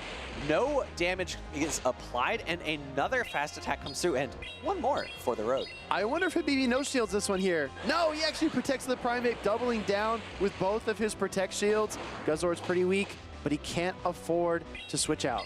But if he knows his counts, he knows this final one is just a Brutal Swing. I don't think it's going to be enough to knock out, but puts the Primeape so low, it's in potential range of just a few more Dragon Tails. A few more, I'd say maybe 1, maybe 2 if we're really pushing it. Rage Fist does connect to pick up the KO on the Guzzlord. Primeape still with a lot of HP, gonna go for another Rage Fist into the Empoleon and peel that final shield away. And in the back is that Feraligator. It's going to likely come in as soon as possible to not get too behind in energy. Unfortunately though, it only has resisted it only has resisted charge attacks available to it, so it's likely just going to be throwing straight Hydro Cannon.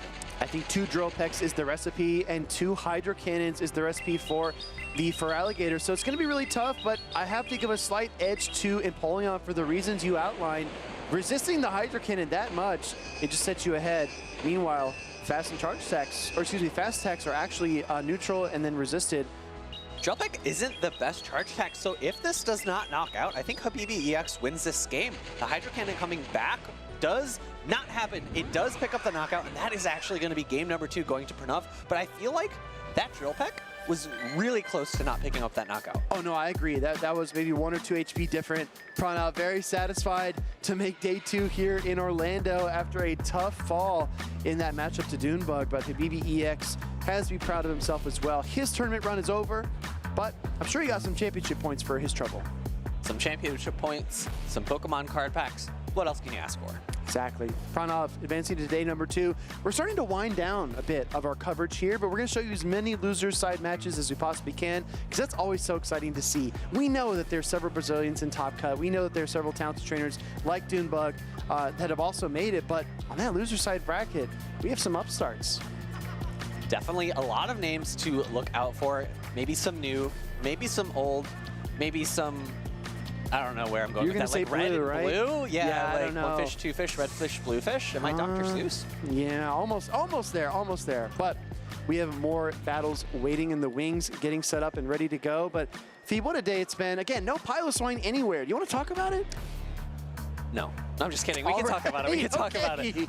I think Piloswine's a very interesting Pokemon to go into the Sevilla meta. It's not good into what has been one of the most dominant Pokemon in the past, I want to say like 4 or 5, maybe even 6 regional tournaments. Yeah. Empoleon, right? Empoleon is a really bad matchup because it does super effective damage with its fast attacks, and it does really hard-hitting super effective damage with those charge attacks, but has the downside of taking super effective damage from a charge attack. Could be Bulldoze, could be high horsepower. You have a number of options, I believe, on Piloswine. Sure. Could even be running Stone Edge, which I believe was the option of one of the trainers over in Sevilla. Batoman, yes. I believe. And it provides a lot of flexibility, but it doesn't have a ton of bulk. And I feel like because of the poor typing matchups, even like the flyers that it wants to match up into, if the most dominant one is Corviknight, because of the steel subtyping there, it's just not that clean. Good point. Very, very good points. You said Empoleon. I was thinking Quagsire. Quagsire is also a very tough Pokemon for Piloswine to beat if it doesn't have an energy advantage, because all the charge attacks are super effective, right? Ice is going to take a lot of damage from the Stone Edge, and then Ice also, or the ground typing, excuse me, does not appreciate Aqua Tail pressure. So I don't know. I'm really fascinated that we had like this pocket meta in Sevilla with Piloswine, and then you come over here to NA, and it's like nobody's even considering that Pokemon. We're all playing Aegislash. Well, we do have a pocket meta here. It's just out of pocket. You were waiting for that. I could see the gears starting to turn. A little bit. And I was like, Phoebe's going to say something insightful, and then you hit me with that. Really insightful here from Alpha Phoebe. You're so welcome at home. I hope you gained a lot from all the things that I say here all the time. He'll be here all weekend, everybody, so buy tickets now. Just kidding. But no, this is going to be really fun. We're going to see Rise to Occasion returning to the stage versus 610 Hero. Both of those are upstarts like you called out, right? Oh, yeah. First time. Rise to Occasion, who? No. But I will say that 610 Hero has not yet played his Shadow Politoed on stream. I'm very interested to see if it has a positive matchup into Rise's team here. Well, let's also take a look a little bit at the meta to see maybe what top picks we have that Shadow Politoed could match up against, of course, with that Ice Beam coverage. It's going to do really well into Pokemon that's not even on this list, Altaria. That's what I was going for. I was really hoping it'd be on our top 12, but apparently Guzzlord is a little more popular right now. Yeah, it's actually just basically falling off the charts below 14%. That's crazy. That's wild, right? Altaria's kind of had an outsized performance, but... Altaria who? Right? Apparently, it's not that great. But I'll tell you who is great.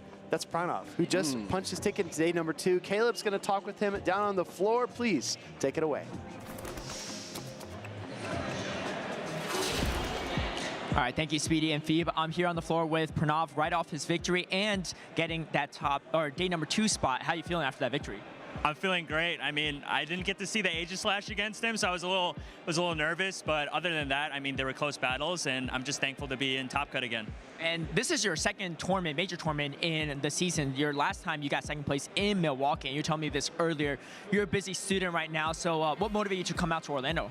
I think, you know, I have really great friends like ETMs, and, you know, seeing my buddy Elam, who he stayed with me in Milwaukee, just like win a regional, I was just like, I have that itch to compete again, you know, like it always comes back, and who wouldn't want to pass up like the nice weather, and I had the time, so I was like, might as well make this regional happen. Definitely, and you're one of our players to watch as well. You know, one of the players that maybe hasn't won a title, but is good enough to beat really anyone in the circuit. Who are you looking to face the most in day number 2? Because there's a lot of big names there. I mean, I just like to put my head down. I just like to take it one match at a time and just take what comes to me. So I know there's a lot of great people who have advanced to day 2. So whoever's there, I mean, hopefully I'll have their number and I'll just keep moving forward. And I know your busy life outside of Pokemon Go as well. So maybe give us some tips or speak on how do you balance it all? Because you're one of the best players in the circuit, but you got a lot of other real life stuff to take care of too, right? I think for me, it's just understanding my priorities. I know Twitch and streaming and Go has been a big part of my life, and I'll never forget that. And I'm very thankful for all these opportunities that I've had. So ultimately, like, right now it's just me focusing on my career, and when I can make the time to see my friends, see all these people that mean so much to me, then I will make that happen 10 times out of 10. Sure, and it feels good to be still winning and making day number 2 in your second tournament again. Best of luck for day number 2. Any final words or shout outs you'd like to give? Yeah, I guess I'd like to shout out ETMs. You know, I love and appreciate each and every one of you. Shout out Jangles and Angela. They let me crash at their place, and this was very last minute and spontaneous, so I'm just appreciative of their kindness. And shout out my girlfriend, Megan. I love you, so. Awesome. Well, I wish you best of luck on day number 2. We have a few more trainers looking to make and join Pranav in day 2. Back to the castle for some more battles. There's a billion reasons to come to these events, and it's very clear that Pranav is rich with friends and family that support him. You love to see it. You absolutely love to see it. And we're going to head down to the stage here. We've got Rise and 610 Hero. 610 Hero played a lot of Medicham, and I believe Florges in his last series. Rise, Shadow Fortress with Bug Bite, Grumpig. There's a lot of dynamic gameplay to be had. And never heard of before Pokemon Altaria on his team. So really actually glad to see that 610 bringing that Shadow Politoed. I know that's actually a Pokemon that he and I had championed a long time ago in a meta far away. But let's go into game number 1 here. We've got Feraligatr into Florges, and this Florges, Disarming Voice, not running Trailblaze. Very important distinction, and Feraligatr will win the Charge Attack priority tie. I think Rise, to his credit, is the only shiny Feraligatr left in the tournament here this weekend, but Hydro Cannon connects, Disarming Voice is going to fire right back. It's going to be good neutral damage. It's got same type attack bonus, so it's going to hit a little bit harder than a resisted to Chilling Water, and an immediate pivot into the Furret, which is going to be hard answered by the Wigglytuff. Looking at this team composition, maybe I would have preferred a safe swap of the Medicham because it fares a little bit better into Wigglytuff, because if you land 2 dynamic punches, you can pick up the knockout. However, Furret really just never threatens. You're right, and it's just amazing because I would never expect to hear that. Like, what you should say into the Wigglytuff matchup is a fighting type. But you're exactly right, Phoebe, and that's so interesting how the dynamics have changed, and the newly buffed Psycho Cut affords Medicham that flexibility. And it's also interesting, too, because now the Medicham is going to be squared up against that Unova Stunfisk if this goes the way we believe it will. Swift coming through. This will KO if it's allowed through. Yeah, 610 has the option to shield and get off his own, but risks the potential loss of another charge attack tie because Rise to Occasion does have a Swift loaded as well. There is energy. In comes the Florges. It's going to be that Swift to try to pick up a knockout here. Rise to Occasion and his Wigglytuff taking away that first Protect Shield from 610 Hero. Instant swap from Rise back to that Feraligatr that he began with, and he is going to place the charge attack priority tie. Awesome. Hydro Cannon coming out first before the Florges could get that Chilling Water through. Going to pick up the knockout, and 610 is going to have to look to try to get the fast attack down here while taking super effective Shadow Claws in return. I really like what Rise is doing here. Another Hydro Cannon. Everybody, it's as easy as 1, 2, 3, 4 Hydro Cannon, and that's what Rise is doing all battle long. This peels away that final Protect Shield from 610 Hero. Rise is up 2 shields to 0, but Medicham's got a boatload of energy. I think we could go larger than boat. I think we go like tanker or aircraft carrier full of energy. Yeah, it might be. Ice Punch is going to peel that shield away back from Rise to Occasion, though. He has the Wigglytuff ready. Does he look for the switch here? He could pull it at any moment, and he decides not to, staying in this Stunfisk Medicham matchup. 1 shield remaining for Rise to Occasion means that he can prevent one of these charge attacks from coming through. Ice Punch going to be a little bit cheaper and super effective, so it's going to be the move of choice here for 610 Hero. I do wonder, I believe Medicham would win the charge attack priority. It's very close with these 2 Pokemon.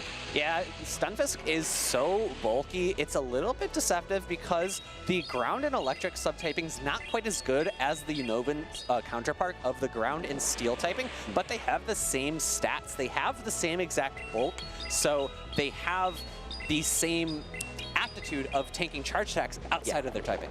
Very, very interesting. I actually didn't know that. Mud Bomb connects, Metachamp goes down, Rise to occasion, rises up with a Game 1 victory over 610 Hero in the Group F Losers Finals. And because 610 Hero has brought Politoed on his team as opposed to Quagsire, he's a little bit less good into opposing Unova Stunfisk. He has his own right, but compared to the Quagsire, you take super effective damage back from those Mud Bombs as opposed to neutral. He does have Corviknight on his team, which is not going to be good into that Unova Stunfisk. So overall, it just looks like such a safe Pokemon. Of course, you do have for 610 Hero that Furret, but it doesn't have Trailblaze. It's got Brick Break, so no super effective options. Exactly, and Furret found the Wigglytuff in battle number 1 as well, and that really kind of capped its potential. So it depends on what 610 Hero decides to line up in terms of his lead, his swap, and his closer. If Furret can find an opening, it might be useful, but you're right, Steve, without the Trailblaze, you really lack a way to hit back against that Stunfisk. And I thought 610 had put himself into a pretty decent position with the farm down on that Metachamp, but Unova Stunfisk just too bulky, not threatened by non-same type attack bonus Ice Punches. Just not enough damage, and I'm curious if there was another way that he could have played it. Well, I'll tell you what, the Feraligatr for Rise felt like the glue that held that entire game for him together in battle number 1, because it just came back onto the field over and over and over. I think he fired 3 or 4 Hydro Cannons, and if you look at 610's team, he doesn't have a hard answer for it, so he's got to figure out a way to deal with it. I think Furret is a somewhat decent answer, and I'm a little bit surprised that 610 Hero pulled the Furret off of his team of 3. I guess it landed in a very poor position in game number 1, and maybe that's why he's more hesitant to bring it here to game number 2. Rise continues his Hydro Cannon ways, peeling that shield away from 610 Hero. A discharge will take a shield in kind, and we've seen Rise be willing to do this, playing out the 1s or even the 2s in the lead in order to lock down this matchup. The nice thing for Unova Stunfisk here is that the discharge does pace a little bit quicker, but the downside is that if you catch an electric type move onto a ground and electric type, that's triple resisted. That is 1 damage. That is diabolical is what it is. Rise with the incredible catch. Out comes the Florges, and Chilling Water is going to start to kick in here almost immediately. But how, oh my goodness, how to get ahead if you Rise to occasion and you are able to catch that triple resisted charge attack. All that energy flushed down the drain. No, nothing like a 4-time swing in effectiveness of a move. Florges able to hit this Unova Stunfisk with those Chilling Waters, lowering its attack stat as well as doing meaningful super effective damage. Unova Stunfisk banking a lot of energy. Rise apparently not willing to throw until the second debuffing charge attack comes through, and he will get his wish. A 610 Hero deploys another Chilling Water. Stunfisk very weak, and he's able to swap it out. Oh, going for the Chilling Water. Do we see a shield from Rise? No, he calls it.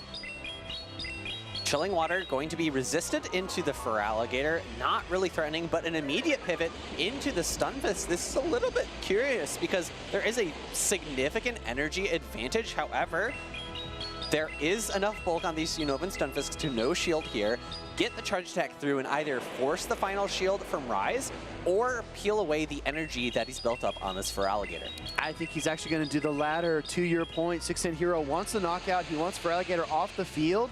And also, he's got to be relieved that he saw that Unova Stunfisk from Rise earlier, because it means his Corviknight is largely safe. And now that Rise has revealed the Wigglytuff, that only shores up his strategy further. Mud Bomb coming through, and actually, I think this would have been the best move for Rise to occasion to have shielded, because in the back, it's Corviknight. Corviknight loves to face off against Wigglytuff.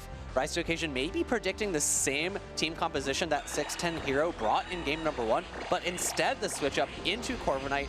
Now, Discharge, 2 of them are loaded. Do we see a catch from 610 Hero? I almost feel like you have to, right? And if the floor just comes in, it does get the Fairy Wind down, but the Discharge connects regardless.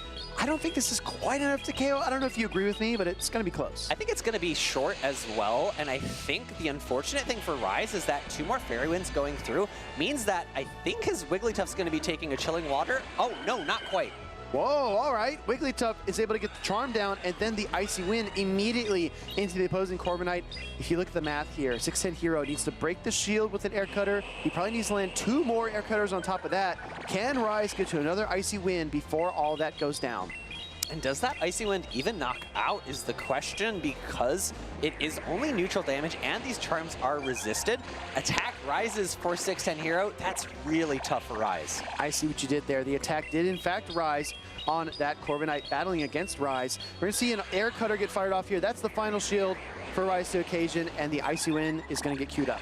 Ooh, another attack rose. I'm gonna switch it up there so that we don't have to say Rise too many times here. Icy Wind coming through, going to lower the attack stat once more, up, down, like a teeter-totter. But this final air cutter coming through with how little health is remaining on the Wigglytuff, that's going to be game number 2, going to 610 Hero. I just want to point out, I mean, we talk a lot about the gameplay here, but I think the body language on stage is also very telling.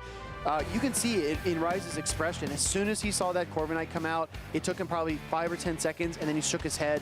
He was already visualizing, already projecting forward what the matchup was going to be. And a lot of really talented trainers are able to do that. And I think that's a skill you can cultivate over time. Maybe take 2 or 3 mental snapshots throughout the battle and try to envision how it's going to end.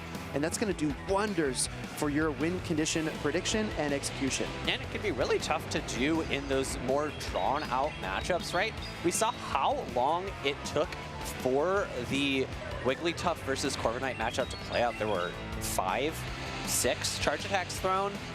I think had Rise been able to prevent the catch of the final charged attack from the Unova Stunfisk onto that Florges, I think he had a shot to win that game, but 610 Hero, recognizing the win conditions that Riot had remaining, prevented that from happening, went for his own win conditions and secured victory. Exactly. You have to execute on your own win conditions and prevent your opponent from fulfilling theirs. But both of these players want that top cut. They want to be here on Championship Sunday in the venue, competing against the best that Orlando has to offer, but they have to get past this game number 3. And it's going to be a tough one. 610 Hero played a team that was a little bit risky into that Unovan Stunfisk. Corviknight's always a tough ask to bring, but it's going to be his best answer to that Wigglytuff, right? So your options are weak to Stunfisk, weak to Wigglytuff. Neither of those feels great. Pick your poison, as they say, and you have to pick carefully. This could be the last battle for 610 Hero this weekend. This could be the last battle for Rise to Occasion this weekend. A lot on the line here in the losers finals. This is a pivotal moment here, and our trainers are almost ready to go. Game number 3 on its way on the left. Rise to Occasion with a new Pokemon, Shadow Fortress, to that Unovan Stunfisk on the right for 610 Hero. Rise to Occasion rocking the Bug Bite Shadow Fortress, and you can tell the difference. Look at the Bug Bite shredding through that Unovan Stunfisk. This is not the Volt Switch Fortress of old. Mud Bomb going to be the move of choice for 610 Hero, going through neutral damage, super effective against the Steel typing, resisted by the Bug typing. Sand Tomb will be super effective regardless, and 610 Hero is going to allow the first one through, but it did get a big buff in the Memories in Motion season. You can see the damage output difference. Mud Bomb is thrown before the next charge attack is reached by the Fortress. I think if Rise to Occasion shields here, he could potentially go for a fast attack down, so we'll have to see if 610 Hero pivots. Oh, he actually decided to bank on the Stunfisk, and Rise knew the matchup just a little bit better. Gets a full farm down, and that's a great setup for the next Pokemon that 610 Hero brings in. And the tough thing is, if you lose switch advantage to a Shadow Fortress, you're going to be taking some sort of debuff in the secondary matchup afterwards. Rock Tomb coming through. This is a big call for 610. No shield comes up. Lots of damage. Fortress putting in mountains of work here for Rise to Occasion. That's exactly what he needed at this juncture in the tournament. Chilling Water will finally pick up the KO, but 610 Hero sacrificed his Unova Stunfisk and three quarters of his Florges to do it.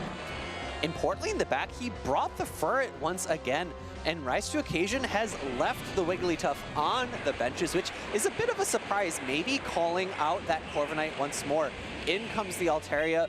This is going to want to be a Swift-only matchup for the Furret. Brick Break or Trailblaze, not the option you want to throw. I think the key here is that 610 Hero still has both of his Protect Shields, so Rise is going to have a hard time bringing down the Furret unless he gives up his final crucial Protect Shield. We're going to see another Swift come through here. Rise not willing to give it yet.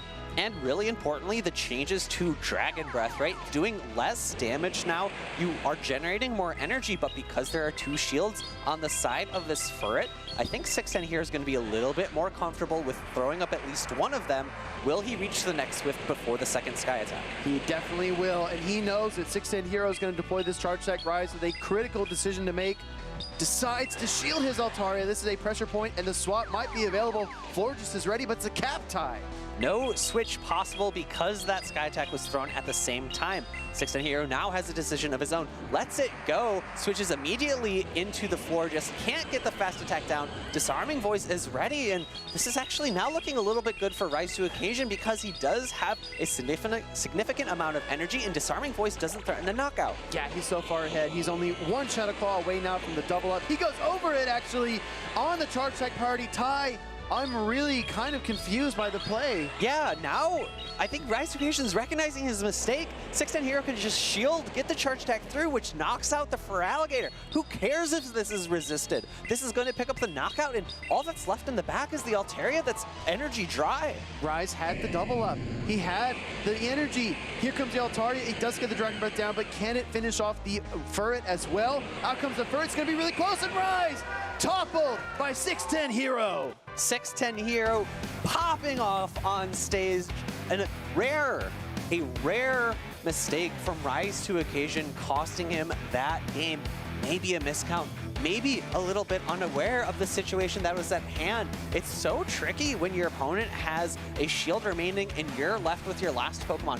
When do you throw your energy? You need energy going into a next matchup. Yes. But if you wait too long, you get that charge attack tie, they shield, you only do 1 damage with your charge attack, and they automatically get their next move into that first Pokemon. I mean, maybe Rise had the shield in mind. Maybe he knew there were 2 Pokemon remaining. Maybe he felt like he could farm this a little bit more, but we saw the double up, and I think we both kind of glanced at each other like, okay, the Hydro Cannons will start coming. Okay, now the Hydro Cannons will start firing off, and they just didn't come, and eventually 610 Hero was able to get to his Chilling Water, and like you said, resisted or not, that's plenty when the Feraligatr is barely limping along. Rise to Occasion had that double up of Hydro Cannons, but I did like the double down from 610 Hero into that Furret. I think that was his key to success in game number 3 because it had such great matchups into the Pokemon that Rise to Occasion was bringing, resisting the Shadow Claws from the Feraligatr and outpacing and outmaneuvering the Altaria, I think was his key to success. Yeah, exactly right. That was a very, very clutch matchup between those 2 talented trainers. The 610 Hero punches his ticket to day number 2 and the top cut, and Rise to Occasion, unfortunately, eliminated from the competition this weekend. But you know what?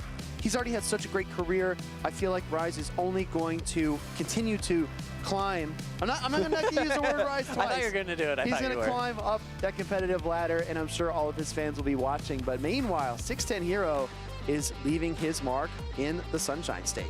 And we got our next 2 trainers up on stage on the left. It's a familiar face. We've seen him a handful of times throughout the weekend. Yeah. Getting interviewed in the lounge, ignoring out of pocket. That definitely happened. Well, it's funny interviewing those 2 because there's so much chatter between the 2 of them, and it feels like they're so scatterbrained, but then when the interview starts, they lock in, and they're so focused. You could say they like to yamper back and forth at each other? Maybe. Are they yampers? Yappers? Is that connecting? Yeah. No, okay. I got it. No, I think I got it the first time. But did those of you at home? Let us know in the chat. I'm waiting to see what I feel like the answers know, which is why I explained it. And okay. You know, everything is more funny when you explain it. That's how it works. Okay. I heard the opposite, but we're going to see what happens. We got Sustenance Eater on stage. Going to take on Toad. 4-3-4-8-4, and I expect Phoebe to say those numbers every single time he calls out that trainer's name. But I want to say this. Toad is a trainer that in grassroots has been very, very active. I've seen him compete quite a bit.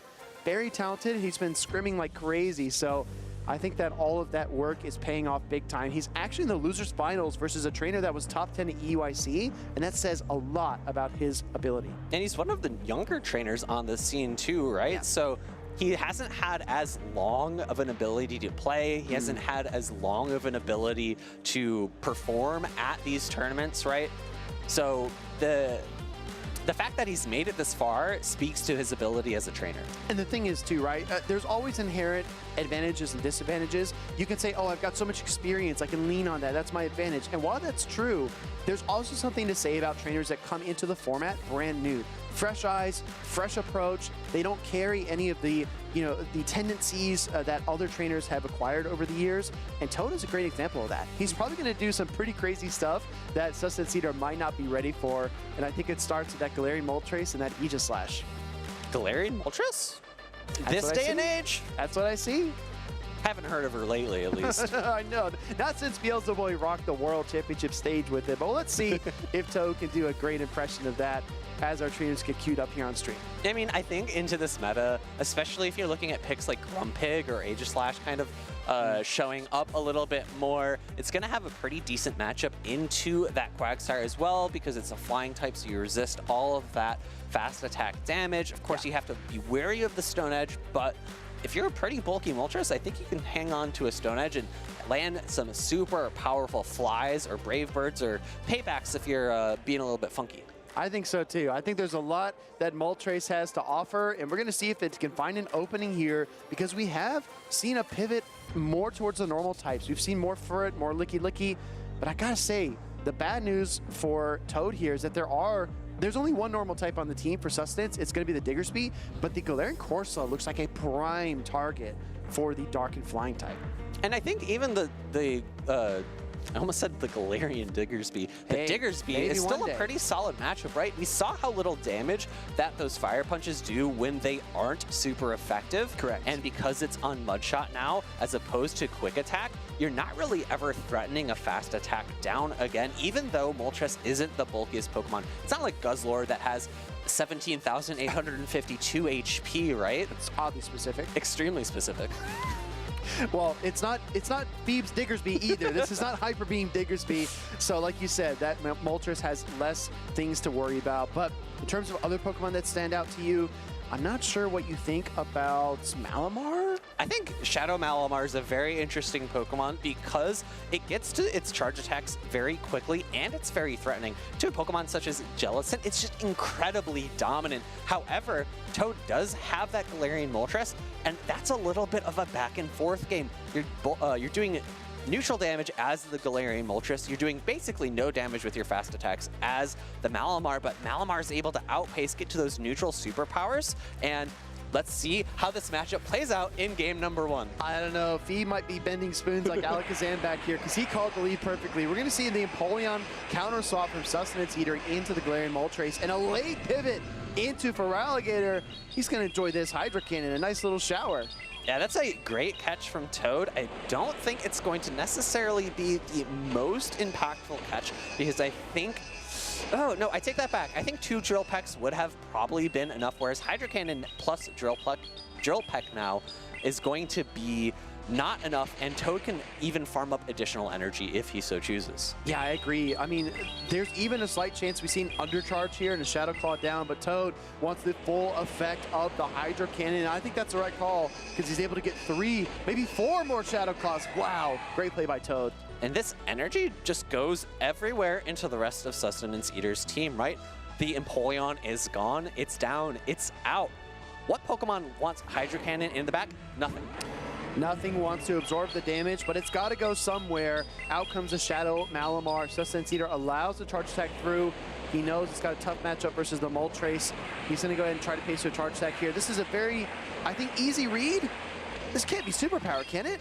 This is a very peculiar bait. I'm not sure that this Malamar gets to another charge attack at any point in this game. We do see the immediate pivot into the Shadow Fortress, and this is another drawback of that Bug Bite. You're no longer doing super effective damage to the flying types, and even though you're doing neutral damage into the Moltres has just so much energy. It does. That Dark typing betraying it just a bit, though, as that HP ticks down. Another flying type charge attack, and as viewers at home, you've realized the third Pokemon for Toad is a Shadow Quagsire. And I gotta be honest, things are not getting any easier for Fortress here as it looks to spin up a KO, and it can't clutch it up.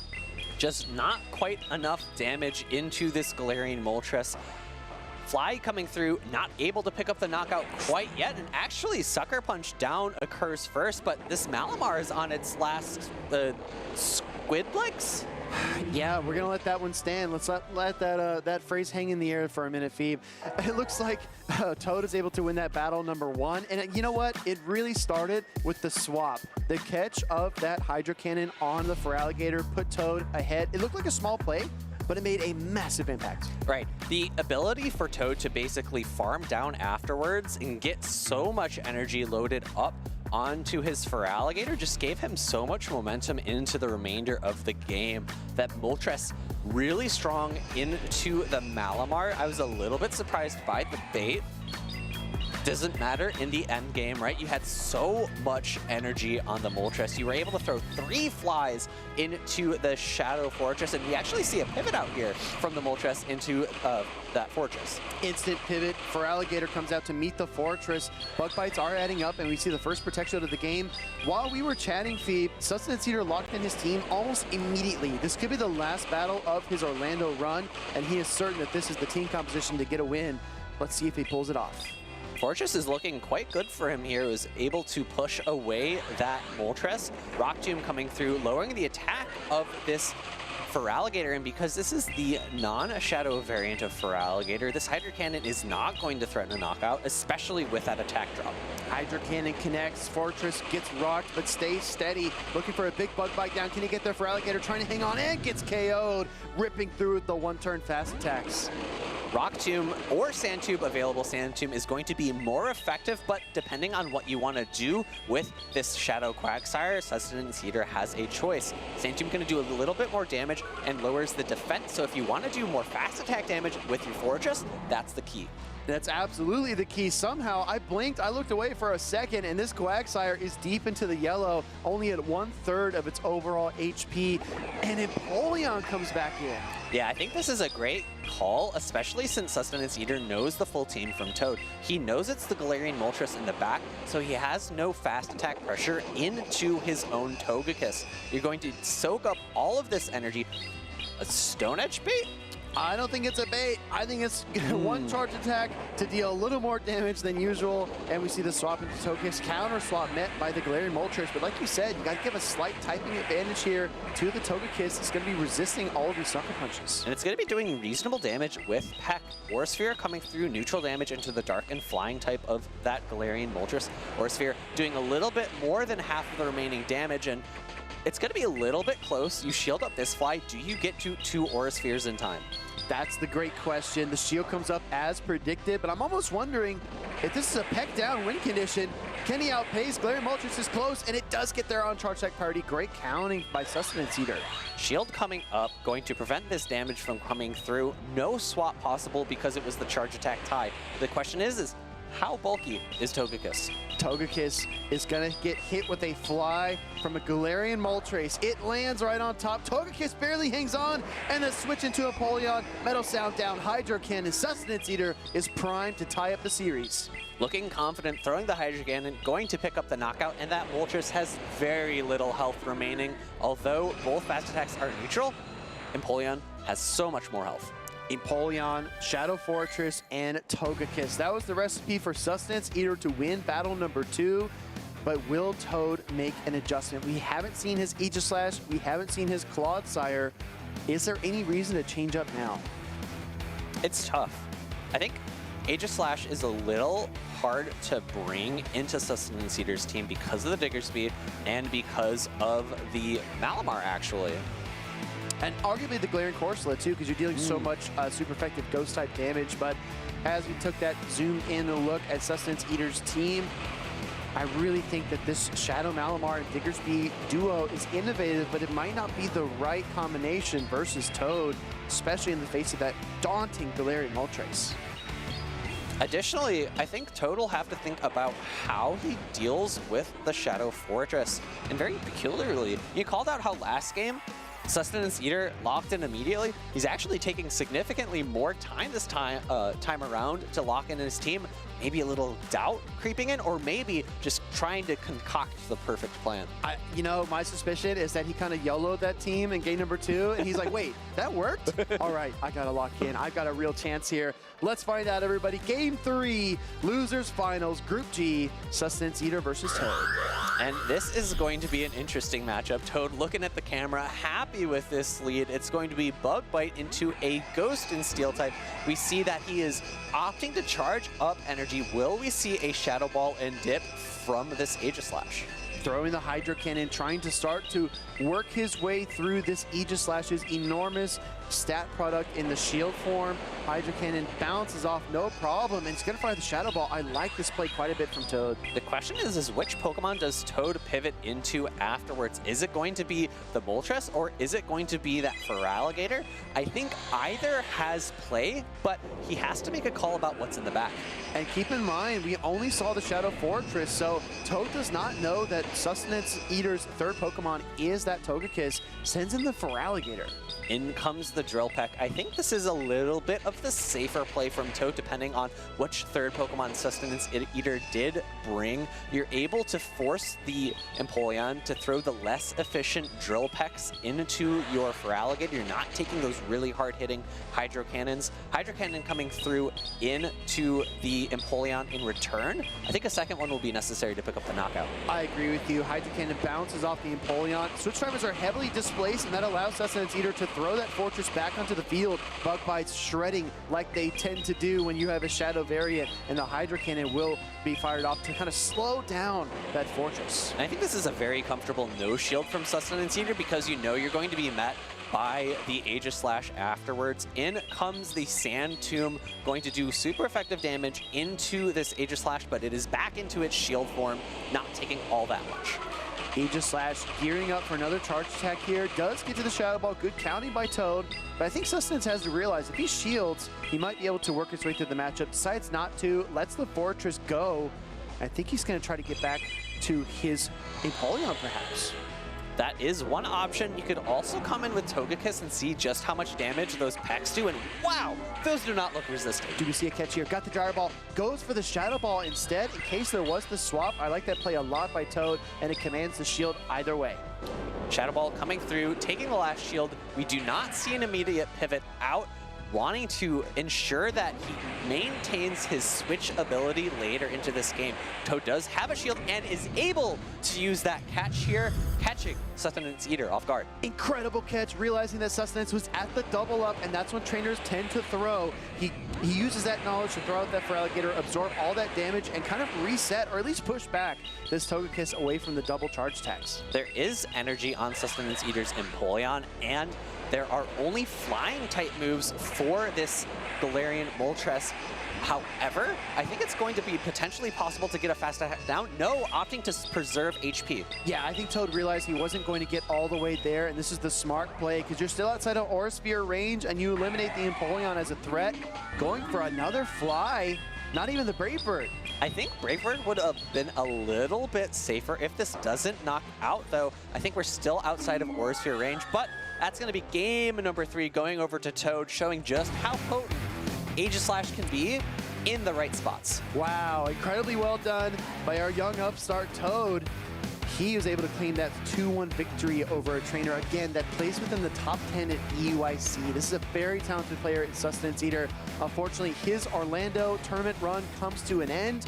He'll have to watch from the sidelines as Toad battles his way through day number 2. And I know we were talking about taking notes earlier. I think those of you at home, and frankly, we should also have been taking notes about how he was utilizing that Aegislash in that game. I think it was perfect. I think pulling the shield at the beginning, switching into a more neutral matchup, getting more defensive form later because you had switched out allows you to take even more charge attacks, waste your opponent's energy. I think that's exactly how Aegislash needs to be played in order to be in the top cut of this sort of tournament. And you know, one thing that stood out to me is also not being afraid to leave that Pokemon Aegislash in its blade form when you're taking those resisted fast attacks and throwing another charge attack of your own. You don't instantly have to switch after you throw that first charge attack. I think Toad did that probably better than any Aegislash player that we've seen so far. But you know what, Phoebe? You know who did it better than anyone else in Houston a couple weekends ago? Who? That's Elam. Let's take a look at his journey. My name is Elam Rojas, and I'm from Costa Rica. If I were a Pokemon, I think I would be Steel type because it's the best defensive typing. I started with grassroots tournaments and meeting up with some of my friends. That was back in 2019. I just kept playing Go Battle League, a lot of tournaments, grassroots. So my first ever tournament was NAIC 2022, but I was very stressed at the time, couldn't really find the team. Baltimore 2022, I found the team, I managed to prep with it, and I did really well. I ended up getting second place to my friend House Stark. My next finals was in Hartford 2023, and that was against a friend of mine, Wudosh, which at the time he hadn't won his regional either. I've learned a lot after being on stream so many times. The first time that I competed on stream, I noticed that I got really tired as the day went by. I'm so used to it that I found a way to stay locked in, if that makes any sense. We're about to get locked into these grand finals. I used to think that there was a very clear skill ceiling. The more I play, I notice that that's not as clear as it used to be for me. You definitely need to put a lot of time and practice into it to be at the top. For this tournament, my team was a very similar team to what I brought in both LAIC and Louisville. I changed a couple picks with the new season. I added Annihilate and Corsola. I felt like they worked better in the current meta. My most difficult matchup has to be the finals against Septali. He beat me on the winners finals, and then I came back. I don't even know what happened in those games. I was just locked in. He had a very difficult team comp. His Shadow for Alligator was very strong against my team, and he knew that. He played fantastically. I just had to find ways around it. I didn't think I was going to win until like literally the end. It was just way too close. And Elam claims his prize. He will be the Toronto Regional Grand Champion. I'm feeling out of this world. It's been a long time, many tries, a lot of practice. I just feel fantastic right now. If I didn't win this regional, I would need to take a long break. I love competing. I'm a very competitive person. I know how good I am at the game, but my friends, meeting them at the events, hanging out with them, that's most of the reason why I keep going to these regionals. For this season, my initial goal was, of course, winning a regional. Now that I'm qualified for Worlds, I guess I need to win an IC. Other players should consider me a threat because I'm on the top of my game. I'm just a very well-rounded player. If I ever were to win Worlds, I would probably seriously consider retiring.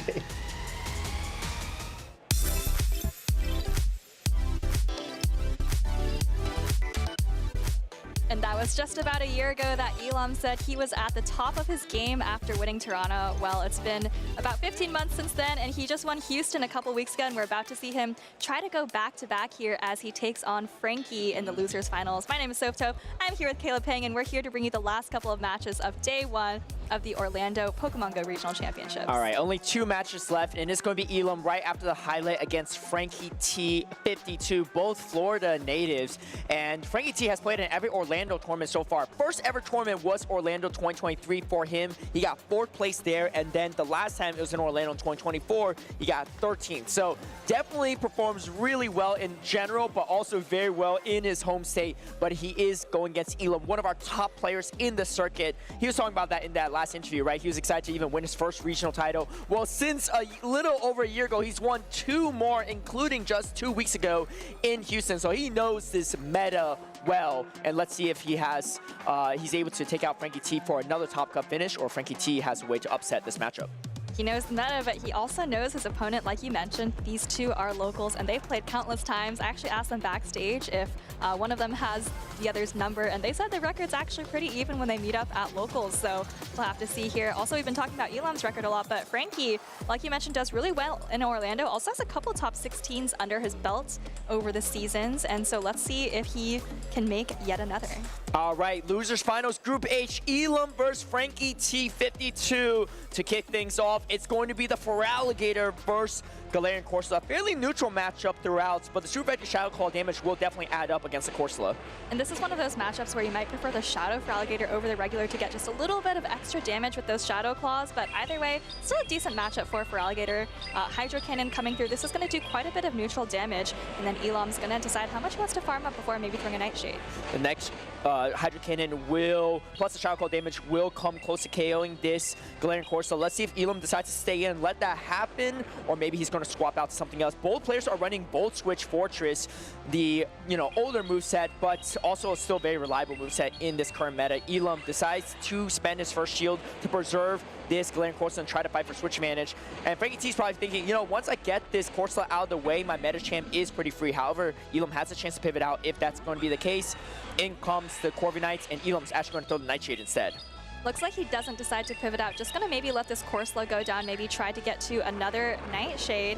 We do see him staying in there as Frankie going to go for maybe a Sand Attack down. Let's see if he tries to throw an Air Cutter before Nightshade comes through, but no, he is just going to go for the full farm down as Elam reaches a Power Gem, and all of a sudden Frankie going to be forced to use his first shield here, but he does have quite a bit of energy on this Corviknight. And great shield usage as well, to preserving as much health as possible, but this makes the matchup for Elam a little bit harder, or a little bit easier in the back, because shield advantage matchup would have done absolute work into the team of Elam, and unfortunately only gonna throw one more Sand Attack before he's capped out on energy. We're gonna get this payback off, putting this Fortress close to Dynamic Punch range. Not quite yet though. However, Elam now is in a slightly tough position because he's coming into a meta champ behind on energy. Frankie T decides to throw the Dynamic Punch right away though, and now if Elam swaps, he can be on even energy against the Med Champ, and now their pacing is going to be the same. This is incredibly awkward. Looks like Elam doesn't want to bring in the Empoleon on that one-turn swap, so he's going to just throw a Rock Tomb here. Maybe hope that with this Rock Tomb debuff, his Empoleon will be able to take a Dynamic Punch just a little bit better, but you can see that this Metacam already has one Psycho Cut, and now it's going to throw right away before Empoleon can get to its Drill Peck. And Timer's misaligned. Elam actually decides to still throw up the shield even on the debuffed Dynamic Punch. Let's see if that's going to hurt him in the endgame or not, as because another Dynamic Punch could still be reached as Elam's building up to double, and Frankie T actually decides to throw on Charge Attack priority into the Empoleon instead of going for maybe a potential swap outs.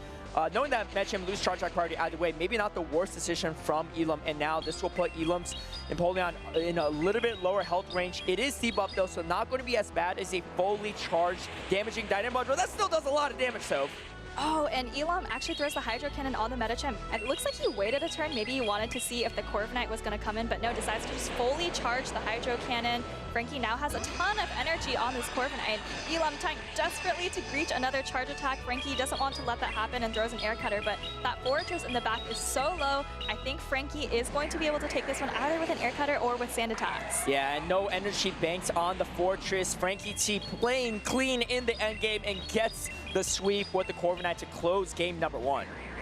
And Frankie, looks like a little bit of at a disadvantage coming out of that lead, had to shield the Corviknight, ended up getting debuffed, but Elam really did not have an answer for that Metacham in the back, especially up energy. Yeah, once you neutralize that Galarian Corsola, outside the Wiggly stuff, there's just not great answers for that Metacham, and you got great matchup against the Empoleon, the Fortress, the Guzzlord, and pretty neutral into the Quagsire as well.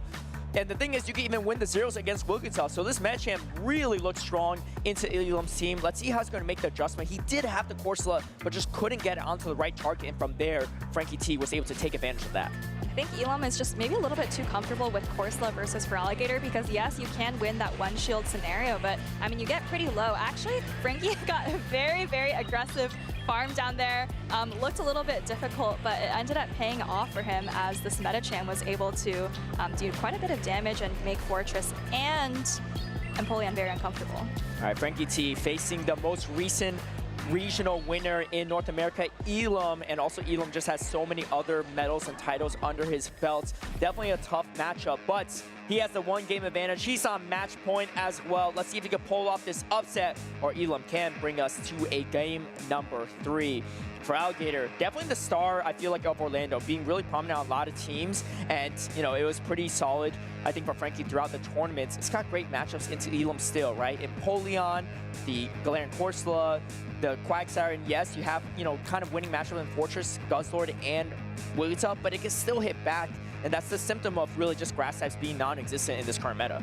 I think if I were to look for kind of the stereotypical prototype team of Orlando, it would be Frankie's team. Like you said, it's got that Feraligatr that's on the rise, and then so many stable meta picks around it. As we get into game number 2 here, Frankie with a nice lead of Feraligatr into Empoleon, but he doesn't want it. He switches straight out into the Fortress, now met by Elam's Corsola. Yeah, he draws out the Corsola, but that does mean that Elam still has the Wigglytuff for the Medicham in the back. Elam calling the line perfectly there. ABB strong into that Medicham. Let's see if he's going to opt to give up a shield or not in this scenario, or Frankie T's going to fight for switch advantage. Well, you mentioned that Elam is ABB strong into the Medicham, so, you know, maybe thinking that even if he loses this matchup, maybe if Empoleon can get just a little bit of an energy advantage, that might also be okay, but we'll have to see how this matchup plays out. Frankie now reaching for another Rock Tomb. Corsola, of course, very bulky, going to be able to take this no problem, but the real question for Elam is how much energy is he going to be able to leave this matchup with? I think Elam is going to suss out that it is going to be a Medicham in the back, or maybe a Quagsire, so let's see how it's going to play out this next matchup, because Frankie T can either shield and try to flip switch advantage, or you get a very aggressive Shadow Claw down, and that's going to play favorably. Oh, he actually gets the Sand Tomb. If this KOs, that does change things for Elam, and he knows he is still strong to the Feraligatr in the back, so maybe not the worst case scenario for him, but actually going to survive and get that Astonish through, and now he hard pivots Empoleon into the Feraligatr. I think Frankie T is going to tank this damage and now bring in the Medicham. And Elam didn't want to give the Feraligatr any bit of an energy advantage, but he did give up switch advantage, so like you said, maybe, oh, but Frankie is actually not reaching for the Medicham, maybe doesn't want to be behind energy, so is going to throw this Hydro Cannon first. I think you probably need 2 Hydro Cannons to knock out this Empoleon. You see the first one land, the second one would definitely knock out, but this Feraligatr is dry at this point, trying to farm up a little bit more energy as Elam reaches for the Jewel Peck, maybe trying to force Frankie's first shield. And I think Frankie's suspecting that it could be potentially a Fortress in the back. You can't really cycle cut down the Empoleon from this range, so maybe you're going to go for the aggressive Shadow Call down. This Shadow Call down is going to pay very well for Frankie T, because there's still the Wigglytuff in the back. It's hard to catch 3-turn into 2-turn from the Galarian Corsola as well. Oh, but he does it! A little peekaboo action brings the Wigglytuff and then catches the Hydro Cannon. All the energy wasted on the Corsola, going to set up Elam for a potential comeback victory with this Wigglytuff. And this is still a very difficult position for Elam. Can this Feraligatr get to 2 Hydro Cannons? Looks like it's just 1 Shadow Claw off another one, so probably not going to be able to get it off as Elam puts up this shield. He still hasn't seen the Medicham yet. It looks like Frankie is going to go for the Hydro Cannon, can't quite get it off, and now he's going to be locked in with this Medicham. I expect to see Elam go straight for an Icy Wind here to try and start debuffing it. And you can see Frankie T saying the GGs already, knowing that the writing is on the wall. Coming into Wigglytuff is already a tough time for Medicham, but especially when you have this much energy. Beautiful peekaboo play from Elam to set up this backline Wigglytuff. And Frankie T maybe expecting that it's a Fortress back, but no. This time the Medicham has nowhere to go, as Elam is only a few more charms and a charge move away from evening up the series. Wigglytuff continuing to charm away. Another Dynamic Punch going to come through, but Wigglytuff is well out of Dynamic Punch range, as we are going to go to a Game 3, as you mentioned. And, you know, with these top players, I feel like we see them sometimes in these impossible situations, and somehow they just find a way out. Elam with the peekaboo play there, staying alive on the loser side of the bracket. Yeah, Frankie realizing that he needs to land this Hydro Cannon against the Feraligatr, maybe got a little patient, didn't wait for the charm to come through, allowing Elam to make that tough catch. This is why Elam is a 3-time champion, a recent champion as well this season, and he's looking to add another title to his belts, but he's got to go through Frankie T first to get to day number 2. I'm curious about why Frankie decided to instantly switch out of Feraligatr into Empoleon. It's quite a neutral matchup. Maybe it depends on the exact stats of Pokemon, how that plays out, but I think bringing in the Fortress kind of allowed Elam to get a little bit of an advantage with the Corsola. Yeah, I think what he really wanted to do is draw out a potential Corsola, which did happen for him, but unfortunately Elam was prepared for that Medicham, knowing how strong it is into his team composition. Now, the question for Frankie T is, does he double down, or triple down, I should say, and bring Metachamp for a third game straight, knowing how strong it is, or does he suspect that Elam is going to, again, bring the Corsa and maybe this time also Wigglytuff? And in those situations, it is hard to find a positive matchup if you're Metachamp. I do expect Elam to continue to bring the Corsola, but I think if you're Frankie, you still want to be bringing the Metacham. We saw how well it worked out for him in game number 1, and if you can land the Metacham on anything that isn't the Corsola, you have quite a bit of play, even against the Wigglytuff, as we've seen throughout the day in some scenarios. You can hit very hard with those dynamic punches. All right, well, Frankie T trying to pick one final team for this losers finals. Great Group H, going to be the last battle for one of these players, and the other one will lock in their day 2 spot here in Orlando. Let's see how they're going to make the following adjustments into this final line. Elam is ready, and he's ready to see what Frankie T is going to lock in. Frankie T taking one last glance over the team sheet before he decides how to run this final line. Well, it's win or go home for both of these trainers. Winning means advancing to day 2, so definitely want to make sure you're happy with your line, you're happy with the scenarios that could come of that line as we get into game number 3, decisive match here as Elam gets a fantastic lead with Corsola into Metacham. Absolutely brutal lead there. Throws the Psycho Cut first and then swaps over to the Feraligatr, and it's going to be met by the Fortress, which is not a great spot to be in, but at least you draw this out of the way. Both players not even throwing moves and allowing Frankie T to get a full Shadow Claw through into this matchup. Want to throw up the shield.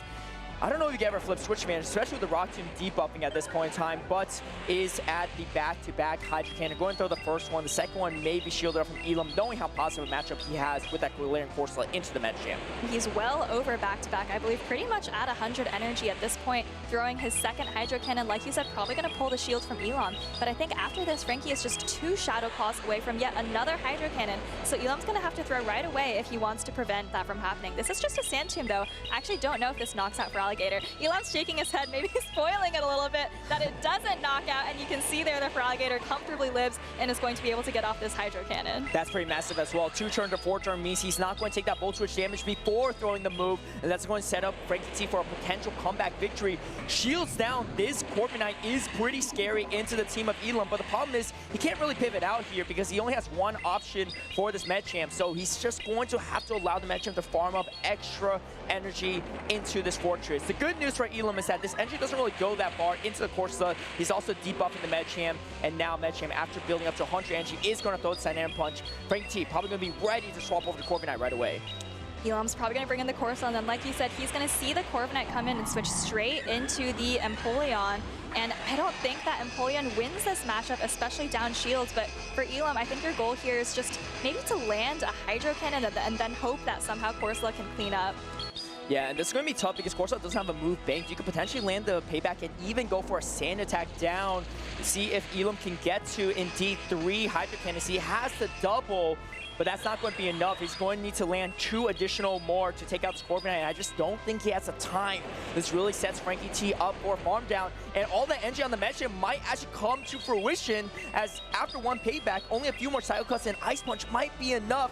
Elam not happy with the situation, predicament he's in. The Sand Attacks are going to take the remaining health bar of this Empoleon. Doesn't get to the Hydro Cannon, and now the payback is reached on this Corviknight. I don't know if he gets astonished down, but I don't think Frankie T is going to give the option to Elam. Might just swap straight over to Metacham to start throwing these Psycho Cut and Ice Punches. That was a huge farm down by the Corviknight. Elam wants to get rid of this Corsola straight away, but now, like you said, I think the Metacham has so much energy, it's going to be able to get to double Ice Punch. I think Elam probably didn't want to keep taking Sand Attacks to get into Ice Punch range, but now I think you just got outpaced. And I think Frankie has this. He's already at back-to-back Ice Punch. Frankie T, 1 more Ice Punch away. You can see he's counting it down himself. And Elam, I think he sees the writing on the wall. 1 more Ice Punch will do it, and Frankie T pulls off the upset and finds himself in another top 16 in Orlando. Orlando is the city of magic for Frankie. They are Orlando or Florida locals here, and Frankie gonna take the victory between these 2 friends as they handshake, and Frankie celebrates a little bit. All smiles on Elam's face as well. Great sportsmanship between these players that know each other well. And, you know, I think for Elam, he's had an amazing season, even last season as well combined. So maybe he's like, well, I already locked in my Worlds qualification. Happy for my friend Frankie T to make a top cut as he's looking still for his first title.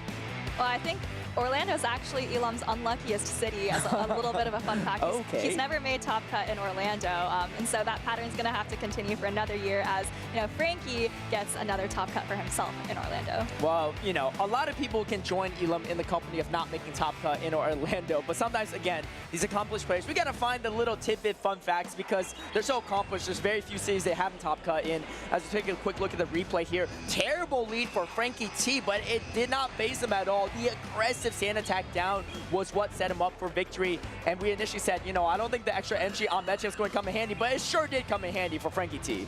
The energy is exactly what mattered. It wasn't the Psycho Cuts, it wasn't, you know, the health or anything, because the Corsola really needed to reach an entire Nightshade, right? So Medicham, of course, you know, doesn't usually have a great matchup into Corsola, but at the end game, if you're up enough energy and up enough health, you can still pull things out. All right, and we have one final matchup to go, I believe, here in Orlando on day number 1. It's going to be a rematch between JigglyBuff and Arrow. I believe JigglyBuff was the one to take Arrow down in that winner's side. Now they're both in that loser's bracket. On that loser's finals, only one trainer will make it to our 16th and final member in day number 2 here in Orlando. And it's been a very long day for both of these trainers. As you just mentioned, they're from Group B, actually, which means that they started almost at the very beginning of the day. I think JigglyBuff yeah, they've been here for a while. Yeah, JigglyBuff was one of the first people who we saw on stream, I think, today. And actually, so was Arrow. So they've been waiting a long time. I'm sure they've even watched back the footage from earlier in the day at this point, trying to figure out, you know, the lines that their opponent likes to bring, either against themselves or against other players. So we'll have to see if they've evolved their strategies since this morning. And JigglyBuff looking for his first ever day 2 performance here in the competitive circuit, and he is closing in on that mark. Meanwhile, Arrow, one of our top players who often in the conversation of best players that haven't won a tournament yet, he has, I believe, 3 second place finishes to his name and looking to return to that grand final spot again. But he does have to get some redemption against JigglyBuff, the one player to take him out. And Arrow, no stranger to running weird teams. I mean, I think for any other player, if you see this team, that's a very anti-meta team. But for Arrow, this was just another day in the office. He's running the Dartrix, the Aegislash, the Shadow Cancel Ninetales. I mean, the fact that Shadow Cancel Ninetales is probably the 3rd spiciest anti-meta pick on his team is wild. But that's kind of how it is for Arrow. And yeah, I don't know about these Dartrix matchups, but I asked you earlier, and you said, hey, the Peck Dartrix actually looks pretty good. I've come across quite a few Dartrix in the Go Battle League, surprisingly. I mean, I don't know who started this trend or where it comes from, because let me tell you, Dartrix is not typically on the list of Pokemon when you look at the Open Great League. But Arrow maybe took some inspiration from there, trying to make it work, maybe figuring out a couple matchups here and there that Dartrix picks up in terms of that central meta. Maybe he's thinking, you know, the Seed Bomb is going to one-shot Quagsire. Maybe he's thinking the Pecks are going to do something into Medicham. I don't know. I mean, it can do something for sure, and Dartrix is running the hard-hitting, super effective Brave Bird for Medicham as well. Gives us some additional coverage into opposing flying matchups like Altaria, so you can hit back there. So I do see the merits, and obviously it's worked for Arrow if he's made it this far, so we'll see if he brings it into this final matchup. I believe, if I recall correctly, he did bring it to JigglyBuff earlier today. And honestly, probably one of the first times you've ever seen Dartrix in any competitive stage matchup. But Arrow trying to make history happen, not only with the Aegislash, another Aegislash joined that top 16, but a Dartrix, I think this would be a first-time top cut for that Pokemon alone. But here we go, JigglyBuff 27 versus Arrow in the losers finals of Group B. The final matchup of the day is going to be Empoleon into the Aegislash, and Aegislash actually finding fantastic matchup against the entire team of JigglyBuff. And this is going to be a good test of how much Arrow knows his Aegislash matchups and gameplay. You can see JigglyBuff farming up a ton of energy. I think might have just gone over 100 as Arrow is going to fire off this Shadow Ball. It is going to do a ton of damage, as I believe Aegislash has just now switched into its Blade form. And kind of curious from Arrow, he doesn't build a double Shadow Ball, so maybe has a pivot out strategy. But if he brings in the Guzzlord here to eat the energy, it's going to be a problem. And now Arrow has to maybe spend both shields right away. Again, like, a little bit curious why he didn't build it to double Shadow Ball and force JigglyBuff to throw the move first, as now he is back into shield force, and maybe it is actually going to pay off, because now JigglyBuff, wait, hold on, brings the Wigglytuff into an Aegislash. I don't know about this one, JigglyBuff. Oh, but Arrow actually switches out. He doesn't care about throwing the super effective gyro ball that would almost certainly one-shot the Wigglytuff. He's just going to come in with the Ninetales because that also resists Charm, and you know he can sleep soundly at night knowing that his Guzzler doesn't have to see the Wigglytuff. Yeah, I mean, this is kind of a weird matchup and weird gameplay, but Arrow, no stranger to weird gameplay. As he goes for the overheat, I like this play a lot. One shield down right from JigglyBuff, and he knows JigglyBuff won't spend that final shield because then the Aegis can just throw 2 back-to-back hard-hitting neutral moves at the remaining Pokemon. And here comes the Empoleon trying to farm up extra energy. He has as much energy as possible, but you can't Metal Sound down this Shadow, Kanto, Ninetales, and now Arrow has so much energy on the Aegis Slash. I might have questioned his gameplay decision earlier, but I think he knows how to use this Pokemon way more than I do. And here comes Arrow with back-to-back Shadow Ball loaded. And this is a tough position for JigglyBuff to be in, as this is why Aegis Slash is so strong. Next Shadow Ball should connect. Let's see if Arrow decides to throw it or swap straight away to the Guzzlord. I wouldn't be surprised if he decides to throw this just to soften up the Altaria. Oh wait, trying to build up extra energy, build up to double. Does he try to go for a catch? No, he throws it on charge attack priority, but JigglyBuff doesn't throw the move yet. And I actually really like that play from Arrow because while you're in that attack-weighted form, you also generate energy much more quickly. Looks like Arrow maybe tried to go for a catch there, but didn't quite get it, as JigglyBuff now is going to be able to force a shield with the Sky Attack. But I still think you're in a good position if you're Arrow. You can switch Guzzlord, and he does indeed switch into Guzzlord. Maybe go for a Dragon Tail down, and then you can go for double Brutal Swing on the Empoleon, which quickly switches in. Yeah, I really like that switch out from JigglyBuff, saving the energy for later. I think he got to a Flamethrower as well, which can be problematic for Arrow. And now all this energy on Empoleon is going to come to fruition. Here's a tough part for Arrow, because if he throws the Shadow Ball right away into the Empoleon, he's going to be in Blade form, and definitely the move KOs. But even in Shield form, I think Flamethrower will be enough from that health range. Arrow going to throw another Brutal Swing, but now JigglyBuff in a really commanding position. If it doesn't KO though, this Brutal Swing might be enough to take out the Empoleon. And Guzzlord barely hangs on. I think the Brutal Swing is going to be enough, and even if it's not, I think Aegis Slash, as silly as this might sound, might be able to fast attack down the Empoleon. But now it's going to come down to Altaria versus Aegis Slash. As you mentioned, didn't quite have the Flamethrower there, and that's going to mean that Arrow is going to be able to knock out the Aegis Slash. All right, closing out with the Gyro Ball. Aegis Slash coming to play for Arrow here. One of our final players with Aegis Slash to try to see if this Pokemon is legitimate or not. What players are talking over with the judges? Not sure exactly what might have occurred, but if there is going to be a review, we'll definitely keep you all updated.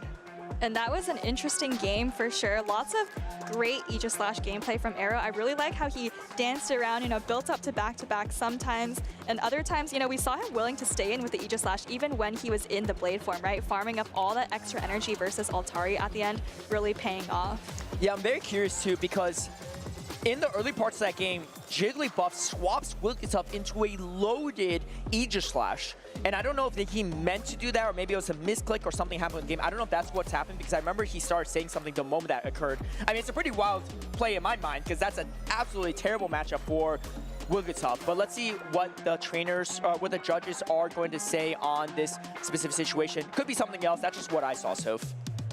Definitely not a great situation to be in, but regardless of the outcome of this review, and I think JigglyBuff is probably just explaining to our judges up there. Javier, by the way, of course, a talented trainer in his own right, looking at the footage, making sure all is going smoothly, and this is the last match of the day. So, you know, these trainers have got quite a bit of time if they need to, as they're probably just gonna, you know, let the judges do their thing and look a little bit more at the matchup. Well, speaking of time, they definitely spent a lot of time in this venue today, as they were here bright and early in one of the first brackets to go.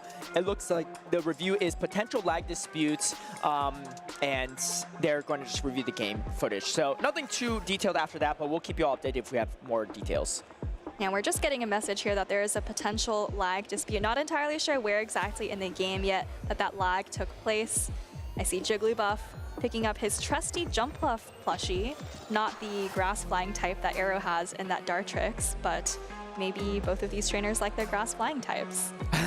Yeah, we're a couple seasons away from the JigglyBuff meta, but definitely a fan favorite for many of our players. And Arrow opting for the other flying grass type, and we didn't see it in action, but I think we saw plenty of Aegis Slash action, which is super interesting.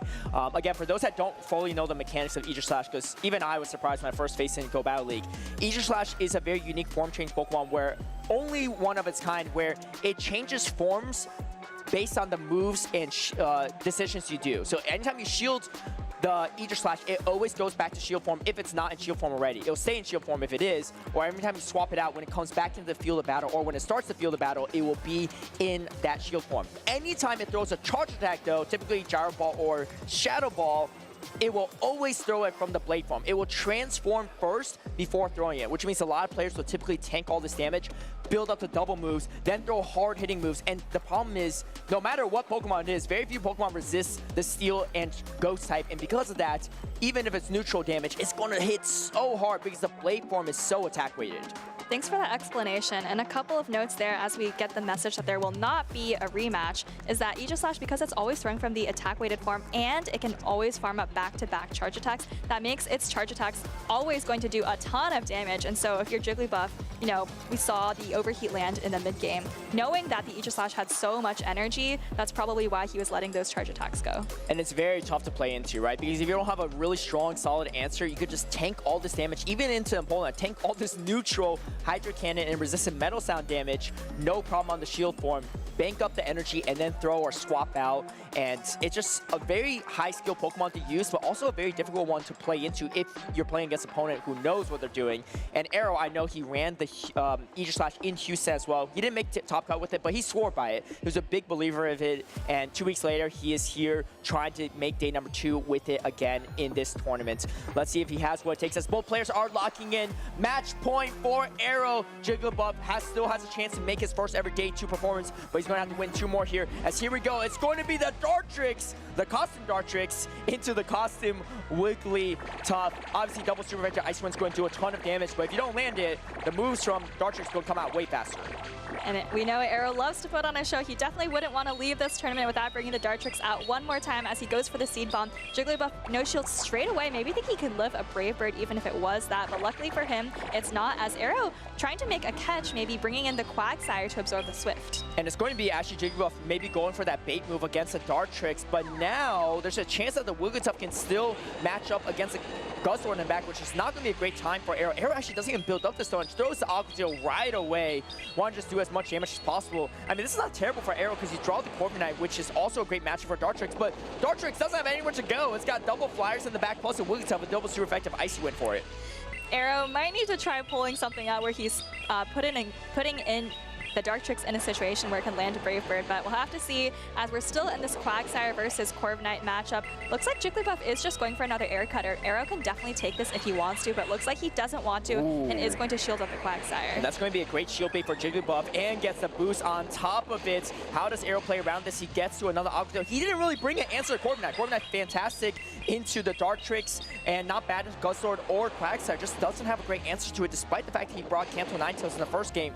JigglyBuff doesn't care. Run ABA Week 2 Kanto Ninetales and is really paying off.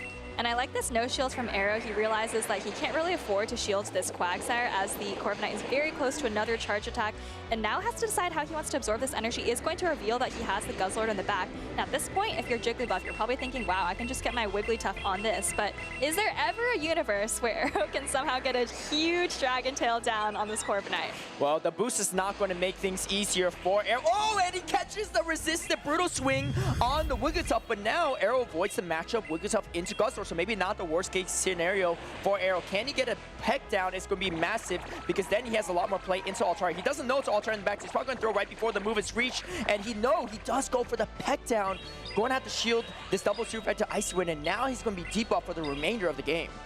He is going to be debuffed, but I think what Arrow wants out of this Dartrix is maybe just to reach 2 Brave Birds against whatever comes in. Although he hasn't seen the Altaria quite yet, he's going to have to maybe build up to 100, throw 1 Brave Bird, and then throw another. I would be very surprised to see him bait with a Seed Bomb at this point in the matchup, as we do see him firing off the first Brave Bird. And that could have easily been caught on the Corviknight as well if the timer's up. I actually wasn't sure if it was or not. It's only 1-turn moves there. As I said, he's going to be debuffed for the remainder of the game, but he actually does have a pivot opportunity. But no, here comes the combo play from the Corviknight. This is definitely going to take out the debuffed Dartrix. Now Arrow has to go for aggressive farm down. Can he get it is a real question. He's going to need at least 2 Brutal Swings to take out this Altaria in the back. And there's still a shield up on the Altaria, so I just don't think that Arrow can get to 3 Brutal Swings in time, especially with this Corviknight already throwing this Air Cutter here. I think it might even be able to reach, no, I don't think it'll be able to reach another one. Oh wait, it does! And Arrow's last hopes go down the drain for game number 2, but he's still in it as JigglyBuff evens up the series 1-1. All right, JigglyBuff finding a way. Still a little bit health left, but not enough HP. And even the Sludge Bomb wouldn't be enough to KO, but JigglyBuff getting the Dragon Breath down.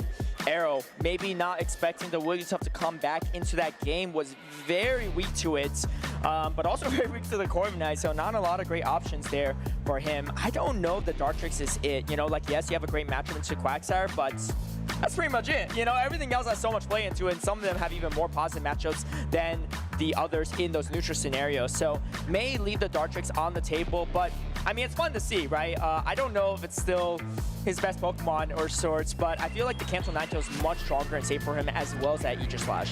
I definitely like the Aegislash from Arrow. I wonder if he was potentially thinking that just because it was so dominant in game number 1, he thought that might scare off the Wigglytuff, and that's why he felt emboldened to bring, you know, Guzzlord, Dartrix, Quagsire as a line of 3. But, you know, for game number 3, maybe he's just going to go back to the basics, bring in the Aegislash, because I think, you know, other than the Quagsire, it has pretty nice matchups into some of these other Pokemon on JigglyBuff's team. And I think given how good it looked for Arrow in game number 1, it seems really tempting to bring it back in game number 3. Yeah, and even in against a head-to-head Ghost matchup, super effective Astonish and Nightshade does do damage, but in shield form, you can still let those go and tank the damage no problem, as well as the payback from the Corviknight. So again, I think this is such a good time to bring the Aegislash. Why not run it back? Yes, you're worried about the Quagsire, but after showing, you know, the Dartrix, maybe you scared it off. But here we go, game number 3, the final game of day number 1 here in Orlando. JigglyBuff versus Arrow. Winner will lock in their day 2 qualification, and it's going to be Galarian Corsola into the Quagsire. A fantastic lead for Arrow because he avoids this Ghost on Ghost matchup. Ooh, and if you're Arrow, I think you really want Switch Advantage taking a peek at those backlands. He's got Aegislash and Kanto Ninetales, whereas JigglyBuff has Altaria and Corviknight. But we're still going to have to see how these trainers decide to play out this Quagsire versus Corsola matchup. It is quite neutral, but I think if you want Switch, you're going to have to put in the shields. Yeah, and I don't know what JigglyBuff's going to do, because he does have double flyers in the back, so kind of ABB, and fairly strong to Quagsire, so I'm surprised he hasn't actually swapped out yet. But this might confuse Arrow and make Arrow think that JigglyBuff is actually a lot weaker to Quagsire than it really is. But Arrow not going to shield up the move, trying to farm up as much energy as possible. Might save the final shield for that Aegislash, but throws the Stone Edge. If you land this, it's going to be enough to KO, but the shield going to be thrown from JigglyBuff, and this energy is going to definitely go far into the remainder Pokemon of Arrow. Yeah, Arrow doesn't really have anything to absorb the energy from this Corsola. I guess you come in with the Kanto Ninetales and try to throw Weather Ball before JigglyBuff can get to 2 charged attacks, but you're now kind of throwing away the shield advantage that you got, because you have to respect a potential power gem. And he does end up, he's like, wait, hold on, that's not even the power gem. A little bit confused, but it does force Arrow to throw the energy sooner. Wait, hold on, JigglyBuff going to spend the final shield. That's exactly what Aegislash is looking for. That's exactly what I was thinking, because now Arrow is thinking, well, okay, who cares about this Kanto Ninetales? I've got a Sweeper in the back. But you still, okay, if with Aegislash, you have to preserve at least one of your other Pokemon, right? Otherwise, it's just going to be stuck in that Blade form for the rest of the game, which you definitely don't want. So Arrow can't quite get the aggressive farm down, so he throws the Weather Ball here. But now, what do you think JigglyBuff brings in? Has to be the Altaria. Do you think we see Arrow go for an immediate swap into Aegislash? I think he will, unless he wants to bank entry for a combo play. That is maybe what he's going to do, and that's he saves the overheat board later, and now he has a chance to do exactly what he said earlier. Aegislash in the shield form charges energy actually slower than the blade form, so it's actually going to take him a while to get to the double Shadow Ball, but because of that, the timer might be up in time. Super FA Payback is going to do a good chunk though, as JigglyBuff over the energy actually, and now going to throw the first super effective Payback. But I wonder if, you know, given how slowly Aegislash is charging energy in this form, I don't know if, oh, but maybe going over 100 energy is going to cost JigglyBuff here, as he barely now is reaching the Payback as Arrow fires off the first Shadow Ball. He's at the back-to-back. JigglyBuff is also at the Payback though, so let's see if Arrow decides to throw right away. Yeah, I don't know if the timer's going to be up or not. Maybe the shield transformation to the blade form will burn the timer a little bit longer than need be. Oh wait, no, hold on. The Payback's going to be thrown first, and this should definitely be enough to KO the Aegis Slash on the side of Arrow, especially in Blade form, and now Arrow knows the game is over. Overheat resisted is not going to be enough to take out the bulky flying dragon type of Altaria. JigglyBuff just a few dragons away from locking in his first ever day 2, and it's going to be against Arrow, 2-1 victory in this loser finals. Bubble by bubble, and JigglyBuff's got it. A long day for him, but it all paid off as he knocks down Arrow twice today to advance to day number 2 and lock in that 16th spot. All right, what a series between these two players. And unfortunately for Arrow, losing the same player that took him out in the winner's side, but fantastic performance from him and from JigglyBuff. And JigglyBuff will see a lot more tomorrow. And it's been really exciting to see trainers like JigglyBuff, who maybe haven't quite had their time in the spotlight yet, but, you know, really clean plays today on stage throughout the day, not just against Arrow, but in, you know, several matchups. So really exciting to see him advance to day number 2. Yeah, he had some tough matchups there for sure. Losing that first game to Arrow did put him slightly behind, but he stayed calm, cool, and collected, and fighting for switch advantage on this glaring force, so definitely proved to be helpful, grabbing every shield from Arrow, and then closing it out with a double flyer strategy in the back. And Arrow, of course, with that Kanto Ninetales, trying to put in as much work as it could, but really can't get through the Altaria there. Everything is resisted, and JigglyBuff, you know, playing against a Pokemon like Aegis Slash, if you don't have that much experience against it, you might not know its mechanics that well, you might not know how to take advantage of those mechanics, but JigglyBuff definitely proving that he has the knowledge and knows what it takes. Definitely, and I'm excited to see him play in his first ever day 2. We'll have the full bracket for you all maybe sometime later, but very excited to see how our top players are going to round it out. A lot of great players on both the loser side and the winner side. Well, let's take a look at the winner's side of the bracket. I feel like the story of the winner's side was all of these trainers from Brazil, LNDS Harjeff, TZ Steiner, LNDS Oreo, all of whom have won many, many titles in Latin America, now trying to repeat that success in North America, but in their way, trying to defend North American pride. We've got Firestar 73, Dunebug, Alan, and Nighttime Clasher. Also, Sammy 85 is from Latin America, so pretty even split here, 4-4. And they're not facing each other, actually, which is probably very convenient for those that are friends from LATAM, particularly our Brazilian players. So, you know, they're probably feeling great. A lot of them making that day number 2 on the winner side, too, even more impressive, completely undefeated. All of those players so decorated. We've got, you know, players like Firestar who have been top 8 at Worlds, but let's take a look at the rest of the season. Of course, we're here in Orlando, April 3rd to April 5th, and we've still got 2 more regionals in LA and Indianapolis before closing out the regular season with NAIC in New Orleans in June, and we've got a little bit of a break, all leading up to San Francisco Worlds. And as a reminder, too, the winner of the regional in Orlando will lock in their Worlds qualification for Worlds in San Francisco, the 30th anniversary of Pokemon. So really exciting Worlds this year, particularly this year. Every year's a fun time. And of course, if you like today's broadcast, stop by tomorrow. The start time is 9:45 a.m. Eastern, 6:45 a.m. Pacific. And then of course, you can do all the conversions if you're watching from anywhere else in the world. But we're excited for more Pokemon action tomorrow. Get some rest, and we'll see you there.